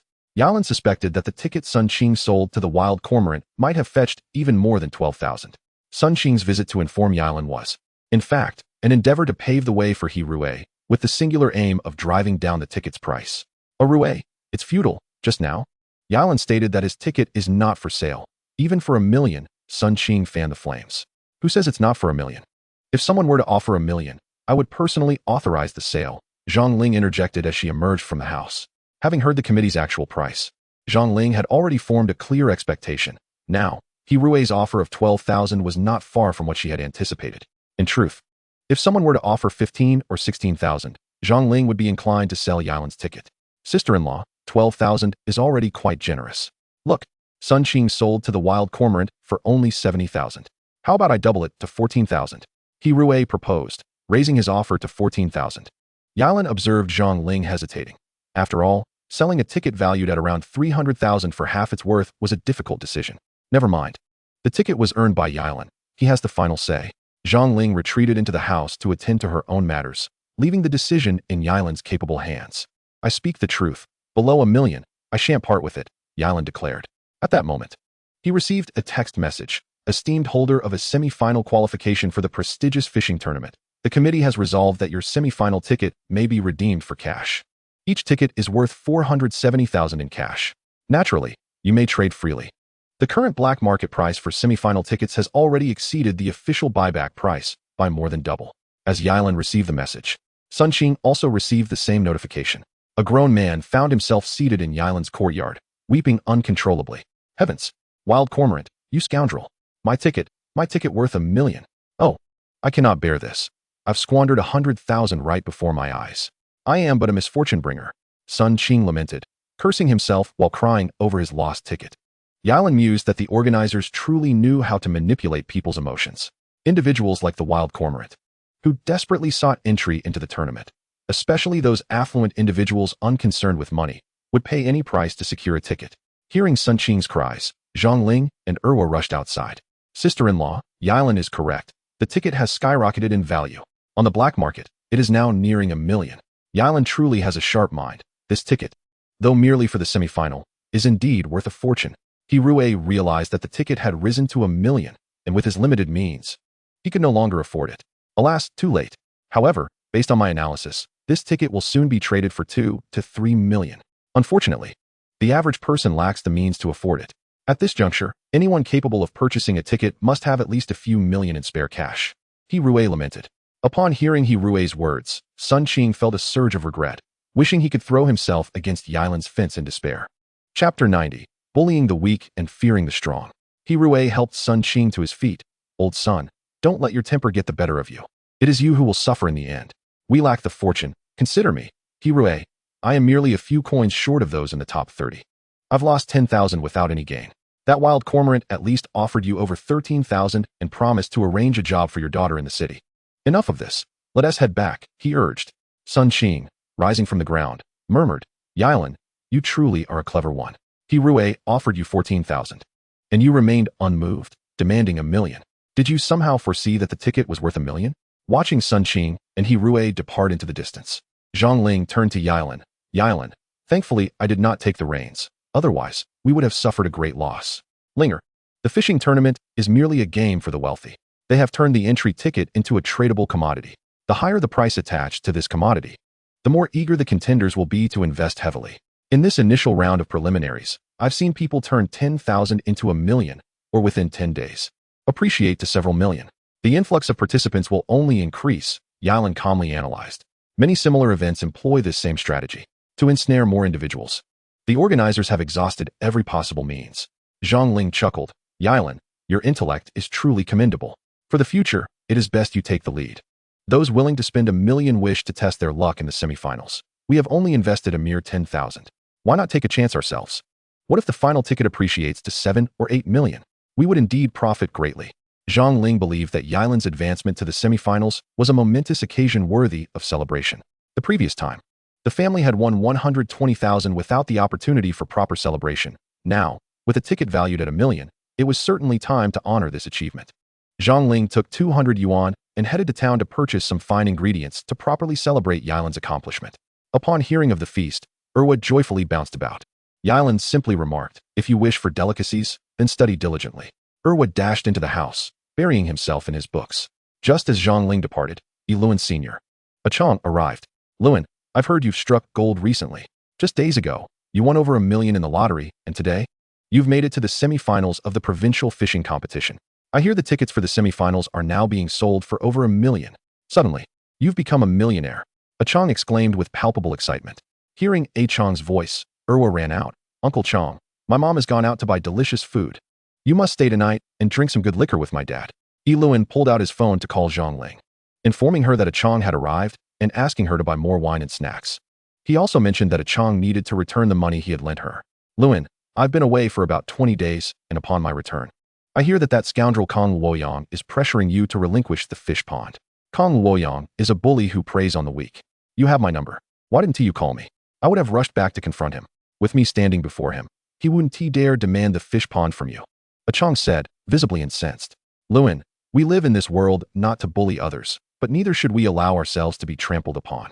When they asked you for the fish pond, did you mention your senior Chong? You're far too naive and accommodating. Such a valuable asset. And you simply handed it over. Why should you? You have the written contract, and the village chief supports you. I've heard that Xiao Ming from the town is also backing you. How did you end up being so helpless? This matter has me fuming, Achong said through gritted teeth, wishing he could slap Luin if not for Erwa's presence. Luin allowed Achong to voice his frustrations, understanding that both his master and senior cared for him, even if their words were harsh. Uncle Chong, please don't scold my dad. I know you mean well, but your outburst is too fierce. Outsiders might think you're bullying him, Erwa said, pouting slightly. Achong chuckled. Luin, even Erwa is defending you. Remember, to forge ahead, a man must remain steadfast and never yield. I heard that you single-handedly took on Wei Jinbiao and his gang in town. Now that has something to admire. Some people only learn when they feel the sting of pain. They recognize you as their superior. Luin nodded, smiling. I believe that the 10 acres of fish pond are a fortune meant for you, Luin. Kong Luoyang and his ilk are not deserving of it. Once it falls into their hands, it will undoubtedly turn to ruins. I've heard the news of this, and it makes me laugh. They deserve their misfortune. Losing the fish pond was their just desserts, Achong laughed heartily. Achong spoke loudly, oblivious to others' feelings, embodying his bold personality. Luin, could you step out for a moment? We need to discuss something with you. Kong Luoyang, who had come looking for Luin, hesitated at the sight of Achong sitting there, hesitant to enter the courtyard. Come in. I'm not a living devil. Am I going to eat you? Achong called out loudly to Kong Luoyang outside the courtyard. Luin recognized that the group outside was comprised of the very families who had coerced him into relinquishing his land. Let us do it this way, Luin. We see you have guests. We wouldn't want to interrupt you. We'll return when you're free, said Kong Luoyang. His bravado diminished, appearing almost timid. Come in. If you leave like this, it shows disrespect to Luin and to me, Achong. If you have something to say, then say it plainly. I can't stand those who beat around the bush. Achong stood up, glaring at Kong Luoyang and the villagers outside. The group hesitated, unsure whether to enter or leave. But upon hearing Achong's words, they nervously stepped inside, and Erwa brought them some benches. Please sit. If you have something to discuss, don't hesitate. Achong is not an outsider. He'll hear everything, Luin said courteously. Chapter 91. Learning to say no. Luin. We are all from Itzuan, and we heard the thunderous news. You see the situation, as Achong said, losing the fish pond is indeed our fault. Now that we lost the fish pond, could you please find it in your heart to take back the fishing boat for us? Kong Luoyang pleaded with a tone of desperation. When Luin got out of the car and noticed the fishing boat stranded near the land temple, he anticipated that Kong Luoyang and his group would seek to offload the boat. Kong Luoyang, did I ask you to buy that fishing boat? I sold you a boat worth 500,000 for only 470,000. I've treated you fairly, Luin asserted, his tone resolute since returning from the provincial capital. Achong cast an approving glance at Luin, silently communicating his admiration. Luin, why don't you consider a way to get that fish pond back for us? Otherwise, could you at least help us retrieve the fishing boat? We lost the fish pond, and now, that 50,000 fishing boat is essentially wasted. It's as if we've thrown it into the water without a trace. Lamented a middle-aged man next to Kong Luoyang. Everyone knew that reclaiming the fish pond would be far more difficult than climbing to the heavens.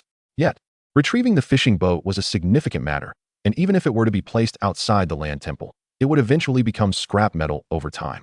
Everyone, if you believe that the fishing boat is useless, then even if I, Luin, take it, it will serve no purpose.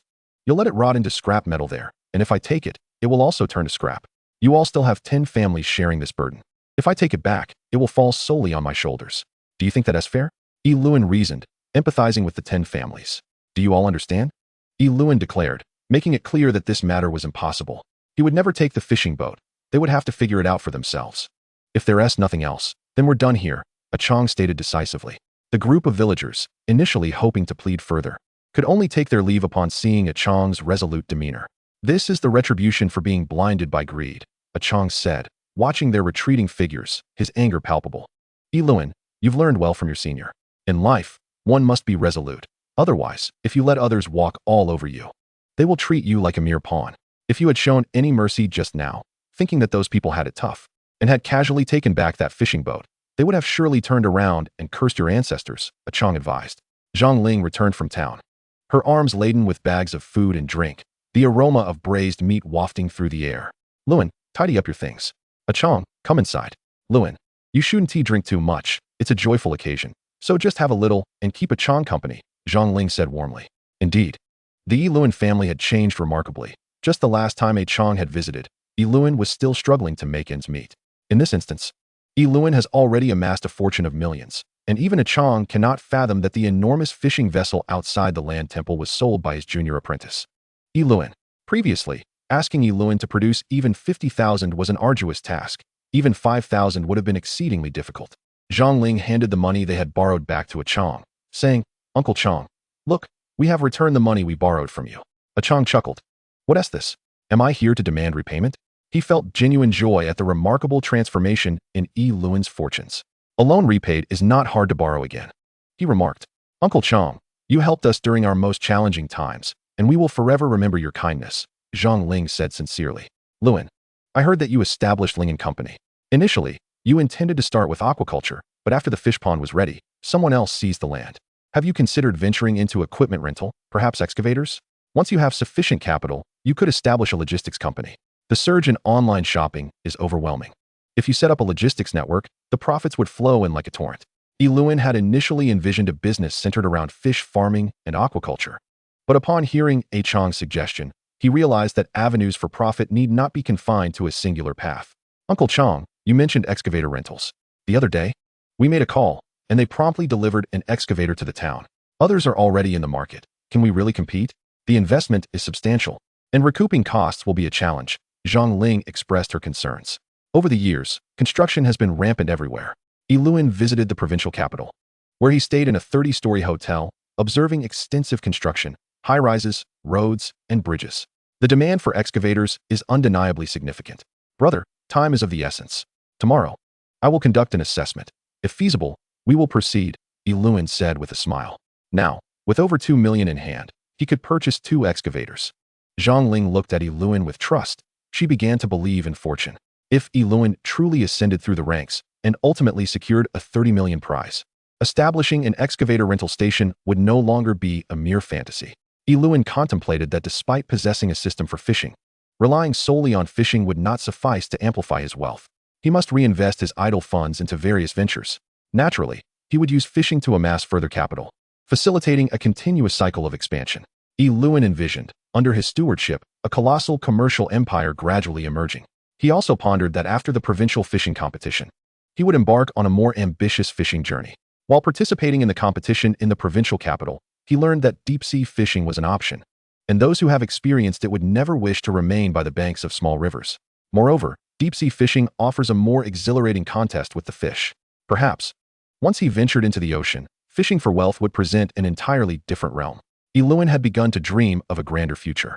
Establishing his rental station and winning the grand prize at the provincial fishing competition brought a smile to his face.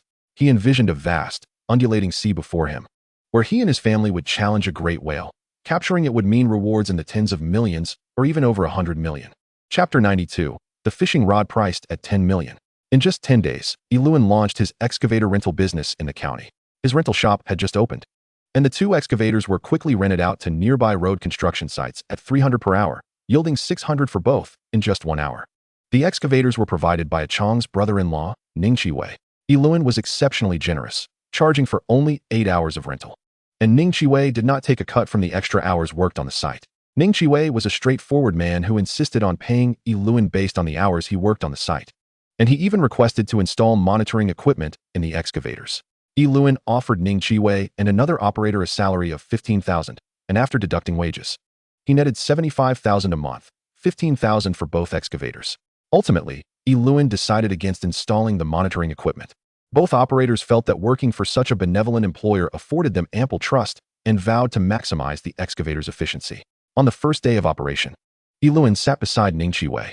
"Bossy, this excavator has tremendous power and strength. Renting it out at 300 per hour is a surefire way to profit," Ning Chiwei exclaimed, clearly enamored with the machine. The site manager rushed over upon seeing Yiluan personally deliver the excavator, eager to engage in conversation and offer cigarettes. "Bossy, we are on a tight deadline. With your 2 excavators, we might complete this 3-year project in just 2.5 years." Yiluan observed that the site was bustling with various types of excavators. The more investment made in such a grand project, the greater the returns. "Bossy, are you ready? Last time, you caught the kingfish in the preliminary round. What astonishing news do you have prepared for the rematch?" The site manager recognized him as the previous kingfish winner. "You're such a prominent figure. Do you enjoy fishing?" Yiluan asked in surprise. "Doesn't Boss E enjoy fishing too? For someone like me, Morong Zhao, it's a way to cultivate sophistication. I casually spend about 8 to 10 million annually on fishing," Morong Zhao declared. "I heard you own a fishing vessel. Would you be willing to sell it to me?" Yiluan replied with a smile. I did have one, but I have since sold it to someone else. No worries, I know those folks won't make good use of it. It's currently stranded in Itsuan.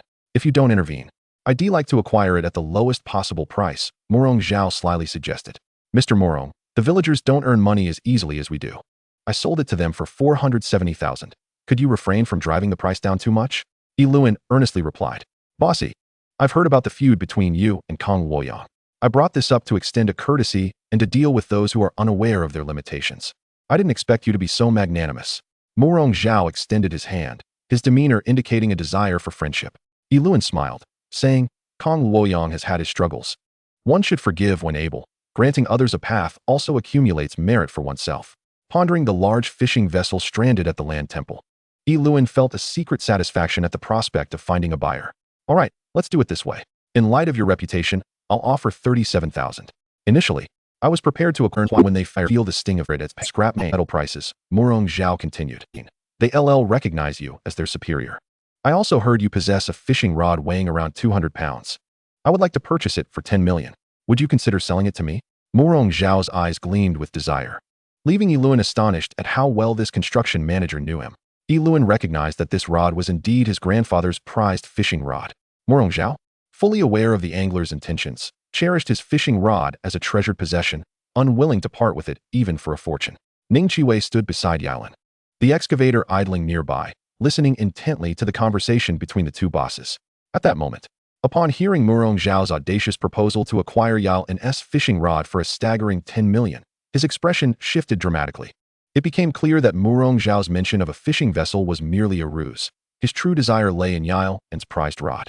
With the multitude of excavators bustling on the site, it was evident that he did not require Yalan's two machines. Should Yalan consider parting with his rod? Yi Luan nodded, smiling.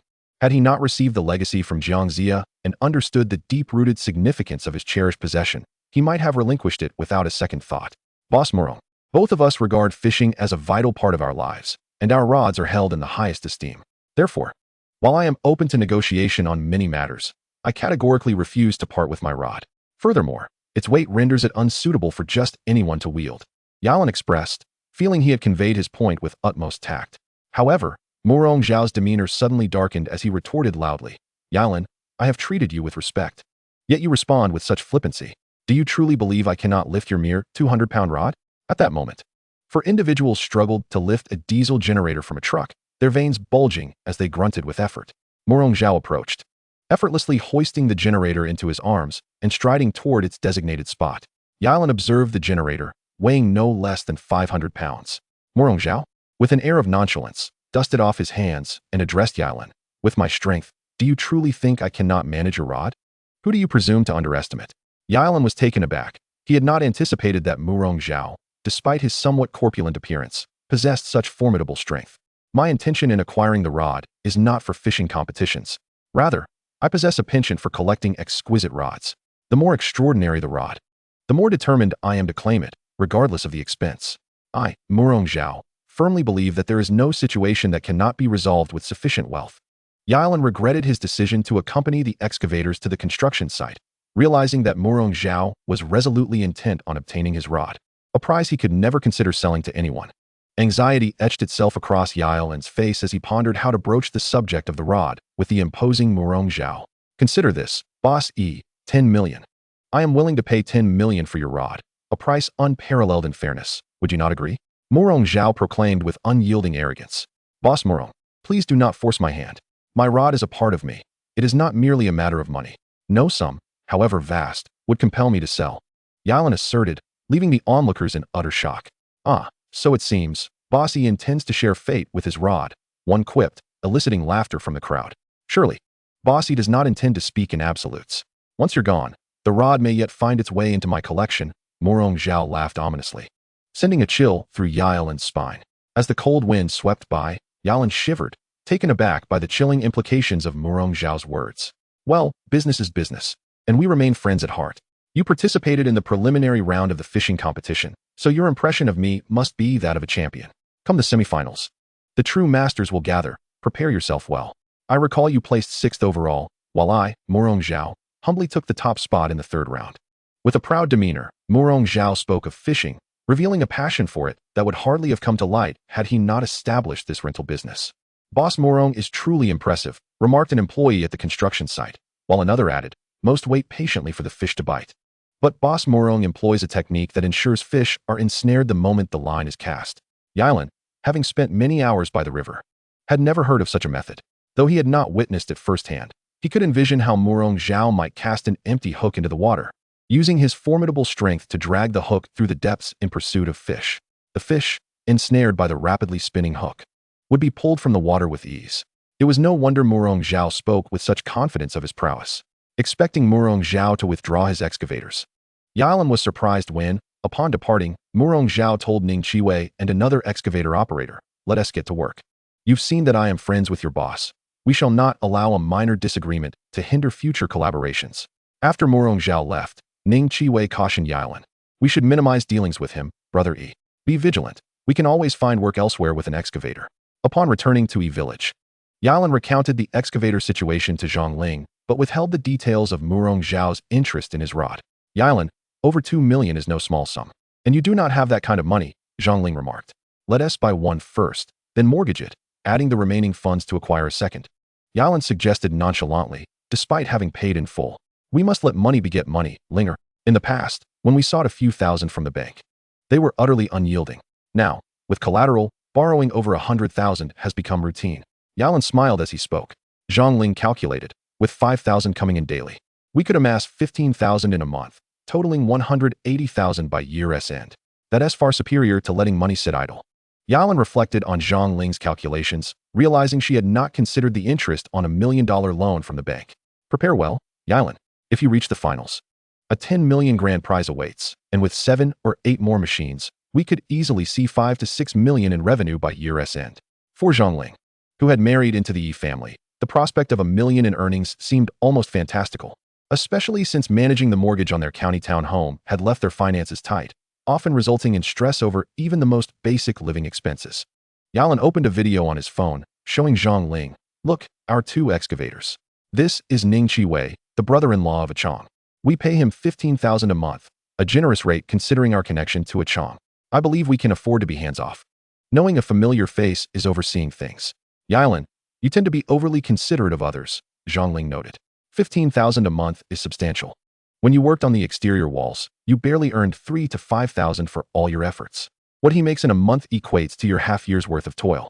Linger, aside from paying the excavator operators, we are still earning 15,000 a month, aren't we?" Yilan replied. "Aside from spending a little money to purchase an excavator, we have hardly done anything, right?" Yi Luan, however, feels particularly content. Happiness has arrived rather unexpectedly. "Luan, you have now become the boss of Yi. An income of 150,000. What does that signify? When I earned merely 1,200 a month sweeping floors, that amount represented my total income over a decade."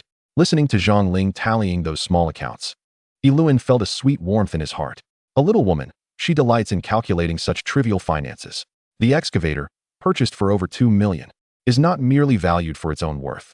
Even the interest on that amount, a mere 4,500 per month, pales in comparison to the potential earnings it can generate, tens of thousands. This is the reward of investment. Yi Luan chuckled, saying, "What do you mean I've become the boss of Yi? You are also boss Zhang. Do not forget that our Ling and Company, regardless of the project, is a joint endeavor of ours.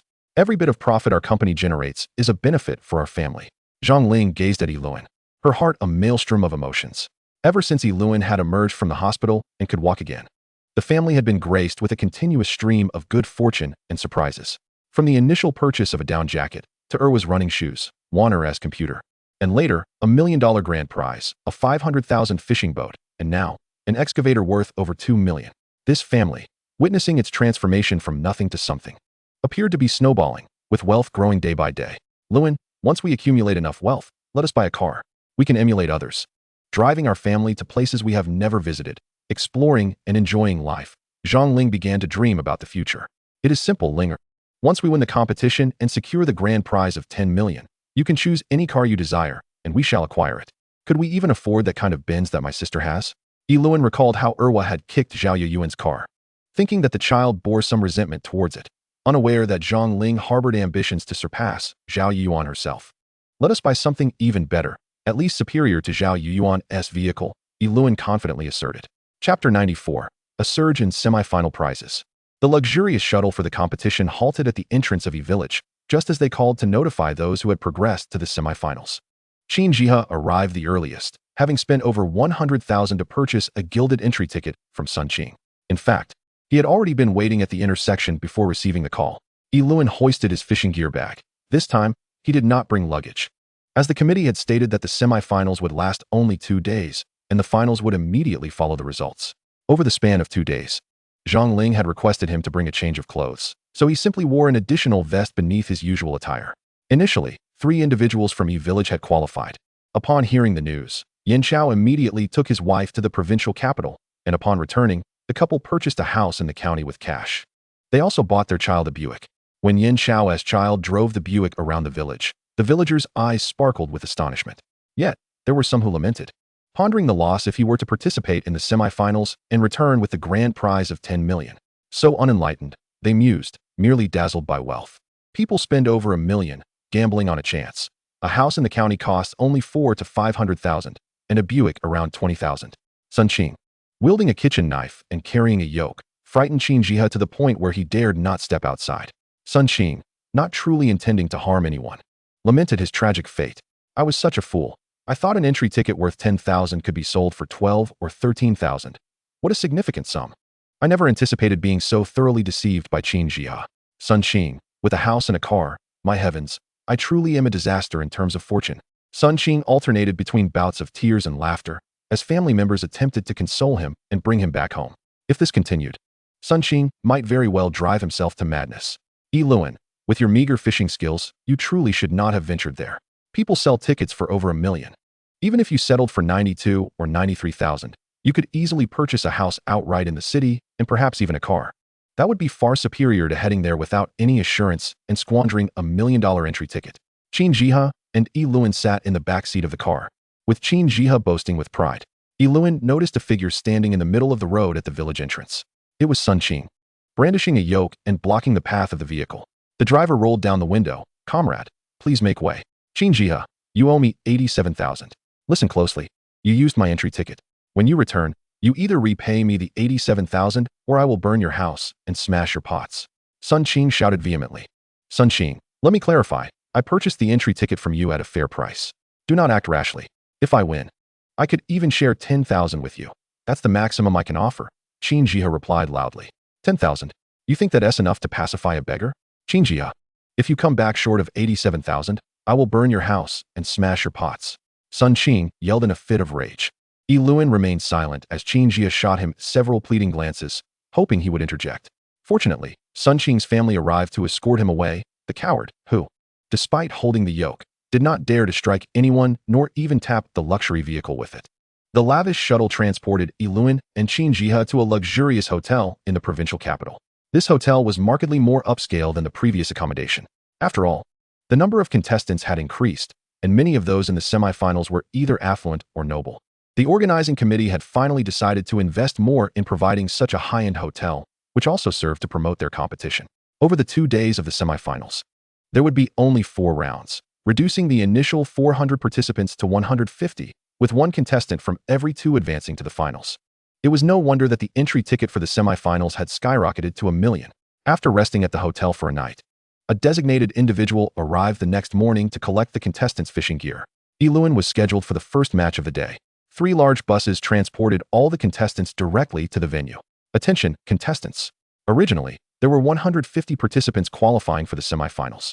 However, the organizing committee has thoughtfully decided to accommodate the emotions of those who did not qualify by selling additional entry tickets. Consequently, the number of participants in the semifinals has increased to 230 for this round. With the increase in participants, the number of finalists remained unchanged, leading to a sudden uproar in the venue. What was once a 2-to-1 situation had now transformed into a scenario where only 1 out of every 3 could become a finalist. Naturally, the contestants were agitated. Even before the competition began, disturbances arose, prompting the organizing committee to step forward with an explanation. Dear esteemed contestants, you should focus your energies on addressing the top competitors in this round. They pose the greatest obstacle to your advancement to the finals. Best of luck to everyone. Due to significant funding influx for this competition, the prize pool has expanded generously. As a result, the first place prize has increased from 30 million to 50 million. The second place prize from 10 million to 30 million. The third place prize from 7 million to 20 million. The fourth place prize from 5 million to 10 million. And the consolation prize for 300 participants has risen from 300,000 to 700,000. Initially, as the organizing committee attempted to shift the focus onto the top competitors of this round, the attendees did not exhibit any excitement, nor did it alleviate their grievances. However, in the end, there was an announcement of substantial financial influx, leading to a surge in the prize pool, which caused various awards to suddenly escalate to frenzied heights. Everyone was on the verge of exclaiming "Long live the competition committee." Lewin overheard an informed individual nearby stating, "Do you know that within just these 10 days of preliminary rounds, major platforms for live broadcasting and promotion have generated over 3 billion in profits from the fishing competition?" Even before the competition commenced, Lewin had anticipated that such privately organized events would undoubtedly attract a significant amount of attention. Yet he was astounded by how this fishing contest managed to captivate so many people, amassing over 30 billion in funding. Indeed, capital is insatiably greedy, Lewin mused. Having pocketed billions, they were still ruthlessly extracting every last ounce from the competitors, with entry tickets priced at nearly 500,000 each. And with 80 tickets per round across 4 rounds totaling 320, the revenue from ticket sales alone amounted to a staggering 160 million. In comparison to the 30 billion, it seemed the organizers were almost desperate for everyone to partake in this competition, wishing fervently that it could be held year-round. Regarding the venue, had they not issued those 300 tickets, the semifinals could have easily concluded in one day. Instead, they extended the event by recruiting over 300 additional participants, while the venue could only accommodate 400, naturally resulting in an extra day of live streaming and broadcasting. An additional day of coverage would yield more than 3 billion in revenue. Lewin calculated privately that the purported increase in prize money, at such a minimal cost to the organizers, was negligible in light of their colossal gains. As the entry began, some were struggling to secure tickets, while others were engaged in rectifying identities for tickets acquired from private sources. Chapter 95. No one could lift it. The semi-final venue was adorned with even greater opulence. Every seat was spaced widely apart to minimize mutual distraction. On the table housing the large screen lay bottles of red wine, fruit platters, and beside the reclining chairs stood large umbrellas. The competition rules did not differ significantly from the preliminary rounds, until the official start of the competition was announced. All participating individuals lounged in their recliners. Lewin donned his headphones, which played soothing music designed to relax the mind, observing the competitors both near and far. Lewin noticed that this time, the organizers had not specifically promoted any standout participants like Yong Xiao, yet he felt that among the randomly assembled competitors, there indeed existed exceptional talent, just as Mu Rong Zhao had mentioned. Suddenly, the music in his headphones ceased. "Competitors, there are 15 minutes remaining until the official start of the competition. You may now prepare for your fishing endeavors. A gentle reminder, no casting of lines is allowed at this time. Violators will be disqualified." Lewin opened his tackle box and, upon twisting off the lid of a ceramic jar, he heard the spirit of Lewin speaking. "You need only to fish. Disregard what transpires on the water's surface or below, as well as on the shore." After the previous competition, he had come to understand that this was a contest devoid of fairness. "Lewin, matters that are inconvenient for you to handle, I shall take care of," the voice said, so faint it was barely audible unless one focused intently. Initially reluctant for the old devil to intervene, Lewin now understood why, during the last competition, the individuals near Yong Xiao had garnered no rewards for such an extended period. After the old devil disrupted Yong Xiao's methods, every participant in that vicinity had reeled in substantial catches.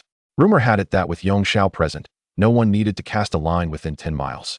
Yet that day, all those near Yong Xiao qualified.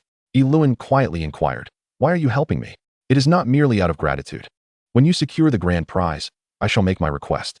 At that time, you will not refuse me," the old devil replied cunningly. "Wait here. I will descend to scout for you. Just fish at the spot I mark for you." Lewin reflected that he truly needed to win such a grand prize to expand and strengthen his business, while others could effortlessly acquire billions through systems. He found himself laboring intensely for a mere 50 million, which felt quite stifling. Competitors lining both banks were preparing their fishing spots. Truly, the uninitiated merely observe the spectacle, while the seasoned experts discern the nuances. The ability to attract fish hinges critically on selecting and preparing the right spots.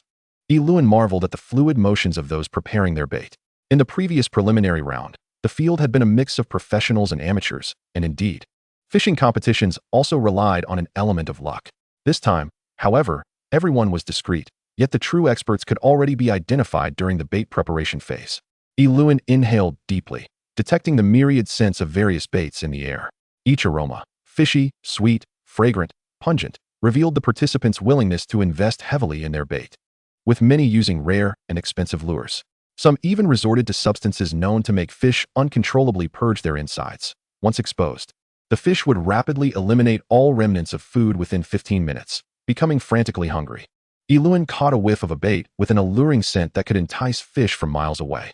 This particular bait would slowly release a unique aroma upon contact with water, drawing fish from afar. The difference between true masters lay in the finest details. Those competitors scattered their bait and began preparing their rods, settling into their recliners to listen to music while awaiting the signal to cast their lines. Iluin refrained from casting his bait. Naturally, when he chose to do so, no one had the authority to intervene. He awaited the signal from the old devil, knowing that having someone scout for him was better than having none at all. He could not fathom why Yong Xiao had not been arranged to participate this time. Yet he sensed that among the competitors along the riverbanks, there were indeed many who could rival Yong Xiao. Iluin noticed small whirlpools on the water's surface, signaling the old devil's cue. He hastily scattered his bait at that location and set aside the wine bottle to prepare his fishing rod. Just as he was assembling his rod, he felt someone from behind seize it forcefully. Turning around, he was surprised to find it was none other than Mu Rongzhao. Among the 230 participants, Iluin had not even noticed him upon his entry. It was baffling how, during such a precious time for bait preparation and rod assembly, Mu Rongzhao had chosen to wander about with the intention of inspecting Iluin's fishing rod. Iluin said nothing. At that moment, he was merely resting the rod on the bank, preparing to tie the fishing line to the tip. Suddenly, there was a loud crash as Mu Rongzhao, who had just picked up the rod, toppled over. Iluin's rod was not particularly heavy. He could comfortably hold it for an entire day by the riverside without fatigue. Yet Mu Rongzhao had failed to maintain his grip, and as he fell, he muttered, "Iluin, you've deceived me terribly. This rod is not merely 200 or 300 pounds. I truly cannot lift it." As Mu Rongzhao rose from the ground, his face was pale, and a large bruise had formed on his forehead. Iluin gently held the rod in one hand. "Bossy, you are indeed a person of hidden depths. Your fishing rod is a veritable behemoth that most would struggle to wield. Its weight is reminiscent of a mountain resting upon one's hands. Alas, my arm. The agony endured by Mu Rongzhao is utterly genuine, and those nearby are equally startled by Iluin's prowess. They have witnessed Iluin effortlessly hoisting the rod, exuding an air of nonchalance. Iluin himself finds it perplexing. Mu Rongzhao would hardly approach him merely to display his own incompetence. After all, Mu Rongzhao is a prominent figure in the provincial capital, surrounded by numerous friends, and would have no desire to embarrass himself. Moreover, he has no need to curry favor with Iluin. Iluin muses that the reason Mu Rongzhao struggles with the rod is that it simply refuses to yield to him. Objects imbued with extraordinary abilities often exhibit a natural resistance to those unworthy of their touch. Beyond this, no better explanation presents itself. Chapter 96. Each displays their talents. Attention, competitors.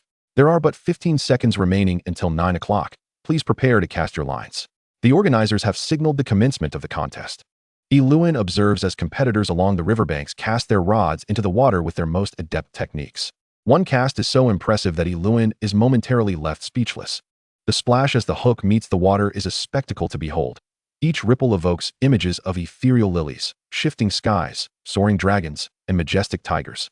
Among them, one fisher's hook plunges into the water, causing a surge that sends fish leaping into the air. With remarkable swiftness, he transforms his delicate line into a spear, piercing the mouth of a 10-kilogram fish, drawing it triumphantly to the shore. Iluin feels a jolt. He had come to compete, yet now finds himself a mere observer. Such extraordinary fishing skills are hard to believe unless witnessed firsthand. Is there truly such an exceptional mastery of angling in existence? Big brothery, stop watching others and catch your fish. A nearby competitor, unfamiliar with Iluin's name, calls out to him. Earlier, Mu Rongzhao had stumbled upon attempting to touch his rod, resulting in a rather embarrassing fall that left him with a sizable bruise on his forehead. Iluin gazes at his luminous bobber and is assured that the hook beneath his rod has securely snagged a fish. With steady hands, Iluin grips the rod. Seeking stability, he gently pulls back, feeling the fish beneath the surface thrash desperately, striving for freedom. At this moment, he senses the weight of the fish with both hands firmly grasping the rod. Look, that's the reigning champion fish of the first round. Someone exclaims, recognizing the 11-kilogram seven-tail catch Iluin had previously reeled in. The larger the fish, the more ferociously it fights at the outset. Indeed, it has misjudged its opponent. While Iluin may not possess innate strength akin to Mu Rongzhao's, He thrives under pressure. The mightier the fish, the more formidable his resolve. Watching Lewin maneuver the fish is a pure delight. At this juncture, the large screen displays a familiar leaderboard. Previously, the top 30 had glowed red. But now the top 75 do. In less than half an hour, over 50 entries have turned red. Unlike the previous round, where even the lowest catch was merely a few tails, this time even the last competitor has snagged a 3-gene, 1-tail fish. Lewin senses the fish's energy waning and feels he has almost exhausted its strength. With a decisive pull, the rod bends like a drawn bow. Most likely, it is another champion fish. As the fish's head breaks the surface, Lewin hears a chorus of excited shouts. The fish's head emerges, revealing its body to the onlookers. At least 20 kilograms, Lewin muses with satisfaction. It is futile for the fish to struggle further. As he speaks, Lewin exerts minimal effort, and the fish seems to comply, obediently drawn towards the shore. In truth, the moment the fish's head surfaces, Lewin catches a glimpse of its eyes, wide with terror and despair. It is clear that this fish has encountered the most frightful of sights. Lewin retrieves the landing net and scoops the fish from the water. In an instant, the screen flashes his name. First place, Lewin, weight 27 kilograms, 3 tails. No team affiliation. The crowd erupts in astonishment. Once again, he claims the title of champion fish, shattering his previous record of 11 kilograms, 7 tails. As Lewin pulls the fish from the water, 3 drones hover above, capturing the moment. At that instant, he hears the announcer's voice over the loudspeakers. Champion fish Lewin, steady now. Maintain control. Do not act hastily and risk losing your catch. Lewin is acutely aware that he has once again become the center of attention. Countless viewers across various platforms and broadcasts are now familiar with his name. Suddenly, his phone buzzes. Lewin, I just saw you catch that 27-kilogram fish. You're truly amazing. I want to keep you. Focus on your fishing. Today, Irwa and Warner are all watching you on television. It dawns on Lewin that yesterday was Friday. Warner must have returned from school, and the children are enjoying their weekend break. The organizers have deliberately scheduled this competition for the weekend, knowing that only such thrilling events can attract greater attention and yield higher profits. Lewin notices that the large screen has intentionally relayed information from online platforms. In that moment, his name spreads like wildfire among fishing enthusiasts. The organizers enthusiastically announce, at the request of Lewin's fans, all tips received for him across major platforms will be fully distributed to Lewin, with everyone as witnesses to this testament. Lewin could scarcely have imagined that participating in a fishing competition would garner him such a following, and that those fans, delighted by his skill, would bestow him with tips. Unbeknownst to Lewin, however, in another location, affluent individuals are engaged in an even more exhilarating betting game on fish. Before the competition commenced, many had placed bets on Lewin as the champion fish. Of course, others also wagered on Yong Xiao and different competitors. They had observed the preliminary rounds and were well aware of each contestant's capabilities. The betting arena revealed the most formidable competitors, allowing bettors to wager accordingly. With this single cast, Lewin has already earned a significant fortune for those who place their trust in him. In less than half an hour, he has shattered his own record and reclaimed the title of champion fish. Once again, a thunderous crash reverberated through the air as the formidable angler hurled his fishing rod into the water. In that moment, countless fish ascended from the surface. And on the large screen, Lewin fell from first to second place. The expert, wielding his fishing rod like a spear, struck another hefty fish, instantly overshadowing Lewin's total weight. Chapter 97, The Billion-Level Secret Tome. The disparity between the semifinals and the preliminary rounds was truly stark. Lewin cast a glance at the competitors flashing in red. The weight differences between each rank dwindled to mere ounces, with some rankings differing by only 2 or 3 coins. The 75th position boasted a weight of 14 pounds, 2 ounces, and 3 coins. Notably, there were over 20 competitors weighing 14 pounds and 2 ounces 1 coin, and more than 30 at 14 pounds and 2 ounces.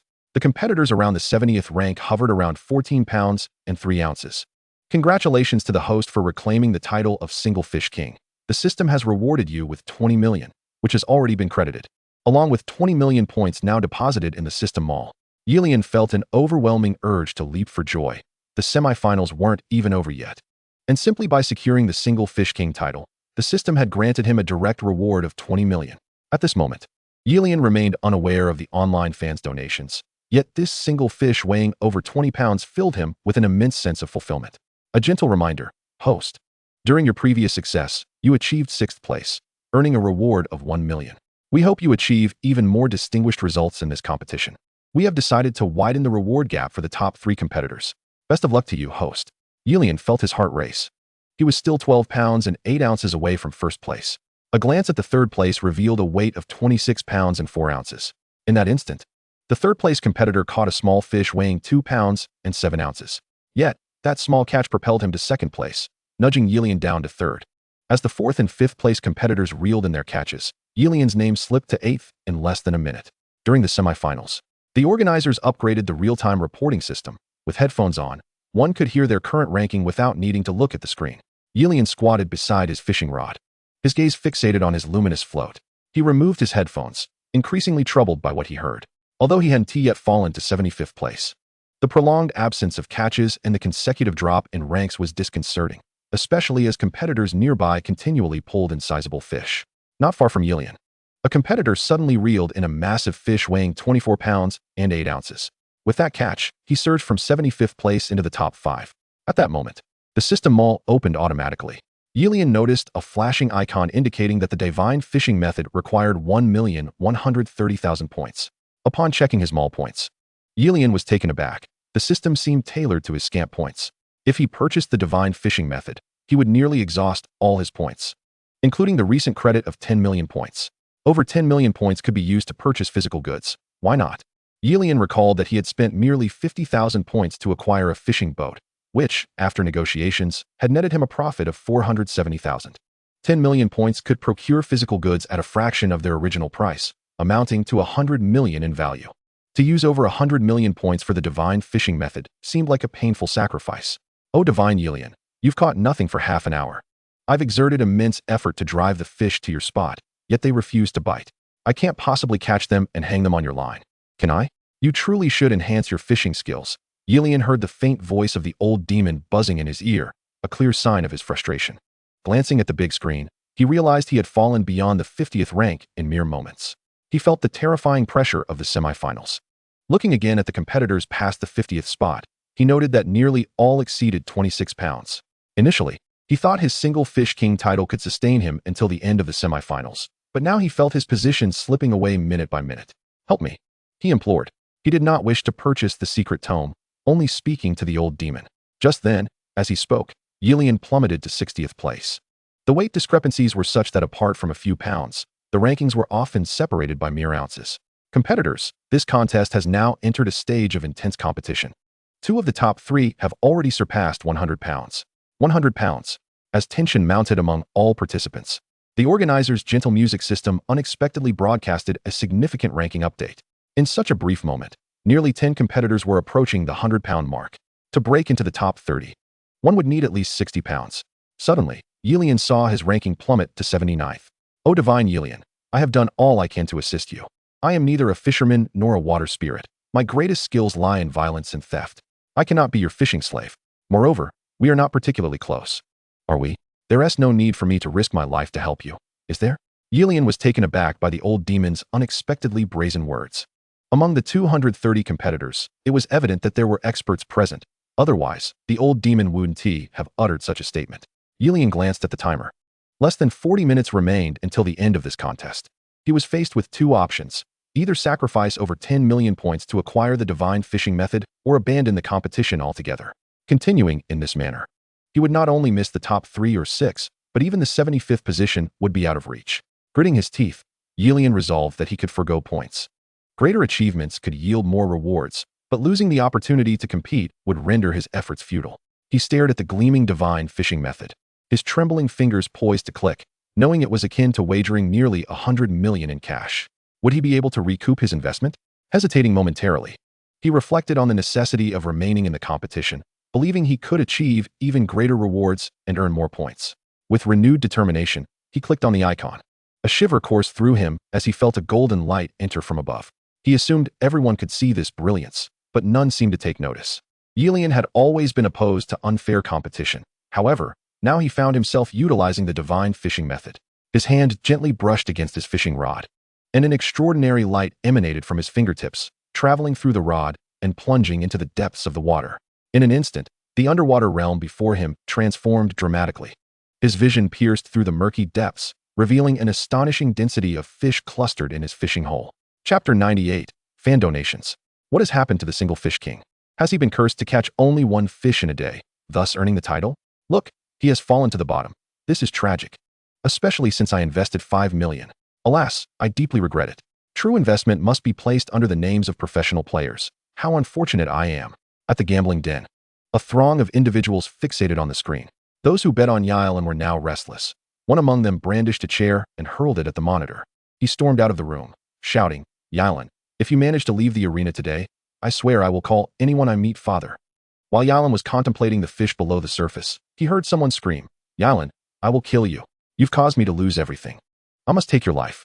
A man rushed towards the competition area, but fortunately, a multitude of security personnel restrained him, pinning him to the ground. "What have you done to incur such wrath, Fish King? You've driven someone to ruin. They are coming for you. You're merely participating in a fishing competition. How could you possibly lead someone to such devastation? You must be cautious. Look at this scene. You might not exit through those gates." Yalan heeded the warnings from fellow competitors nearby. It was at that moment he noticed a fish had taken the bait. On ordinary days, he would stabilize the catch first, gently coaxing the fish from the water until its strength was fully spent, and only then would he calmly pull it ashore. This time, however, Yalan seized the rod from its stand, gripping it firmly with both hands, and with a decisive motion, yanked the fish from the water. A loud thud resonated as the fish flipped belly up, landing on the ground beside the bank. If he had merely caught a few pounds of fish, such a method would not raise any eyebrows.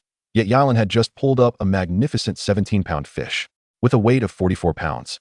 He surged into the top 75. Wow, the Fish King has unleashed a divine prowess. A fish weighing over 10 pounds was effortlessly lifted as if it were a mere cotton ball. 17 pounds may not seem extraordinary. Yet Yalan's technique left the surrounding competitors utterly astonished. The man who had been restrained outside, previously shouting threats against Yalan, was now begging for mercy. Seeing that he had not caused any harm, the security let him go, and he dashed back to the gambling den. From that point on, Yalan felt a state akin to divine fishing mastery envelop him.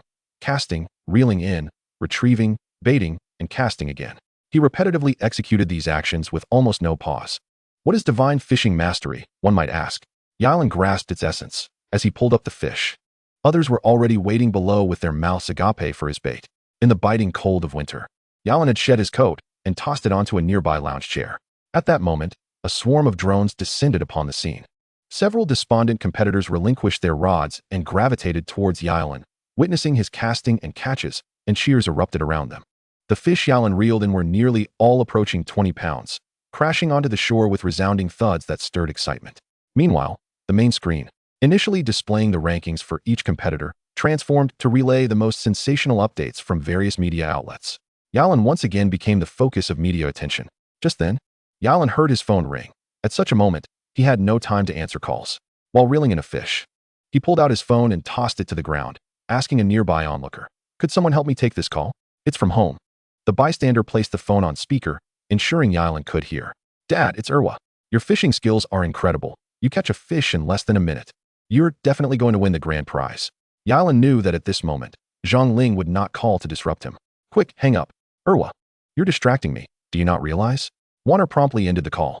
Yalan intended to say something, but, in that instant, he hooked a 21-pound fish. Once again, he showed no mercy. Without coaxing, he declared, "Get up."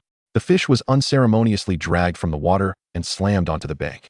At this point, Yalan's live stream boasted over 300 million viewers online. And this was merely on the internet. The television broadcasts and live streams reached untold numbers. The chat in the live stream overflowed with excitement, some even showering him with virtual gifts of cars and rockets. It was unimaginable how fervently Yalan's fishing had captivated the audience. Previously, a competitor wielding a fishing rod like a spear had drawn considerable attention. Yet as Yalan began reeling in his catches with astonishing speed, that side quickly lost its allure. By the 6th minute, Yalan had secured the top position on the leaderboard. His total catch weight had approached 300 pounds. Meanwhile, the competitor with the spear-like rod had fallen to 2nd place, destined to remain the perennial runner-up, trailing Yalan by over 100 pounds. At this rate, even if Yalan paused to let him catch up for 3 minutes, it was unlikely he would succeed. The organizers relished the opportunity to prolong the competition, keeping Yalan at the center of attention for online audiences and media outlets alike. However, with less than 2 minutes remaining in the competition, Yalan pulled up a 19-pound and a 13-pound fish. Before he could even cast his rod back into the water, the bell rang, signaling the end. Exhausted, Yalan sank into a lounge chair, slowly packing away his fishing gear. "Mr. Yalan, the competition committee requests your presence." Several attendants approached him warmly. The chairman of the organizing committee personally came forth. Mr. Yilan, congratulations on securing first place in this competition, and as the Fish King as well. Please accept my sincerest respects. We are currently finalizing the calculations of your rewards. Please proceed to the VIP area. Yilan, carrying his fishing gear bag, walked along the red carpet that had been temporarily laid out for the VIP area, confidently striding amidst the throng of organizers. Chapter 99. How much was given as gifts? Yilan placed his fishing gear bag at his feet and reclined on the sofa with his eyes closed, seeking a moment of respite. In the VIP area, conversations buzzed around him, but Yilan chose not to engage. He was fatigued and had no idea how much the first-place prize from the fishing bounty system would be. Nor did he know the total amount of gifts from fans that the committee had received. This is hilarious. To be ecstatic over placing 75th. That entry ticket to the finals is worth at least 2 to 3 million. Winning such a substantial prize was enough to drive anyone to delirium. Brother, your technique of using the rod as a spear to catch fish must have filled your pockets online, right? Yilan, slightly opening his eyes, finally discerned the arrogant figure who had previously captivated attention with his spear-like rod. The man exuded an air of supreme confidence, boasting, with my technique. Countless fans have been drawn in. I am the unrivaled master of aerial fishing. In this competition, I anticipated that an income of merely 200 million would suffice. Luin was taken aback. Aside from the organizers who were frantically raking in money, there existed such extraordinary individuals who could accumulate such wealth in a mere 2.5 days, yet claimed that even 200 million was more than enough. For a competition of this entertainment nature, the spectacle is paramount. Otherwise, one might as well witness the colossal catches of others. Ha ha, another person chimed in. Your technique of pursuing fish underwater, utilizing that high-definition camera on your hook, has undoubtedly captivated countless spectators. Despite not making it into the top 10, you have earned more than many who did. Luin listened, recognizing this as mutual flattery.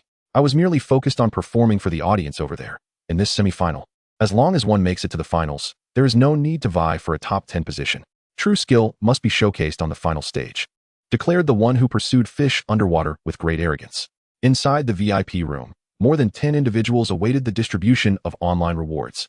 Ladies and gentlemen, after thorough deliberation by the organizing committee, it has been decided to fully distribute the online rewards to the 10 esteemed guests who have contributed the most to this competition. Now, let us welcome Mr. Gan Wei-yin, the executive director of this event, to present the grand prizes, announced the host, whose words brought a hush over the assembled dignitaries. In his hand, Gan Wei-yin held a stack of envelopes. Gentlemen, this competition has reached its conclusion, thanks to your immense support. Please allow me to express my sincerest gratitude on behalf of this fishing tournament. This event has garnered widespread support from online platforms and received unanimous praise from countless fishing enthusiasts across the distance. Thanks to the diligent work of our staff, we have now deposited the total amount of your deserved rewards directly into your bank accounts. Luin observed the card in Gan Wei-yin's hand, reminiscing about the 10 days of preliminary rounds during which all participants had collectively earned over 30 billion for the competition. Were it not for the overwhelming enthusiasm online, the organizing committee would have undoubtedly hesitated to part with such a substantial sum for the contestants. As the first-place winner of this competition, Luin was the last to receive the gold-embossed envelope containing the bank card. Gan Wei-yin specifically took hold of Luin's hand. Mr. Luin, you have worked hard. You cannot imagine how impressed I was when you became the single fish king twice. I witnessed your extraordinary fishing skills firsthand. You may come from humble beginnings, yet you surpass many so-called professional competitors. I truly admire you, and I hope to learn from you one day, particularly your miraculous technique of maneuvering fish. You possess an unparalleled mastery over them. Luin smiled bashfully, replying, Mr. Gan, I merely dabble in fishing without any renowned teachers or exclusive secrets. My sole intention is to pull fish from the water. Modesty, Mr. You are excessively humble. You should take a look at the myriad of comments on various platforms dissecting every one of your movements. Such exquisite fish handling techniques, and you dare call it mere dabbling? You are a master in your own right, Mr. Gan Wei-yin's eyes glimmered with boundless admiration for Luin, who remained oblivious to the reverence he inspired. It was no wonder he garnered such a devoted following, for he embodied the legacy of a great angler. In the VIP room, a dozen experts were present.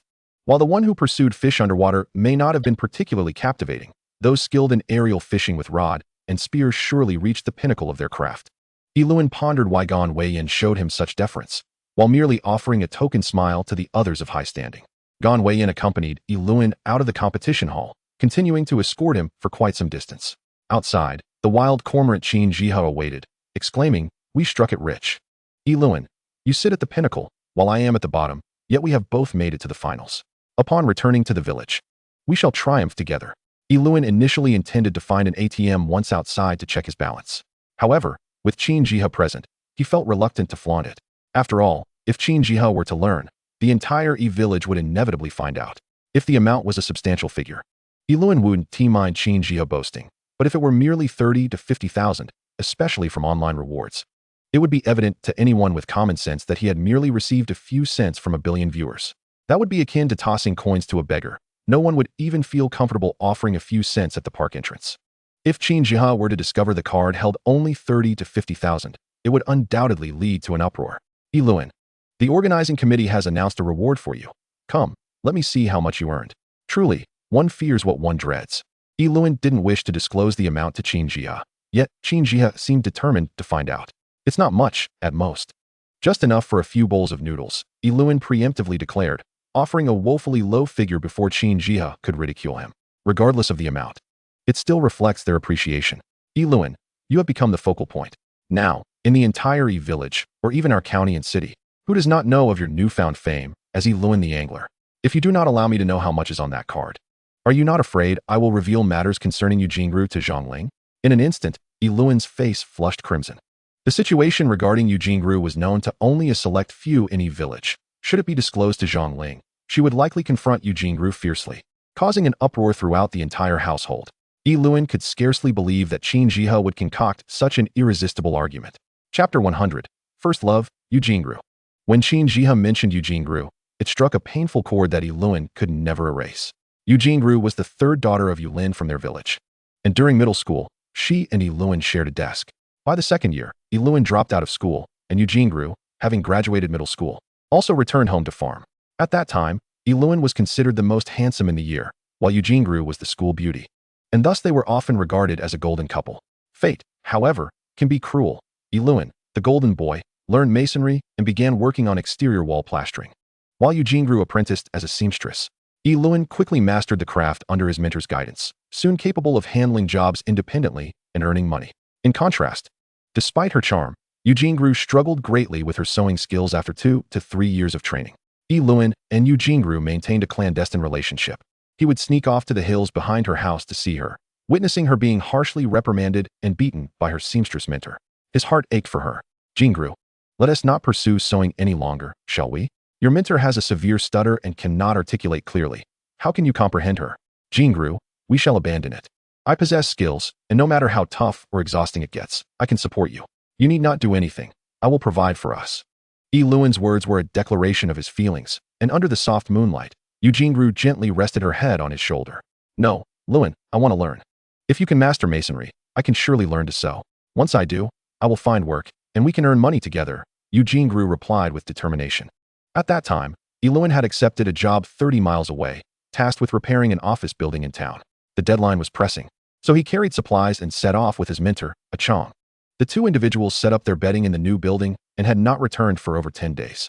Upon completing the painting of both the interior and exterior of the edifice, when they returned to Itsuan, Yalan immediately went to meet Yujingru that night. Tears glistened in Yujingru's eyes, and Yalan felt an unsettling disquietude. Jingru, who has wronged you? He inquired, a fiery intensity igniting within him. Luan, my parents disapprove of our relationship. They have introduced me to someone from the county who owns a roast duck restaurant. They favor him because he possesses both a storefront and several properties in the county, and they are insisting that I marry him. Yujingru recounted the tribulations she had faced at home over the past few days. Yalan nearly erupted. Jingru, I care not for what your parents say. What do you desire? I ask you directly, do you wish to be with me, or with that man from the roast duck shop? Noticing the shock in Yujingru's expression, his heart ached for her. He had never dared to raise his voice in her presence before. Trembling, she clung to Yalan's shoulder and began to sob softly. He sensed her reluctance to part from him. At that moment, however, Yulin stormed up the hillside, wielding a shoulder pole, and upon seeing Yalan, launched an attack with it. Yalan refrained from retaliating. After all, Yulin was an elder, the father of Yujingru, and he felt compelled to endure even the greatest of injustices in his presence. Yalan, have you considered your family's situation? You are condemning Jingru to a life of hardship if she marries into your family. Speak to me. How much can you possibly earn in a day? Do you truly believe that your meager income can provide her with a good life? Dream on. I would sooner drown Jingru in the wild river than allow her to marry you. Yulin's fury was palpable. And Yilin was taken aback by the finality of his words. I can support Jingru, Uncle Yu. I genuinely care for her, and regardless of the adversity I face, I can earn enough to ensure she lives well. Yilin fell to his knees before Yulin. He produced the money he had earned in the town. Uncle Yu. Look, in just over 10 days, I have made over 3,000 yuan. My boss pays me 200 a day. I can earn. And I will not squander a single cent. I will provide Jingru with a good life. As Yilin poured out his heart, Yulin had already made up his mind and was not inclined to listen to Yilin's pleas.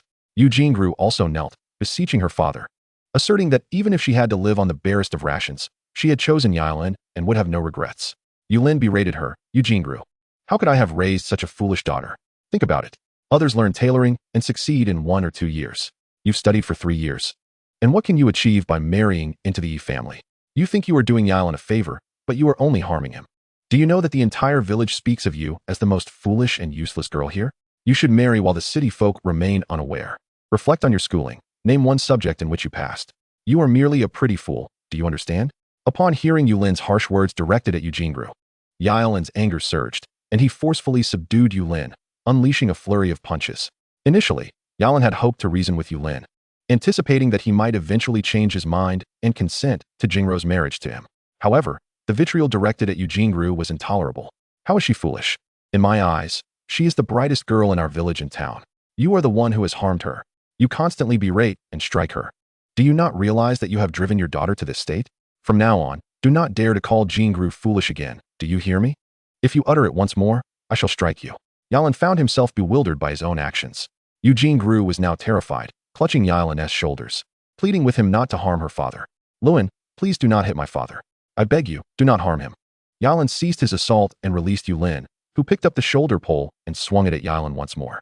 Yilin thought that Yulin was merely enraged and decided not to escalate matters further.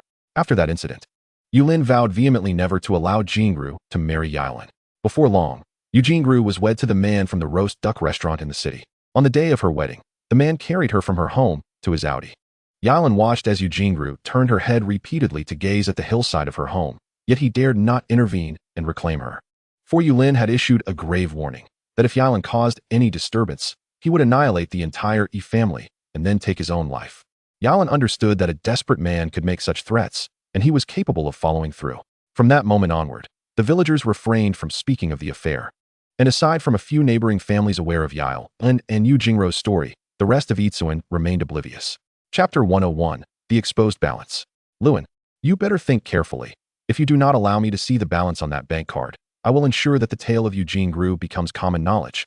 Qin Jihe once more threatened Yilin truly wished to strike that rogue. Of course, I, Qin Jihe, will craft a version of events that no one has ever heard. Embellishing is my forte. I guarantee that if Sister Zhang Ling hears my version, your household will not remain intact. Qin Jihe proclaimed with a shake of his head. Yilin exhaled deeply. Are you not afraid that Yulin will come at you with an axe? The reason those in the know remained silent was that Yulin was indeed furious enough to kill. I am not afraid. I simply feel that Yu Jingru is too pitiable. I cannot bear it. However, if you, Yilin, are so reluctant to let me see the balance on that card, I am not afraid to expose Yu Jingru's situation. Qin Jihe was resolute, determined to force Yilin to reveal the balance on that card.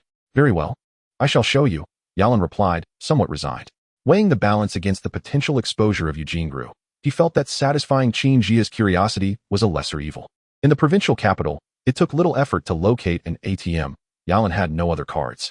So he retrieved the one from the gilded envelope and inserted it into the machine. Turn away. I am about to input my password, Yilin stated bluntly. Qin Jihe chuckled. Do you think they have given you a substantial amount? Just 30 or 50,000. What is so remarkable about that? I simply want to see how they have deceived you. Yilin had anticipated this. Qin Jihe could not bear to see anyone succeed.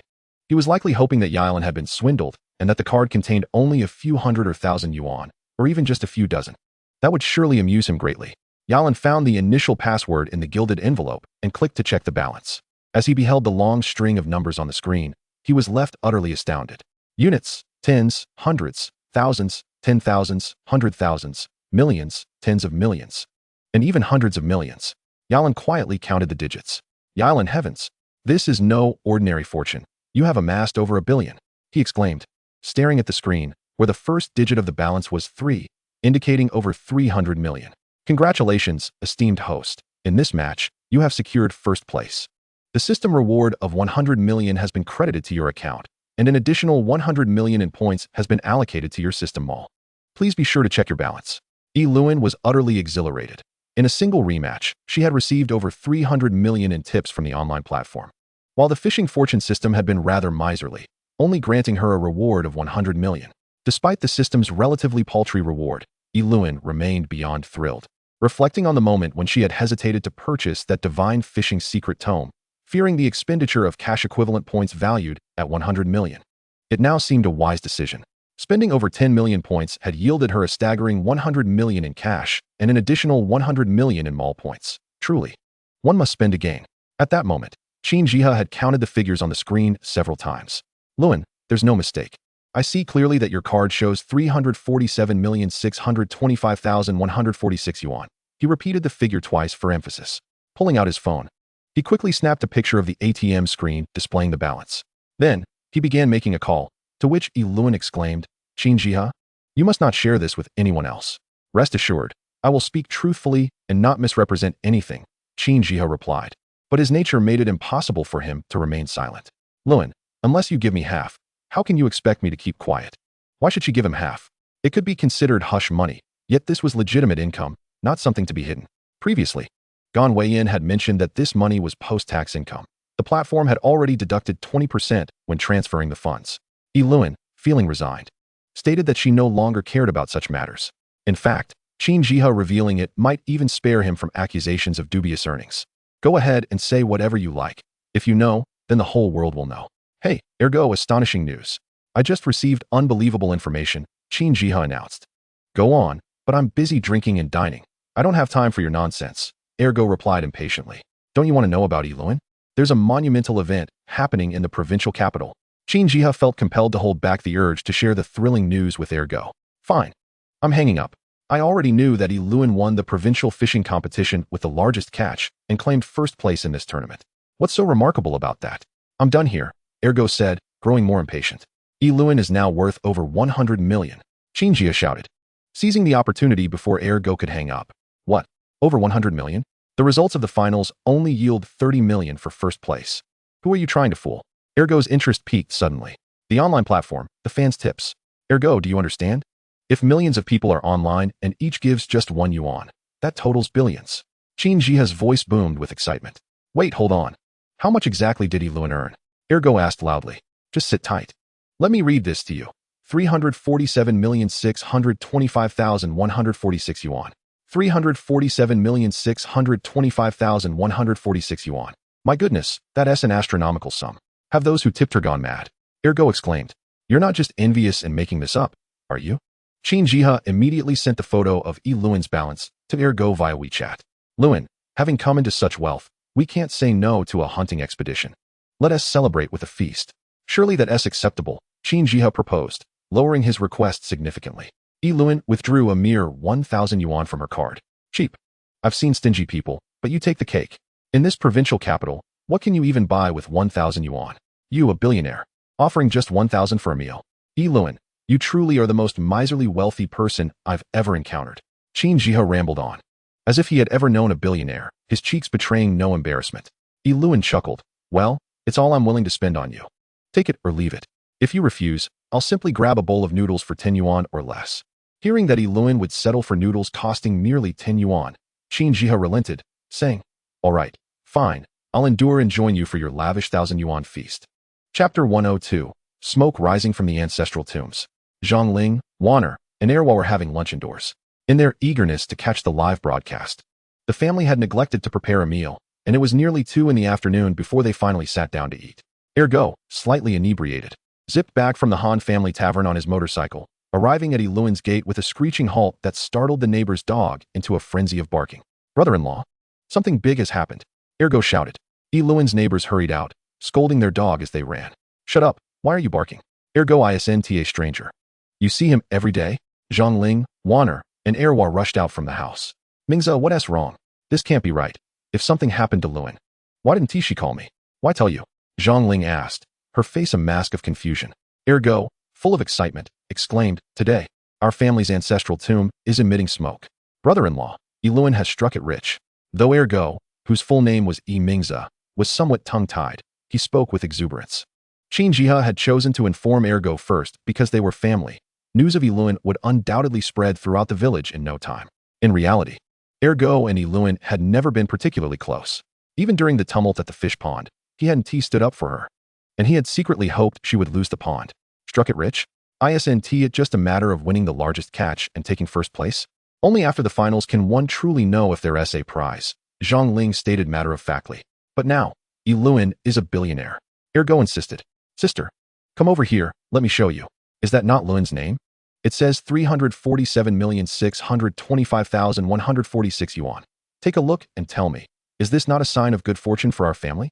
Ergo held up the photo of Yiluan's bank balance that Qin Jihe had taken. Is this some kind of joke? Mingza, where would Yiluan get that much money? A neighbor expressed skepticism. It's true. The competition committee transferred the full amount of tips Yiluan received from the online platform. It's all there, Qin Jihe clarified, speaking deliberately. I wouldn't trust what Qin Jihe says.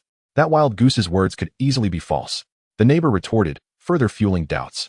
300 million is an unfathomable sum. Villagers can hardly conceive of it. Zhang Ling. If we're talking about 300 million, wouldn't that fill your entire courtyard? Indeed, 300 million would be incredibly heavy. Perhaps a large truck would be needed to transport it. 300 million must weigh over 3 tons. My goodness, that's not just wealth. That's a colossal fortune. The villagers' imaginations ran wild as they contemplated the enormity of 300 million. Mom, Dad, is it really true that there's over 300 million? How could there possibly be over 300 million? How could we ever spend all that? Erwa exclaimed, eyes wide with disbelief. Zhang Ling, why don't you give Luan a call and ask him directly? That way, everything will be clear. The neighbors, too, grew anxious, urging her to contact Luan. Zhang Ling replied, that's implausible. It must be that Qin Jihe found some images from somewhere just to amuse us. Come on, sister-in-law. Your family has so much money that they can't take it away. Just call and ask. If there's really a grand occasion, we should all share in the joy. Erwa's brother, Ergo, chimed in. Zhang Ling, unable to resist the villagers' curiosity and their insistence, finally dialed Luan's number. Wainer has gone back inside to eat. How could she be bored? Dad's just fishing. Where would all that reward money come from? Linger, is there something at home that needs my attention? Luan's voice came through the speakerphone, sounding as if he was in the midst of a meal, food still in his mouth. Zhang Ling asked. Mengza just passed by our house and said the competition committee has given you the reward money from the online platform. Is it true? Do you really have over 300 million? Ergo quickly interjected, unable to contain his excitement. Ling, you should celebrate a bit at home. I was planning to tell you when I returned.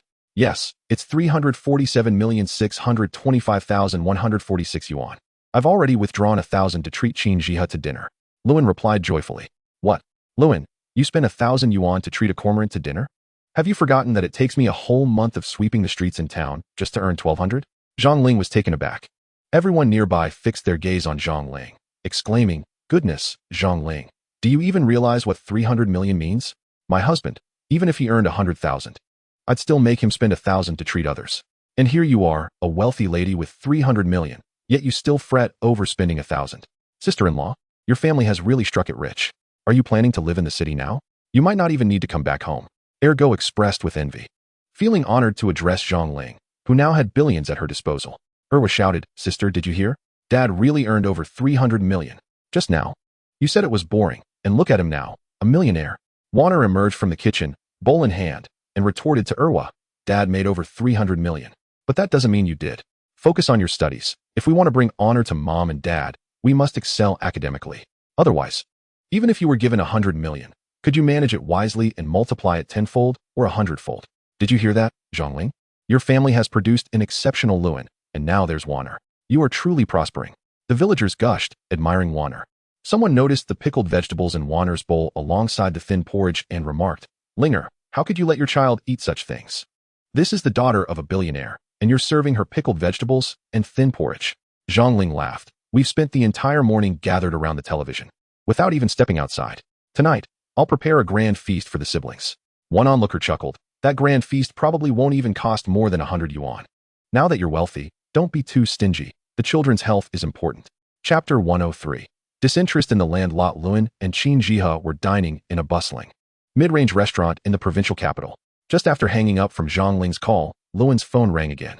Mr. E, this is Mu Rongzhao, the one who dared to buy your fishing rod. Do you remember me? Mu Rongzhao's tone had completely changed. Boss Mu, how could I forget? I still have 2 excavators working on your site, Luin responded humbly. Mu Rongzhao continued, Mr. E, you're such a big boss. Mentioning the excavators, I hope you don't find that insulting. I have some news. There will be an auction for a land parcel in the city in 5 days. In this era, land speculation is more lucrative than anything else. I can help you secure the lot. All I ask is for 7%. I have no experience in land speculation. Let's discuss this later, Luin replied, having had a bit to drink and knowing well that the land market was currently thriving. Mr. E, don't hang up so quickly. If I had your resources, I wouldn't just hand it over to you. In the old city's redevelopment. Don't be fooled by its current state. In less than 2 years, it will become the most luxurious business district in town. Just think, whether you choose to develop it yourself or sell it to someone else, it's going to be a tremendous opportunity, Mu Rongzhao said enthusiastically. Luin chuckled. At the moment, I have no intention of investing in real estate. I genuinely worry that even the best location could turn into a hot potato in my hands. He was feigning disinterest, even though he felt a flicker of temptation. Not being familiar with Mu Rongzhao, he hesitated to rashly invest without consulting Zhang Ling, feeling somewhat apprehensive. Mr. E, in this day and age, the bold thrive while the timid perish. This is a golden opportunity I'm offering you. Honestly, I genuinely wish to learn the art of fishing from you.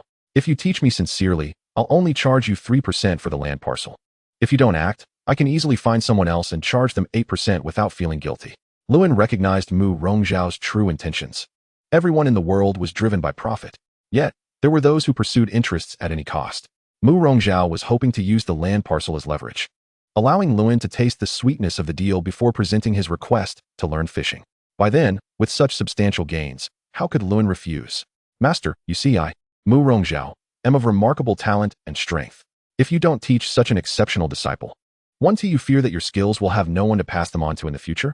Mu Rongzhao added, by the way, I'm waiting outside the restaurant where you're dining. After you and Mr. Qin finish your meal, let us go check out that land lot. If you think it's beneath you, I can eat it. Luin was taken aback by Mu Rongzhao's persistence, completely unaware that he had been keeping an eye on him all this time, following him like a shadow. Before Luin could respond, Mu Rongzhao had already hung up. Qin Jihe remarked, Luin, real estate speculation has indeed been hugely profitable these years. You can't let such a good opportunity slip away. Luin sighed with a wry smile. Do you think they offer it for free? To secure the lot, I'd have to give him 3%. Moreover, he wants me to impart my fishing expertise. Money is secondary. How could I share my secret technique? As he spoke, he suddenly felt that perhaps he had indulged a bit too much in drink. Qin Jihe burst into laughter. Luin, you're truly amusing. Just tell me, if we were to compete in fishing in the wild river, when have you ever been my match? As you stepped out, the onlookers were oblivious to your true capabilities. With your limited skills, how dare you claim to possess extraordinary expertise? Goodness, my respect for you is growing by the minute. Initially, you merely deceived the uninformed, yet now, it seems you have managed to convince even yourself that you are a master of the art. Ha ha ha. Luin fervently gestured for Qin Jihe to hush. Were it not for their seclusion in the private room, passers-by would undoubtedly assume they were indulging in drunken antics. Luin agreed to his request. Just perform a few gestures for him to showcase the art of fishing under the influence, Qin Jihe jested. Luin, you've truly stumbled upon a stroke of luck. A renowned angler like myself ended up in 75th place, while you, a complete unknown, secured first place. Ah well, it seems fate has its own peculiarities. As Luin listened to Qin Jihe's self-aggrandizement, he could discern that the latter had likely consumed a fair amount of yellow wine and was now slightly inebriated. Exiting the restaurant, both were somewhat tipsy. After all, with a day of rest ahead, indulging in a celebratory drink post-competition would have no adverse effects on the impending finals. Mu Rongzhao was indeed waiting outside, rushing over to assist Luin. He's not drunk. He is merely a bit tipsy and disoriented, Qin Jihe slurred. Upon settling into Mu Rongzhao's luxurious Mercedes, Luin suddenly retched, vomiting inside the vehicle. He felt immensely apologetic, repeatedly exclaiming, Boss Morong, look at this. I've embarrassed myself tremendously. I'm truly intoxicated. The driver quickly approached to clean up the mess, casually tossing the contents towards a nearby trash bin. What are you doing? You mustn't discard such precious material. Mu Rongzhao exclaimed. Quickly, fetch me a decorative box from that shop. I must preserve this for future use as bait. Who knows when I might summon the elusive dragon saliva. Hearing Mu Rongzhao's obsession with Luin's vomit, Qin Jihe, seated beside Luin, felt a surge of discomfort. Had there been no witnesses, he would have laughed uproariously, but in Mu Rongzhao's presence, he dared not reveal even a hint of mirth. Mu Rongzhao's Mercedes was a vehicle Qin Jihe could only admire from afar. He had never imagined that one day, he would ride in such luxury. propelled by Yi Luan's fortune through the bustling streets of the provincial capital. The prospect of fishing for dragon's saliva was exhilarating. Returning to Yi Village, he envisioned sharing this knowledge with the elder anglers, a notion that filled him with delight. As the car traversed the new district of the provincial capital, it gradually entered the inner ring, an area once deemed the pinnacle of opulence. Though the allure had faded with the expansion of the new district, it remained the heart of the city, destined to become a landmark once revitalized. Chapter 104. Brother-in-law, let us buy a Koenigsegg. The vehicle ventured into an area slated for demolition. Yi Luan observed vast advertisements and promotions for the old city's redevelopment, even spotting a large screen announcing the auction of land at the boundary between the old and new towns. Master, would you prefer to view it from the car or explore it in person?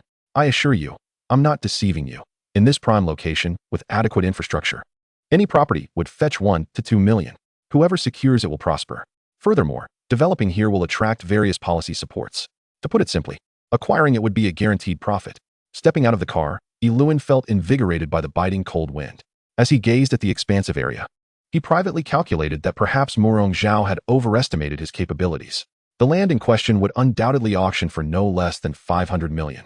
Currently, with the rewards from the system, he possessed just over 400 million, and after the transaction, he would owe Murong Zhao a 3% return.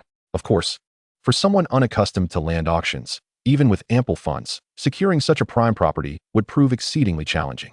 Turning to Murong Zhao, Yi Luan inquired, "Are you truly confident you can secure this for me?"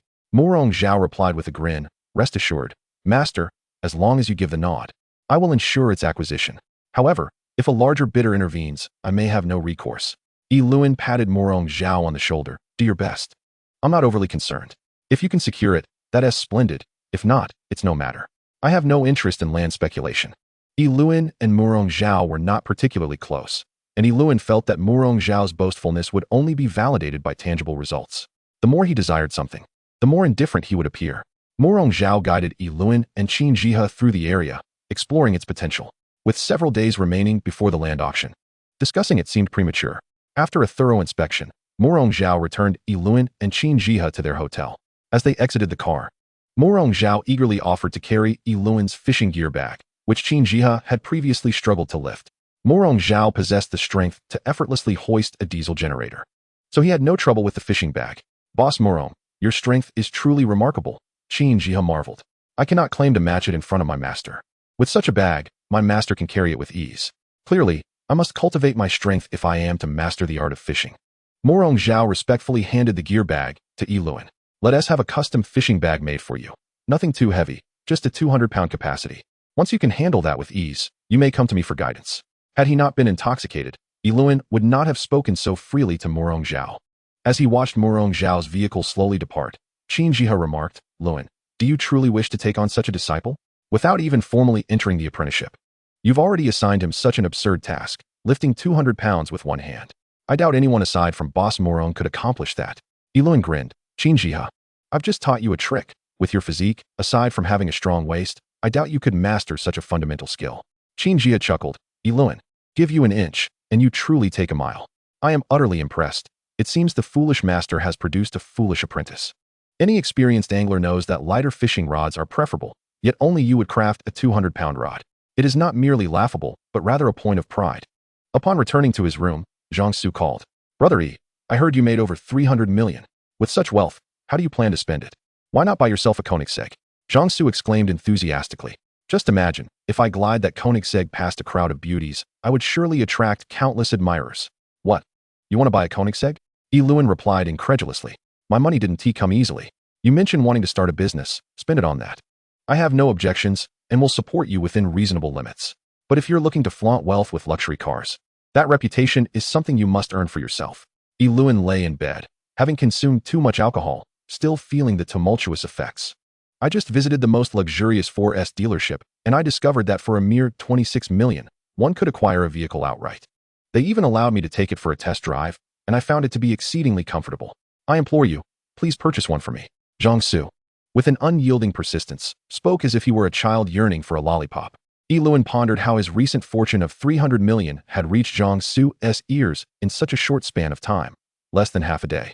It was inconceivable that Zhang Ling would divulge such information to him. Despite Zhang Su's claims of embarking on some endeavor after leaving Zhao Yuan, Yiluan had been preoccupied with his own affairs and had little time to inquire about it. Zhang Su had always been accustomed to a life of leisure, and should he wish to change, it would undoubtedly require time. Thus, it was improbable that Zhang Ling would inform her somewhat frivolous brother of Yiluan's newfound wealth. However, one could surmise that upon encountering such astonishing news, she might find it fitting to share it with their parents. It was entirely possible that Zhang Ling communicated this development to them at the earliest opportunity. Yiluan suddenly felt that by revealing such news to their parents, Zhang Ling was inadvertently expressing a sense of inexplicable anxiety. Zhao Yuan, having acquired some wealth, was not contemplating how to treat Zhang Feng better, but rather considering divorce. In such circumstances, a sensitive Zhang Ling would undoubtedly worry that Yiluan, upon suddenly acquiring such wealth, might abandon her. Upon learning of this sensational news, how could their parents possibly keep it a secret? Naturally, it would reach Zhang Su, leading him to brazenly request a sports car from Yiluan. 26 million is indeed not an insignificant sum, yet it is not exorbitantly high either. Suer, how about this? You approach your sister for it. And if she agrees to buy it for you, then I shall make a purchase for myself. From now on, I will heed your sister's counsel. Every penny I spend shall be discussed with her. Yiluan's words were, in fact, a more considerate approach than directly expressing his stance to Zhang Ling. He wished to convey to her that regardless of how much he, Yiluan, possessed, his devotion to her would remain unwavering. You want me to let my sister decide? You know her temperament.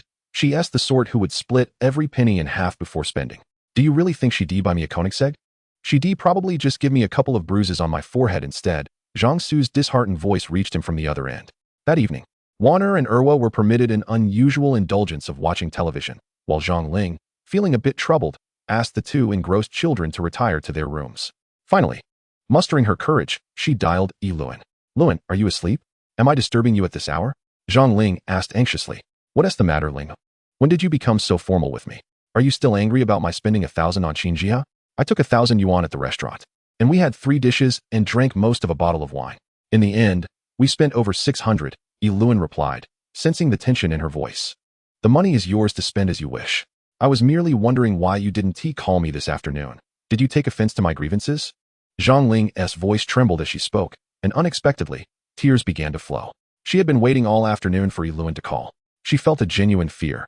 Recalling how her sister Zhang Feng had endured contempt from Zhao Yuan even when he had only hundreds of thousands to his name, Zhao Yuan brazenly cavorted with other women in front of Zhang Feng, deliberately allowing her to find out, as if to provoke her into demanding a divorce. Zhang Feng had endured, tolerating the situation as long as she wasn't cast out, and as long as Zhao Yuan continued to provide for the household. She bore his absences without complaint, believing that as long as he returned with money, she could overlook his faults. It was often said that when men acquire wealth, many lose their integrity overnight. In the blink of an eye, Yiluan had ascended to a status that seemed unattainable, a billionaire. Moreover, the pace at which his fortune grew far exceeded anyone's expectations.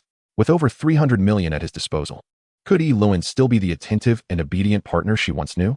Zhang Ling would have preferred to live a tranquil life alongside Yiluan, managing the mundane concerns of daily existence together.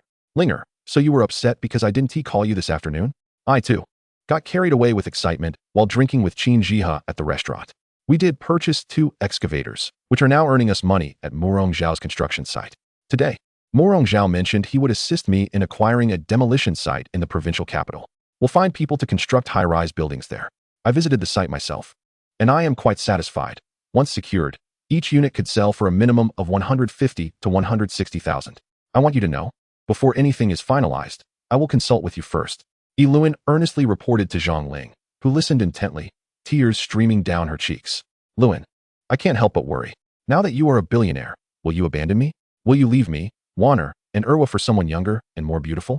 Her voice quivered with emotion. Yiluan felt as if he had been struck forcefully. Linger, what are you thinking? Do you believe I, Yiluan, am someone who can only endure hardship but cannot share in prosperity? Have you not realized that no matter the circumstances, you, Warner, and Erwa are my everything? Without you, I am nothing, absolutely nothing. Do you understand? Tears streamed down Yiluan's face. Linger, whatever you wish to do, I wholeheartedly support you. I know you are intelligent and that you will pursue what you deem important. We have risen from nothing, and we can afford to start over if necessary. Upon hearing Zhang Ling's encouraging words, Yiluan felt invigorated about acquiring that plot of land to establish the Lingen Construction Group. He had learned the trade of exterior wall construction from his master, gaining not only skills, but also a wealth of connections within larger construction teams. With a few phone calls, he could swiftly gather all the talent needed for the building industry, making him far more adept in this field than in logistics. Luan. Su'er just called. Can we talk later? Zhang Ling said to Yi Luan. Yi Luan understood that Zhang Su was genuinely intent on discussing the purchase of that Koenigsegg with his sister. He contemplated that should Zhang Ling give her approval for Zhang Su's lofty request, he would not hesitate to provide the funds. He did not wish to spoil Zhang Su. Yet he recognized that as Zhang Ling's brother, it was his duty to indulge him. He even considered buying Zhang Ling the most exquisite diamond ring and a necklace upon his return, for to him, money was merely a string of numbers in a bank account. However, his true affection for Linger would compel him to offer her what others could only dream of. During their wedding, he had not bestowed upon Zhang Ling the traditional gold trinkets. Now, he felt it imperative to compensate her generously for what he had previously neglected. After a while, Zhang Ling called. Luan, Su'er is asking for some sports car, and he mentioned that you told him to ask me. My goodness, does he think we are made of money? 26 million. How dare he make such an exorbitant demand? Does he think we run a bank? Zhang Ling exclaimed repeatedly. Linger, in our household, all significant expenditures are under your purview. We are now fully capable of acquiring that Koenigsegg. It's merely a sports car, Yi Luan stated. Once we purchase the car, he will do his utmost to swiftly win over your sister-in-law. Why don't we just buy it for him? Zhang Ling remained silent on the other end. After a lengthy pause, Yi Luan heard her voice. Luan, aren't we planning to acquire that large plot of land? Developing such a vast property will require a substantial amount of money. When I heard 26 million, my head started spinning. That is an enormous sum. When have we ever entertained such extravagant notions? Yi Luan discerned her reluctance regarding the 2 million. Yet, within her words, he sensed that Zhang Su had likely suggested to his sister that she test whether her husband genuinely valued her opinion. Linger, why can't we indulge ourselves just this once? If you agree, I will immediately transfer the funds to Su'er. Zhao Yuan can provide what Su'er needs. And now we are equally capable of doing so, even beyond what Zhao Yuan can offer, Yi Luan finally declared, feeling a sense of triumph. Money isn't saved. It is earned. Yi Luan noted that Zhang Ling's tone did not entirely dismiss the idea of purchasing a sports car for Zhang Su, leading him to believe that Zhang Ling, too, wished to assert herself in front of her family. Once Zhang Su's sports car is unveiled, not only Zhang Feng, but even the affluent Zhao Yuan would no longer dare to underestimate him or Zhang Ling. Chapter 106. Points for a sports car. Yi Luan's system mall inexplicably opened. Gazing at his billions of mall points, he felt an overwhelming sense of joy. When the system initiated discounts, his vast points could easily purchase items worth 1 billion. He even entertained a bizarre notion of buying products from the system mall to resell. Aside from acquiring some necessary items, the remaining points could be utilized for tangible goods. For instance, the fishing boat had been secured for 50,000 points, and he ended up selling it at a loss of 30,000 to Kong Luoyang, yet still netted a cash gain of 470,000. Of course, in hindsight, 470,000 is mere pocket change for a billionaire with assets exceeding 300 million. Yi Luan contemplated the demolition of the old town. If he were to acquire that land, he would still face a considerable funding gap. He quickly browsed through the tangible items offered in the system mall. The system was remarkably user-friendly, seemingly attuned to Yi Luan's most pressing needs. At that moment, a limited edition Koenigsegg flashed before his eyes. Yi Luan recalled that Zhang Su had expressed interest in a model valued at 26 million. Now, a limited edition Koenigsegg in the mall bore that very label, far surpassing any model Zhang Su had seen at the dealership. The points mall indicated that only one unit of that limited edition Koenigsegg remained at the provincial dealership. If desired, one could directly pick it up from the provincial 4S store. Yi Luan enlarged the image of the Koenigsegg, and the screen illuminated with its striking visuals, rendering all related details and point information utterly captivating. He captured the image and sent it to Zhang Su via WeChat. Zhang Su promptly called him. Brother Yi, this model is a limited edition, and there are hardly any in the entire country. Do you know the price? The model you sent me could purchase 3 of the one I had my eye on. Well, if your sister agrees, I must provide something more impressive for you, right? Yi Luan noted that the required points amounted to 34 million. With just over 30 million points, he could fulfill a desire for Zhang Su that was beyond imagination, demonstrating to the Zhang family that he, Yi Luan, cherished Zhang Ling so dearly that he would spare no expense. That is wonderful, Brother Yi. I'm heading to the provincial city right now. I'll wait for you after your competition, and then we can drive our brand new limited edition sports car. From now on, I'll be your driver, only using it when you don't need it.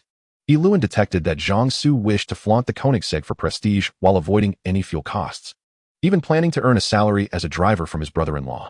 Wasn't that a splendid arrangement? Su'er, you're quite the schemer. You get a multi-million sports car and still expect me to pay you a salary. So, how much do you want per month? Yi Luan asked generously. Zhang Ling had long suggested that Yi Luan obtain a driver's license and had expressed a desire to travel with the children in their own car. Initially thought to be a distant dream, it seemed that this wish was being realized much sooner than anticipated. Brother Yi, once we buy the car, put it in my sister's name. From now on, I'll be her dedicated driver. I'll also take our parents on trips around the country. Just give me a couple of 100,000 a month to spend. Zhang Su intentionally mentioned taking their parents out, implying that while Yi Luan was busy, Zhang Su would be fulfilling his filial duties. For a billionaire, it seemed reasonable to provide some financial support to ensure his in-laws had a comfortable life. Yi Luan chuckled. All right, I'll agree to 200,000 a month. He promptly purchased the limited edition Koenigsegg from the system mall. Just as he clicked the confirm button, his phone rang. Hello, esteemed Koenigsegg owner. We have received your payment of 84 million. Welcome to the Koenigsegg family. We eagerly await your visit to our dealership for pickup. Shortly, we will send you the location and related documentation to your phone. Yi Luan quickly received the address and forwarded it to Zhang Su, along with the purchase confirmation. His phone rang again. It was Zhang Ling Luan. Su Air called to say you bought a car worth over 80 million. Yes, coming with a friend tomorrow morning to take me to the provincial city to pick it up, she said, somewhat excitedly. Linger, bring your identification. Neither of us can drive, and the car must be in your name. An asset worth over 80 million belongs to both of us. From now on, let Su Air do the driving. Paying him 200,000 a month should suffice. Yi Luan explained the situation to Zhang Ling. Zhang Ling let out a long sigh. Luan, is money just flowing like water?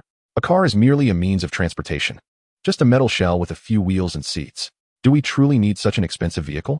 Yi Luan understood that Zhang Ling was concerned about the expenditure.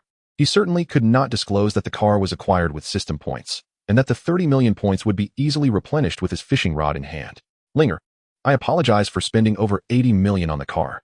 I was thinking that we need to conduct our business well. We cannot allow others to underestimate us. I wish to convey to everyone that our Lingen group possesses formidable strength and is indeed worthy of trust, proclaimed Yilan passionately. Of course, he did not mention that.